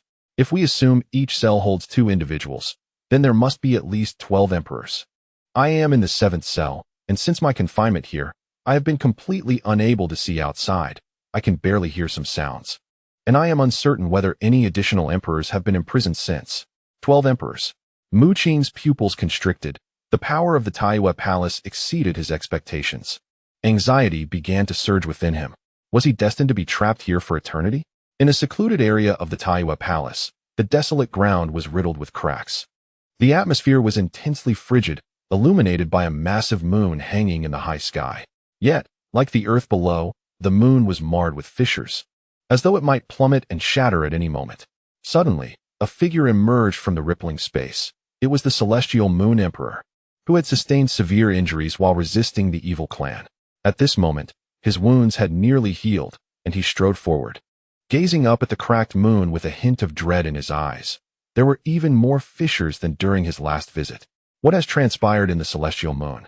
A cold beam of moonlight cascaded down, transforming into an indistinct figure, obscuring its features. Master, that Mu Qing, for reasons unknown, has slain some of my disciples and has been imprisoned in the 4th level of the divine prison by the Radiant Emperor, reported the celestial Moon Emperor regarding Mu Qing's situation. Chapter 582, Subject Number 2.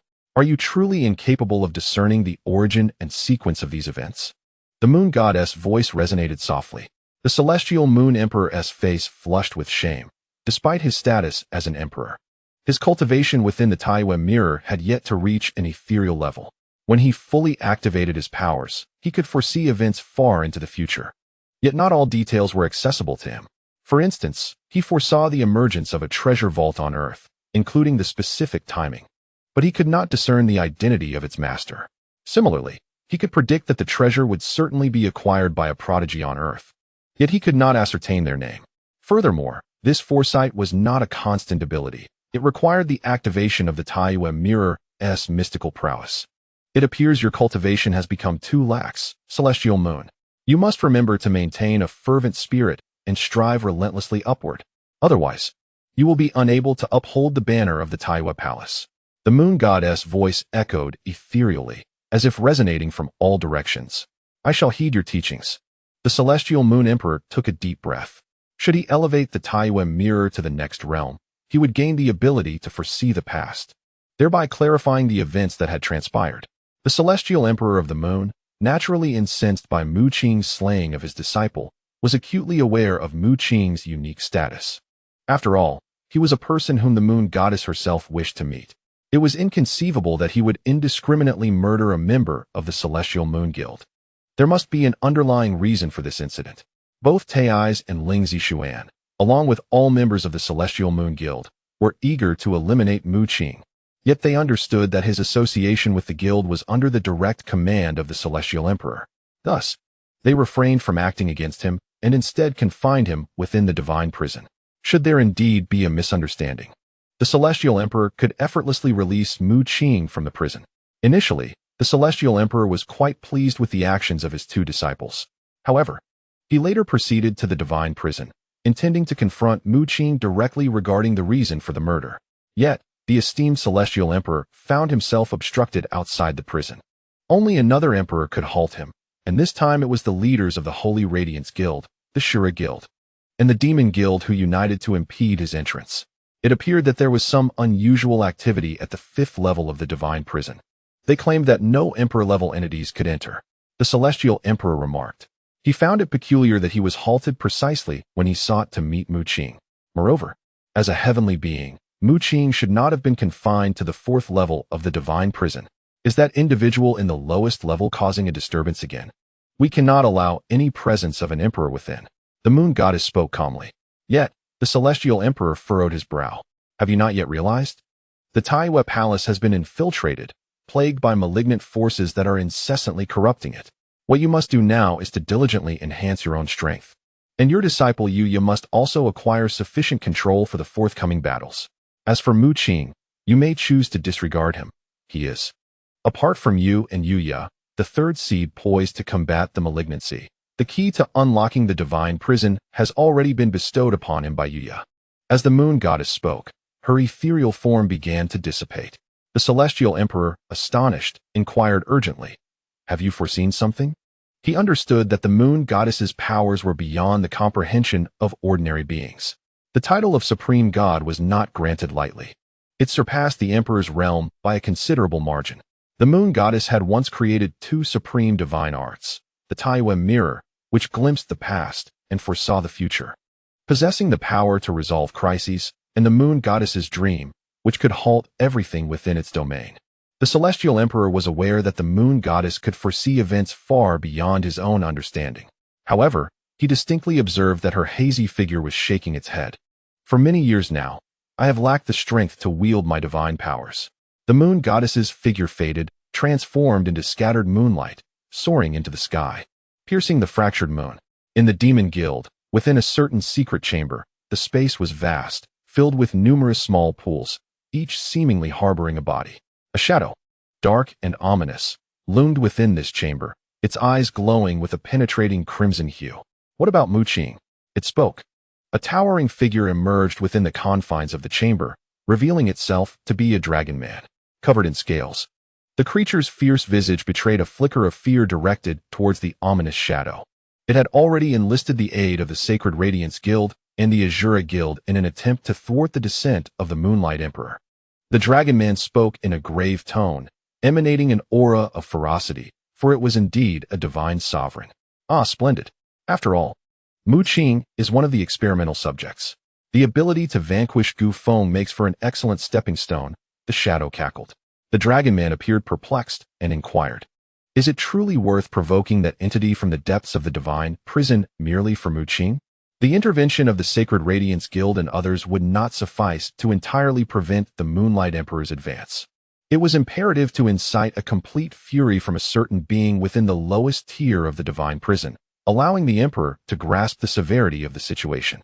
Deceiving an Emperor seemed a tad unrealistic, yet the Shadow's scheme aimed to render the lie a reality. An undercurrent of dread lingered within the Dragon Man.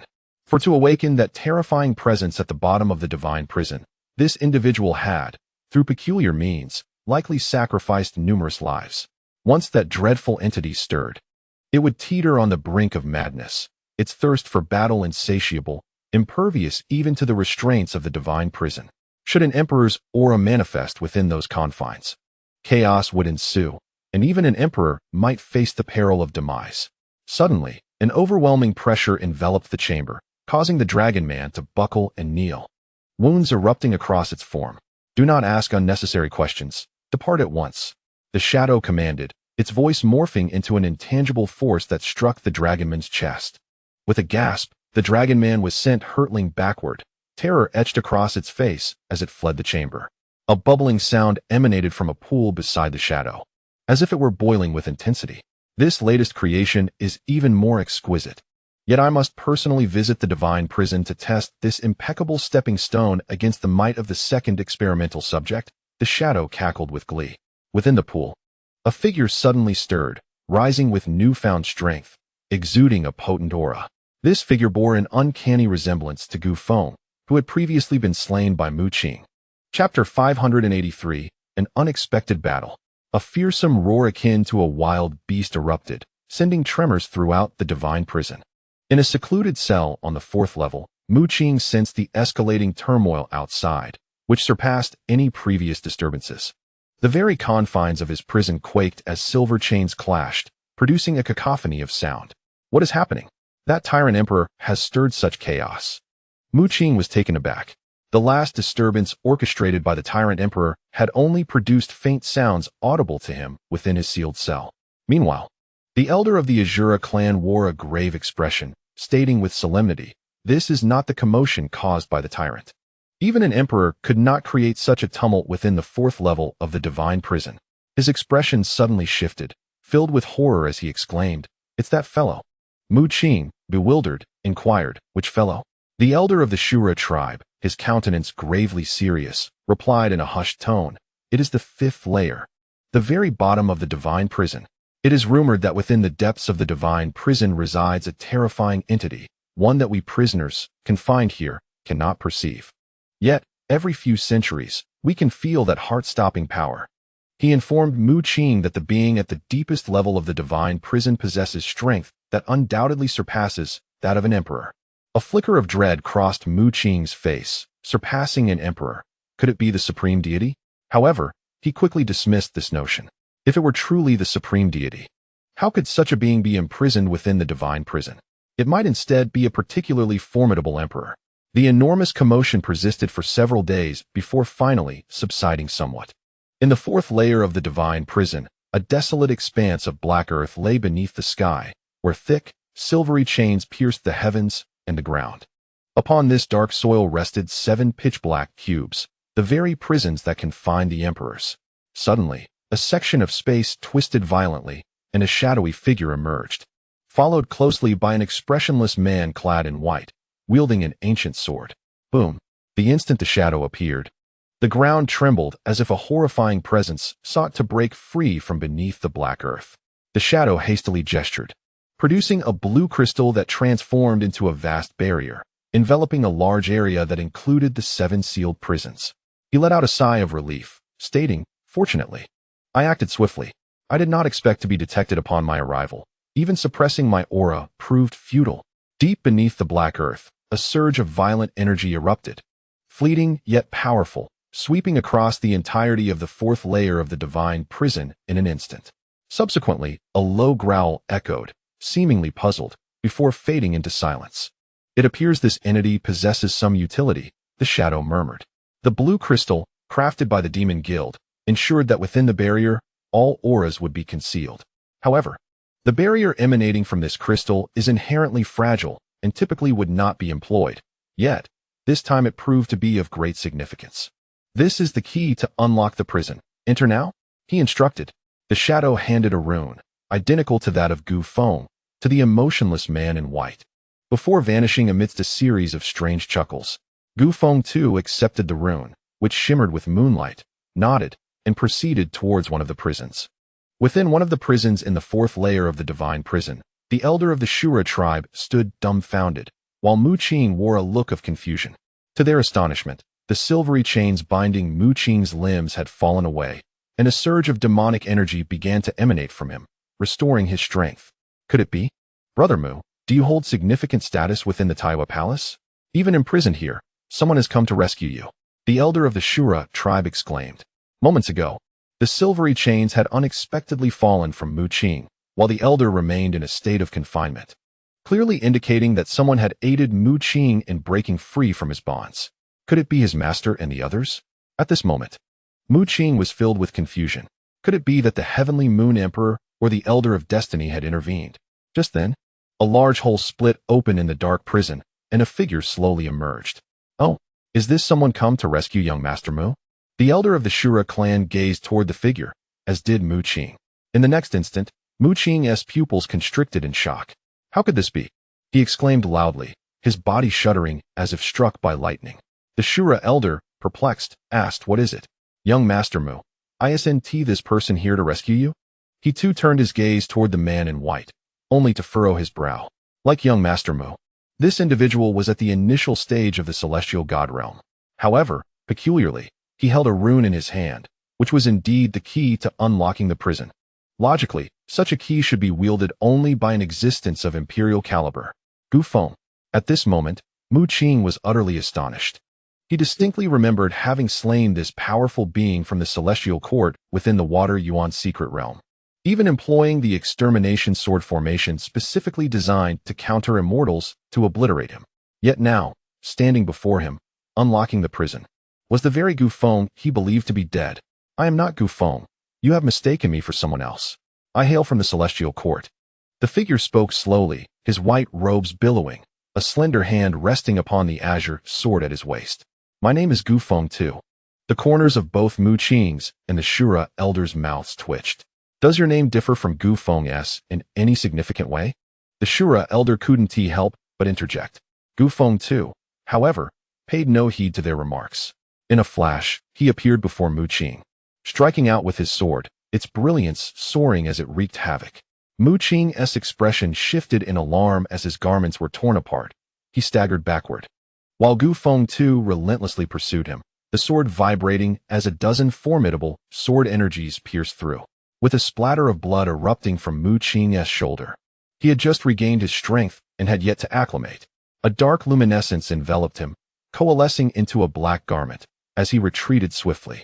This garment was forged from the power of the black hole, imbued with formidable devouring strength, consuming the sword energy's might. A glint of sharpness flashed in Gu Feng II's eyes as the azure sword radiated brilliant light, advancing towards Mu Qing. Retreating hastily, Mu Qing soon found himself at the edge of the prison. A strange light flickered from the rune in Gu Feng II's hand, causing a large hole to open behind Mu Qing, allowing him to escape the prison, with Gu Feng II hot on his heels. "Young Master Mu," the Shura elder shouted, still confined within the prison and unable to act, helplessly watching as Mu Qing and the man in white departed. Gradually, the large hole that had split open in the prison began to heal, completely obscuring Mu Qing and the figure from sight. Chapter 584. The blood that was stolen. Where is this? Mu Qing surveyed his surroundings, realizing he was within a barrier, and nearby were 7 enormous pitch-black cubes, which were indeed the cells of the 4th layer of the divine prison. What on earth is happening here? Mu Qing's gaze was imbued with profound gravity as he beheld the resurrection of Gu Feng, a formidable adversary he had previously vanquished, now proclaiming himself as Gu Feng II. With a resounding hum, the sound of swords echoed across the heavens as Gu Feng II approached, wielding his sword with an even more terrifying prowess than before. Each strand of sword energy emanating from him was capable of effortlessly shattering the surrounding space. In response, Mu Qing unleashed his demonic blade, sweeping it through the air as a cataclysmic clash of sword and blade erupted, releasing a tremendous explosion of energy that sent shockwaves cascading outward, forcing him to retreat. The vast barrier enveloping this realm appeared substantial, yet alarmingly fragile, as it succumbed to the pressure of the shockwaves, revealing myriad cracks. However, in the next instant, an invisible force emerged, restoring the barrier to its former state. All swords converge as one. Gu Feng II raised his Qing Feng sword, summoning a tempest of sword energy that ultimately coalesced upon the blade, culminating in a singular, explosive release. The intent of the sword was vibrant, and the might of Gu Feng II was undeniably more formidable than before. As Mu Qing attempted to freeze the sword energy with his eternalized seal, he began to withdraw. Suddenly, a realm materialized behind him, the celestial demonic domain illuminated by flickering starlight, teeming with ominous magic. 150,000 stars manifested, their light intertwining to form a formidable grand formation. With a deafening roar, a beam of stellar light pierced through, sending shockwaves that violently collided with the sword energy. The ensuing cacophony signified the disintegration of the sword energy, yet Gu Feng too swiftly unleashed a second strike. At that moment, a pitch-black seal descended, imposing its dominion over the surroundings. Though Gu Feng too had grown considerably stronger, Mu Qing's own power had surged to an even greater extent. A glimmer of unusual brilliance flickered in Mu Qing's eyes as the celestial seal coalesced, shaking the very foundations of the earth, unleashing a tempestuous force. Before Gu Feng too, his form appeared as diminutive as an ant, yet clad in white. He defiantly thrust his Qing Feng sword forward, undeterred by the oppressive celestial seal. Limitless Sword Immortal, first form. The ethereal shadow of the sword immortal materialized, its brilliance radiating, surrounded by a celestial aura. In contrast, the demonic might surged forth, the thousand-handed demon body reaching to the heavens and the earth. As Mu Qing sealed his hand, the celestial seal descended, accompanied by a torrent of demonic energy. Clang! For the first time, a change flickered across Gu Feng too's countenance, as his limitless sword immortal's first form failed to shatter the celestial seal, resulting in a dissonant clash. Upon closer inspection, he discerned the extraordinary nature of the celestial seal, which was encircled by 5 chaotic-colored celestial dragons. The sword energy surged forth, and the 5 chaotic celestial dragons roared, transforming into chains that brutally shattered the sword energy. At present, Mu Qing harbored 5 strands of chaotic demonic energy within him, greatly enhancing his strength. Although Gu Feng too was indeed stronger than the original Gu Feng, Mu Qing's advancement exceeded all expectations. With a thunderous crash, the celestial seal completely subdued its adversary, yet in the next moment, a tempest of sword energy erupted skyward, shattering the celestial seal.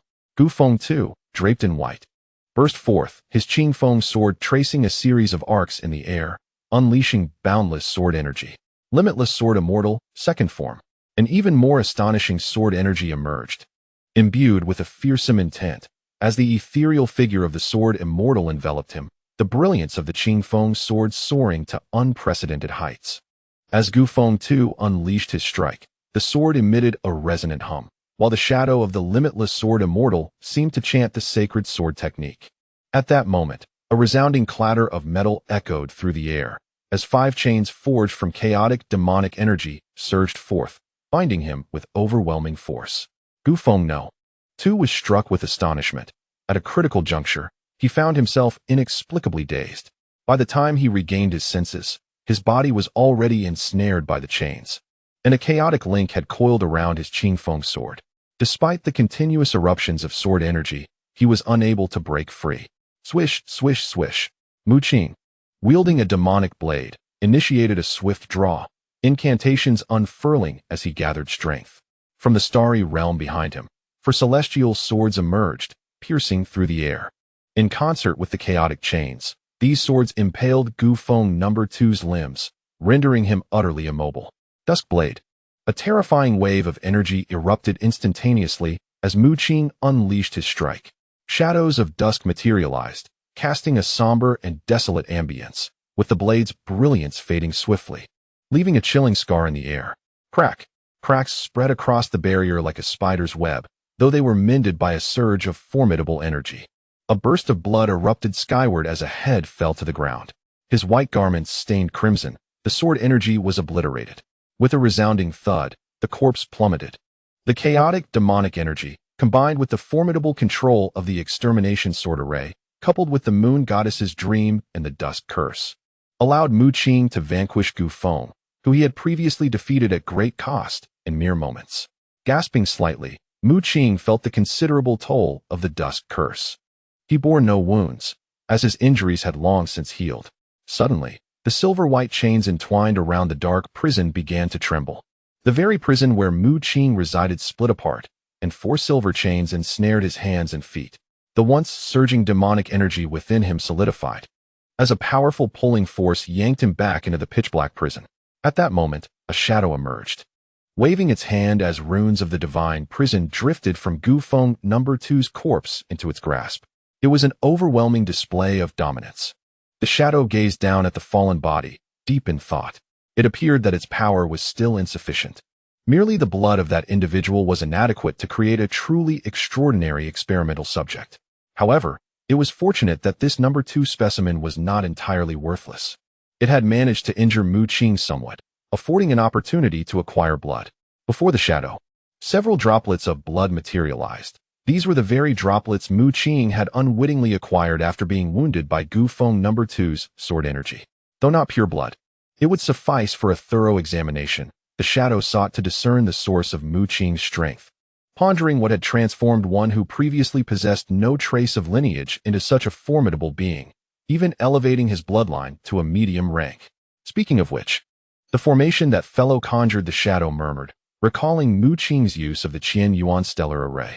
Never mind. The celestial being from the heavenly court is too lazy to investigate the starry dynasty. Why should I concern myself with a ripple in the fabric of space? The shadow vanished. Mu Qing, what on earth is happening? The elder of the Shura clan inquired curiously upon witnessing Mu Qing being imprisoned once more. Mu Qing found himself somewhat bewildered, his expression soon turning grave. He sensed an oddity in the situation. The figure he had once vanquished, Gufeng, had re-emerged, now claiming the title of Gufeng II, and exhibited a slight enhancement in strength. A being he had previously defeated had returned. Mu Qing succinctly recounted the events. Even the elder of the Shura clan, once an emperor, could not conceal his astonishment. You mean to say that the one wielding the divine prison's weapon, whom you had slain, has now resurrected to seek you out for combat? Mu Qing nodded, perplexed by the implications of this occurrence. Gufeng's self-proclamation as No. 2 raised unsettling questions. Might there be a No. 3 or No. 4? The elder's countenance grew even more serious as he advised, you must exercise caution.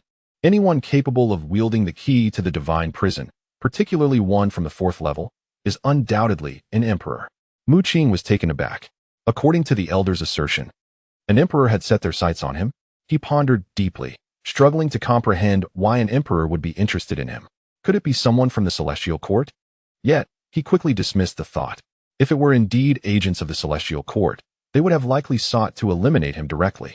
However, both Gufeng and Gufeng II were undeniably formidable beings from the celestial court, infused with celestial energy. Mu Qing was engulfed in confusion. At that moment, the elder of the Shura clan seemed to recall something and hastily inquired, "Were you deprived of your blood?" Mu Qing shook his head. "No. My opponent was merely at the early stage of the divine realm like myself. Although stronger, he was not my match. He suffered initial injuries from my sword energy, but quickly recovered due to his own formidable vitality." "What is the matter?" Mu Qing asked curiously. "Years ago, I was forcibly drained of my bloodline by a certain entity within the Taiyue Palace, subjected to various experiments," the elder of the Shura clan proclaimed solemnly. Chapter 585, A Fragment of Unraveled Power. From the elder's account, Mu Qing learned that the entirety of the opponent's bloodline had been extracted by some entity, subjected to numerous experiments, leading to the breaking of his dual horns. Ultimately, when he was deemed useless, he was cast back into this prison. The notions of blood extraction and experimentation lingered in Mu Qing's mind as he pondered deeply, a glimmer of insight igniting in his eyes. Suddenly, clarity struck him. Of course. Who else could it be but the demon clan? He could conceive of no other group that fit the description more aptly. Gufeng bore celestial energy, originating from the celestial court. Yet if these were indeed beings from the celestial court, they would not permit the demon clan to conduct such transformations, nor create Gufeng II. Could it be that the demon clan had dared to target the powerful of the celestial court? Mu Qing felt a twinge of astonishment. If that were the case, the audacity of the demon clan was staggering. Days later, the prison where Mu Qing resided was breached, and a figure clad in white rushed in, launching an immediate assault upon him without a word. "Be cautious." The elder of the Shura clan was the first to react, shouting urgently. Yet this time, the silver chains binding Mu Qing remained unbroken. The sword energy struck him, instantly carving deep gashes into his flesh, causing blood to flow freely. Mu Qing's wounds soon healed, yet no one noticed that the blood that had once flowed from him had suddenly vanished.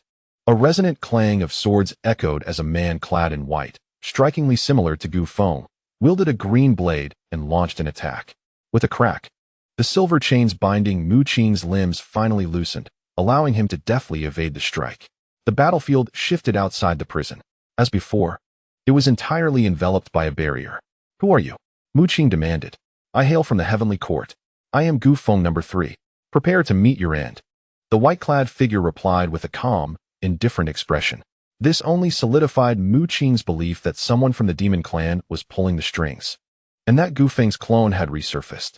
Furthermore, he was increasingly certain that the demon clan had targeted him, as the moment the clone appeared, it attacked him. Was this barrier conjured by the unseen puppet master? Mu Qing gazed around. Suddenly, a flurry of sword energy surged toward him, leaving him no time to ponder as he engaged in combat. Compared to the previous encounter, Gu Feng number 3's strength had significantly increased. A massive wave of sword energy descended upon him, and Mu Qing, wielding his demonic blade, barely managed to withstand it. After a prolonged struggle, Mu Qing summoned thousands of thunder gods, with the Qilin charging and its cries echoing across the sky, producing a terrifying roar and gusts of wind. This move had previously vanquished the first Gu Feng, yet this clone survived, its body scorched on one side. Regrettably, it was gravely injured, with Mu Qing's twilight blade. Its form was cleaved in two, and the blade's energy coalesced into a mist of blood. Mu Qing furrowed his brow. Although he could slay this Gu Feng clone, he was compelled to use his twilight blade each time, relying on overwhelming force. As the strength of Gu Feng's clones continued to escalate, it was only a matter of time before they surpassed him. Moreover, being trapped in the prison hindered his ability to cultivate. By now, he had discerned that the puppet master viewed him merely as a sharpening stone. As he eliminated more Gu Feng clones, the clones would become increasingly refined, their weaknesses diminishing. Ultimately, the day when a clone turned the tables on Mu Qing would mark its perfection, a complete embodiment of power. Clang! The silver chains burst forth from the prison.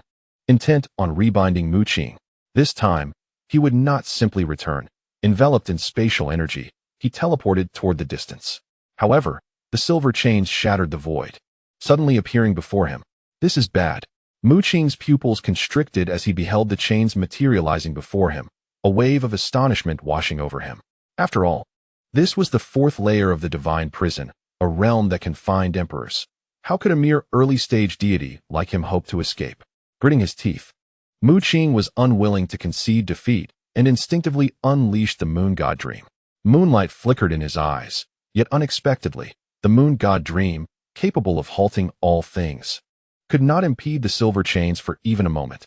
The silvery chains remained utterly unaffected, entwining around Mu Qing's limbs, a tremendous force pulling him back into the confines of his prison. "Did you eliminate that fellow as well?" inquired the elder of the Shura clan upon witnessing Mu Qing's return. Mu Qing nodded, a flicker of astonishment surfacing in his gaze. He realized that although the silvery chains had shown no signs of halting during his invocation of the moon goddess dream, the malevolent energy within him had not been entirely sealed after he was thoroughly imprisoned.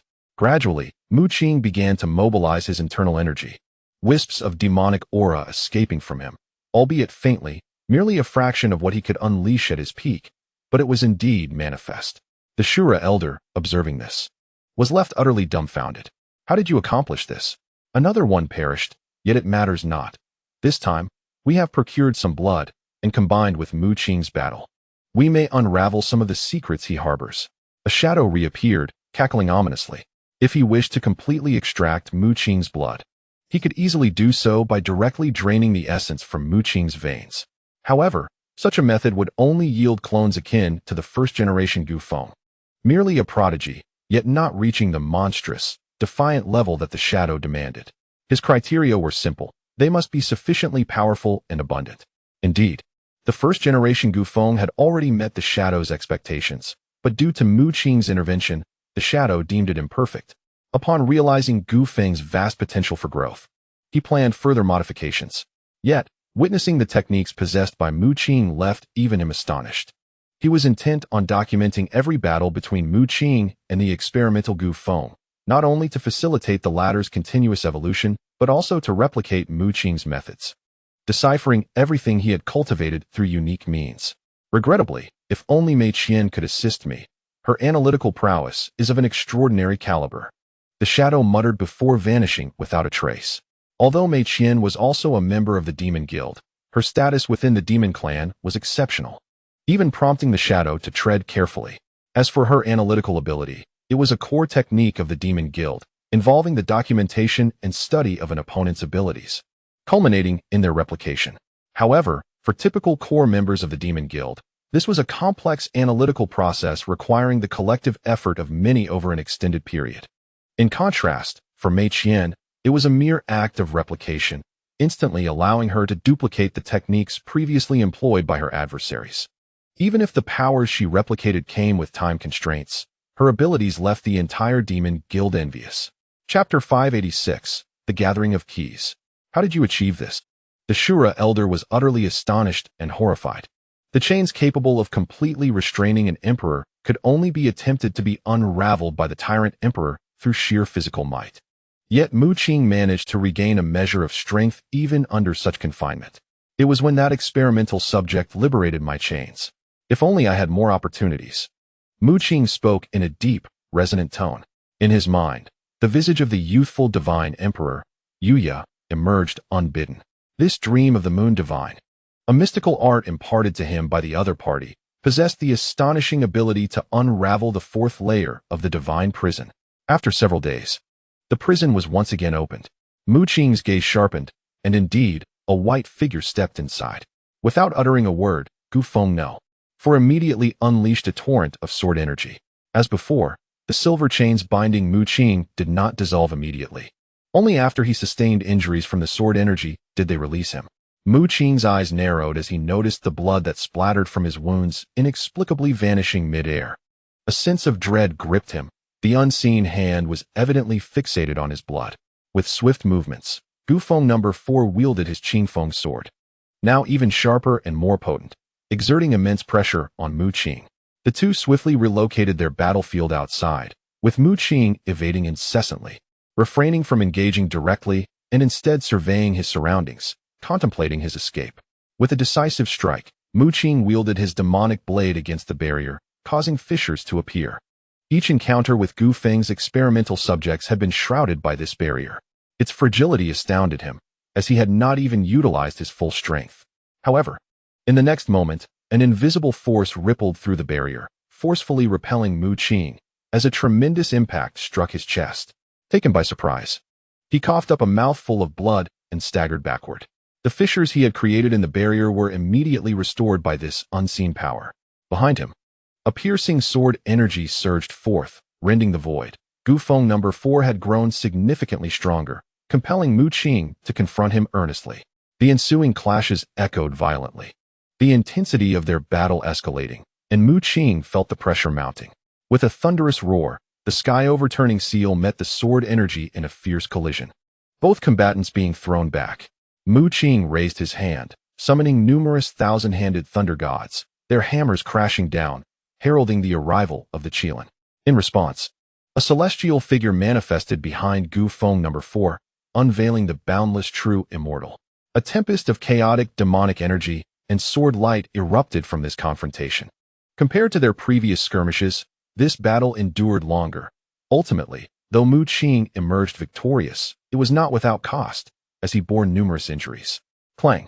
A flurry of silver chains hurtled through the air, and at the opportune moment, Mu Qing activated the dream of the moon divine.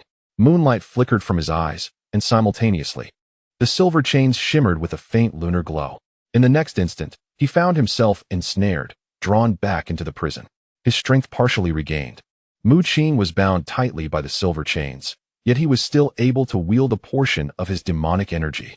The elder of the Azura clan marveled, astonished that the chains of the fourth layer of the divine prison could be unraveled by such a mere celestial. Should you manage to liberate others as well, these emperors would owe you an immense debt of gratitude. The elder of the Azura clan felt a surge of excitement. Mu Qing furrowed his brow. The dream of the moon goddess possessed the power to dissolve the silvery chains, yet he had no inclination to rescue others. At most, he would consider releasing the elder of the Azura clan for the sake of the esteemed Tuesday. The elder seemed to discern Mu Qing's thoughts and quickly remarked, "Do not underestimate the emperors present here. Each one possesses immense strength. If they were to owe you a favor, Even an emperor would hesitate to provoke you. After all, only emperors resided in the fourth layer of the divine prison. If one were to be rescued by a celestial being and subsequently deny that favor, it would invite ridicule from countless souls and tarnish one's own reputation. Mu Qing pondered deeply but remained resolute in his lack of desire to save everyone, especially since he had yet to liberate himself, let alone others. Over the following month, an ancient experimental subject would engage Mu Qing in combat at regular intervals. Although he endeavored to avoid injury, the strength of the ancient subjects grew increasingly formidable, making it exceedingly difficult to remain unscathed. The Blade of Dusk. A terrifying arc of light cleaved through the heavens, as the scene of dusk unfurled and divine phantoms fell. Bloodied and gasping for breath, Mu Qing finally succeeded in vanquishing the ancient subject number 9. This ninth iteration of the ancient subject surpassed his expectations, possessing formidable regenerative abilities. This revelation made Mu Qing acutely aware that his blood had indeed been seized by the shadowy figure pulling the strings, subsequently merging within the ancient subject's form, endowing it with remarkable self-healing capabilities. Although this regenerative power paled in comparison to Mu Qing's, it was nonetheless astonishing. Is this sufficient? Mu Qing inhaled deeply. Lifting his gaze to the silvery chains that pierced the air not far away, his eyes shimmering with lunar light. He was drawn into the prison, and beneath the barrier, a shadow materialized. The strength of the experimental subjects has nearly reached perfection. Mu Qing's value is now redundant, the shadow murmured. Mu Qing had once again defeated ancient subject number 9, but there was little room for improvement, and crucially, the shadow had accumulated ample blood and combat records from Mu Qing through these encounters. His ability to act freely within the divine prison relied on both his means of ingress and egress, and the awakening of the terrifying presence in the prison's depths. Now, that presence had resumed its slumber. Should he persist in his previous actions, he would undoubtedly draw attention. However, should the Emperor of the Moon come seeking this individual and notice anomalies, it would spell disaster. It appeared that it was time to dispose of this sharpening stone. The shadow stated coldly, its tone laced with murderous intent. The reason for Mu Qing's imprisonment was known to him. The individual who had framed Mu Qing was in league with the shadow, intent on Mu Qing's demise, while the shadow sought to exploit him. Having occupied Mu Qing for so long, the shadow had begun to irk the one who had orchestrated his downfall, thus necessitating caution. Upon witnessing Mu Qing being forcefully pulled back into his prison, the elder of the Azura tribe hastily inquired. Mu Qing's expression was grave as he glanced at the silver chains binding his hands and feet. Since his last invocation of the moon goddess dream, a faint, persistent moonlight had manifested upon the chains, flowing gently like a stream. In the next moment, the wisps of moonlight illuminated the dim prison, imbued with a mysterious power, gradually coalescing into a singular form. The 4 silver chains binding Mu Qing began to radiate light, as if some force were being drawn towards him, ultimately converging upon his chest to form a moonlight rune. The elder's eyes widened in astonishment. This rune was indeed the key to unlocking the divine prison. However, it remained uncertain whether the rune Mu Qing had summoned could release him from the shackles of the 4th level of confinement. Mu Qing too wore an expression of anticipation. He had regained all his strength, yet remained restrained, for the chains were so formidable that even a divine emperor could not shatter them, thus necessitating the key. He summoned his demonic energy, preparing to activate the rune, but at that moment, the prison trembled slightly. Mu Qing's countenance shifted, and he quickly retracted the rune into the starry magic domain, simultaneously suppressing all his aura, feigning continued captivity. He sensed that someone outside was once again attempting to unlock the prison. Chapter 587. The reappearance of the cursed flower. Who could it be? Mu Qing pondered in confusion. A figure slowly entered, her form voluptuous, revealing herself to be an alluring woman. With slightly dusky skin, she donned a form-fitting black leather outfit, her long black hair cascading like a waterfall, and a pair of horns adorning her forehead. Compared to Mei Qian, she possessed an even more captivating and seductive allure. It has been a long time, she exclaimed, belonging to the Azura tribe. Mu Qing furrowed his brow, as he did not recognize her. Yet, there was something vaguely familiar about the aura she exuded. You seem a bit disheveled.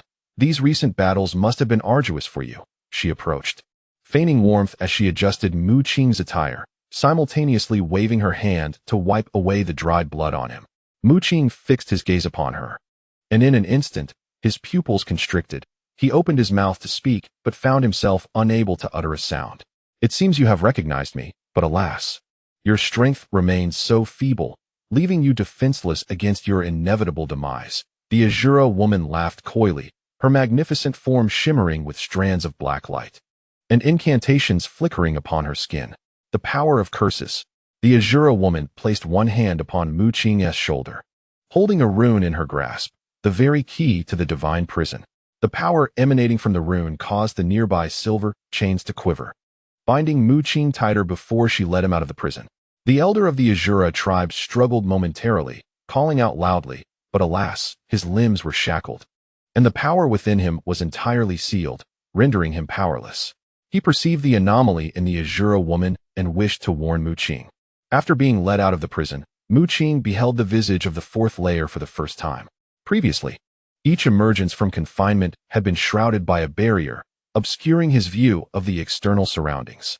Before him lay a vast expanse of dark earth, where colossal silver chains spanned the heavens and earth, resembling pillars of the sky.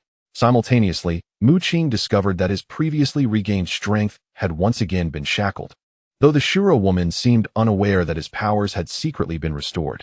Let us escort this individual away. After utilizing several teleportation arrays, the Shura woman brought Mu Qing to a desolate expanse filled with prisons, similarly adorned with silver chains that penetrated from the heavens into the depths of the earth. Numerous disciples of the Heavenly Moon Palace, at the Divine Realm, were present. A figure, evidently a peak divine being responsible for overseeing the prison, approached and took Mu Qing from the Shura woman's grasp. Gasping for breath, Mu Qing finally found his voice at this moment. He abruptly turned his head, only to find that the Shura woman had vanished without a trace. His eyes narrowed slightly. His senses were infallible. The aura emanating from the Shura woman was unmistakably that of a curse.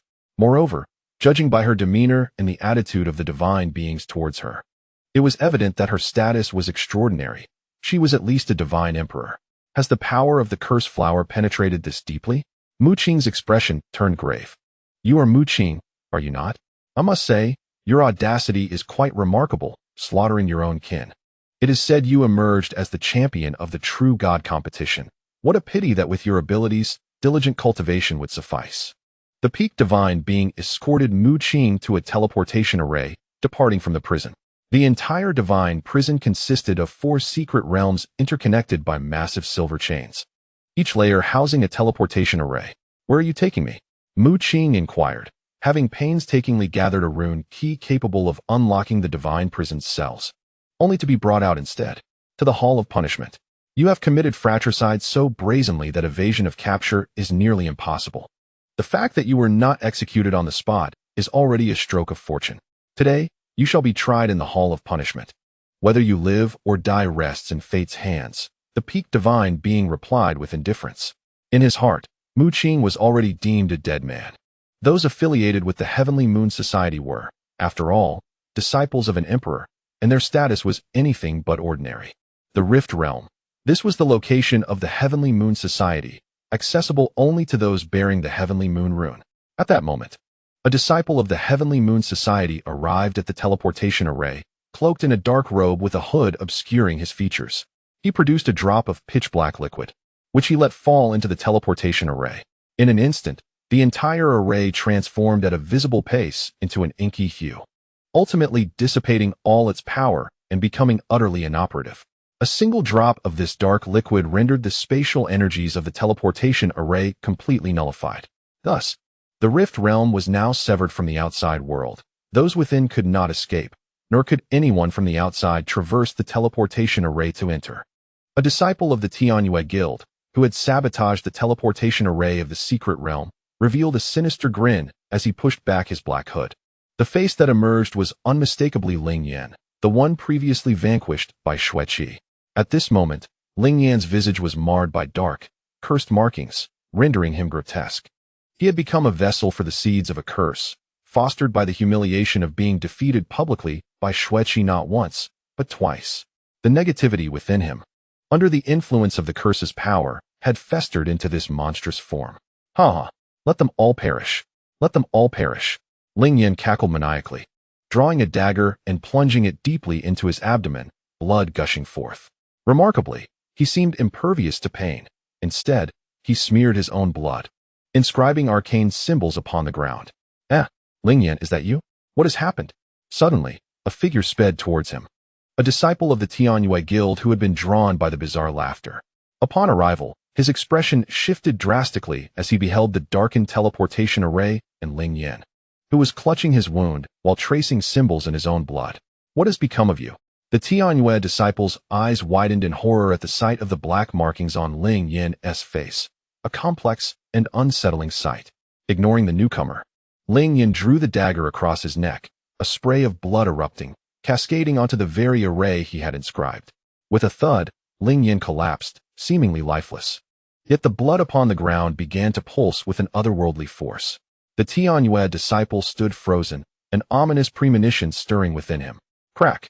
The fabric of space shattered, and a terrifying aura surged forth from the gaping rift. Suddenly, a vine lashed out, piercing the disciple's body. He gazed vacantly at the tear in space, where a gaunt figure emerged from the swirling white mist, holding an ancient lamp, accompanied by a massive flower behind it. Chapter 588. The verdict concluded death.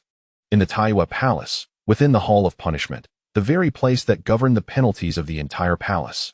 The hall was presided over by a punishment deity emperor alongside the leaders of various guilds.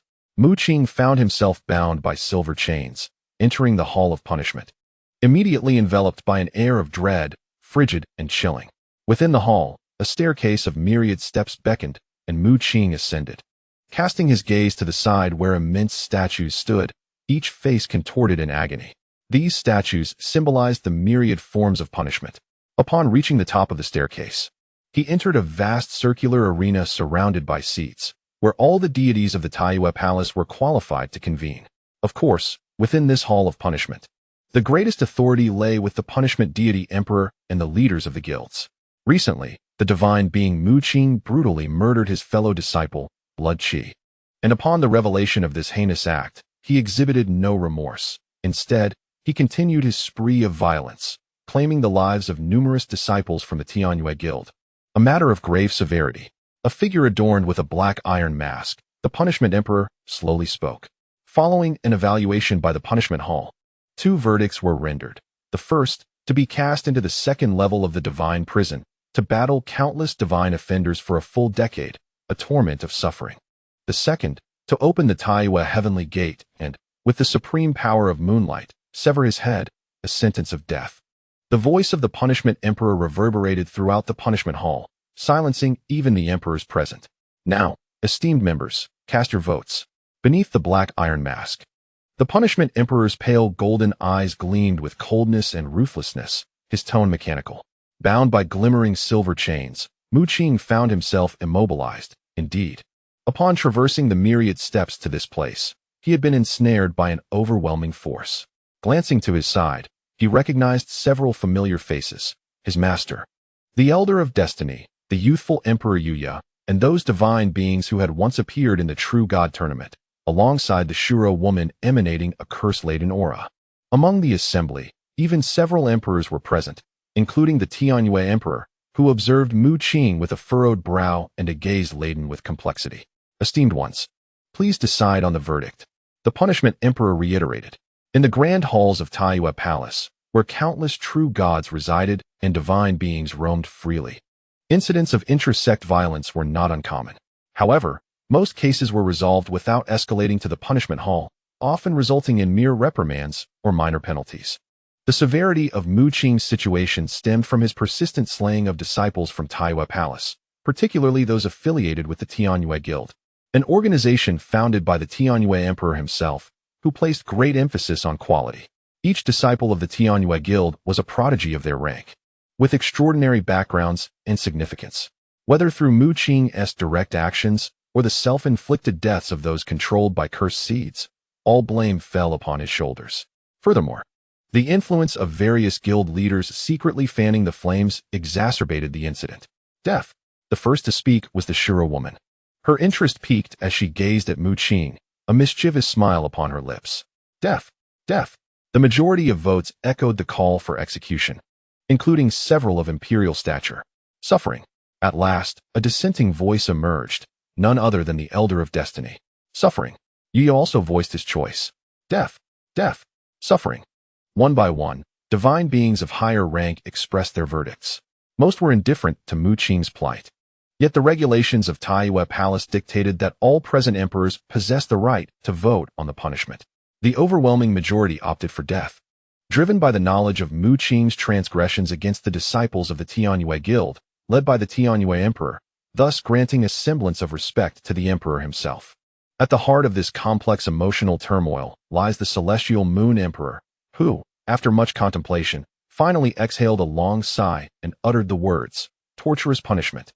The moment these words escaped his lips, astonishment swept over the surrounding divine emperors and sovereigns. They had anticipated that the celestial Moon Emperor would undoubtedly opt for the death penalty, given that the condemned were his own disciples. Yet, to their surprise, he chose instead the path of suffering. The distinction between torturous punishment and execution is stark. One presents a glimmer of survival, while the other offers none.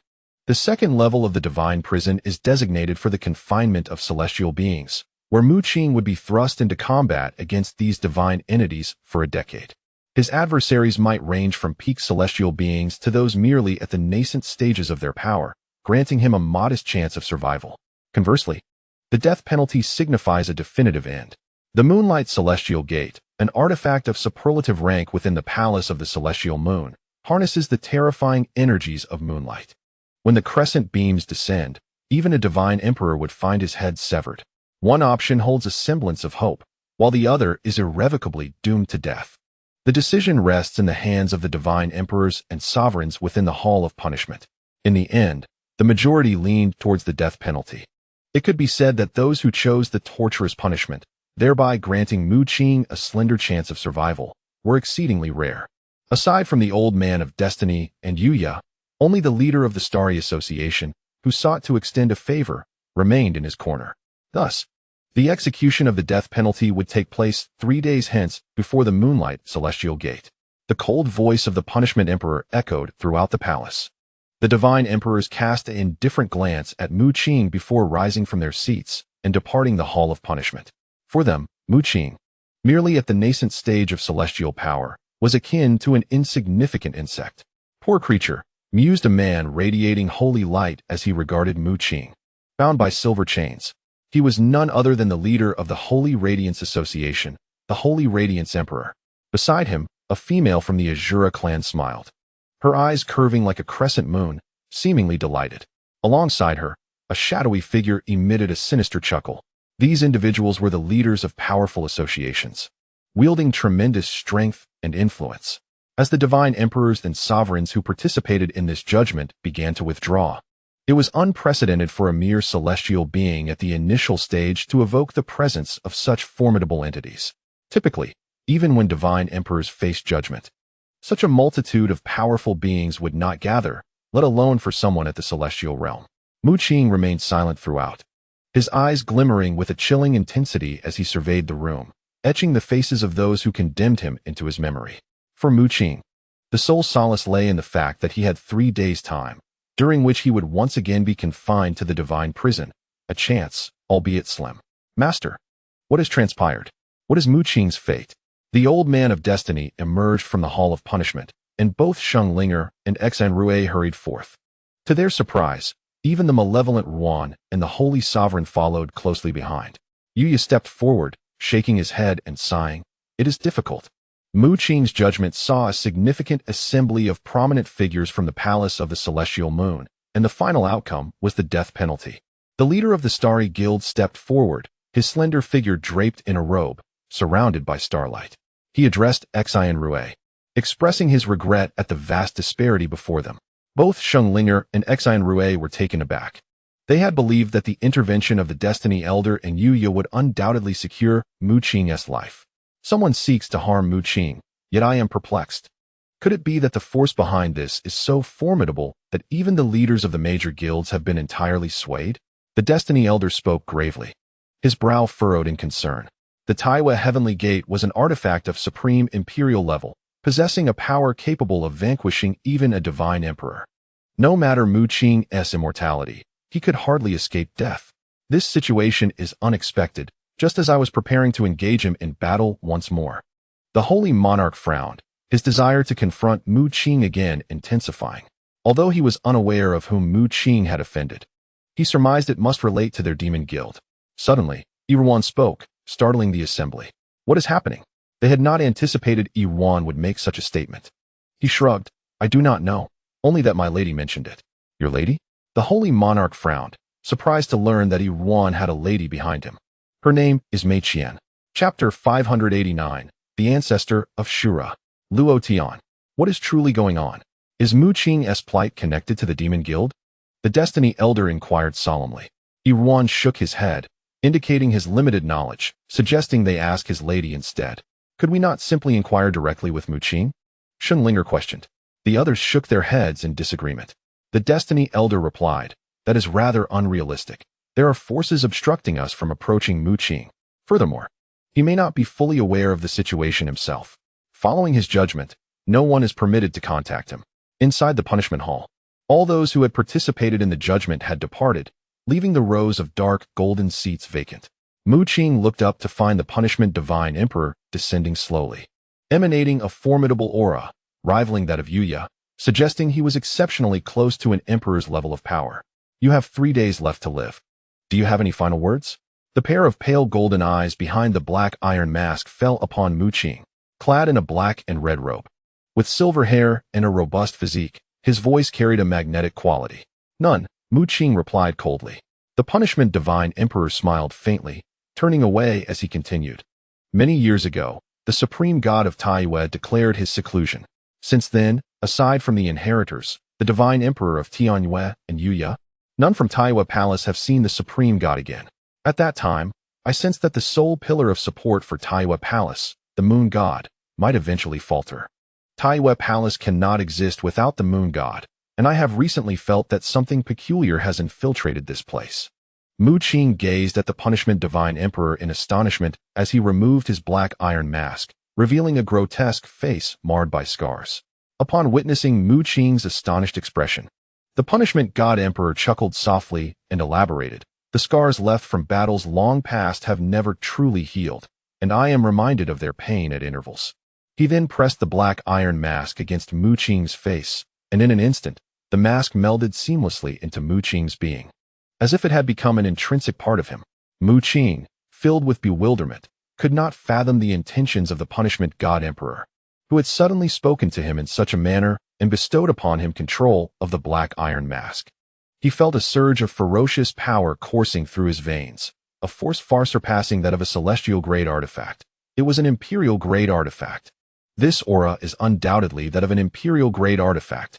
Old 2 transmitted telepathically. Are you perplexed? Indeed, we share no connection. Yet I am aware that you are merely the beginning. Soon, those lurking within will inflict greater harm upon the Taiyue Palace. As of now, no one has emerged to bear the banner and serve as the pillar akin to the moon god. Thus, we must not allow those individuals to succeed before that time arrives. They seek to incite chaos and fracture the power of the Taiyue Palace, taking advantage of the turmoil to consume it. I shall, therefore, amplify the disorder, a terrifying intent to kill erupted from the punishment god emperor. He turned to Mu Qing and spoke in a deep tone. Should the verdict be death, you would ordinarily be sent immediately to the Taiyue Heavenly Gate. Yet I have negotiated 3 days on your behalf. The punishment god emperor suddenly proclaimed, you have 3 days. My mask can aid your escape from imprisonment within this time frame. You must descend to the lowest level of the divine prison and awaken the being contained therein. My mask will ensure your safety, and amidst the ensuing chaos, you may find a way to flee from the divine prison. Mu Qing furrowed his brows, gazing at the punishment god emperor, uncertain whether to believe his words. He had a vague understanding of what lay at the lowest level of the divine prison, and the thought of awakening that entity could very well lead to his demise. A grim and resolute smile emerged on the punishment god emperor's face. Do not worry, I will not harm you. At the very least, amidst the impending turmoil of the Taiyue Palace, I shall do my utmost to ensure the safety of both you and Exine Rue. For you too are the remnants of the dynasty. After delivering these shocking words, the punishment god emperor departed from the punishment hall. Soon after, a peak celestial being approached, escorting Mu Qing to the secret realm of the divine prison. Before long, Mu Qing found himself confined once more in the 4th level of the divine prison. What were they taking you for? Inquired the elder of the Shura clan, curiosity evident in his tone. Mu Qing inhaled deeply and provided a brief account of the events. They are passing judgment on you. The Shura elder was taken aback, for in his recollection, such proceedings were reserved for only the gravest of matters. He himself had once been steeped in blood, having slain countless individuals from the Taiwa Palace, and his fate had culminated in confinement here. So what are your plans? Do you intend to escape from here? But bear in mind, even if you flee from the Taiwa Palace, you remain within its confines. The Shura elder stated solemnly. A murderous intent suddenly surfaced on Mu Qing's face as he coldly declared, "Since they wish for my demise, I shall live before their very eyes." In an instant, a black iron mask materialized upon his visage, shrouding his features, and an aura of power radiated outward, causing the silver chains that bound him to loosen. He flexed his limbs, relishing the sensation of restored mobility. Yet, even without the aid of this penal divine mask, he possessed the capacity to unshackle himself. After all, drawing upon the power of the moon goddess Dream, he had already forged a rune capable of unlocking the chains. Mu Qing then approached the elder of the Shura clan, producing the rune that shimmered with moonlight. A sound of metal clashing resonated as the silver chains fell away from the elder's confinement. "Thank you," the elder replied, his expression a tapestry of complex emotions. His excitement far surpassing Mu Qing's. After years of imprisonment, he was finally liberated. "What are your plans next? If you grant me a moment to regain some strength, I can assure you I will lead you out of the Taiwa Palace within 3 days." The Shura elder offered, not forgetting Mu Qing's kindness and willing to assist him in escaping. "No, I have vowed to walk out alive on the day of my execution," Mu Qing asserted resolutely. Previously, he would never have chosen such a path, as it would have amounted to reckless self-destruction. However, he now harbored a different resolve. "Regardless, I owe you a debt of gratitude. Should you wish to undertake something at the time of your execution, I will lend you my utmost support," the Shura elder said earnestly. He then seated himself to recuperate his strength, despite having his bloodline drained. He remained an emperor at heart, and could at least restore himself to that level of power, though it would not match his former self.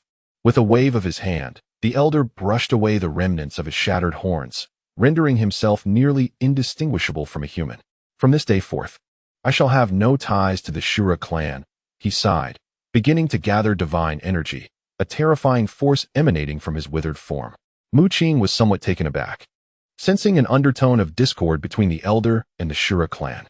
The Shura clan once basked in glory, yet internal strife has increasingly ravaged it. "My defection was born from an inability to endure these wretches," the elder communicated telepathically. "Huh, wait." Suddenly, the elder exclaimed, "It is the god of slaughter's technique. The Shura god of slaughter. I understand now. This man is the ancestor of the Shura clan, Luo Tian, the god of slaughter?" Mu Qing murmured softly upon hearing the elder's transmission. "Oh, you seem well informed. But to be precise, this is the Shura god of slaughter technique. I initially intended to pass it on within the clan, only to discover that those young fools conspired to harm me in an attempt to seize the complete technique." Luo Tian's eyes blazed with a fiery wrath.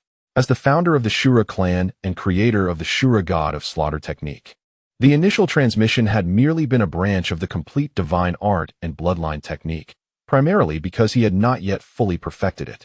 As he was nearing the completion of the Shura killing god technique, he fell victim to the treachery of several younger members within his clan. These individuals were no longer satisfied with the killing god technique. They yearned for more power. "One day, I shall return to the Shura clan and make them understand what it truly means to be the Shura killing god," Luo Tian declared with bitterness. Chapter 590, Chaos Beings? After releasing Luo Tian from his confinement, Mu Qing did not hasten to leave, but chose to wait until he had regained a measure of strength. A day later, Mu Qing utilized runes to unlock the prison and emerged alongside Luo Tian.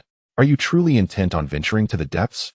Luo Tian inquired, a flicker of fear evident in his gaze, indicating that the entity residing in the deepest abyss was capable of vanquishing even an emperor. Mu Qing nodded. Under ordinary circumstances, he would not easily trust the Punishment God Emperor. However, before departing, the Punishment God Emperor had divulged certain information regarding the Starry Sky dynasty, prompting Mu Qing to consider the endeavor. I entrust the task of liberating the other emperors from the prison to you, Mu Qing said as he handed the runes to Luo Tian. Turning away, his face obscured by a black iron mask, luminous rays flickered, and the black earth beneath him seemed to transform into an ocean, pulling him downward. Once underground, Mu Qing was guided by the black iron mask toward a specific direction. After traversing an indeterminate distance into the depths, he finally arrived at an expansive subterranean chamber. Before him lay an extensive staircase, surrounded by statues enduring various forms of punishment. Mu Qing was astonished. Was this not the very scene of the punishment hall? Could it be that the entity at the deepest part of the divine prison was connected to the punishment hall? Or was it possible that the punishment god emperor had confined this terrifying being here? Upon further contemplation, he found it illogical. The punishment god emperor was merely at the level of a divine emperor, while the entity in the deepest abyss was one capable of slaying even emperors. With lingering doubts, Mu Qing pressed onward into the depths. What is this? Upon reaching the end of the staircase, Mu Qing's pupils dilated in shock at the sight before him. Before him lay an immense space, where thick, silvery chains stretched across the void, binding a colossal being. It was a titan, towering at an astonishing height, its head bowed. Clad in tattered armor, with its hands and feet ensnared by the silvery chains. The deepest part of the divine prison contained a titan. Mu Qing was astounded. And even more shocking was the chaotic aura emanating from the titan's form. As if sensing Mu Qing's presence, the titan suddenly lifted its head, and two divine lights burst forth from its enormous eyes, piercing through the air. Crack! The surrounding void crumbled as those two rays of light held immense power, akin to two divine pillars crashing toward Mu Qing. Buzz! In an instant, the black iron mask on Mu Qing's face erupted in a golden radiance, dispersing and shattering the two beams of light. The titan let out a soft exclamation, and with a thunderous roar, it rose to its feet, towering over Mu Qing. The divine punishment mask. What is your connection to the heavenly punishment? A thunderous sound echoed, like the roar of a tempest, exploding in Mu Qing's ears. Furrowing his brow, he instinctively enveloped himself in a protective shroud of demonic energy, his heart racing with terror. Even the sound alone was potent enough to claim his life. The divine punishment mask? A flicker of surprise crossed Mu Qing's mind. Could this be the name of the black iron mask? I am unfamiliar with the heavenly punishment, but it was the punitive divine emperor of the Taiyue Palace who summoned me here, Mu Qing declared with conviction. The titan stirred, the sheer force of its movements resonating through the air, its massive silver chains clanging sharply, reverberating like thunder.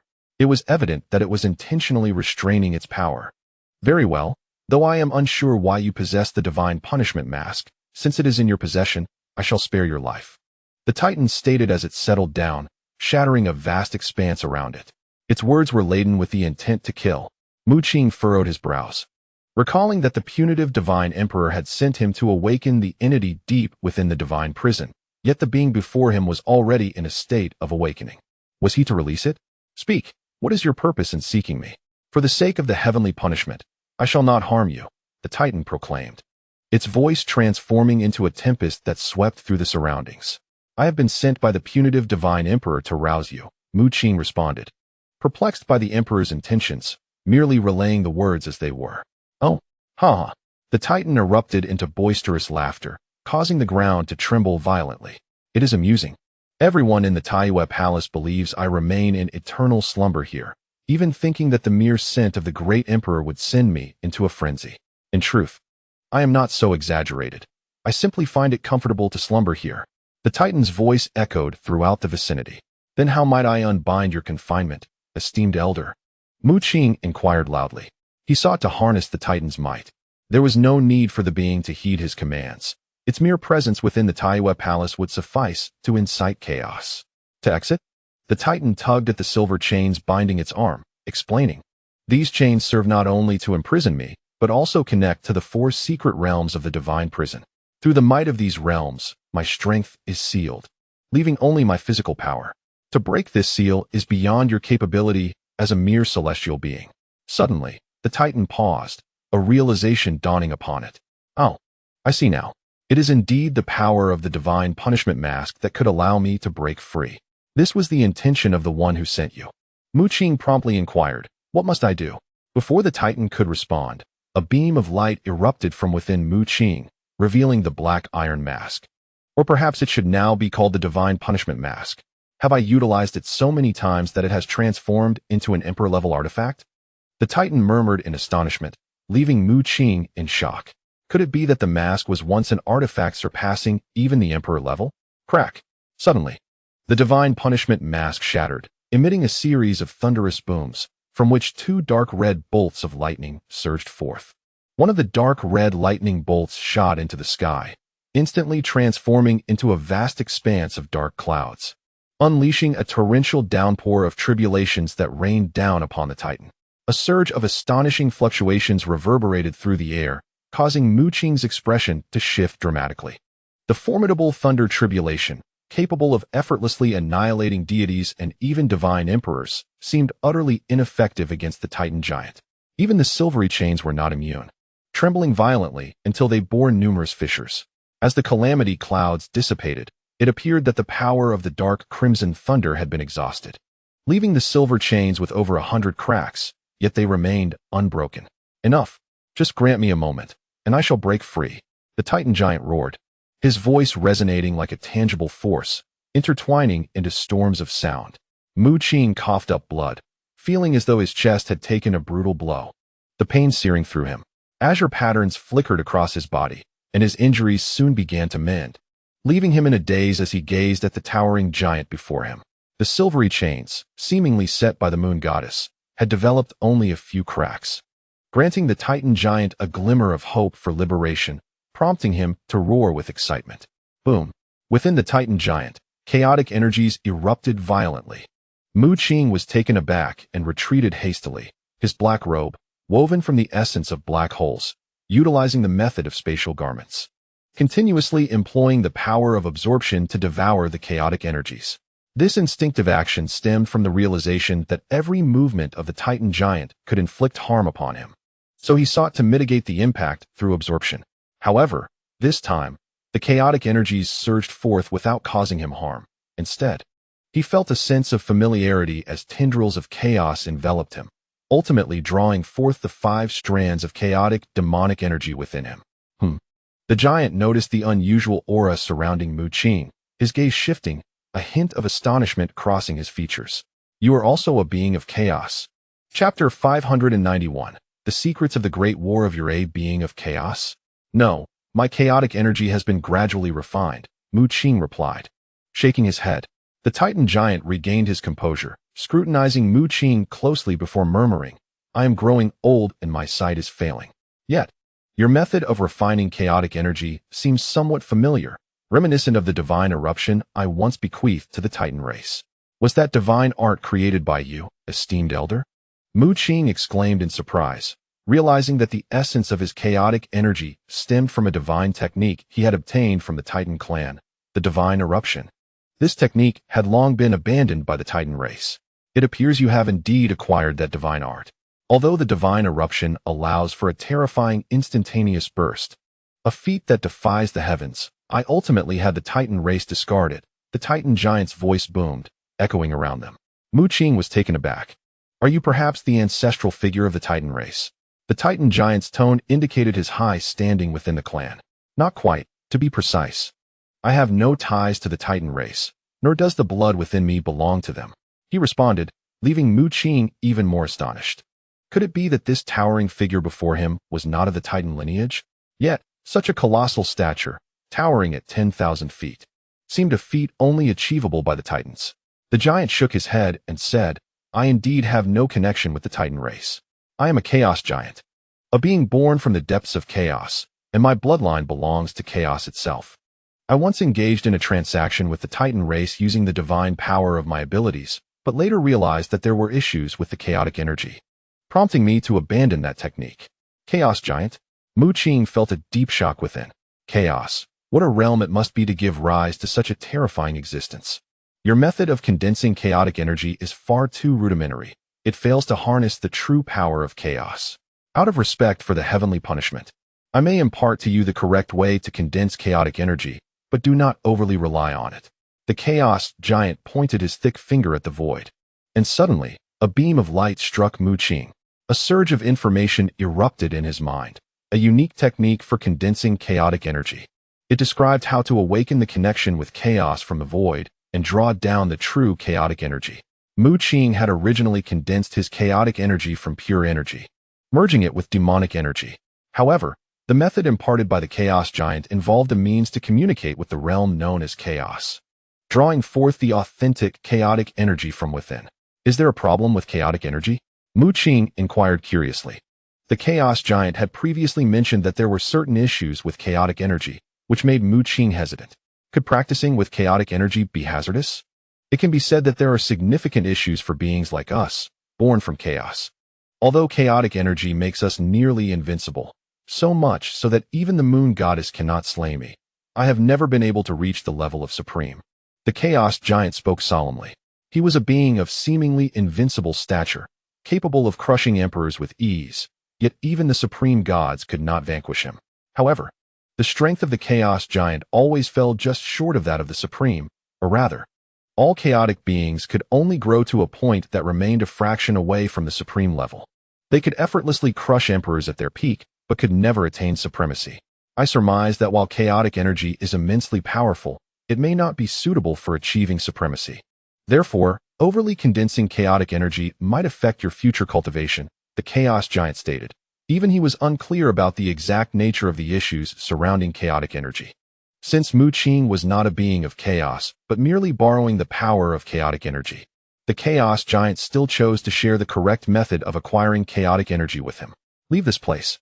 Soon I will break free from these chains and meet the one who brought you here. The Chaos Giant urged Mu Qing to depart, cautioning that the commotion of his breaking free would be tremendous, and if Mu Qing remained, he might be caught in the violent turbulence. Mu Qing nodded and turned to descend the steps. As he reached the end, he faced the black earth. On his way here, he possessed the power of the divine punishment mask, which allowed him to easily traverse the depths of the black earth. Suddenly, a series of dark red energies flickered and enveloped him, granting him the strength to traverse the black earth. What is this? Mu Qing gently touched his brow, where an obscure crimson lightning mark had unexpectedly appeared. When had this occurred? He pondered for a moment, recalling that it was during the shattering of the divine punishment mask when two streaks of dark red thunder had manifested, one causing fissures in the silver chains, while the other vanished, transforming into a mark that now resided upon his forehead. After emerging from the black earth, the dark red lightning mark on Mu Qing's brow had concealed itself. He returned to the prison where he had been confined and encountered the ancestor of the Shura clan. Luo Tian, how is your strength recovering? Mu Qing inquired. A faint smile graced Luo Tian's face as he replied, I can barely exert the might of an emperor now. When you are taken to the Taiwa Heavenly Gate, I shall liberate the other emperors in your name, and I trust they will be eager to create a disturbance within the Taiwa Palace. Time swiftly passed, and it was soon time for Mu Qing's execution. The punishment sovereign personally arrived at Mu Qing's prison, donning a black iron mask similar to the one he had previously worn, revealing a pair of pale golden eyes. He cast a glance at another figure within the prison, Luo Tian, bound by silver chains, feigning the appearance of remaining captive with his head bowed. The punishment sovereign withdrew his gaze and turned his attention to Mu Qing, escorting him out of the prison in silence as they progressed towards the divine dungeon. Have you awakened that one? The punishment sovereign finally spoke. He has always been awake, Mu Qing responded. He mentioned that he would break free soon. Subsequently, Mu Qing inquired about the heavenly punishment. That is a supreme deity, the punishment sovereign declared, leaving Mu Qing astonished. Upon reflection, Mu Qing found it plausible. After all, the Chaos Giant was an invincible entity beneath the Supremes, and thus the heavenly punishment, at the very least, must be of comparable stature. Throughout the cosmos, the forces established by the Supremes are few, such as the Taiwa Palace of the Moon Goddess, the Heavenly Court of the Immortals, the Heartless Hall of the Heavenly Path, and the now extinct Starry Sky Dynasty. Of course, there were still other Supremes within the universe, like the Heavenly Punishment, born from the tribulations of thunder, a supreme deity who commanded lightning. He had once held a connection with the Starry Sky Dynasty, vowing to the Star God to preserve the seeds of the dynasty during its impending doom, and I am a descendant of the Heavenly Punishment. The Punishment Sovereign revealed his relationship with the Heavenly Punishment and the reasons behind his assistance to Mu Qing. The Heavenly Punishment and the Chaos Giant shared a certain camaraderie.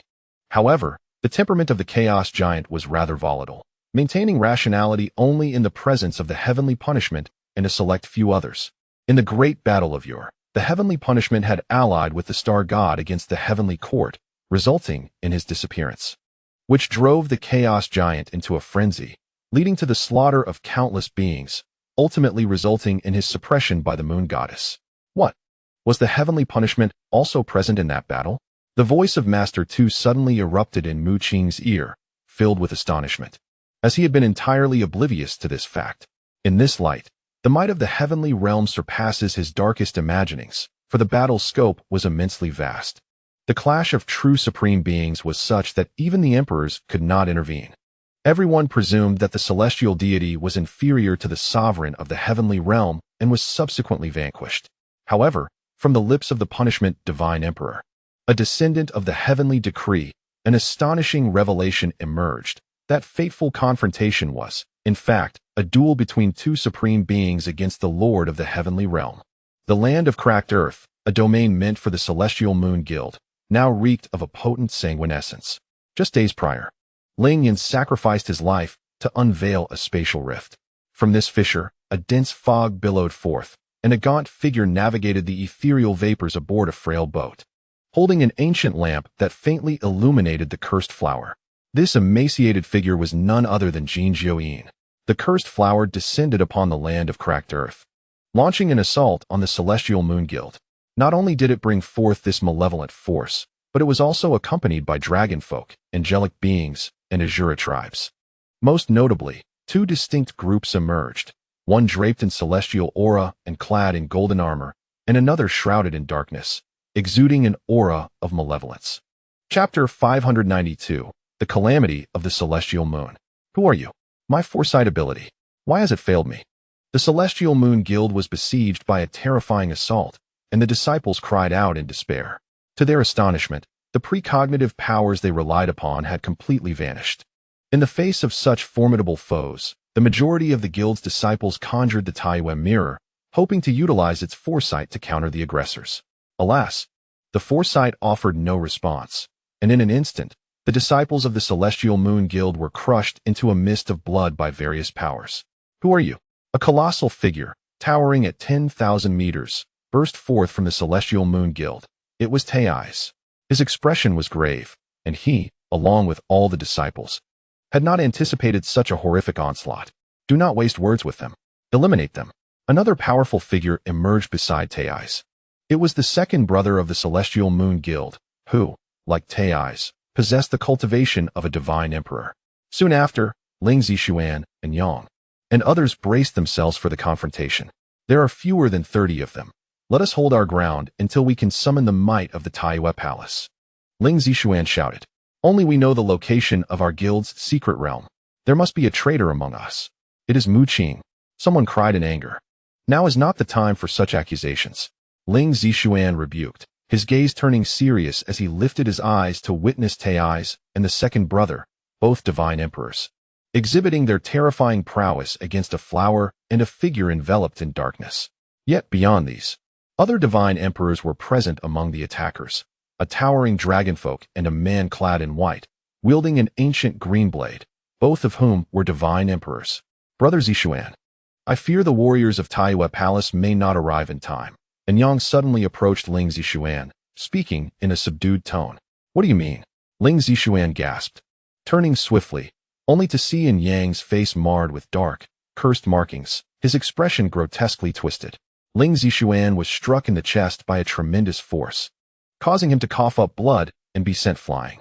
The disciples of the Tianyue Guild nearby were astonished.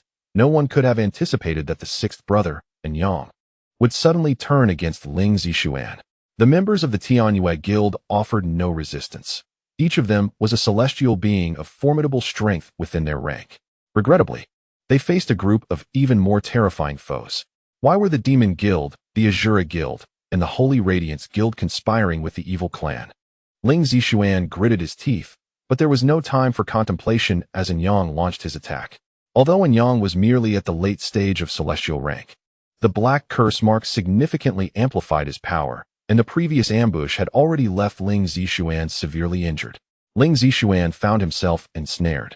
While the other disciples of the Tianyue Guild were mercilessly slaughtered, the members of the Azura Guild and the Holy Radiance Guild were no exception.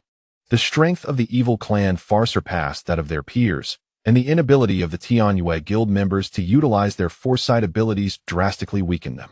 Furthermore, a group of formidable warriors clad in golden armor, exuding an aura of immortality, had each celestial being's power exceeding that of the Tianyue Guild. The entire Tianyue Guild lay in ruins, with disciples being ruthlessly annihilated. Not far away, an inquisitive demon approached the Dragon Man with a mix of awe and curiosity, asking, "Lord Longmo, shall we not launch an attack?" This operation was a coalition of various forces aiming to eradicate the Tianyue Guild, involving not only the three guilds within the Taiyue Palace, but also the Evil Clan, the Celestial Court, and the Curse Flower faction. The members of the Holy Radiance Guild and the Azura Guild had already taken action. The moment they attacked the Tianyue Guild, it was tantamount to signing a pact. Their motive for assaulting the Tianyue Guild stemmed from the fact that all its members possessed the ability of foresight. These factions had little in common, with the Curse Flower faction originating from Earth. However, their sole shared ambition was to plot against the Taiyue Palace. In light of this, they recognized their greatest adversary, the Tianyue Guild. The Moon Goddess had been in seclusion for many years, leading these factions to speculate that her time was drawing near, stirring them into action. Yet, aside from the Moon Goddess, the Tianyue Emperor and the Tianyue Guild still retained their foresight abilities. How could the Tianyue Guild, with merely 500 members, ascend to the pinnacle of guild rankings? It was precisely due to this foresight ability. Various factions wished to enact their plans, but feared being foreseen by the Tianyue Guild. Thus, they resolved to strike directly, intending to annihilate the Tianyue Guild and even slay the Tianyue Emperor. Longmo, the Dragon Man following the shadow, possessed the strength of a divine emperor. No need. We have already contributed significantly. Now, we merely need to observe, he replied, shaking his head. In his hand was an 8-faced orb, pulsating with radiant light. This very artifact completely shielded the foresight abilities of all Tianyue Guild disciples. The 8-faced orb, a creation of the Demon Guild, allowed them to claim the lion's share of credit for this operation simply by providing this device. Hence their decision to refrain from direct involvement went unchallenged. In a bid to create an octagonal sphere capable of nullifying precognitive abilities, the Demon Guild subjected those within the Celestial Moon Guild, who were ensnared by the curse of the flower, to various experiments. The members of the Celestial Moon Guild repeatedly sensed their precognitive powers fading, yet regrettably, no one deemed it significant. Possessing the extraordinary ability to foresee the future was a fleeting blessing. Alas, after today, it would be relegated to the annals of history, remarked Long Mo with a hint of indifference. A cacophony of anguished cries erupted as the formidable warriors of the Celestial Court and the malevolent clans unleashed a brutal massacre, blood flowing like a river. Witnessing this, the members of allied factions were struck with terror. They scarcely dared to intervene, overwhelmed by the sheer might of the Celestial Court and the Dark Clans, which instilled profound apprehension in their hearts. At that moment, the ground trembled, and a colossal dragon roared forth, emanating the aura of a peak divine emperor. A high-grade divine stone vein, a soft voice suddenly resonated, as a figure clad in white stepped forward among the Celestial Court's elites. The dragon soaring above was a manifestation of a high-grade divine stone vein entwined with an intricate formation, boasting strength comparable to that of a peak divine emperor, even rivaling that of a low-tier emperor. A glimmer of hope flickered in the eyes of all disciples of the Celestial Moon Guild. However, in the next instant, the white-clad man raised a finger, and an aura that solidified the surrounding space surged forth. The terrifying power rendered all present breathless, followed by a magnificent sword energy that sliced through the heavens. Crack!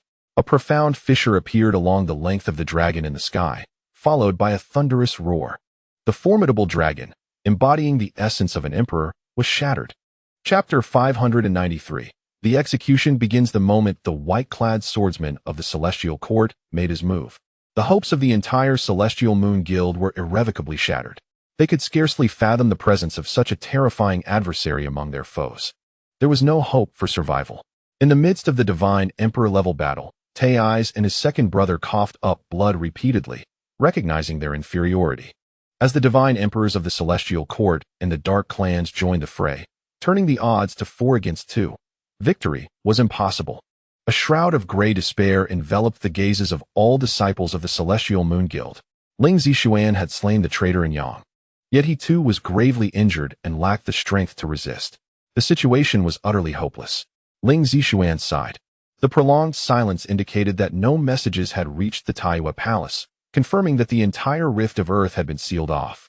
Ultimately, only Tai's, his second brother, and Ling Zixuan remained from the Celestial Moon Guild, as all others had been mercilessly slain. The three were encircled by a multitude of powerful beings. On the brink of death, just then, 3 beams of moonlight cascaded from the heavens, enveloping their bodies, seemingly attempting to teleport them away. Not good. Make a move. The surrounding powerhouses were taken aback, and the Divine Emperor-level warriors sprang into action, including Long Mo. Their objective was to silently annihilate the Celestial Moon Guild. Should news of this incident escape, the Dark Clans and the Celestial Court would be unconcerned. However, the various guilds would undoubtedly face dire consequences. Even Long Mo, who had previously hesitated, joined the fray. Regrettably, all attacks of the Divine Emperor level inflicted no harm upon the moonlight, which remained as gentle as ever. Boundless. A man in white from the Celestial Court stepped forth, drawing forth his ancient azure sword. In an instant, the sword's intent soared into the heavens. A fleeting strike from the immortal. Crack. A vast expanse of space before him shattered, as the blade cleaved through a beam of moonlight, unleashing a thunderous roar, with shockwaves sweeping wildly in all directions. At last, that beam of moonlight collapsed, and the second senior brother let out a wretched scream, shredded by the residual sword energy. Junior brother. Second senior brother. The other 2 beams of moonlight, Tai's and Ling Zixuan, cried out in alarm, their forms vanishing alongside the moonlight in an instant. The Supreme had made his move. The man in white murmured, "What? Does the moon god know our intentions?" The others gasped in astonishment, their hearts filled with dread, fearing that the moon god would annihilate them outright. "Do not panic. The moon god has acted, indicating he is aware of our plan. However, he could easily have slain all present, yet he chose not to do so. The esteemed Supreme cannot even carry away 3 individuals, which signifies that he is indeed in dire straits." Long Mo bellowed. The crowd immediately grasped the situation. Indeed, the moon god had made a move. But if he truly retained the might of a Supreme, merely speaking could obliterate everyone present. Yet, the moon god opted to rescue 3 individuals, one of whom was even intercepted by the Celestial Emperor, which is ample evidence of the moon god's waning power. The various factions stirred with renewed vigor. What was once mere speculation had now been confirmed regarding the moon goddess' weakness, emboldening their plans. Taiwa Palace, Taiwa Heavenly Gate. Located in the southern region of Taiwa Palace, a magnificent silver gate stood tall, once wielded by the moon god. After the moon god ascended to supremacy, this artifact transcended into a super-imperial weapon. Once the Taiwa Heavenly Gate is opened, it will summon the moonlight, slay the great emperors, and behead the divine sovereigns. Having been sealed in the southern part of Taiwa Palace for ages, now transformed into a site of execution. At this moment, many disciples from Taiwa Palace gathered near the Taiwa Heavenly Gate, ranging from true gods to divine sovereigns, drawn not only by the news of Mu Qing's impending execution, but also eager to witness the formidable power of the super-imperial weapon. Terrifying presences descended as leaders from various guilds arrived, including several great emperors. The Tianyue Emperor wore a solemn expression, sensing an oddity in the air. However, he refrained from introspection, believing that Mu Qing's execution might encounter unforeseen complications. He hesitated internally, pondering whether to intervene should his junior brother Yuya and the venerable Tianming elder, among others, decide to protect Mu Qing. Meanwhile, some guild leaders beside him cast furtive glances his way, some even sneering, for they understood that after today, both the Tianyue Guild and the Tianyue Emperor would cease to exist. This was an execution ceremony rivaling a grand celebration, with the majority of Taiwa Palace's populace present, crowded densely all around. "What say you? Will you take action?" Yuya inquired from his wheelchair, addressing the venerable Tianming elder beside him. The Elder of Destiny remained silent, nodding gently after a moment. Having entrusted the Xuanwu heavenly technique and the immortal divine power to Mu Qing, he evidently intended to regard Mu Qing as his successor, unwilling to allow him to perish easily. Although our Starry Guild lacks an emperor, we are willing to stand by at any time, declared the leader of the Starry Guild. Stepping forward with determination, following closely behind Xian Rue, the Elder of Destiny and Sheng Linger were somewhat astonished. It was indeed unexpected that Xian Rue could lead the Starry Guild to such an extent. What brings you here? Sheng Linger exclaimed upon noticing the arrival of the Holy Monarch. The clan has instructed me to stand by your side and cautioned me to be wary of Emperor Sheng Yao, the Holy Monarch replied. Within the Angel clan, there exists little division between the Holy Angels and the Fallen Angels, often collaborating. For instance, although Emperor Sheng Yao belongs to the Holy Angel lineage, many of his disciples hail from the Fallen Angels. Be wary of Emperor Sheng Yao. Sheng Linger was taken aback. The Holy Monarch shrugged, uncertain of the specifics. Here he comes. Is that Mu Qing? Suddenly, the surroundings grew tumultuous. The punishment god emperor, donned in a black iron mask, approached alongside Mu Qing, both bearing impassive expressions as they arrived before the Taiwa Heavenly Gate. The execution ceremony was announced by several pinnacle deities from the punishment hall, after which the punishment god emperor utilized special means to open the Taiwa Heavenly Gate. The onlookers gradually dispersed, and the punishment god emperor cast a lingering glance at Mu Qing before departing.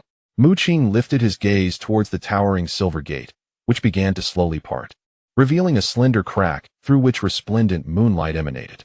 Those in the vicinity sensed an overwhelming aura. Buzz. The moonlight rippled, and from the narrow crevice of the Taiwa Heavenly Gate, a crescent moon emerged, descending towards Mu Qing. His expression remained calm. He could perceive the astonishing waves contained within that crescent, yet he felt no urgency. At the center of his brow, a dark red lightning mark flickered incessantly. The punishment god emperor had informed him that the mask would preserve his life once, and this opportunity, instead of being squandered on the chaos giant, was fortuitously applicable here at the Taiwa Heavenly Gate. Senior Luo Tian must have already taken action, Mu Qing murmured. As the moonlight cascaded down, the crescent neared, poised to strike Mu Qing. Suddenly, a figure materialized beside him. Though slightly hunched, this figure radiated an immense power, forming seals with his hands, causing the surrounding space to shatter instantaneously. Roar! A colossal Xuanwu emerged, shattering the void with a tempestuous aura that swept through the area. In the next moment, the adjacent space fractured as well, and the world serpent burst forth, two gigantic beings howling towards the heavens. The Elder of Destiny stood resolutely beside Mu Qing, his expression fearless. The crescent trembled gently, transforming into an endless expanse of moonlight that surged forth. Boom! A thunderous roar reverberated. For that crescent was a force drawn from the Taiwa Heavenly Gate, potent enough to slay an emperor. Yet, the Elder of Destiny summoned forth two colossal beasts, the Xuanwu and the World Serpent, both of significant origin, each towering thousands of meters high. Puff! In the next moment, the bodies of Xuanwu and the World Serpent shattered, while the Elder of Destiny's hands were marred by deep lacerations, causing him to cough up copious amounts of blood. A grievous wound, visible to the bone, marred the Elder's chest, nearly cleaving him in twain. The Elder of Destiny? I recall him being at the pinnacle of the Divine Emperor realm. Yet he managed to withstand an assault from the Taiwa Heavenly Gate. The onlookers were taken aback. What are you doing, Destiny?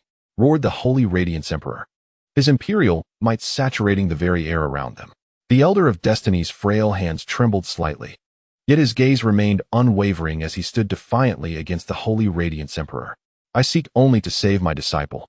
Chapter 594, Exposure Destiny. Even if he is your disciple, he must face punishment for violating the rules of the Taiwa Palace. A shadowy figure spoke, its voice sharp and hoarse, evoking discomfort in those who heard it. This was the leader of the Demon Guild, Onwu. A terrifying force emanated from him, pressing down upon the Elder of Destiny, his dreadful aura leaving the onlookers astonished. The Emperor? When did the leader of the Demon Guild ascend to the Emperor realm? Everyone was astounded. The Demon Guild had maintained a low profile, and their leader, Onwu, was shrouded in mystery. Yet now he appeared, wielding the might of an emperor. Retreat at once. I spare you this time. The Holy Radiance Emperor, infuriated, rose and bellowed, divine light piercing the heavens as a spectral figure of a 24-winged angel manifested behind him. Two overwhelming imperial pressures cascaded down, causing the already wounded Elder of Destiny to falter, nearly collapsing to his knees. Old man, why so rash this time? A massive dragon turtle roared as it approached the Elder of Destiny, helping him withstand the imperial pressure. Like the Elder, the dragon turtle possessed the strength of a peak divine emperor. Tianyue, Mu Qing has slain your disciple. He deserves the death penalty. Now that someone intervenes, should you not make a move?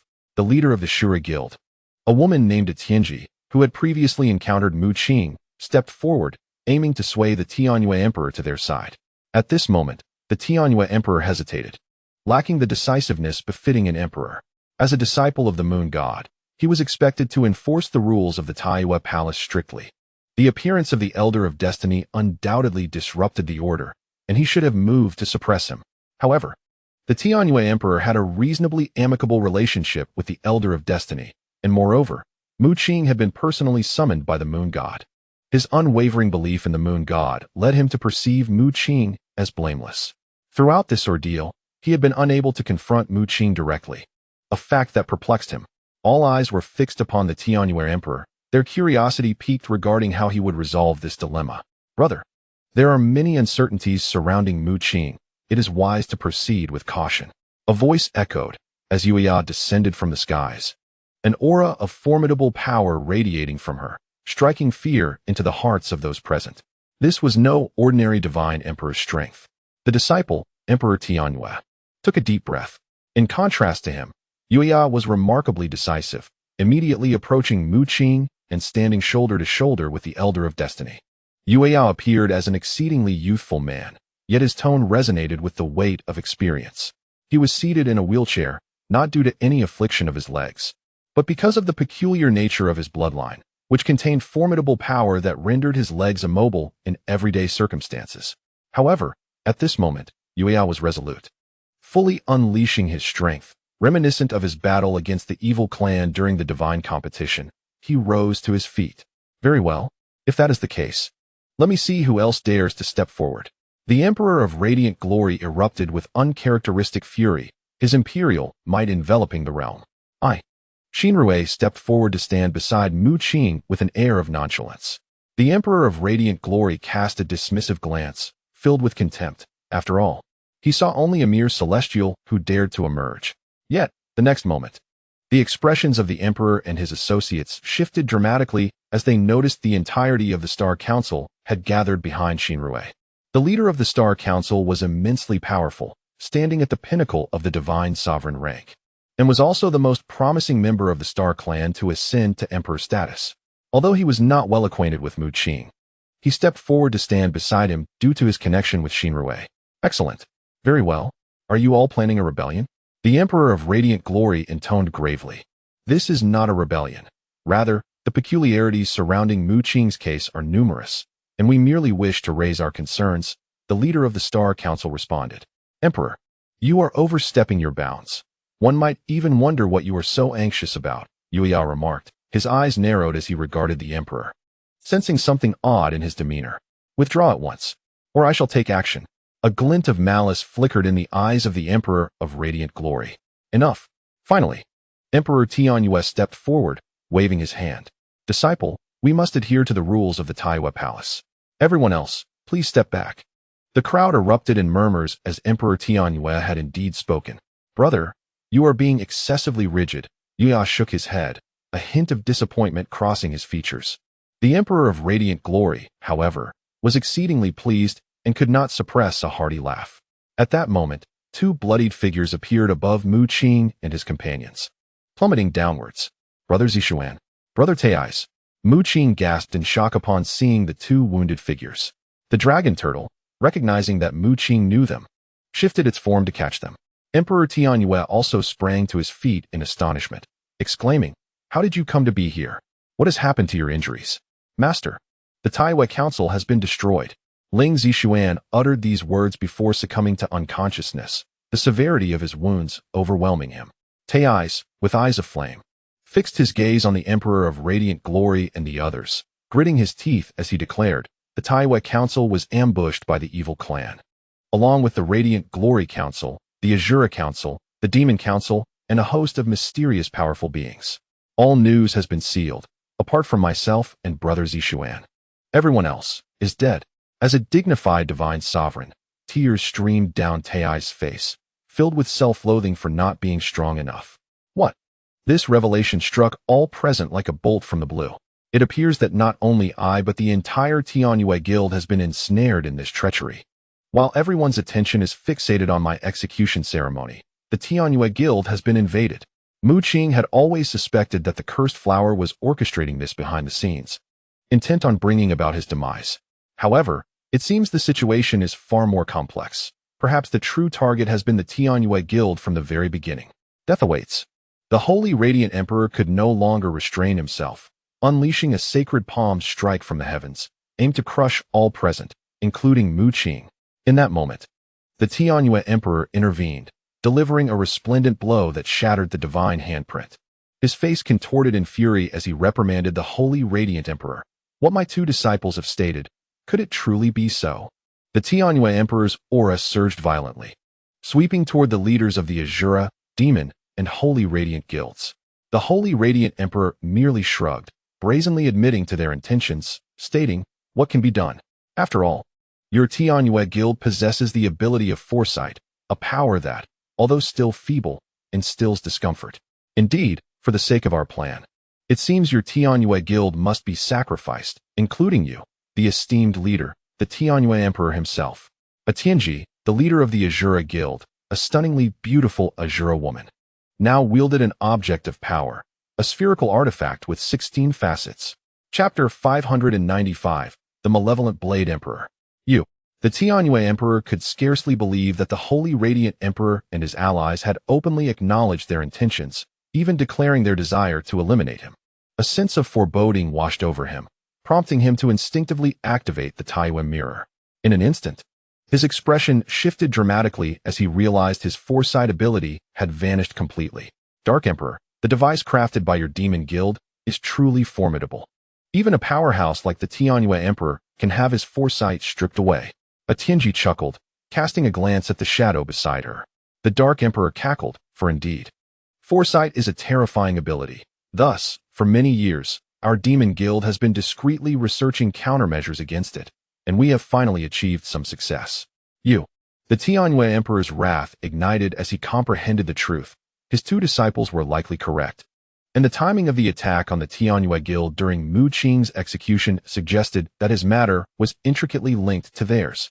Furious, the Tianyue Emperor raised the Taiyue Mirror, and in an instant, the moonlight blossomed, radiating a dazzling brilliance. Even though the foresight ability of the Taiyue Mirror had been nullified, its formidable power of resolution remained. The Divine Emperor, faced with such terrifying strength, felt his very being begin to disintegrate into stardust, his soul in peril. Countless disciples of the Taiyue Palace were aghast. They had not anticipated events would escalate to such a degree, as the emperors within the palace had commenced battle. Run! The emperor's clash is beyond our capacity to witness. We will surely perish. Someone cried out. Yet, as they sought to flee, a cadre of formidable beings intercepted their escape. Swoosh! Blood splattered as a formidable celestial warrior clad in golden armor unleashed their weapons, which were all divine artifacts of the highest order. Their tremendous strength was terrifying, akin to wolves among sheep, initiating a massacre. Who are they? Why have they appeared in our Taiyue Palace? A disciple at the pinnacle of the celestial realm exclaimed in shock. The powerful beings from the heavenly court do not belong to the Taiyue Palace, and, under ordinary circumstances, cannot enter, let alone this place of execution. Their presence here signifies a traitor within the Taiyue Palace. Several guilds, led by the Sacred Radiance Guild, have turned against us. The disciple's eyes widened in horror as he realized not only were there forces from the heavenly court, but also members of the Sacred Radiance Guild, the Azura Guild, the Demon Guild, and even the evil clan participating in the slaughter. In the next moment, a member of the evil clan charged forth, tearing him apart. Among the evil clan and the heavenly court, there were numerous sovereign-level powerhouses.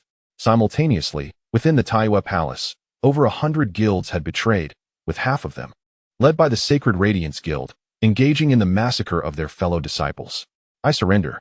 Please spare me. Some disciples of the Taiyue Palace pleaded in terror, but it seemed neither the heavenly court nor the evil clan heard their cries. Blades flashed, and blood sprayed several meters high. What exactly do you want? The Taiyue Emperor bellowed, his divine power surging violently, transforming into a radiant moon that soared through the air. The Sacred Radiance Emperor smirked coldly, unleashing a burst of sacred light that shone like a resplendent sun, matching the Taiwei Emperor's might. Bereft of his formidable foresight, the Taiwei Emperor's Taiwei mirror was reduced to merely a powerful divine tool, no longer instilling fear in the Sacred Radiance Emperor. Do not waste time. This fellow's foresight is far superior to that of the little rabbits from the Taiwei Guild. Even the 16-faced sphere can only suppress his foresight for a brief moment. The Dark Void Emperor declared loudly. At this moment, the Taiwei Emperor was consumed by rage, roaring furiously as his formidable aura radiated outward, unleashing earth-shattering divine abilities toward the Sacred Radiance Emperor. Suddenly, a smirk appeared at the corner of the Sacred Radiance Emperor's mouth as he waved his hand, conjuring a series of divine light crosses that formed a grand array, trapping the Taiwei Emperor. In this moment, the Taiwei Emperor lost a part of his rationality, his eyes glowing crimson, unaware that a spatial rift silently tore open behind him. Evil kill flash. A stunning beam of light pierced through, striking the Taiwei Emperor from behind. Thud. The Taiwei Emperor was hurled forward, blood gushing from his back, and then he crashed into the sacred crosses conjured by the Sacred Radiance Emperor. With a wave of his hand, the Sacred Radiance Emperor gathered all the sacred crosses, causing them to explode. Boom. The power of the Emperor level was certainly not something sovereigns or celestial beings could contend with. The entire Taiwei Heavenly Gate region, apart from the main body of the Taiwei Heavenly Gate, was shattered by a wave of residual energy. Disciples of the Taiwei Palace at the true god level nearest to the scene were instantly killed, while those fortunate enough to survive coughed up blood and were gravely injured. On Mu Qing's side, although they were relatively close to the Taiwei Emperor, the peak sovereigns like Yuya managed to withstand the residual wave. I initially intended for the emergence of the Chaos Giant to incite turmoil. Yet I did not anticipate that the actions of that group against the Celestial Moon Guild would be revealed, thus precipitating unrest prematurely. The Punishment Divine Emperor swiftly appeared beside Mu Qing, liberating him from the silver chains that bound him. His expression was grave, for he had long suspected that certain traitors would instigate chaos. Yet he was taken aback by the sheer number of guilds that chose betrayal. Over half, no less. Mu Qing nodded, acknowledging that even he could not have foreseen this development.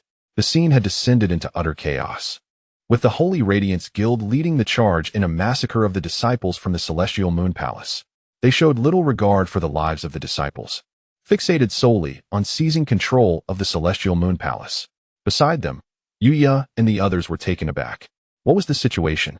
Was there a connection between the Punishment Divine Emperor and Mu Qing? The Elder of Destiny puffed out his cheeks in frustration, realizing that despite his desperate attempts to protect, it appeared that Mu Qing required no safeguarding at all. Mu Qing offered an awkward smile before turning his gaze to the two figures atop the back of the dragon tortoise. Taizé, carrying the unconscious Ling Zixian, wore a look of regret. Junior brother Mu Qing, I am sorry, we misjudged you. The Celestial Moon Guild has been infiltrated by many traitors, and the entire guild has been destroyed.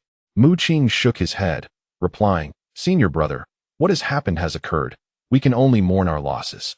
The foresight abilities within the Celestial Moon Guild were extraordinarily formidable, particularly that of the Moon Goddess, whose prescient capabilities were truly remarkable. However, problems had arisen with the Moon Goddess, rendering her unreliable, and now the most potent foresight was held by the Celestial Moon Emperor. Though the foresight abilities of the Celestial Moon Guild's members had not fully matured, the emergence of one Celestial Moon Emperor would likely herald the rise of another. Thus, the Holy Radiance Guild, the Celestial Court, and the forces of evil sought to annihilate the Celestial Moon Palace, prioritizing the eradication of this foresight power, leaving no room for even the Celestial Moon Emperor to escape. Master! At that moment, Taizé exclaimed, realizing that the Celestial Moon Emperor in the sky was ambushed, blood staining his form. Is it you? The Celestial Moon Emperor seethed, a long, narrow wound torn into his back, blood gushing forth. Before him stood an elder shrouded in dark incantations, unlike the corrupted beings of the evil race who transformed through unconventional means. He was a true member of the evil clan. The elder, enveloped in black mist, wielded a purple gold blade, a sinister grin etched across his face. Last time, I let you escape. This time it will not be so easy, the elder of the evil blade declared. He was an emperor, having dealt a grievous blow to the Celestial Moon Emperor during the first invasion of the evil clan. You should consider yourself fortunate to perish at my hands. The Holy Radiance Emperor chortled. In the next moment, the Evil Blade Emperor unsheathed his purple gold knife, unleashing an unparalleled blade aura that soared towards the Celestial Moon Emperor. Simultaneously, the Holy Radiance Emperor struck, summoning the ethereal forms of 24 winged sacred angels, coalescing a divine spear to pierce through. The Celestial Moon Emperor found himself ensnared in peril. Chapter 596. The Gathering of the Emperors at the Celestial Moon Palace. Aside from the Celestial Moon Emperor, all other emperors had betrayed them. Xian Rue furrowed his brow, pondering, who are those individuals? Why have they turned against the Celestial Moon Palace? The face of the Holy Spirit Girl was painted with terror. Mu Qing's gaze swept across the scene as he took a deep breath, noting several factions, among which the major guilds led by the Holy Radiance Emperor were in rebellion, alongside the Celestial Court and the Evil Clan. His eyes settled on the leader of the Shura Guild, Tianji. Sensing a familiar aura emanating from her, a presence that originated from the Cursed Flower. Could there be a connection between the Cursed Flower and the Evil Clan? Mu Qing pondered, his brow furrowing. There were some similarities between the Evil Clan and the Cursed Flower, notably the Cursed Seals. Those who bore the seeds planted by the Cursed Flower would, once the seeds fully sprouted, exhibit black runes upon their bodies. Similarly, the Evil Emperor and others from the Evil Clan bore these ominous black markings as well. Boom. A tremendous sound erupted from the sky as the Celestial Moon Emperor, drenched in blood, could hold on no longer.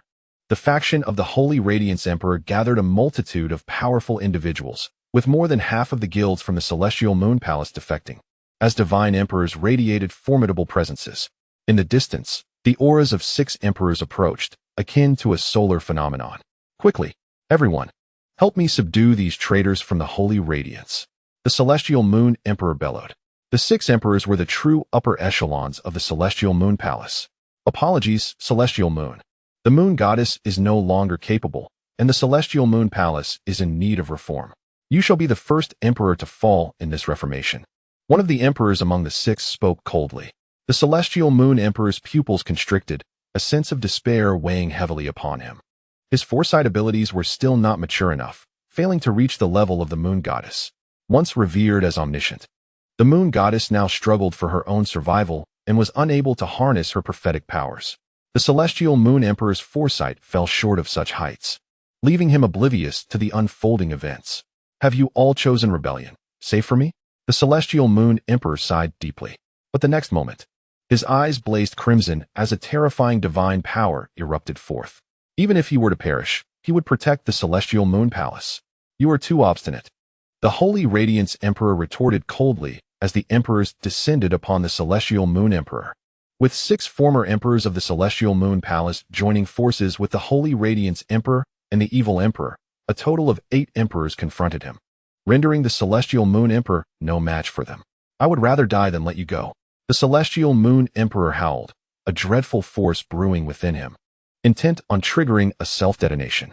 At that moment, the Evil Emperor struck with a lethal blade, piercing through the Celestial Moon Emperor's body. An overwhelming malevolent energy sweeping forth to thwart his self-destruction. Master, Tei's cried out, his voice reverberating through the air as he watched his proud mentor plummet from the skies. Is he still not completely dead? The Holy Radiance Emperor murmured, gazing at the fallen Celestial Moon Emperor below. The Evil Emperor shook his head.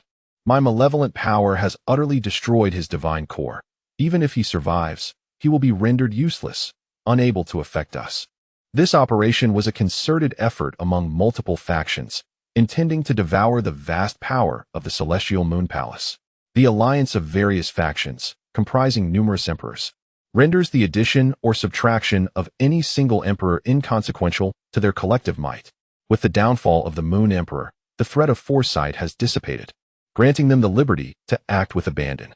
The fate of the Moon Emperor holds little significance for them. Let the massacre commence, bellowed the Radiant Emperor, his gaze fixed upon Mu Qing. Suddenly, he surged forth, a divine spear piercing through the air. In an instant, however, the spear came to an abrupt halt, seemingly ensnared by an unseen force. Following this, Yuya deftly maneuvered, summoning a realm that enveloped the divine spear. With a resounding explosion, an astonishing wave of energy erupted from within that realm, for the Radiant Emperor had intended to obliterate Mu Qing and his companions entirely. Did you actually withstand my strike? The Radiant Emperor mused in surprise. Despite Yuya being merely a divine emperor, he had managed to neutralize a blow that should have been devastating. The disparity in perception between a divine emperor and an emperor is profoundly vast. While the Radiant Emperor's attack may not have guaranteed the annihilation of Mu Qing and the others, it would have easily gravely injured them. Yet, Yuya had employed some means to halt the divine spear, allowing it to detonate within the confines of his own world. It appears I underestimated you. Although merely a divine emperor, you are nonetheless a disciple of the moon deity, the Radiant Emperor remarked, surprised yet amused. However, it seems you are not faring well at the moment. Yuya regarded the Radiant Emperor coldly, a trickle of blood escaping from the corner of his mouth. The realm of a divine emperor is a transformation of domain. By enveloping the divine spear within his world, its catastrophic force wreaked havoc upon his own realm. Apologies for my tardiness. From the shattered heights of the sky emerged a colossal azure dragon, transforming into a man of icy demeanor. Beside him stood a woman, equally devoid of expression. What is the meaning of this, unfeeling haul? Not only did you fail to contribute, but you also sent only a single individual, accompanied by a mere celestial junior. The Dark Emperor exclaimed. This operation had mobilized significant forces from each faction, with several Emperor-class beings involved, yet the unfeeling Hall, founded by a supreme deity, had only dispatched 2 individuals, one of whom was a celestial. One is sufficient, the man replied coolly, a terrifying aura erupting from within him, enveloping the realm. The Radiant Emperor and others were taken aback, and the Dark Emperor ceased his objections, realizing the formidable power of the unfeeling Hall's representative. Is that the Azure Dragon? An ethereal elder woman appeared, soaring through the clouds. It is said that he is a recent rising emperor of the unfeeling Hall, formidable and ruthless, having even slain his own 2 kin to advance his cultivation. She hailed from the heavenly court and was known as the Purple Wind Emperor. Various factions have united, and if their strength is sufficiently formidable, it matters not if their number is few. For instance, from the celestial realm, only 2 emperors have arrived, Zifeng and Gu Feng, both of whom are exceptionally powerful among their peers, rendering their modest representation acceptable. Furthermore, the Qinglong of the Heartless Hall possesses strength that far exceeds that of the Holy Radiance Emperor and his companions. Thus, even if Qinglong were to bring along a junior, they would have no grounds for objection. Now that all are gathered, let us commence. Let the entire Taiyue Palace be erased from the cosmos, declared the Heartless Hall's Qinglong Emperor coldly. In the skies, various forces converged. The Heartless Hall sent only 2 representatives, yet Qinglong Emperor's might was overwhelmingly fierce and merciless. The multitude led by the Holy Radiance Emperor comprised the largest contingent, with nearly 100 divine sovereigns and a full 8 emperors. The evil clan similarly dispatched a single emperor, the Evil Blade Emperor, a being who had previously dealt a crushing blow to the Moonlight Emperor, accompanied by dozens of elite divine sovereigns of the clan. The Celestial Realm, on the other hand, was represented by 2 emperors, with a retinue of over 10 divine sovereigns and numerous peak celestials. The imposing presence of these factions plunged all within the Taiyue Palace into despair. Chapter 597, The Saintess of the Evil Clan. In the sky, a total of 12 emperors radiated blinding brilliance akin to that of the sun, a sight both dazzling and overwhelming. This poses a dire predicament. Must the Taiyue Palace truly face annihilation? Munya's countenance darkened. The Elder of Destiny, having recuperated somewhat from his injuries, also bore an expression of grave concern. The entire Taiyue Palace had descended into chaos, with rebels wreaking havoc in every corner. The grand edifice crumbling asunder. Mu Qing gazed upwards, his attention fixated upon the 2 figures from the Heartless Hall. Qinglong, Jijia, he murmured softly. Both were familiar faces. Yet he was taken aback to discover that Qinglong had ascended to emperor status, while Jijia had reached the realm of celestials. The peculiarities of the Heartless Hall, as Mu Qing had heard from Elder 2, involved the slaughter of one's own kin to accelerate one's cultivation. Qinglong, having already attained the pinnacle of divine potential, was further augmented by the terrifying bloodline techniques of the Heartless Hall, resulting in a meteoric rise in power. Saintess, please unveil the cursed flower. At that moment, the Evil Blade Emperor spoke, leaving everyone momentarily stunned. Saintess, the Holy Radiance Emperor was equally taken aback. only to notice the figure of a Tianji stepping forth with a playful smile, her features transforming into those of another woman, imbued with an air of coldness and malevolence. You are the saintess of the evil clan. Both the Dark Void Emperor and the Holy Radiance Emperor exclaimed in astonishment. Originally, the leader of the Shura Guild perished during the invasion of the evil clan at the True God competition, after which a female divine sovereign, a Tianji, rose to become the new leader through her formidable strength. The Holy Radiance Emperor and the Dark Void Emperor had sought out the Shura Guild, and although it ranked relatively high, they did not place much significance on the new leader, who was merely a divine sovereign. Now, they were horrified to discover that this Tianji was indeed the saintess of the evil clan. A sense of trepidation lingered in the hearts of both individuals. The methods employed by the sinister clan were undeniably fearsome. Upon reflection, it became evident that their successful annihilation of the Celestial Moon Guild was largely due to the peculiar ability of a Tianji to manipulate others. It was only now that they realized their adversaries belonged to the malevolent race. The Evil Blade, I shall take charge of Mu Qing, spoke the holy maiden of the wicked clan, who had restored her original appearance, a cursed spirit born from the cursed flower. Yet, it remained a mystery why she had ascended to the position of the holy maiden of the evil clan. With a wave of her hand, an inexplicable white mist surged from the void, and shortly after, a gaunt figure appeared aboard a small vessel, holding an ancient lantern. This was Jin Jiuyin, who, after being controlled by the cursed flower, had become its guide. The cursed flower was an ominous entity, and Jin Jiuyin's tether to it would adversely affect his own lifespan. The Evil Blade Emperor nodded. Mu Qing was merely a trivial celestial, and even if the holy maiden wished to spare his life, few would dare to object. Apologies, but we of the Celestial Court require Mu Qing, declared the Emperor of Purple Wind, who struck his staff forcefully, summoning a tempest, fierce winds surging toward Mu Qing. The cursed spirit's expression hardened as it conjured a black claw to rend the air. At that moment, Gu Feng stepped forward, wielding his ancient sword, unleashing a formidable sword aura that cleaved through the black claw. The Evil Blade Emperor also sprang into action, his purple gold blade descending, extinguishing the raging winds. Onlookers were astonished. Had a conflict arisen between the evil clan and the Celestial Court? The gaze of the Holy Emperor fell upon Mu Qing. Why did both formidable factions covet this individual? Mu Qing furrowed his brow, while it was understandable for the cursed flower to target him. The Celestial Court's involvement suggested that his identity as a remnant of the Starry Sky dynasty had been exposed.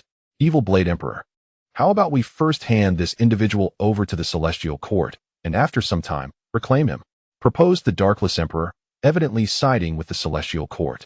The Holy Emperor cast a sidelong glance at the Darkless Emperor. It was expected that he would lead the rebellious factions of the Taiwa Palace. Yet, the Darkless Emperor now appeared to have links with the Celestial Court, which displeased the Holy Emperor. The Shura Guild had ties to the Wicked Clan, while the Demon Guild was entangled with the Celestial Court. The two emperors of the Celestial Court had not discerned that Mu Qing was the last remnant of the Starry Sky dynasty. Or perhaps they simply paid little heed to this matter. The arrival of Gu Feng and the Emperor of Purple Wind was primarily to confront the Taiwa Palace, while other formidable beings of the Celestial Court were tasked with handling matters regarding the Starry Sky dynasty. The Celestial Court's interest in Mu Qing stemmed from a deeper collaboration with the Demon Guild. The Darkless Emperor had initially believed he could extract sufficient records and blood from Mu Qing to create experimental subjects, but upon encountering a bottleneck, he required Mu Qing for further research. Enough with the idle chatter. I am here to kill, not to witness your quarrels. Coldly interjected the Azure Dragon Emperor of the Ruthless Hall, suddenly launching into action, his terrifying dragon aura shaking the heavens. Yuya, the Elder of Destiny, and the leader of the Star Guild felt their bodies grow heavy. This power was overwhelmingly formidable, far surpassing that of the Holy Emperor. Boom. The ground began to tremble violently, capturing the attention of the esteemed emperors. Mu Qing finally exhaled with relief. They had arrived. The Punishment Divine Emperor was momentarily taken aback, then turned sharply to Mu Qing, exclaiming in astonishment, "Have you liberated those emperors?" He was surprised, for the punishment mask he had bestowed upon Mu Qing was intended solely to aid the release of the Chaos Giant. Yet, the commotion clearly emanated from a collective presence of emperors. The Palace of the Moon. I have finally emerged. A figure, exuding a terrifying aura, soared into the sky. Towering in stature, with 8 arms, a beastly body, a human head, and a dragon's tail, his presence was overwhelmingly formidable, sending forth waves of energy. It was the Tyrant Emperor, a solitary sovereign. He belonged to no race, born with immense strength, capable of moving mountains and filling seas. He became a deity at 3, a celestial at 10, a divine monarch at 50, and an emperor at 100. The Tyrant Emperor had never chosen a title. It was bestowed upon him by others. At last, I am free. After years of confinement, I finally see the light of day. One by one, the figures of emperors emerged, a total of 12. Ahem. Esteemed ones, do not forget the kindness of Brother Mu. An elder approached, his aura the weakest among the emperors. After a period of recovery, he could barely maintain his imperial strength. Fear not, old Luo. Though I have a penchant for slaying, I am still an emperor. Would I dare to disregard a celestial's favor? That would be laughable. The Tyrant Emperor's massive arm struck his chest with a thunderous sound. How can this be? The Radiant Emperor was astonished. Aren't these the emperors suppressed by the moon god? Why do they appear now? Where is the divine prison key? He abruptly turned to the Dark Void Emperor. The Dark Void Emperor, equally perplexed, produced a white talisman, the divine prison key. It had remained with him all along. Yet how had these emperors escaped? Which one is Brother Mu? The Tyrant Emperor scanned the surroundings. Mu Qing stepped forward, clasping his fists in respect. I am Mu Qing. Only a nascent celestial? The Tyrant Emperor shook his head slightly, and then spoke. Rest assured, we shall remember this favor. Though we are solitary beings, we still hold on to our credit. These emperors had been personally suppressed by the moon god, destined for eternal confinement. Now, Mu Qing had liberated them. A favor of great significance. The numerous emperors in the sky were taken aback. Many only then realized that Mu Qing, a mere celestial, possessed an energy beyond their imagination. A bunch of rabble. Let us eliminate them. The azure dragon of the roofless hall scoffed and charged forth. A great battle was imminent. First, eradicate these individuals before discussing the division of the Palace of the Moon, the Evil Blade Emperor shouted, rushing out second, following the Azure Dragon Emperor. I, the Tyrant Emperor, have never feared anyone. The Tyrant Emperor evidently stands as the most formidable among the emperors in this divine prison. Upon witnessing the onslaught from the forces of the evil clan and the celestial court, he exhaled 2 columns of air from his nostrils and charged forward. The adversaries took the initiative. They could hardly afford the luxury of restraint, especially since it became apparent that the group of emperors seemed intent on eliminating Mu Qing and his companions. The situation appeared rather unfavorable. One of the emperors, his expression grave, spoke up. They all sensed the immense power of the celestial court and the evil clan, nearly surpassing their own. The Tyrant Emperor snorted dismissively. They have just rescued us. How can you refuse to assist? What is there to fear? We are all emperors. If we cannot fight, we can flee. The obligation to repay a favor and the inability to do so are entirely different matters. He remained undaunted, confident that even if they were not a match for the emperors of the celestial court, their lives were not in imminent danger. If they truly were outmatched, retreat would suffice. Let us strike. The ancient peak of the celestial court stepped into the void, drawing forth his azure sword. The sword's radiance illuminated the heavens, and the apparition of an immeasurable sword immortal manifested behind him. The divine sovereign conjured worlds. The emperors commanded the principles of the Tao. An ancient peak of the celestial court practiced the boundless sword path, unleashing a formidable display that caused even the Tyrant Emperor and his companions to change countenance. Boom. The sky shattered as a multitude of emperors ascended, engaging in a cataclysmic battle, unleashing energy spheres akin to the sun, with waves of vibrant light engulfing the surroundings. At this very moment, numerous locations within the Grand Moon Palace erupted into conflict, with a majority aligned against the rebel guild, including the 2 major factions of the Celestial Court and the Evil Clan. At the Grand Moon Heaven Gate, due to Mu Qing's execution ceremony, many disciples of the Grand Moon Palace had gathered, valiantly resisting the assault. Suddenly, a battalion of identical white-clad men approached, over 1,000 in number, each possessing peak divine powers. The sword intent emanating from them intertwined, forming a formidable array reminiscent of a celestial sword formation. Who are you? The disciples of the Grand Moon Palace were cleaved in 2 by the sword energy, as the 1,000 ancient peak test subjects advanced step by step. their azure swords radiating an overwhelming aura, akin to a fearsome meat grinder, as they carved a path through the chaos. Blood flowed like rivers in this area, and wails echoed continuously. Following the meticulous research and modification by the Dark Emperor, each ancient peak test subject had attained peak divine cultivation and could be mass-produced. This initial deployment of 1,000 test subjects marked their first foray into battle. Other factions merely maintained a cooperative relationship with the Celestial Court. However, the Dark Emperor enjoyed a close rapport with them, as the higher-ups of the Celestial Court valued his unique abilities. The Dark Emperor may lack in strength, but his methods are undeniably impressive, remarked the aged matriarch of the Celestial Court, the Purple Wind Emperor. These 1,000 test subjects are still in the testing phase, merely an experimental engagement, yet they have already exceeded expectations. The ancient Peak Emperor gazed at the identical test subjects below, his expression neutral, though a flicker of intrigue glimmered in his eyes. Experiencing so many doppelgangers of himself was indeed a peculiar sensation. "What do you think?" inquired the Purple Wind Emperor with a smile. "Superficial at best. Even at their peak, they cannot ascend to the Emperor level." The ancient Peak Emperor shook his head. "For the essence of the boundless sword path is utterly lacking. After all, they are merely clone experiments. The fact that they can reach the level of a divine emperor is already quite formidable. Should they attain the status of a great emperor, it might be beyond even His Majesty's imagination." The Grand Emperor Zifeng smiled faintly, clearly satisfied with the experimental subjects. In contrast to the other divine emperors, such as the Tyrant Emperor and the Sacred Radiance Emperor, who are engaged in battle, these two from the Heavenly Court appear remarkably at ease. The Grand Emperor Zifeng did not even lift a finger, while the Grand Emperor Gufeng occasionally struck, unleashing a few sword energies to feign participation in the fray. Naturally, the Sacred Radiance Emperor and the others were infuriated by the blatant idleness of these two, especially the Sacred Radiance Emperor, who was particularly enraged by Gufeng's earlier stance of leading the charge, only to retreat to the back and indulge in leisure with Zifeng in the blink of an eye. The Azure Dragon Emperor, however, truly took the lead in the front lines. The others, including the Sacred Radiance Emperor, had barely exerted themselves when the Azure Dragon Emperor unleashed an awe-inspiring display of power. With little more than a single punch, he sent one great emperor reeling, spitting blood. How could this fellow's physique be so robust? Even the giants of the Titan race pale in comparison. The Tyrant Emperor, though not as affected as the others, was still forced back despite his formidable body. He found it hard to fathom that, with his innate divine strength and 8-armed beast form capable of shattering stars, he could face the Azure Dragon of the Ruthless Palace as if confronting a Titan Emperor.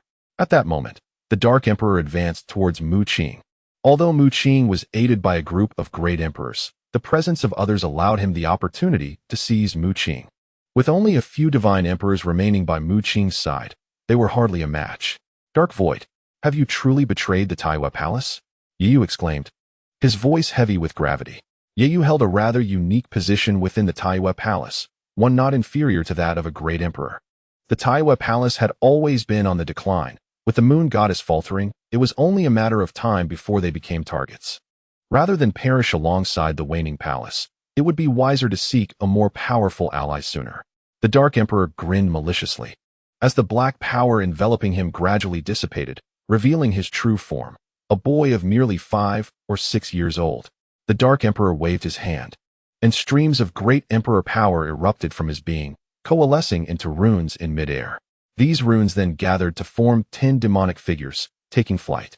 His path to becoming an emperor was particularly unique, rooted in the art of puppetry, which enabled him to create so many experimental subjects from the blood of the Grand Emperor Gufeng.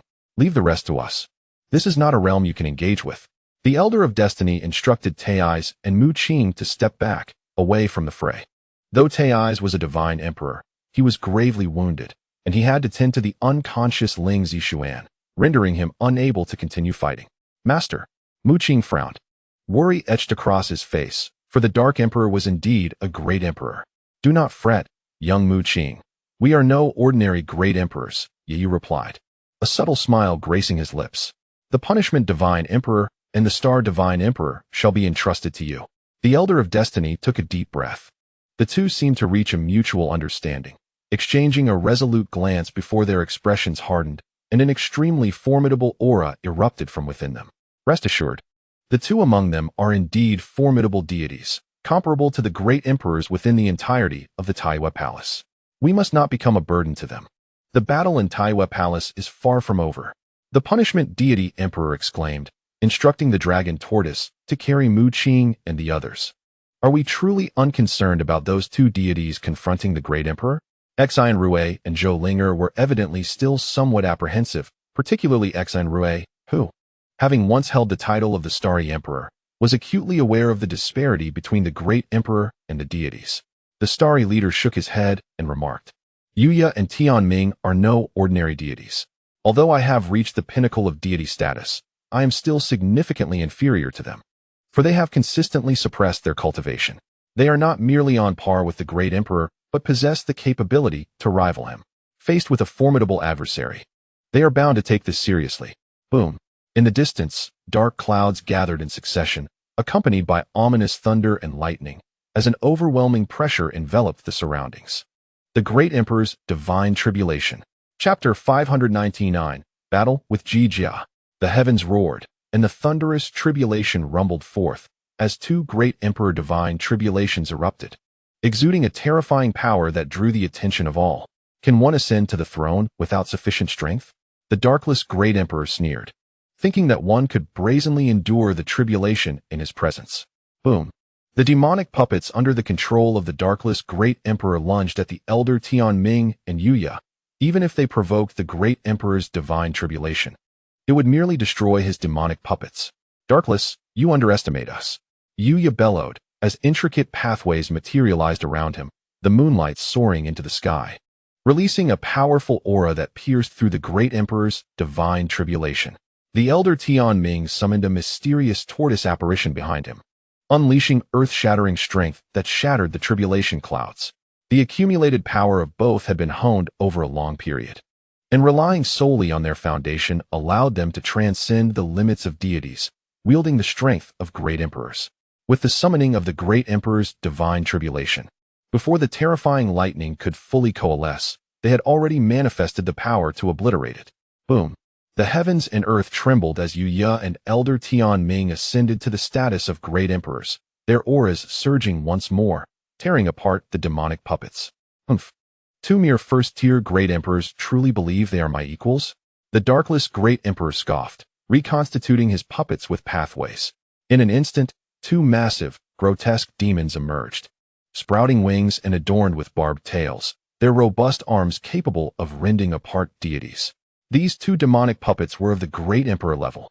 To deities, celestial beings, and even true gods, great emperors are seen as beings of unattainable might, fearfully potent. However, for those who also reside within the realm of great emperors, significant disparities still exist among them. The elder Tianming and Yuya had already amassed sufficient strength to negate even the tribulation, yet the darkless great emperor had evidently long since broken through to the great emperor realm, his cultivation even more formidable, summoning two demonic puppets that could contend with the two of them. In the midst of chaos, a battleground rife with turmoil, on the high-tier battlefield, amidst the great emperors and deities, both sides appeared evenly matched, yet it was clearly discernible that within the great emperor-level conflict, the tyrant great emperor and his peers were at a disadvantage. If it weren't for Mu Qing's presence and the assistance of the formidable emperors, the Taiwa Palace would have long since faced annihilation. Currently, the high-end battlefield is evenly matched, with no decisive outcome primarily due to the two deities from the heavenly court remaining passive, merely observing. On the other hand, the mid to low-end battlefield presents a grim scenario for the Taiwa Palace, where the scent of blood is overwhelming and countless disciples have perished. Mu Qing's side has also suffered. 1,000-peak heavenly god experimental subjects surged forth, leaving a trail of blood in their wake, even piercing through the divine emperor with countless blades. The Taiwa Palace seems doomed. Mu Qing's expression grew solemn as nearly all of the Taiwa Palace disciples at the Taiwa Heavenly Gate had been slaughtered, and it was evident that the situation was dire elsewhere as well. At that moment, the punishment divine emperor departed, not in retreat, but towards the Taiwa Heavenly Gate, intending to activate its power. If he could unleash the full might of this supreme artifact, it might offer some assistance to the Taiwa Palace. Though he was not one of them, being a descendant of the supreme god of heavenly punishment, He had received kindness from the moon god and was determined to lend his aid to the Taiwa Palace. In truth, he had not anticipated the sheer number of adversaries targeting the Taiwa Palace, with more than half of the guilds within having turned against them. With a resounding hum, the 1,000 experimental subjects advanced, their sword intent soaring as they carved a path with their formidable sword energy. The leader of the Star Guild charged forward, surrounded by countless stars, but was met with the overwhelming aura of a divine emperor, the former leader of a guild within the Taiwa Palace. Seeking retribution, he struck decisively against the traitorous Star leader. The latter, with a disdainful smile, confronted the Star leader, and a fierce battle ensued. Beside Mu Qing, the only remaining divine emperor was the dragon turtle. Upon witnessing the 1,000 experimental subjects, the dragon turtle's eyes filled with contempt. Although these peak heavenly gods were powerful, they were merely comparable to an ordinary divine emperor, while it stood at the pinnacle of divine emperors. Apologies, but your opponent is me. A graceful figure emerged, enshrouded in swirling white mist, with a massive cursed flower subtly visible. Whether it was the cursed flower or the cursed spirit itself, their power was extraordinary, and when combined, their strength was undeniably terrifying. The dragon turtle's expression shifted to one of grave concern, and before it could react, it was enveloped by the white mist. Now, there was not a single divine emperor left beside Mu Qing. The 1,000 experimental subjects seemed intent on Mu Qing, charging directly towards him. It appears we must take action ourselves, Xian Rui said with a bitter smile. Linger, step back, we shall handle this. Mu Qing positioned himself in front of the holy Linger. Despite her rapid cultivation reaching the pinnacle of true gods, her power was ineffective in this dire situation. Only Mu Qing and Xian Rui remained to confront the 1,000 peak heavenly gods before them. As Mu Qing beheld the overwhelming momentum, a sense of dread crept over him. While he and Xian Rui might manage to contend with a single peak heavenly god, facing a full 1,000 was decidedly unrealistic. Boom. At that moment, a blood-red halberd swept through the air, crashing into 1,000 experimental subjects, unleashing a furious force that sent ripples of crimson waves throughout. Those experimental subjects, previously impervious to sword energy, were instantly torn asunder into bloody fragments. A gaunt figure materialized in midair. It was Luo Tian. This elder of the Azura clan, despite being drained of his bloodline, could still barely summon the might of an emperor. Mu Qing let out a long sigh of relief upon seeing Luo Tian, for without him, their fate would have been dire. At this moment, Mu Qing was acutely aware of his own inadequacies. The scale of this battle, the War of the Emperors, had nearly rent apart the entire Taiwa Palace, with vast expanses of void fracturing into large chunks. A roar echoed from a distance, and a graceful figure appeared before Mu Qing. With just a single punch, she unleashed terrifying power. Mu Qing's expression shifted in shock as he hastily conjured a heavenly turning seal, but it was shattered effortlessly, and an overwhelming force sent him reeling back over 100 meters. Jijia. The gravity of Mu Qing's expression deepened. The cold and alluring woman before him was indeed Jijia. Since joining the ruthless Hall, her face had become devoid of any emotional fluctuations, exuding an aura that was utterly formidable. Surrounded by dragon energy, Jijia's fist was capable of shattering the void, making it hard to fathom that such might could emanate from her delicate figure. Mu Qing continued to retreat, the power of black holes manifesting around him, devouring the dragon energy. Boom. Jijia brandished a long spear, radiant with light, accompanied by the roar of a dragon as it lunged forward. Mu Qing's pupils constricted. The spear seemed to transform into a true dragon, appearing as if an actual dragon had manifested before him. With demonic energy surging, he summoned his 1,000-handed demon body and unleashed eternal ice sealing, attempting to freeze the dragon energy with frigid air. However, Jijia's spear was exceedingly sharp, shredding through the cold. Puff! The 1,000-handed demon body was pierced, creating a gaping hole, and a bead of cold sweat trickled down Mu Qing's cheek as he quickly distanced himself. Xuanwu Heavenly Technique. Mu Qing formed seals, summoning two figures, Xuanwu and the World Serpent, to intertwine and strike. Alas, Jijia's strength was astonishingly formidable. With a fierce swing of her spear, she shattered their efforts completely. Heavenly Turning Seal. Mu Qing raised his hand to bring down a pitch-black seal. Jijia's long spear pierced through it without a moment's hesitation. However, the next instant, A flicker of surprise crossed Ji Jia's countenance as her invincible true dragon spear seemed to collide with an indestructible divine metal, ringing out with a resounding clang. The heavenly turning seal pressed forward, overwhelming her with its might.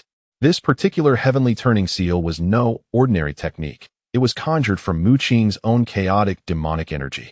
It is important to note that over this lengthy period, he had only managed to condense 5 strands of chaotic demonic energy within himself. Now, faced with a formidable adversary like Ji Jia, he could not afford to hold back. Chapter 600, At Death's Door Crack. Mu Qing's attempt to suppress Ji Jia with the heavenly turning seal, forged from chaotic demonic energy, was ultimately shattered. A hint of astonishment flickered in Ji Jia's eyes as she wiped the blood from the corner of her mouth. The heavenly turning seal had indeed inflicted injury upon her. Ji Jia, what exactly do you seek to accomplish?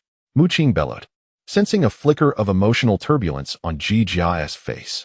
Though the individuals of the Heartless Palace are said to lack emotions, achieving such a state is nearly impossible. Even the mighty Azure Dragon Emperor experiences emotions. Perhaps it is only the supreme deity who established the Heartless Palace and is revered as the embodiment of the heavenly Tao, who can truly exist devoid of feelings.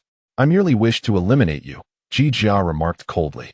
The true dragon spear in her hand pierced forth once more, radiating an unparalleled sharpness capable of piercing the heavens, imbued with lethal intent. Do not hold back.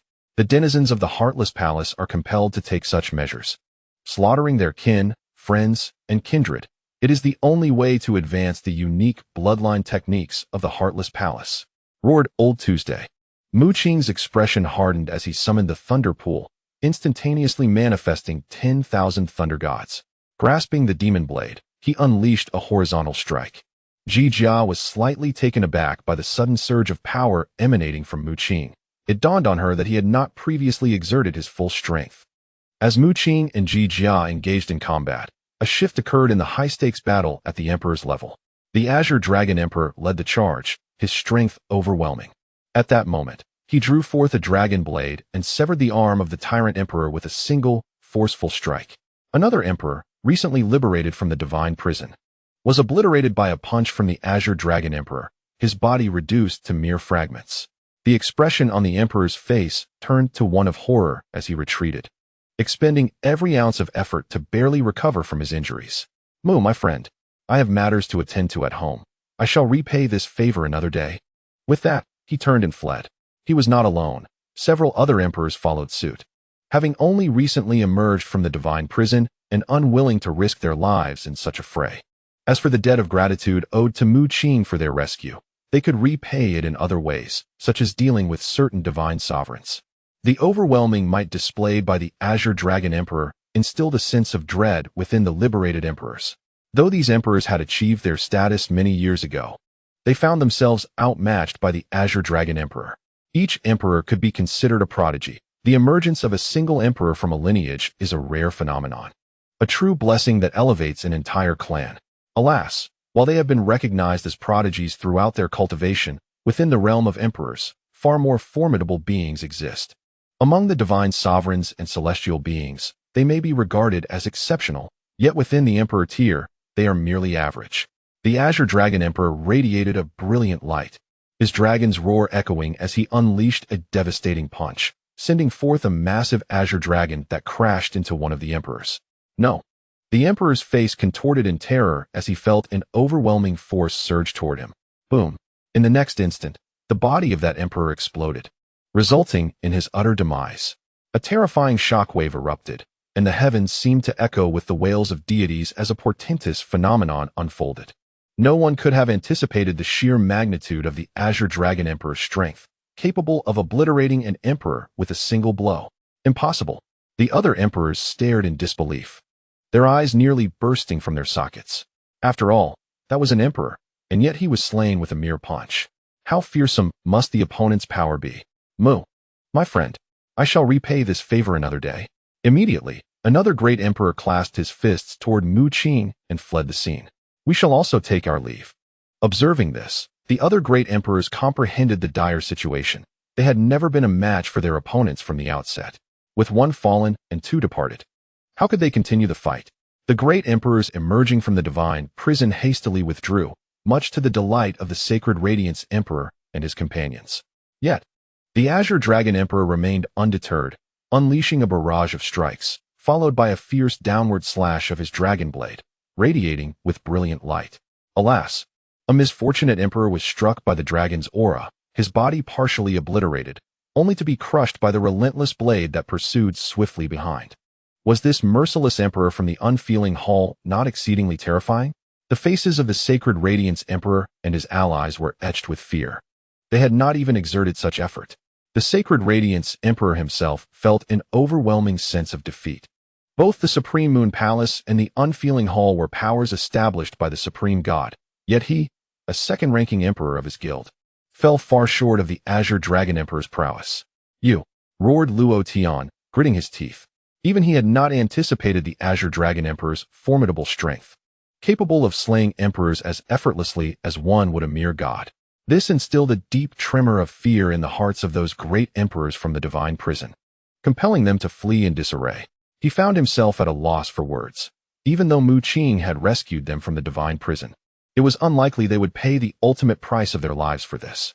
In contrast, the tyrant emperor did not flee immediately. However, he too found himself incapable of continuing the battle, with the other great emperors having retreated.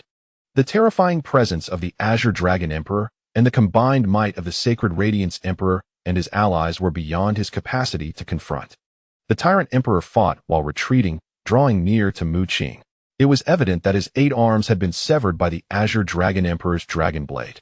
Reduced to mere stumps, radiance flickered around him as his arms regenerated, and he called out to Mu Qing, "Brother Mu, it is not that I do not wish to repay the favor, but rather that I lack the ability to do so. If you can survive and emerge, we shall undoubtedly repay our debt." A look of shame washed over the tyrant emperor's face. Initially, he had thought that since he was no match for the Azure Dragon Emperor, it would be better to flee with Mu Qing. However, he soon realized that the Azure Dragon Emperor's strength far exceeded his expectations, especially as the 2 emperors from the heavenly court continued their jovial banter without intervening. He gritted his teeth.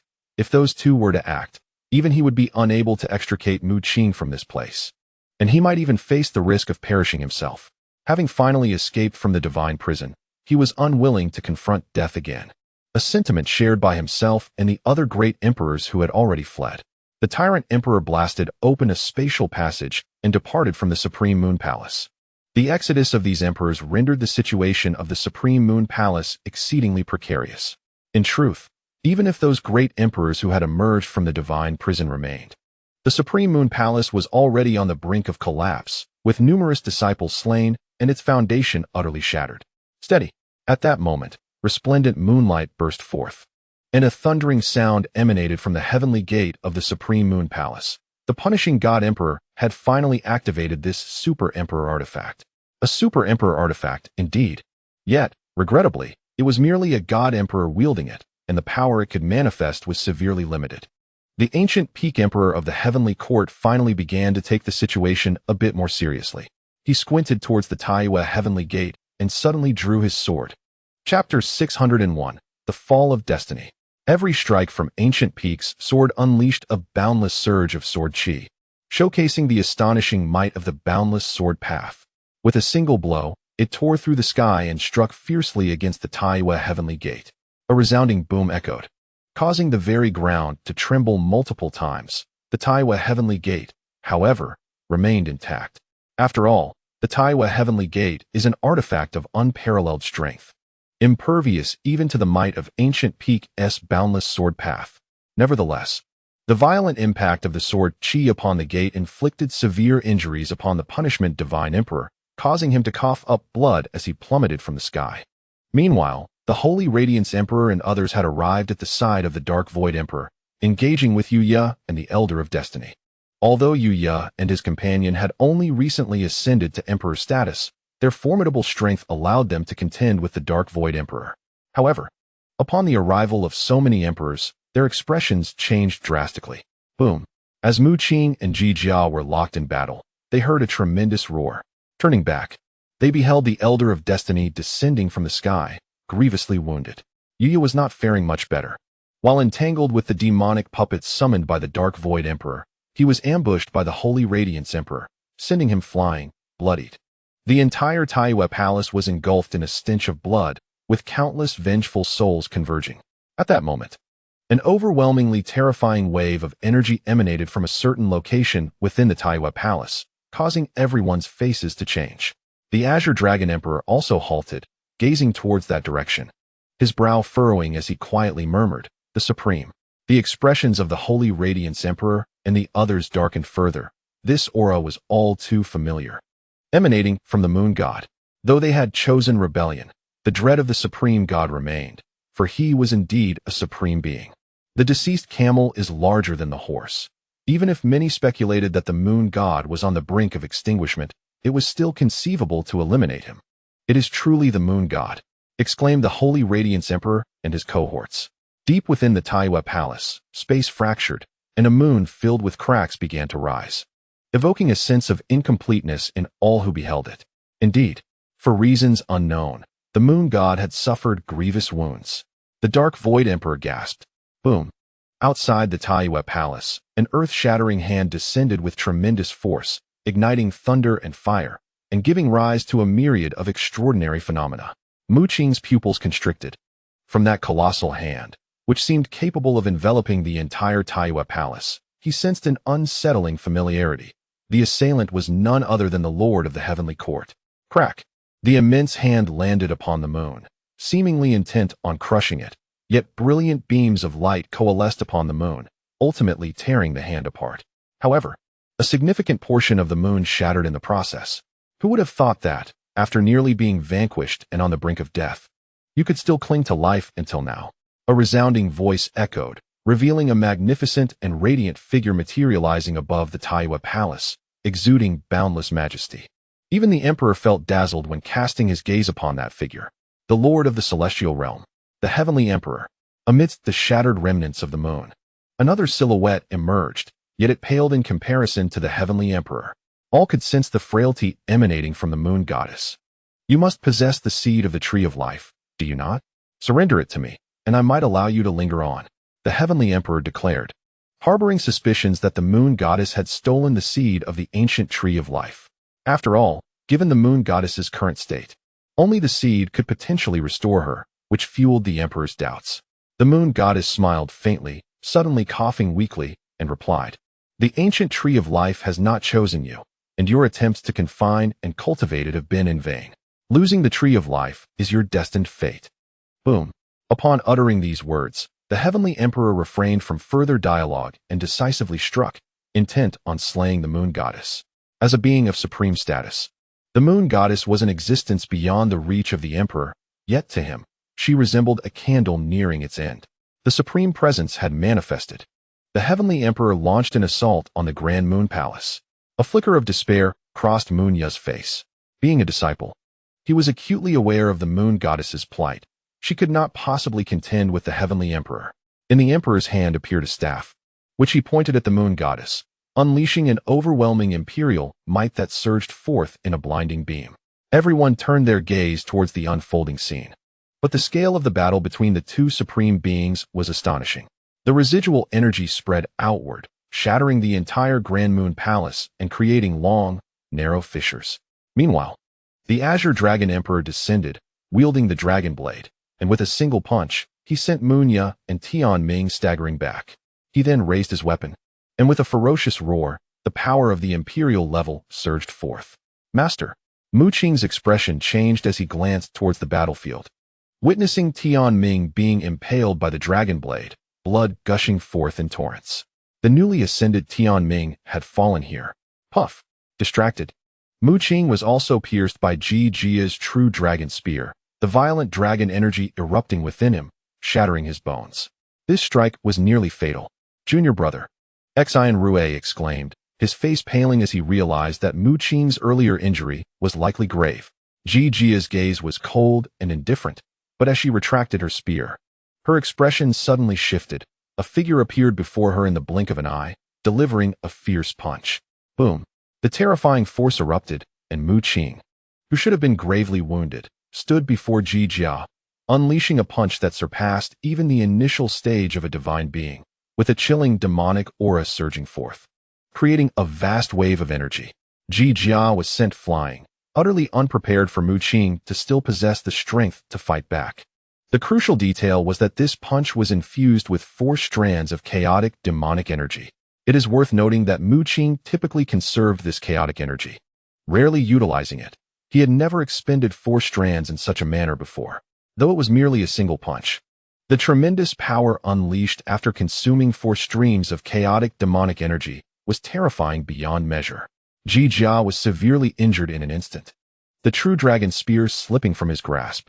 Mu Qing, bloodied and gasping for breath, bore a gaping wound that visibly healed at an astonishing rate.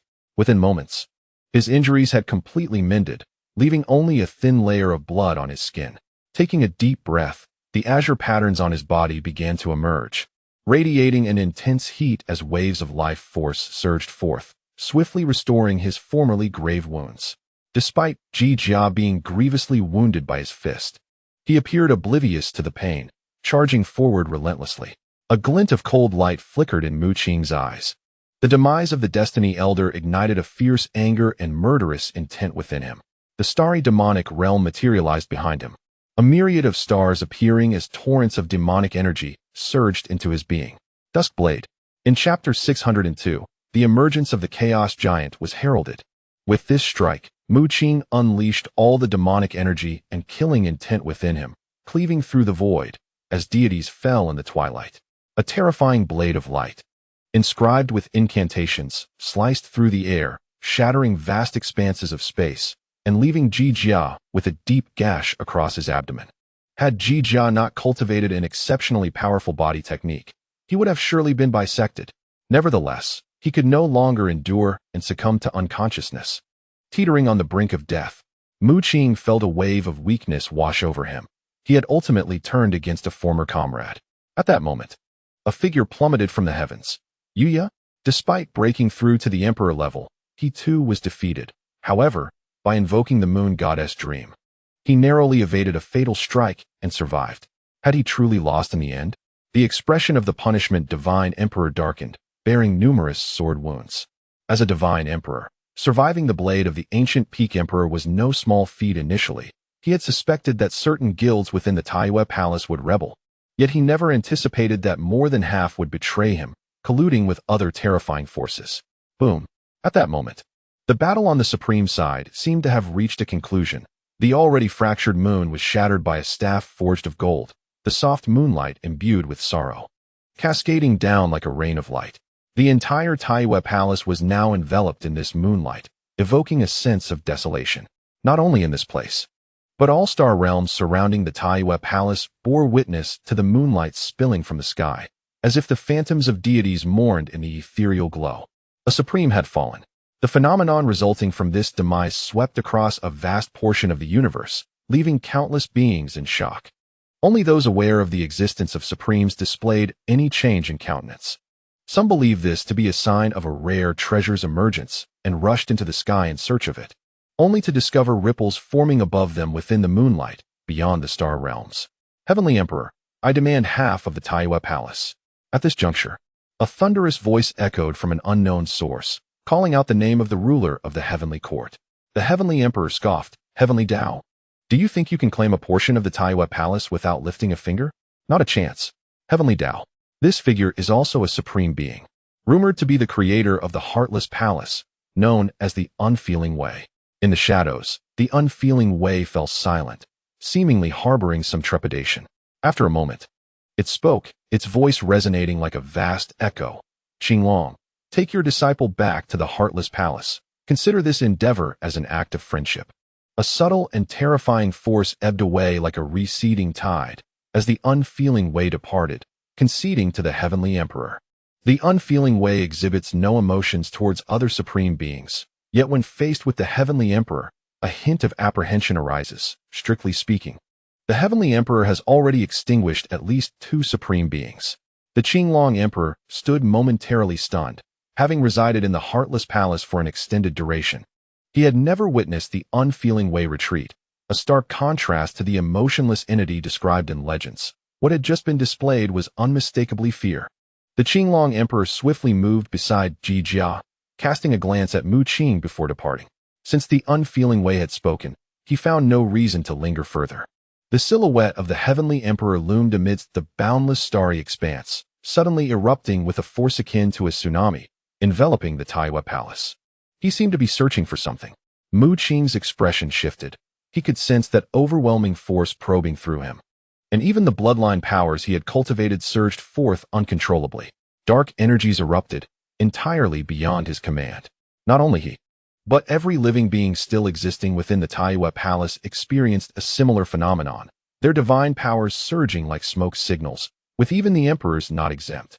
Mu Qing felt a wave of relief. The azure patterns adorning his body emanated a mysterious force that effectively concealed a portion of his aura, masking the dark energy to appear akin to divine power while completely shrouding the essence of the ancient life tree seed.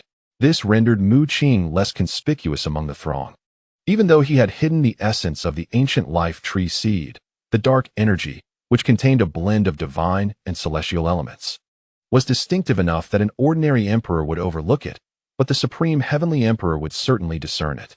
Nevertheless, the azure patterns on Mu Qing's body deliberately obscured part of the dark energy's aura, leading others to perceive it merely as a unique divine power.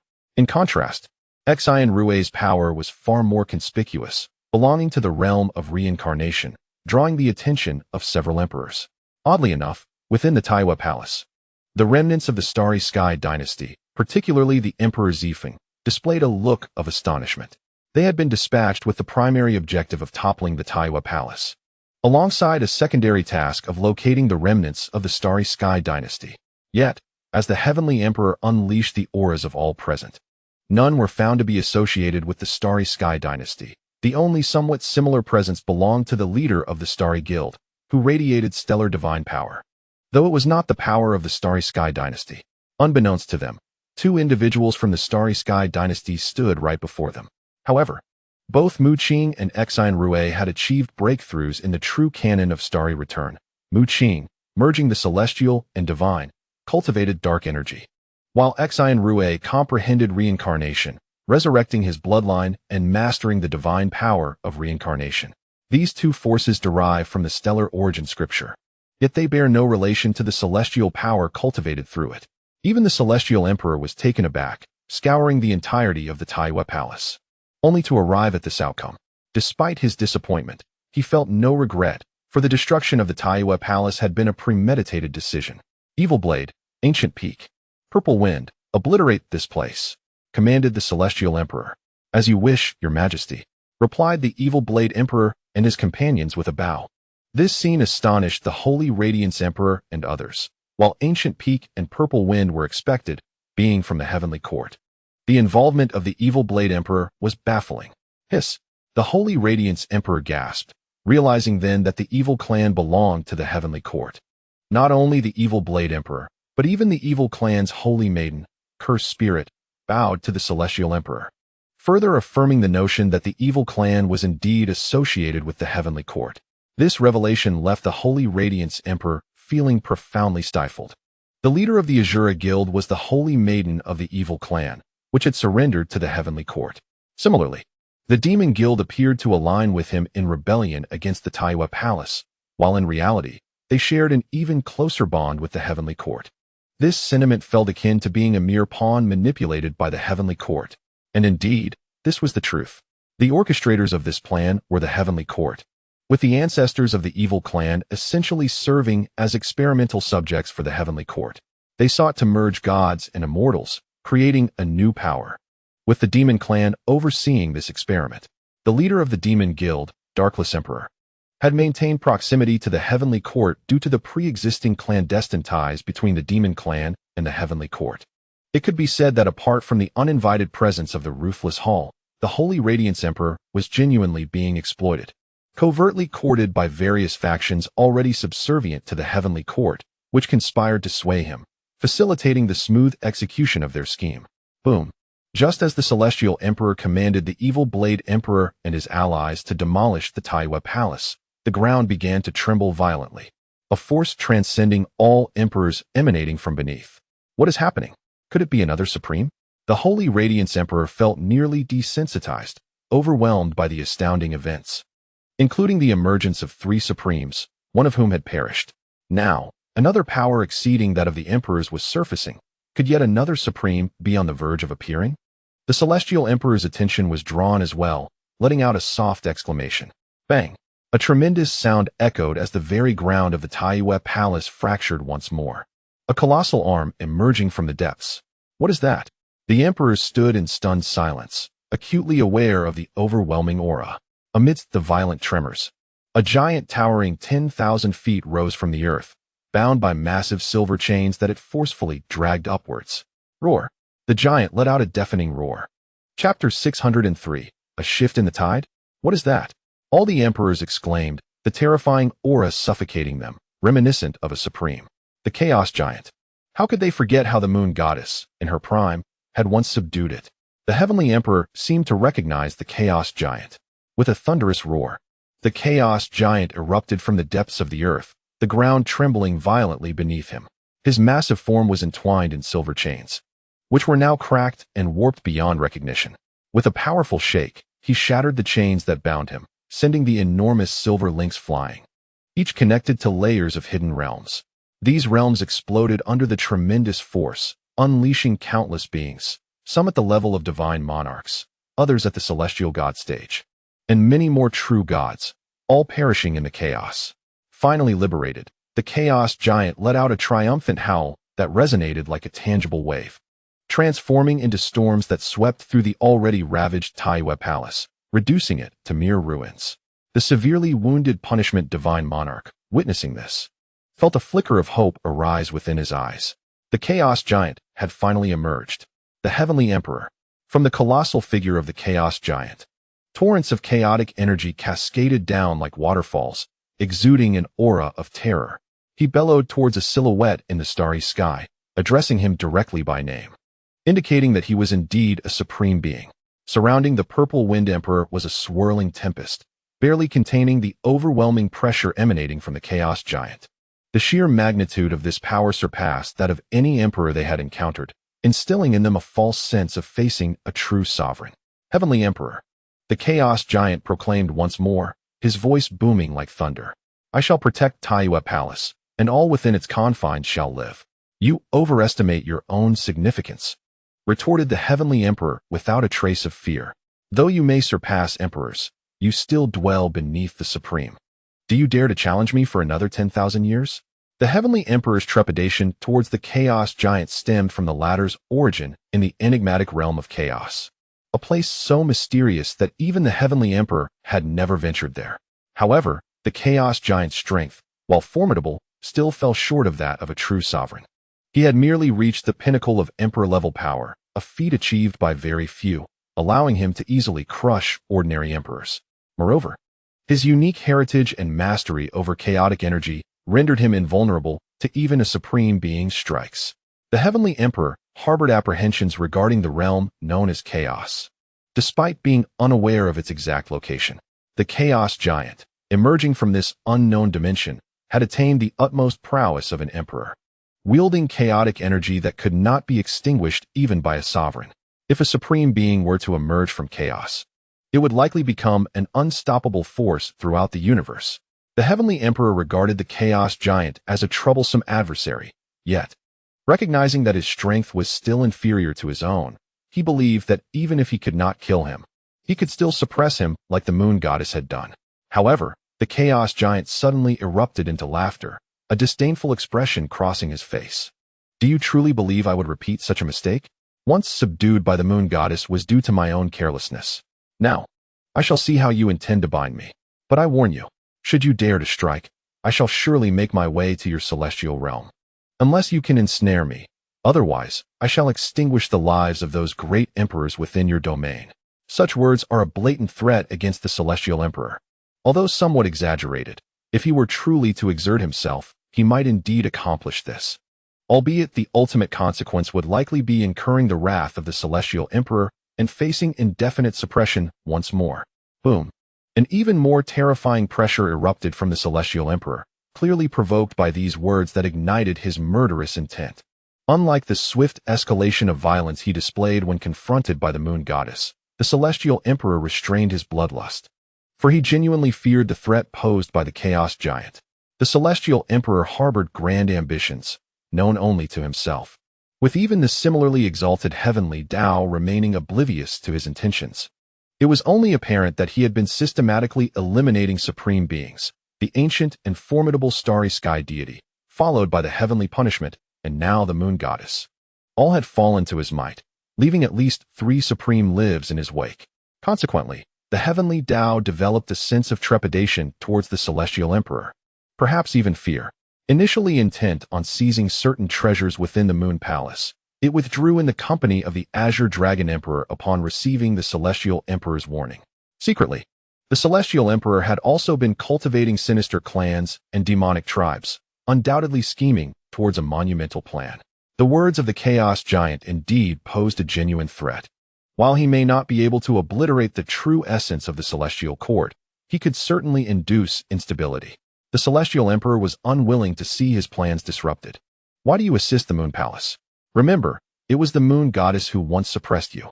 The Celestial Emperor bellowed. The Chaos Giant merely scoffed, declaring, I care not. I have decreed that the Moon Palace must survive, so it shall. If you possess the capability, then try to slay me. This brazen defiance incited fury in the hidden ally of the Celestial Court, the evil Blade Emperor, who roared and charged at the Chaos Giant. You are not even a supreme being, yet you dare to be so insolent towards his majesty. With a swing of his blade, the power within him surged forth. Return, foolish.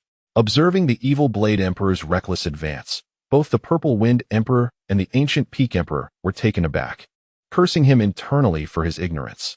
Did he not recognize the strength of his opponent? This Chaos Giant was a figure bold enough to challenge the Celestial Emperor. Bang! The Chaos Giant cast a sidelong glance and raised a hand, unleashing a tempest of chaotic energy enveloped in a mist of blood, ultimately obliterating the evil Blade Emperor. All the surrounding emperors were struck with dread, their bodies trembling slightly. Was this the true might of the Chaos Giant? According to the Celestial Emperor, the Chaos Giant had not even reached the level of a supreme being. However, the power exhibited in this moment was scarcely distinguishable from that of a supreme, capable of effortlessly annihilating them all. The Celestial Emperor's gaze remained indifferent, as if the death of the evil Blade Emperor held no significance for him whatsoever. The Moon Palace may be spared, but I must thoroughly investigate. I must ascertain whether it contains what I seek. After a prolonged silence, the Celestial Emperor finally spoke. He had indeed taken a step back. Faced with an entity that had not yet attained supremacy, he astonishingly chose to compromise. This was an unforeseen development for all the emperors present, who had anticipated that the Celestial Emperor would most likely suppress the adversary. The thoughts of the Celestial Emperor are not easily fathomed by all. The Chaos Giant posed no significant threat to him, yet even if he were to subdue this foe, it could still potentially disrupt his meticulously crafted plans, which had been in the making for countless years and bore the weight of immense effort. The seed of the ancient life tree was a crucial component of this grand design, a rare marvel within the cosmos, forcibly confined by the Celestial Emperor. However, he found himself unable to exert complete control over it, as his initial malevolent actions had incited a rejection by the life seed. This was also why the power of the ancient life tree seed had fallen into the hands of others. The Celestial Emperor could not fully dominate it. And even though the seed was ensnared, it managed to transmit its power through some means. When Mu Qing entered the domain of the ancient life tree seed, and upon his departure, he was profoundly influenced by its essence, rendering his aura utterly concealed, imperceptible even to the Celestial Emperor. The Celestial Emperor hastily ventured to annihilate the Taiwa Palace primarily to locate the seed, harboring suspicions that the long-weakened moon goddess would be highly motivated to seize it. In pursuit of this ancient life tree seed, the Celestial Emperor had nearly abandoned the eradication of the remnants of the Starry Sky dynasty, focusing his attention solely on this matter. Alas, in the end, the Celestial Emperor could not find the seed within the Taiwa Palace. He withdrew his power, his countenance darkening, his fists clenched tightly, sensing a distinct vitality emanating from the ancient life tree seed. If it indeed resided within the Taiwa Palace, he should have been able to perceive it. The Chaos Giant observed the Celestial Emperor's discomfiture with a cold snort, questioning if it was time to depart. Chapter 604. The 5 dragons elevate the coffin. The Celestial Emperor departed with the heavenly court, accompanied by the Demon Guild, and the Azura Guild. Xiaoling, as the Holy Maiden of the Evil Clan, maintained a surprisingly close relationship with the Heavenly Court, standing beside Emperor Zifeng and others. The objective of this expedition had been to eliminate the Moon Goddess, and now that she had fallen, the Taiwa Palace was effectively rendered non-existent, eliminating any concerns about the survivors within posing a threat to the Heavenly Court. Who could have taken the seed? The Celestial Emperor murmured softly, his terrifying figure gradually fading. At the moment of his complete disappearance, he abruptly raised his hand, summoning a jade-colored coffin that flew forth from an unknown location. In the void, 5 celestial dragons roared forth, their formidable presence emanating throughout, all of them imperial beings. With tremendous effort, the 5 celestial dragons managed to lift the jade coffin, bearing it into the depths of the void alongside the celestial emperor's figure, vanishing without a trace. Many were left in shock. What was this jade coffin that required 5 imperial-level celestial dragons to barely elevate it? The Moon Goddess's corpse? It seemed that Emperor Shengyao had come to a realization, his pupils contracting. The battle between the Heavenly Emperor and the Moon Goddess was remarkably brief, yet her body was nowhere to be found afterward. At the time, the spectators believed that the Moon Goddess had been utterly erased by the Heavenly Emperor, but it now appears that this was not the case. Only the Dark Monarch remained unperturbed, following the celestial entourage as they departed. For he had long been aware that the Heavenly Emperor's primary objective was the divine form of the Moon Goddess. As the Heavenly Emperor and his retinue finally departed, the shattered remains of the Taiwa Palace were left occupied solely by the Holy Radiance Emperor and the other rebellious forces. Under ordinary circumstances, they would have been overjoyed, relishing the opportunity to claim all the resources of the Taiwa Palace. However, at this moment, the Holy Radiance Emperor wished fervently for the strong figures of the Celestial Court to remain. He had always believed he would lead the other guilds and unify with various factions, yet now it was clear that this was merely a wishful thinking. The Demon Guild was, in fact, composed of Celestial Court members, and the Azura Guild had long been under the control of the Malevolent Clan, which was also aligned with the Celestial Court. In the end, he was but a pawn, discarded now that the Heavenly Emperor's forces had departed. What are you still doing here? Hurry and leave. The Punishment Divine Emperor approached, injured and vociferously reprimanding them. He wished to eliminate the Holy Radiance Emperor and his followers. Yet with the Taiwa Palace in ruins, he had no idea how many were still alive and evidently lacked the strength to confront them.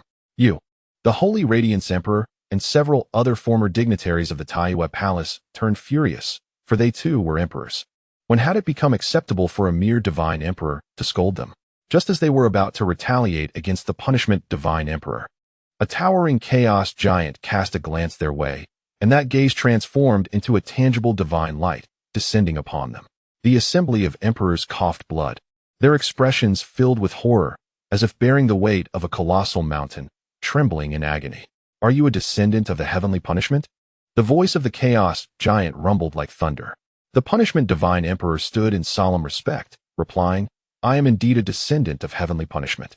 Though the punishment mask lies shattered, this punishment sword can attest to my identity. He produced a sword, marred by numerous cracks, yet emanating an extraordinarily potent aura. Nearby, the immense Taiwa Heavenly Gate trembled in resonance. No one could have anticipated that this nearly broken sword was an artifact of supreme rank. The Holy Radiance Emperor and the others were nearly paralyzed with fear. Was there a connection between the Punishment Divine Emperor and the Chaos Giant?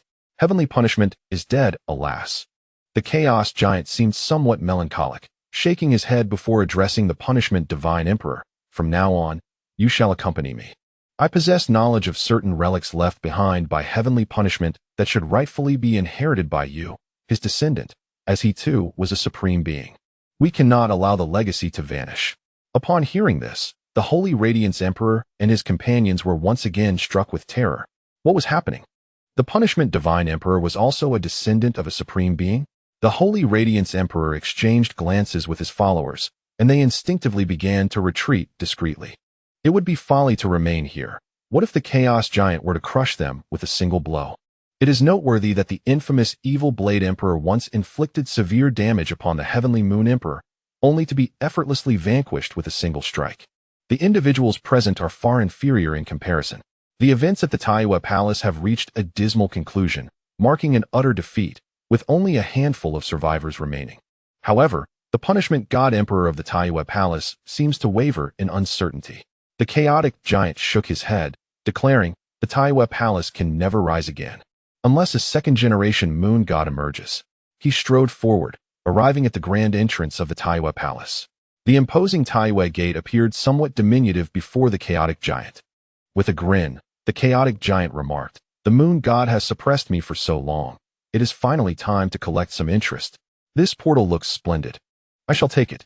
With a thunderous roar, the chaotic giant seized the Taiyue Gate and lifted it with great force, causing the ground to tremble violently. Fissures spreading like deep ravines. The Taiyue Gate flickered with brilliant light, seemingly resisting, yet it proved futile as the chaotic giant successfully uprooted it. Come, descendant of celestial punishment. The one who rescued me. I shall bestow upon him the techniques to cultivate chaotic energy as a reward. There is nothing left for me in the Taiyue Palace. Without further ado, the chaotic giant grasped the punishment god emperor and strode towards the depths of the distant starry sky. After depleting all his strength, Mu Qing succumbed to unconsciousness, the toll of the dust curse evidently immense. When he awoke, he was unsure how much time had passed, finding himself in a rather unfamiliar place. Where's this? He groaned, as the room resembled a training chamber, infused with an overwhelming surge of energy emanating from a high-grade vein nearby. You are awake? A graceful figure approached, clad in a tight black outfit, her perfect physique accentuated, and her alluring gaze fixated upon Mu Qing. Mei Qian. The moment he opened his eyes to see Mei Qian, Mu Qing felt a wave of astonishment. Where am I? He immediately adopted a defensive posture, springing to his feet, recalling that the Demon Guild had submitted to the Heavenly Court, marking them as foes. Mei Qian shrugged in exasperation. Rolling her eyes, I knew you would perceive me as an enemy. Do not be disrespectful to the young lady. A figure emerged from behind Mei Qian, admonishing him. Junior brother, do not worry, they are not foes. Accompanied by a light chuckle, Xian Rue and Sheng Linger approached. Xian Rue appeared somewhat disheveled and weak, with several injuries yet to heal. The battle at the Taiyue Palace had inflicted considerable wounds on nearly everyone, with only Mu Qing possessing the seed of the ancient tree of life, granting him incredible regenerative abilities. Sheng Linger shot a disapproving glance at Mei Qian, indicating a strained relationship. Xian Rue then clarified, while the Heavenly Court launched their assault on the Taiyue Palace, Miss Mei Qian stood with us, alongside some members of the Demon Guild. The Demon Guild is not solely comprised of individuals from the demon race. Some, like Mei Qian, are fighting for the Taiyue Palace. By the way, how is Master faring? Mu Qing suddenly grasped Xian Rue's shoulder, speaking with an air of urgency. Xian Rue sighed and shook his head, the beautiful and enchanting gaze of Sheng Linger also dimming. Upon witnessing this, Mu Qing instinctively realized that the Elder of Destiny had truly fallen, for he had witnessed it with his own eyes. His inquiry was merely a desperate grasp at hope that no longer existed. Enough, Mu boy. Do not succumb to despair. The Elder of Destiny had long prepared for his fall the moment he stepped forward during the punishment ceremony. According to his wishes, all that he has will be inherited by you. You must not let him down. A robust man entered at that moment. Chapter 605. The Xuanwu Star Domain. Who are you? Mu Qing inquired, looking at the imposing figure before him with confusion. However, as the man exuded a palpable aura, realization dawned upon him. This man was none other than the Dragon Turtle, a pinnacle figure among the Divine Emperors. The Dragon Turtle shared a close bond with the Elder of Destiny. The latter's demise must have deeply affected him, though he did not outwardly display his sorrow. From Xian Rue and the others, Mu Qing gleaned some insights into the aftermath of the Taiyue Palace. The entire establishment had been nearly obliterated, with fewer than 1,000 survivors remaining, aside from Yuya, the Emperor of Tianyue, and the Star Leader. It is worth noting that the Taiyue Palace had originally boasted over 100,000 true gods, and now only this meager number remained. Furthermore, the Emperor of Tianyue had been utterly stripped of his powers. His and the Moon Goddess's foresight was simply too formidable, allowing them to perceive the future and the past without consequence. Such power was intolerable to the Heavenly Emperor, who would never allow it to persist. The Emperor of Tianyue was now a mere shell of his former self, fortunate only to be alive. As for Yuya, he had exerted every ounce of his strength to employ the Moon Goddess's dreamscape at a critical moment, evading a fatal strike. Although gravely injured, his foundation remained intact. Once he recovered, He and the now disempowered Emperor of Tianyue bore the burden of the shattered Taiyue palace together. The Emperor, filled with regret, knelt amidst the ruins for 33 days. The moon goddess had once envisioned him bearing the banner, yet that banner now lay in tatters. Ultimately, it was Yuya who took up the broken banner, leading the remaining disciples of the Taiyue palace and its legacy into the depths of the starry expanse. Their fate unknown. The Holy Radiance Emperor returned to the Angel clan, where I was cast out. Sheng Linger pouted. She was a figure of considerable power and prestige within the Angel clan, a prodigy of her generation. Yet, despite her remarkable talents, she was but a mere emperor in the grand scheme. Among the rebellious emperors within the Taiyue palace, apart from the likes of the Darkless Emperor who aligned with the Celestial Court, others either departed or chose to ally with the Holy Radiance Emperor. The return of the Holy Radiance Emperor, accompanied by several other emperors, brought immense joy to the Angel clan, while Sheng Linger, who had grown close to Mu Qing, became the target of a clan-wide manhunt. Senior sister, you must remain here. You cannot return to the Angel clan. Mu Qing spoke solemnly. They currently find themselves in the 10 realms of the universe, specifically within the Xuanwu star domain of the Hunyuan realm. The universe comprises 10 realms, populated by countless races, each realm lacking a definitive ruler, governed instead by several prominent races.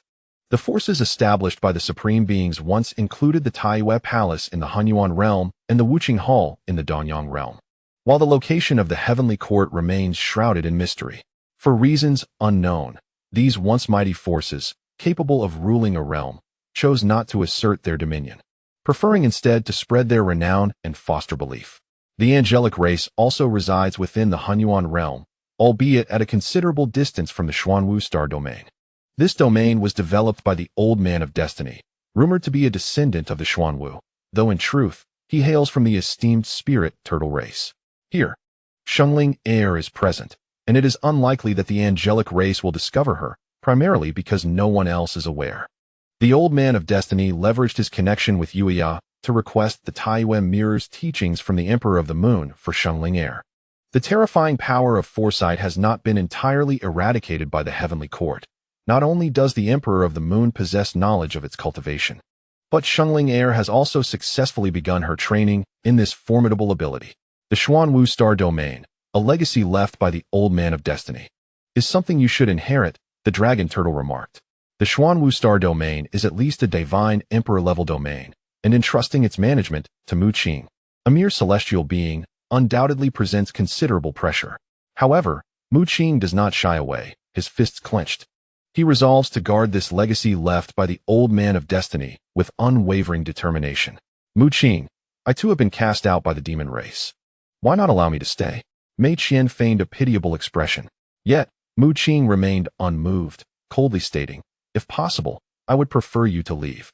Regrettably, after much persistence from Mei Qian, she remained in the Xuanwu star domain, as she had nowhere else to go, her plight mirroring that of Mei Qian.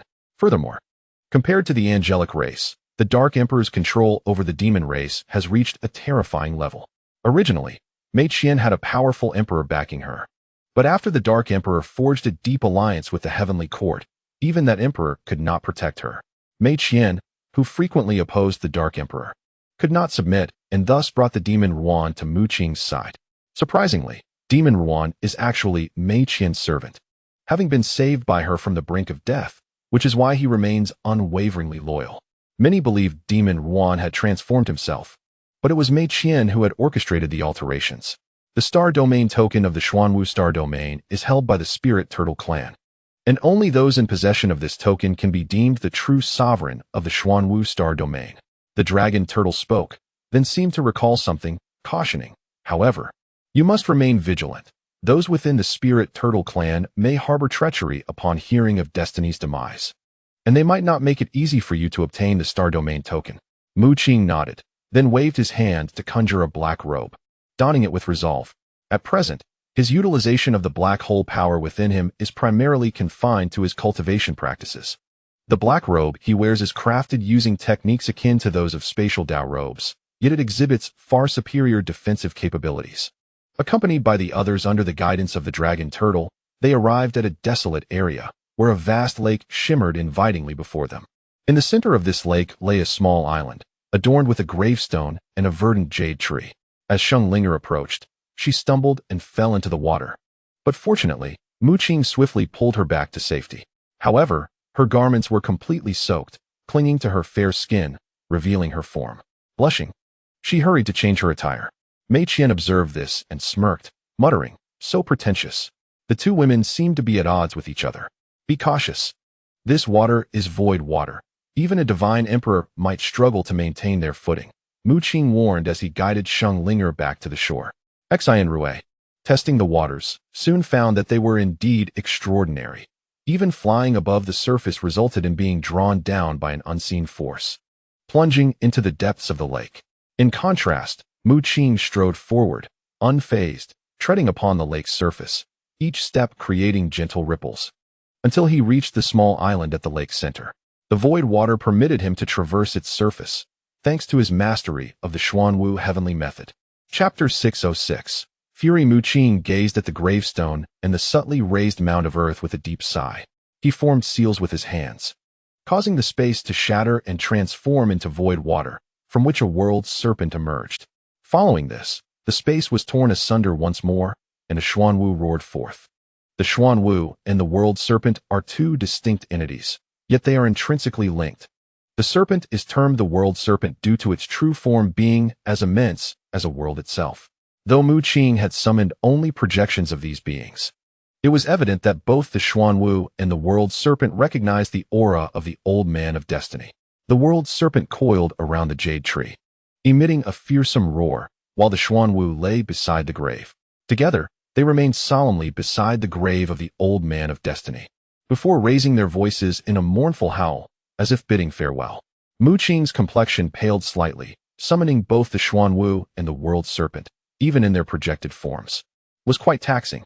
Suddenly, the bodies of the Xuanwu and the world serpent trembled, severing their connection with Mu Qing, allowing him to breathe a sigh of relief as he no longer needed to channel energy to sustain them. In the void, two more formidable forces surged forth, the very essence of the Xuanwu and the world serpent. The Xuanwu heavenly method enables one to summon these entities, yet it requires the practitioner to expend their own strength in exchange. The greater the energy invested, the more potent the summoned projection. However, the aura of the old man of destiny, now fallen, had stirred both the Xuanwu and the world serpent, allowing the overwhelming powers to surge forth without Mu Qing needing to sustain the projections any longer. The Xuanwu and the world serpent roared in unison, transforming into beams of light that soared into the sky. The two projections merged, forming a single rune that imprinted itself upon the gravestone of the old man of destiny. Clearly visible. "Is this a form of protection?" Mu Qing murmured. The elder of destiny, being a descendant of the Xuanwu, practiced the true Xuanwu celestial technique. Now that he has fallen, a force from the Xuanwu, existing somewhere in the void, has transmitted its power, coalescing into a protective rune, ensuring that the elder's body remains unharmed. "Thank you." Mu Qing expressed his gratitude toward the depths of the void, receiving in response two faint roars. "Who are you? When did you arrive at Xuanwu Star?" "This is the forbidden ground of our spirit turtle clan." Suddenly, a cacophony of voices erupted as several celestial beings arrived, cursing and grumbling. Mu Qing furrowed his brow and stepped out from the center of the lake. These celestial beings appeared to be of the spirit turtle lineage. "I brought them here. Do you have any objections?" The dragon turtle bellowed, showing no courtesy. Though he was not a member of the spirit turtle clan, he shared a profound friendship with the elder of destiny, hence the clan members recognized him. The younger members of the spirit turtle clan, upon noticing the dragon turtle's presence, recoiled. "Gui Zipping, this is all your fault. You said that after the ancestor's death, we could come here to seek treasures, and now look what has happened. We've been caught." One of them complained. "Indeed, the dragon turtle's strikes can be quite painful. You must hurry and summon your father, or we shall all suffer the consequences." Another added, seemingly recalling a past encounter with the dragon turtle. Gui Zipping, a celestial being of the early stage, appeared to possess some standing within the spirit turtle clan. Although he felt a degree of trepidation towards the dragon turtle, he straightened his posture and said, "Senior dragon turtle, your bond with our ancestor is profound, so you may enter our spirit turtle clan's forbidden ground. However, these individuals clearly do not belong to our clan, and according to tradition, they are not permitted to enter here. Do you dare to retort? The dragon turtle's fury erupted, unleashing a terrifying aura characteristic of a peak divine emperor, causing the younger members of the dragon turtle clan to tremble in fear. This place is indeed the forbidden ground of the spirit turtle clan, where even clan members must adhere to strict entry regulations. These outsiders have evidently breached the rules. Senior Dragon Turtle, please do not be angry. These youngsters merely stumbled in here by mistake. At that moment, a figure emerged, a middle-aged man with the cultivation of a divine emperor. Father! Gue Zipping exclaimed upon seeing the newcomer, his countenance brightening, and the others relieved, realizing they would not face punishment now. Gue-ku, you should be aware that this is a forbidden area, the dragon turtle shouted. Gue-ku, however, appeared dismissive, saying, Senior Dragon Turtle, I have already stated that Zipping and the others accidentally wandered in here. Furthermore, you, Senior Dragon Turtle, have also brought along many individuals. As the clan leader of the spirit turtle lineage, Gue-ku had reached the level of divine emperor. Although not as formidable as the dragon turtle, he was confident that the dragon turtle would not take action against them, especially after the passing of the Elder of Destiny, as the dragon turtle would be more inclined to show leniency out of respect for the elder. Should anyone else dare to speak thus to the dragon turtle, they would likely face dire consequences. What do you mean by that? Do you think I would bring irrelevant individuals with me? The dragon turtle's expression darkened. Gue-ku shrugged and replied, I am merely concerned for you, Senior Dragon Turtle. I fear you may be deceived and have our ancestor's treasured legacy stolen away. A glimmer of greed flickered in his eyes, and not just his. Behind him, his son Ping and others also displayed similar avarice. Upon their arrival, they chanced upon an extraordinary phenomenon, leading them to believe that the burial site of the Elder of Destiny concealed some remarkable treasures. Are you insulting me? The dragon tortoise, unable to contain his agitation, released waves of fierce energy from within. He truly wished to avoid resorting to violence against the kin of the Elder of Destiny after his passing. Geik's expression shifted slightly. He recognized that the dragon tortoise was on the brink of fury and knew better than to provoke him further. He quickly donned a conciliatory demeanor. Senior Dragon Tortoise, you misunderstand. Given your relationship with our ancestor, we would not object to your bringing others here. Humph. The dragon tortoise snorted coldly. Let us depart. He had no desire to remain in the presence of these individuals from the spirit turtle clan. Mu Qing furrowed his brow, as if grasping the implications of the dragon tortoise's earlier words. It was evident that this group displayed not a shred of respect for the Elder of Destiny. Hold on. You. Have you stolen something from our ancestors' tomb? Suddenly, Ping pointed at Mu Qing, barking loudly. Having witnessed Mu Qing emerge from the island at the center of the lake, he surmised that if there were indeed treasures, Mu Qing must have already claimed them. The dragon tortoise's fury intensified at this revelation, but just then, Geik appeared before him. Senior Dragon Tortoise, please temper your anger. It is only natural for the younger generation to bicker, Geik smiled, clearly attempting to placate the dragon tortoise. Simultaneously, he discreetly gave his son a thumbs up. Ping had just accused Mu Qing of stealing their ancestors' treasures, conveniently setting the stage for confrontation. What makes you think your ancestor would leave anything of value to you lot? Mu Qing narrowed his eyes and stepped forward, his own heart ablaze with fury. Chapter 607. A lesson in retribution. Upon hearing Mu Qing's words, Ping's expression swelled with arrogance. Of course, our ancestor was at the pinnacle of divine emperors. With just a mere nudge, he helped my father break through to divine emperor status. Such a formidable being. Even in death, his remains must be treasures, accompanied by countless riches. The burial of the Elder of Destiny was managed solely by the dragon tortoise, without any involvement from the spirit turtle clan, leaving them ignorant of the specifics of the ancestor's tomb, save for its location within the forbidden grounds. Mu Qing's countenance grew increasingly frigid. This individual not only sought to acquire the treasures left behind by the Elder of Destiny, but even coveted his corpse. Where was the slightest trace of reverence for their own ancestor? I suspect you have pilfered the treasures of my clan's ancestor. Hand them over at once. Ping, having discerned that Mu Qing's strength was merely at the initial stage of the celestial god realm, decided to take action himself. He perceived that the dragon tortoise's entourage was similarly at the initial stage of the celestial god realm, and felt no fear, especially within the territory of the dragon tortoise clan. In a flash, Ping charged forward, aiming his attack at Mu Qing, brimming with confidence in his abilities. However, he was met with the wrath of Mu Qing. Boom.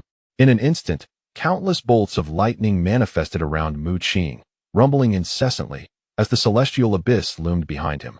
A staggering 150,000 stars surged forth, continuously replenishing the energy that Mu Qing had previously expended. Not good. Zipping. Gai's expression shifted dramatically. He had initially harbored no concerns. After all, he had invested immeasurable effort in nurturing his son, whose prowess was undeniably among the elite within the early stages of the celestial god realm. Thus, he felt assured in allowing Giziping to confront Mu Qing. However, the moment Mu Qing unleashed his domain, Gaik realized that Mu Qing's strength surpassed their expectations. Regrettably, Longgui appeared before him with an enigmatic grin, obstructing his path. Let the juniors handle their own affairs, shall we? Longgui's hand rested on Gaik's shoulder. Though currently in human form, a terrifying aura emanated from him, causing Gaik's complexion to pale. He swallowed hard. As the clan leader, he had previously held little reverence for Longgui, especially after his recent ascension to the Divine Emperor stage, which had emboldened him further. Yet, it was only now that he comprehended the vast chasm separating his initial stage of the Divine Emperor from Longgui's formidable power. The mere touch of Longgui's hand upon his shoulder sent a chilling wave coursing through him, as if any movement could result in his immediate obliteration. Spirit energy breakthrough. Giziping bellowed, forming seals with his hands as a potent surge of energy converged within his palms, a technique designed for instantaneous eruption. However, at that moment, a colossal bolt of lightning suddenly descended from the heavens, crashing down upon him. Boom. A series of thunderous roars erupted as a gigantic figure materialized before Giziping, boasting 1,000 arms, each crackling with electricity. The thousand-handed thunder god. At this moment, Giziping's expression was one of utter bewilderment. He felt excruciating pain as he was forcefully pinned to the ground, utterly immobilized. Today, I shall teach you a lesson on behalf of your ancestor. A frigid aura enveloped Mu Qing as he commanded the thousand-handed thunder god, delivering blow after thunderous blow. Each strike from the thousand-handed thunder god was imbued with terrifying electrical force, leaving Giziping's body charred and bloodied. Zipping. Gaik shouted in alarm, but was restrained by Longgui.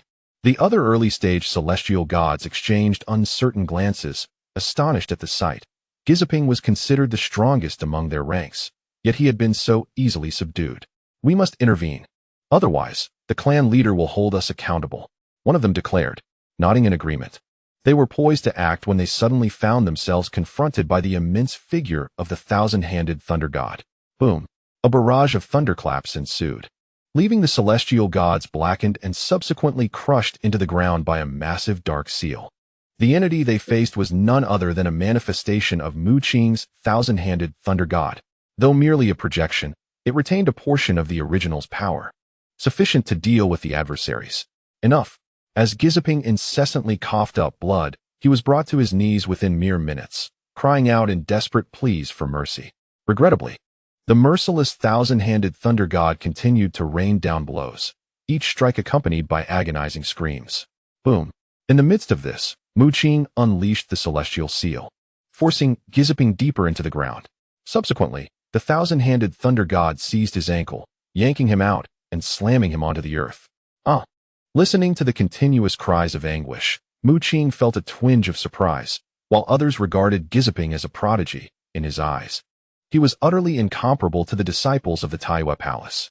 However, the opponent's defensive capabilities were unexpectedly formidable. Mu Qing, commanding the thousand-handed thunder god, delivered several more slaps until Giziping's entire body was charred. He then summoned a thunder pool, from which surged a tempest of electricity, an amalgamation of terrifying thunder that transformed into a sea of lightning. Within this tempest resided remnants of apocalyptic power. Giziping, nearly beaten into unconsciousness, felt a jolt of awareness upon perceiving the dreadful energy contained within the thunder pool. His scalp tingled as he cried out for mercy and help. "You dare!" Gaik exclaimed, his eyes wide with fury, attempting to intervene, but the heavy hand on his shoulder restrained him. The dragon turtle chuckled, watching Mu Qing pummel Giziping, feeling a sense of satisfaction himself. Into the pool, Mu Qing ordered, and the thousand-handed thunder god released his grip, causing Giziping to plummet into the thunder pool, where a tempest of lightning erupted, explosions of thunder resonating through the air. The screams echoed continuously, resembling a fish thrown into a pan of hot oil. Enough. It's time to stop, the dragon turtle wisely cautioned, noting that Giziping was on the brink of death.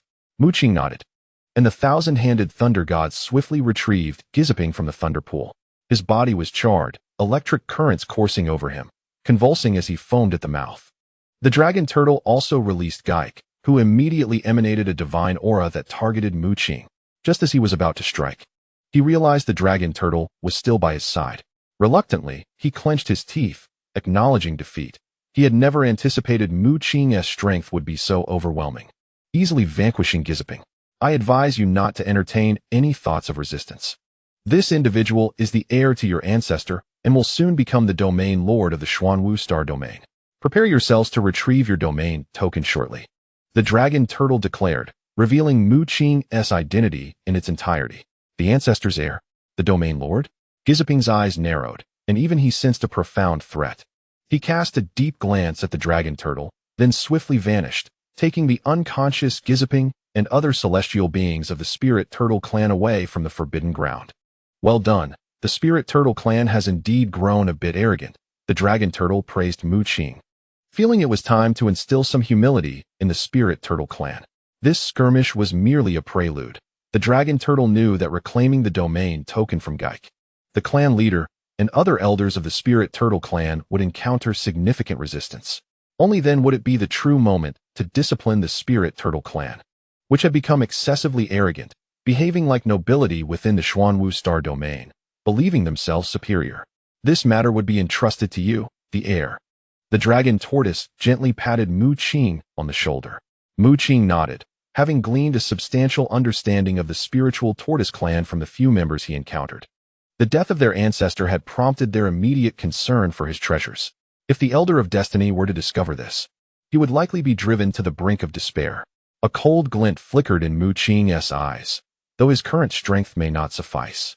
He resolutely vowed to prevent the spiritual tortoise clan from obliterating the Xuanwu Star Domain that the Elder of Destiny had painstakingly nurtured. Please wait here for a moment.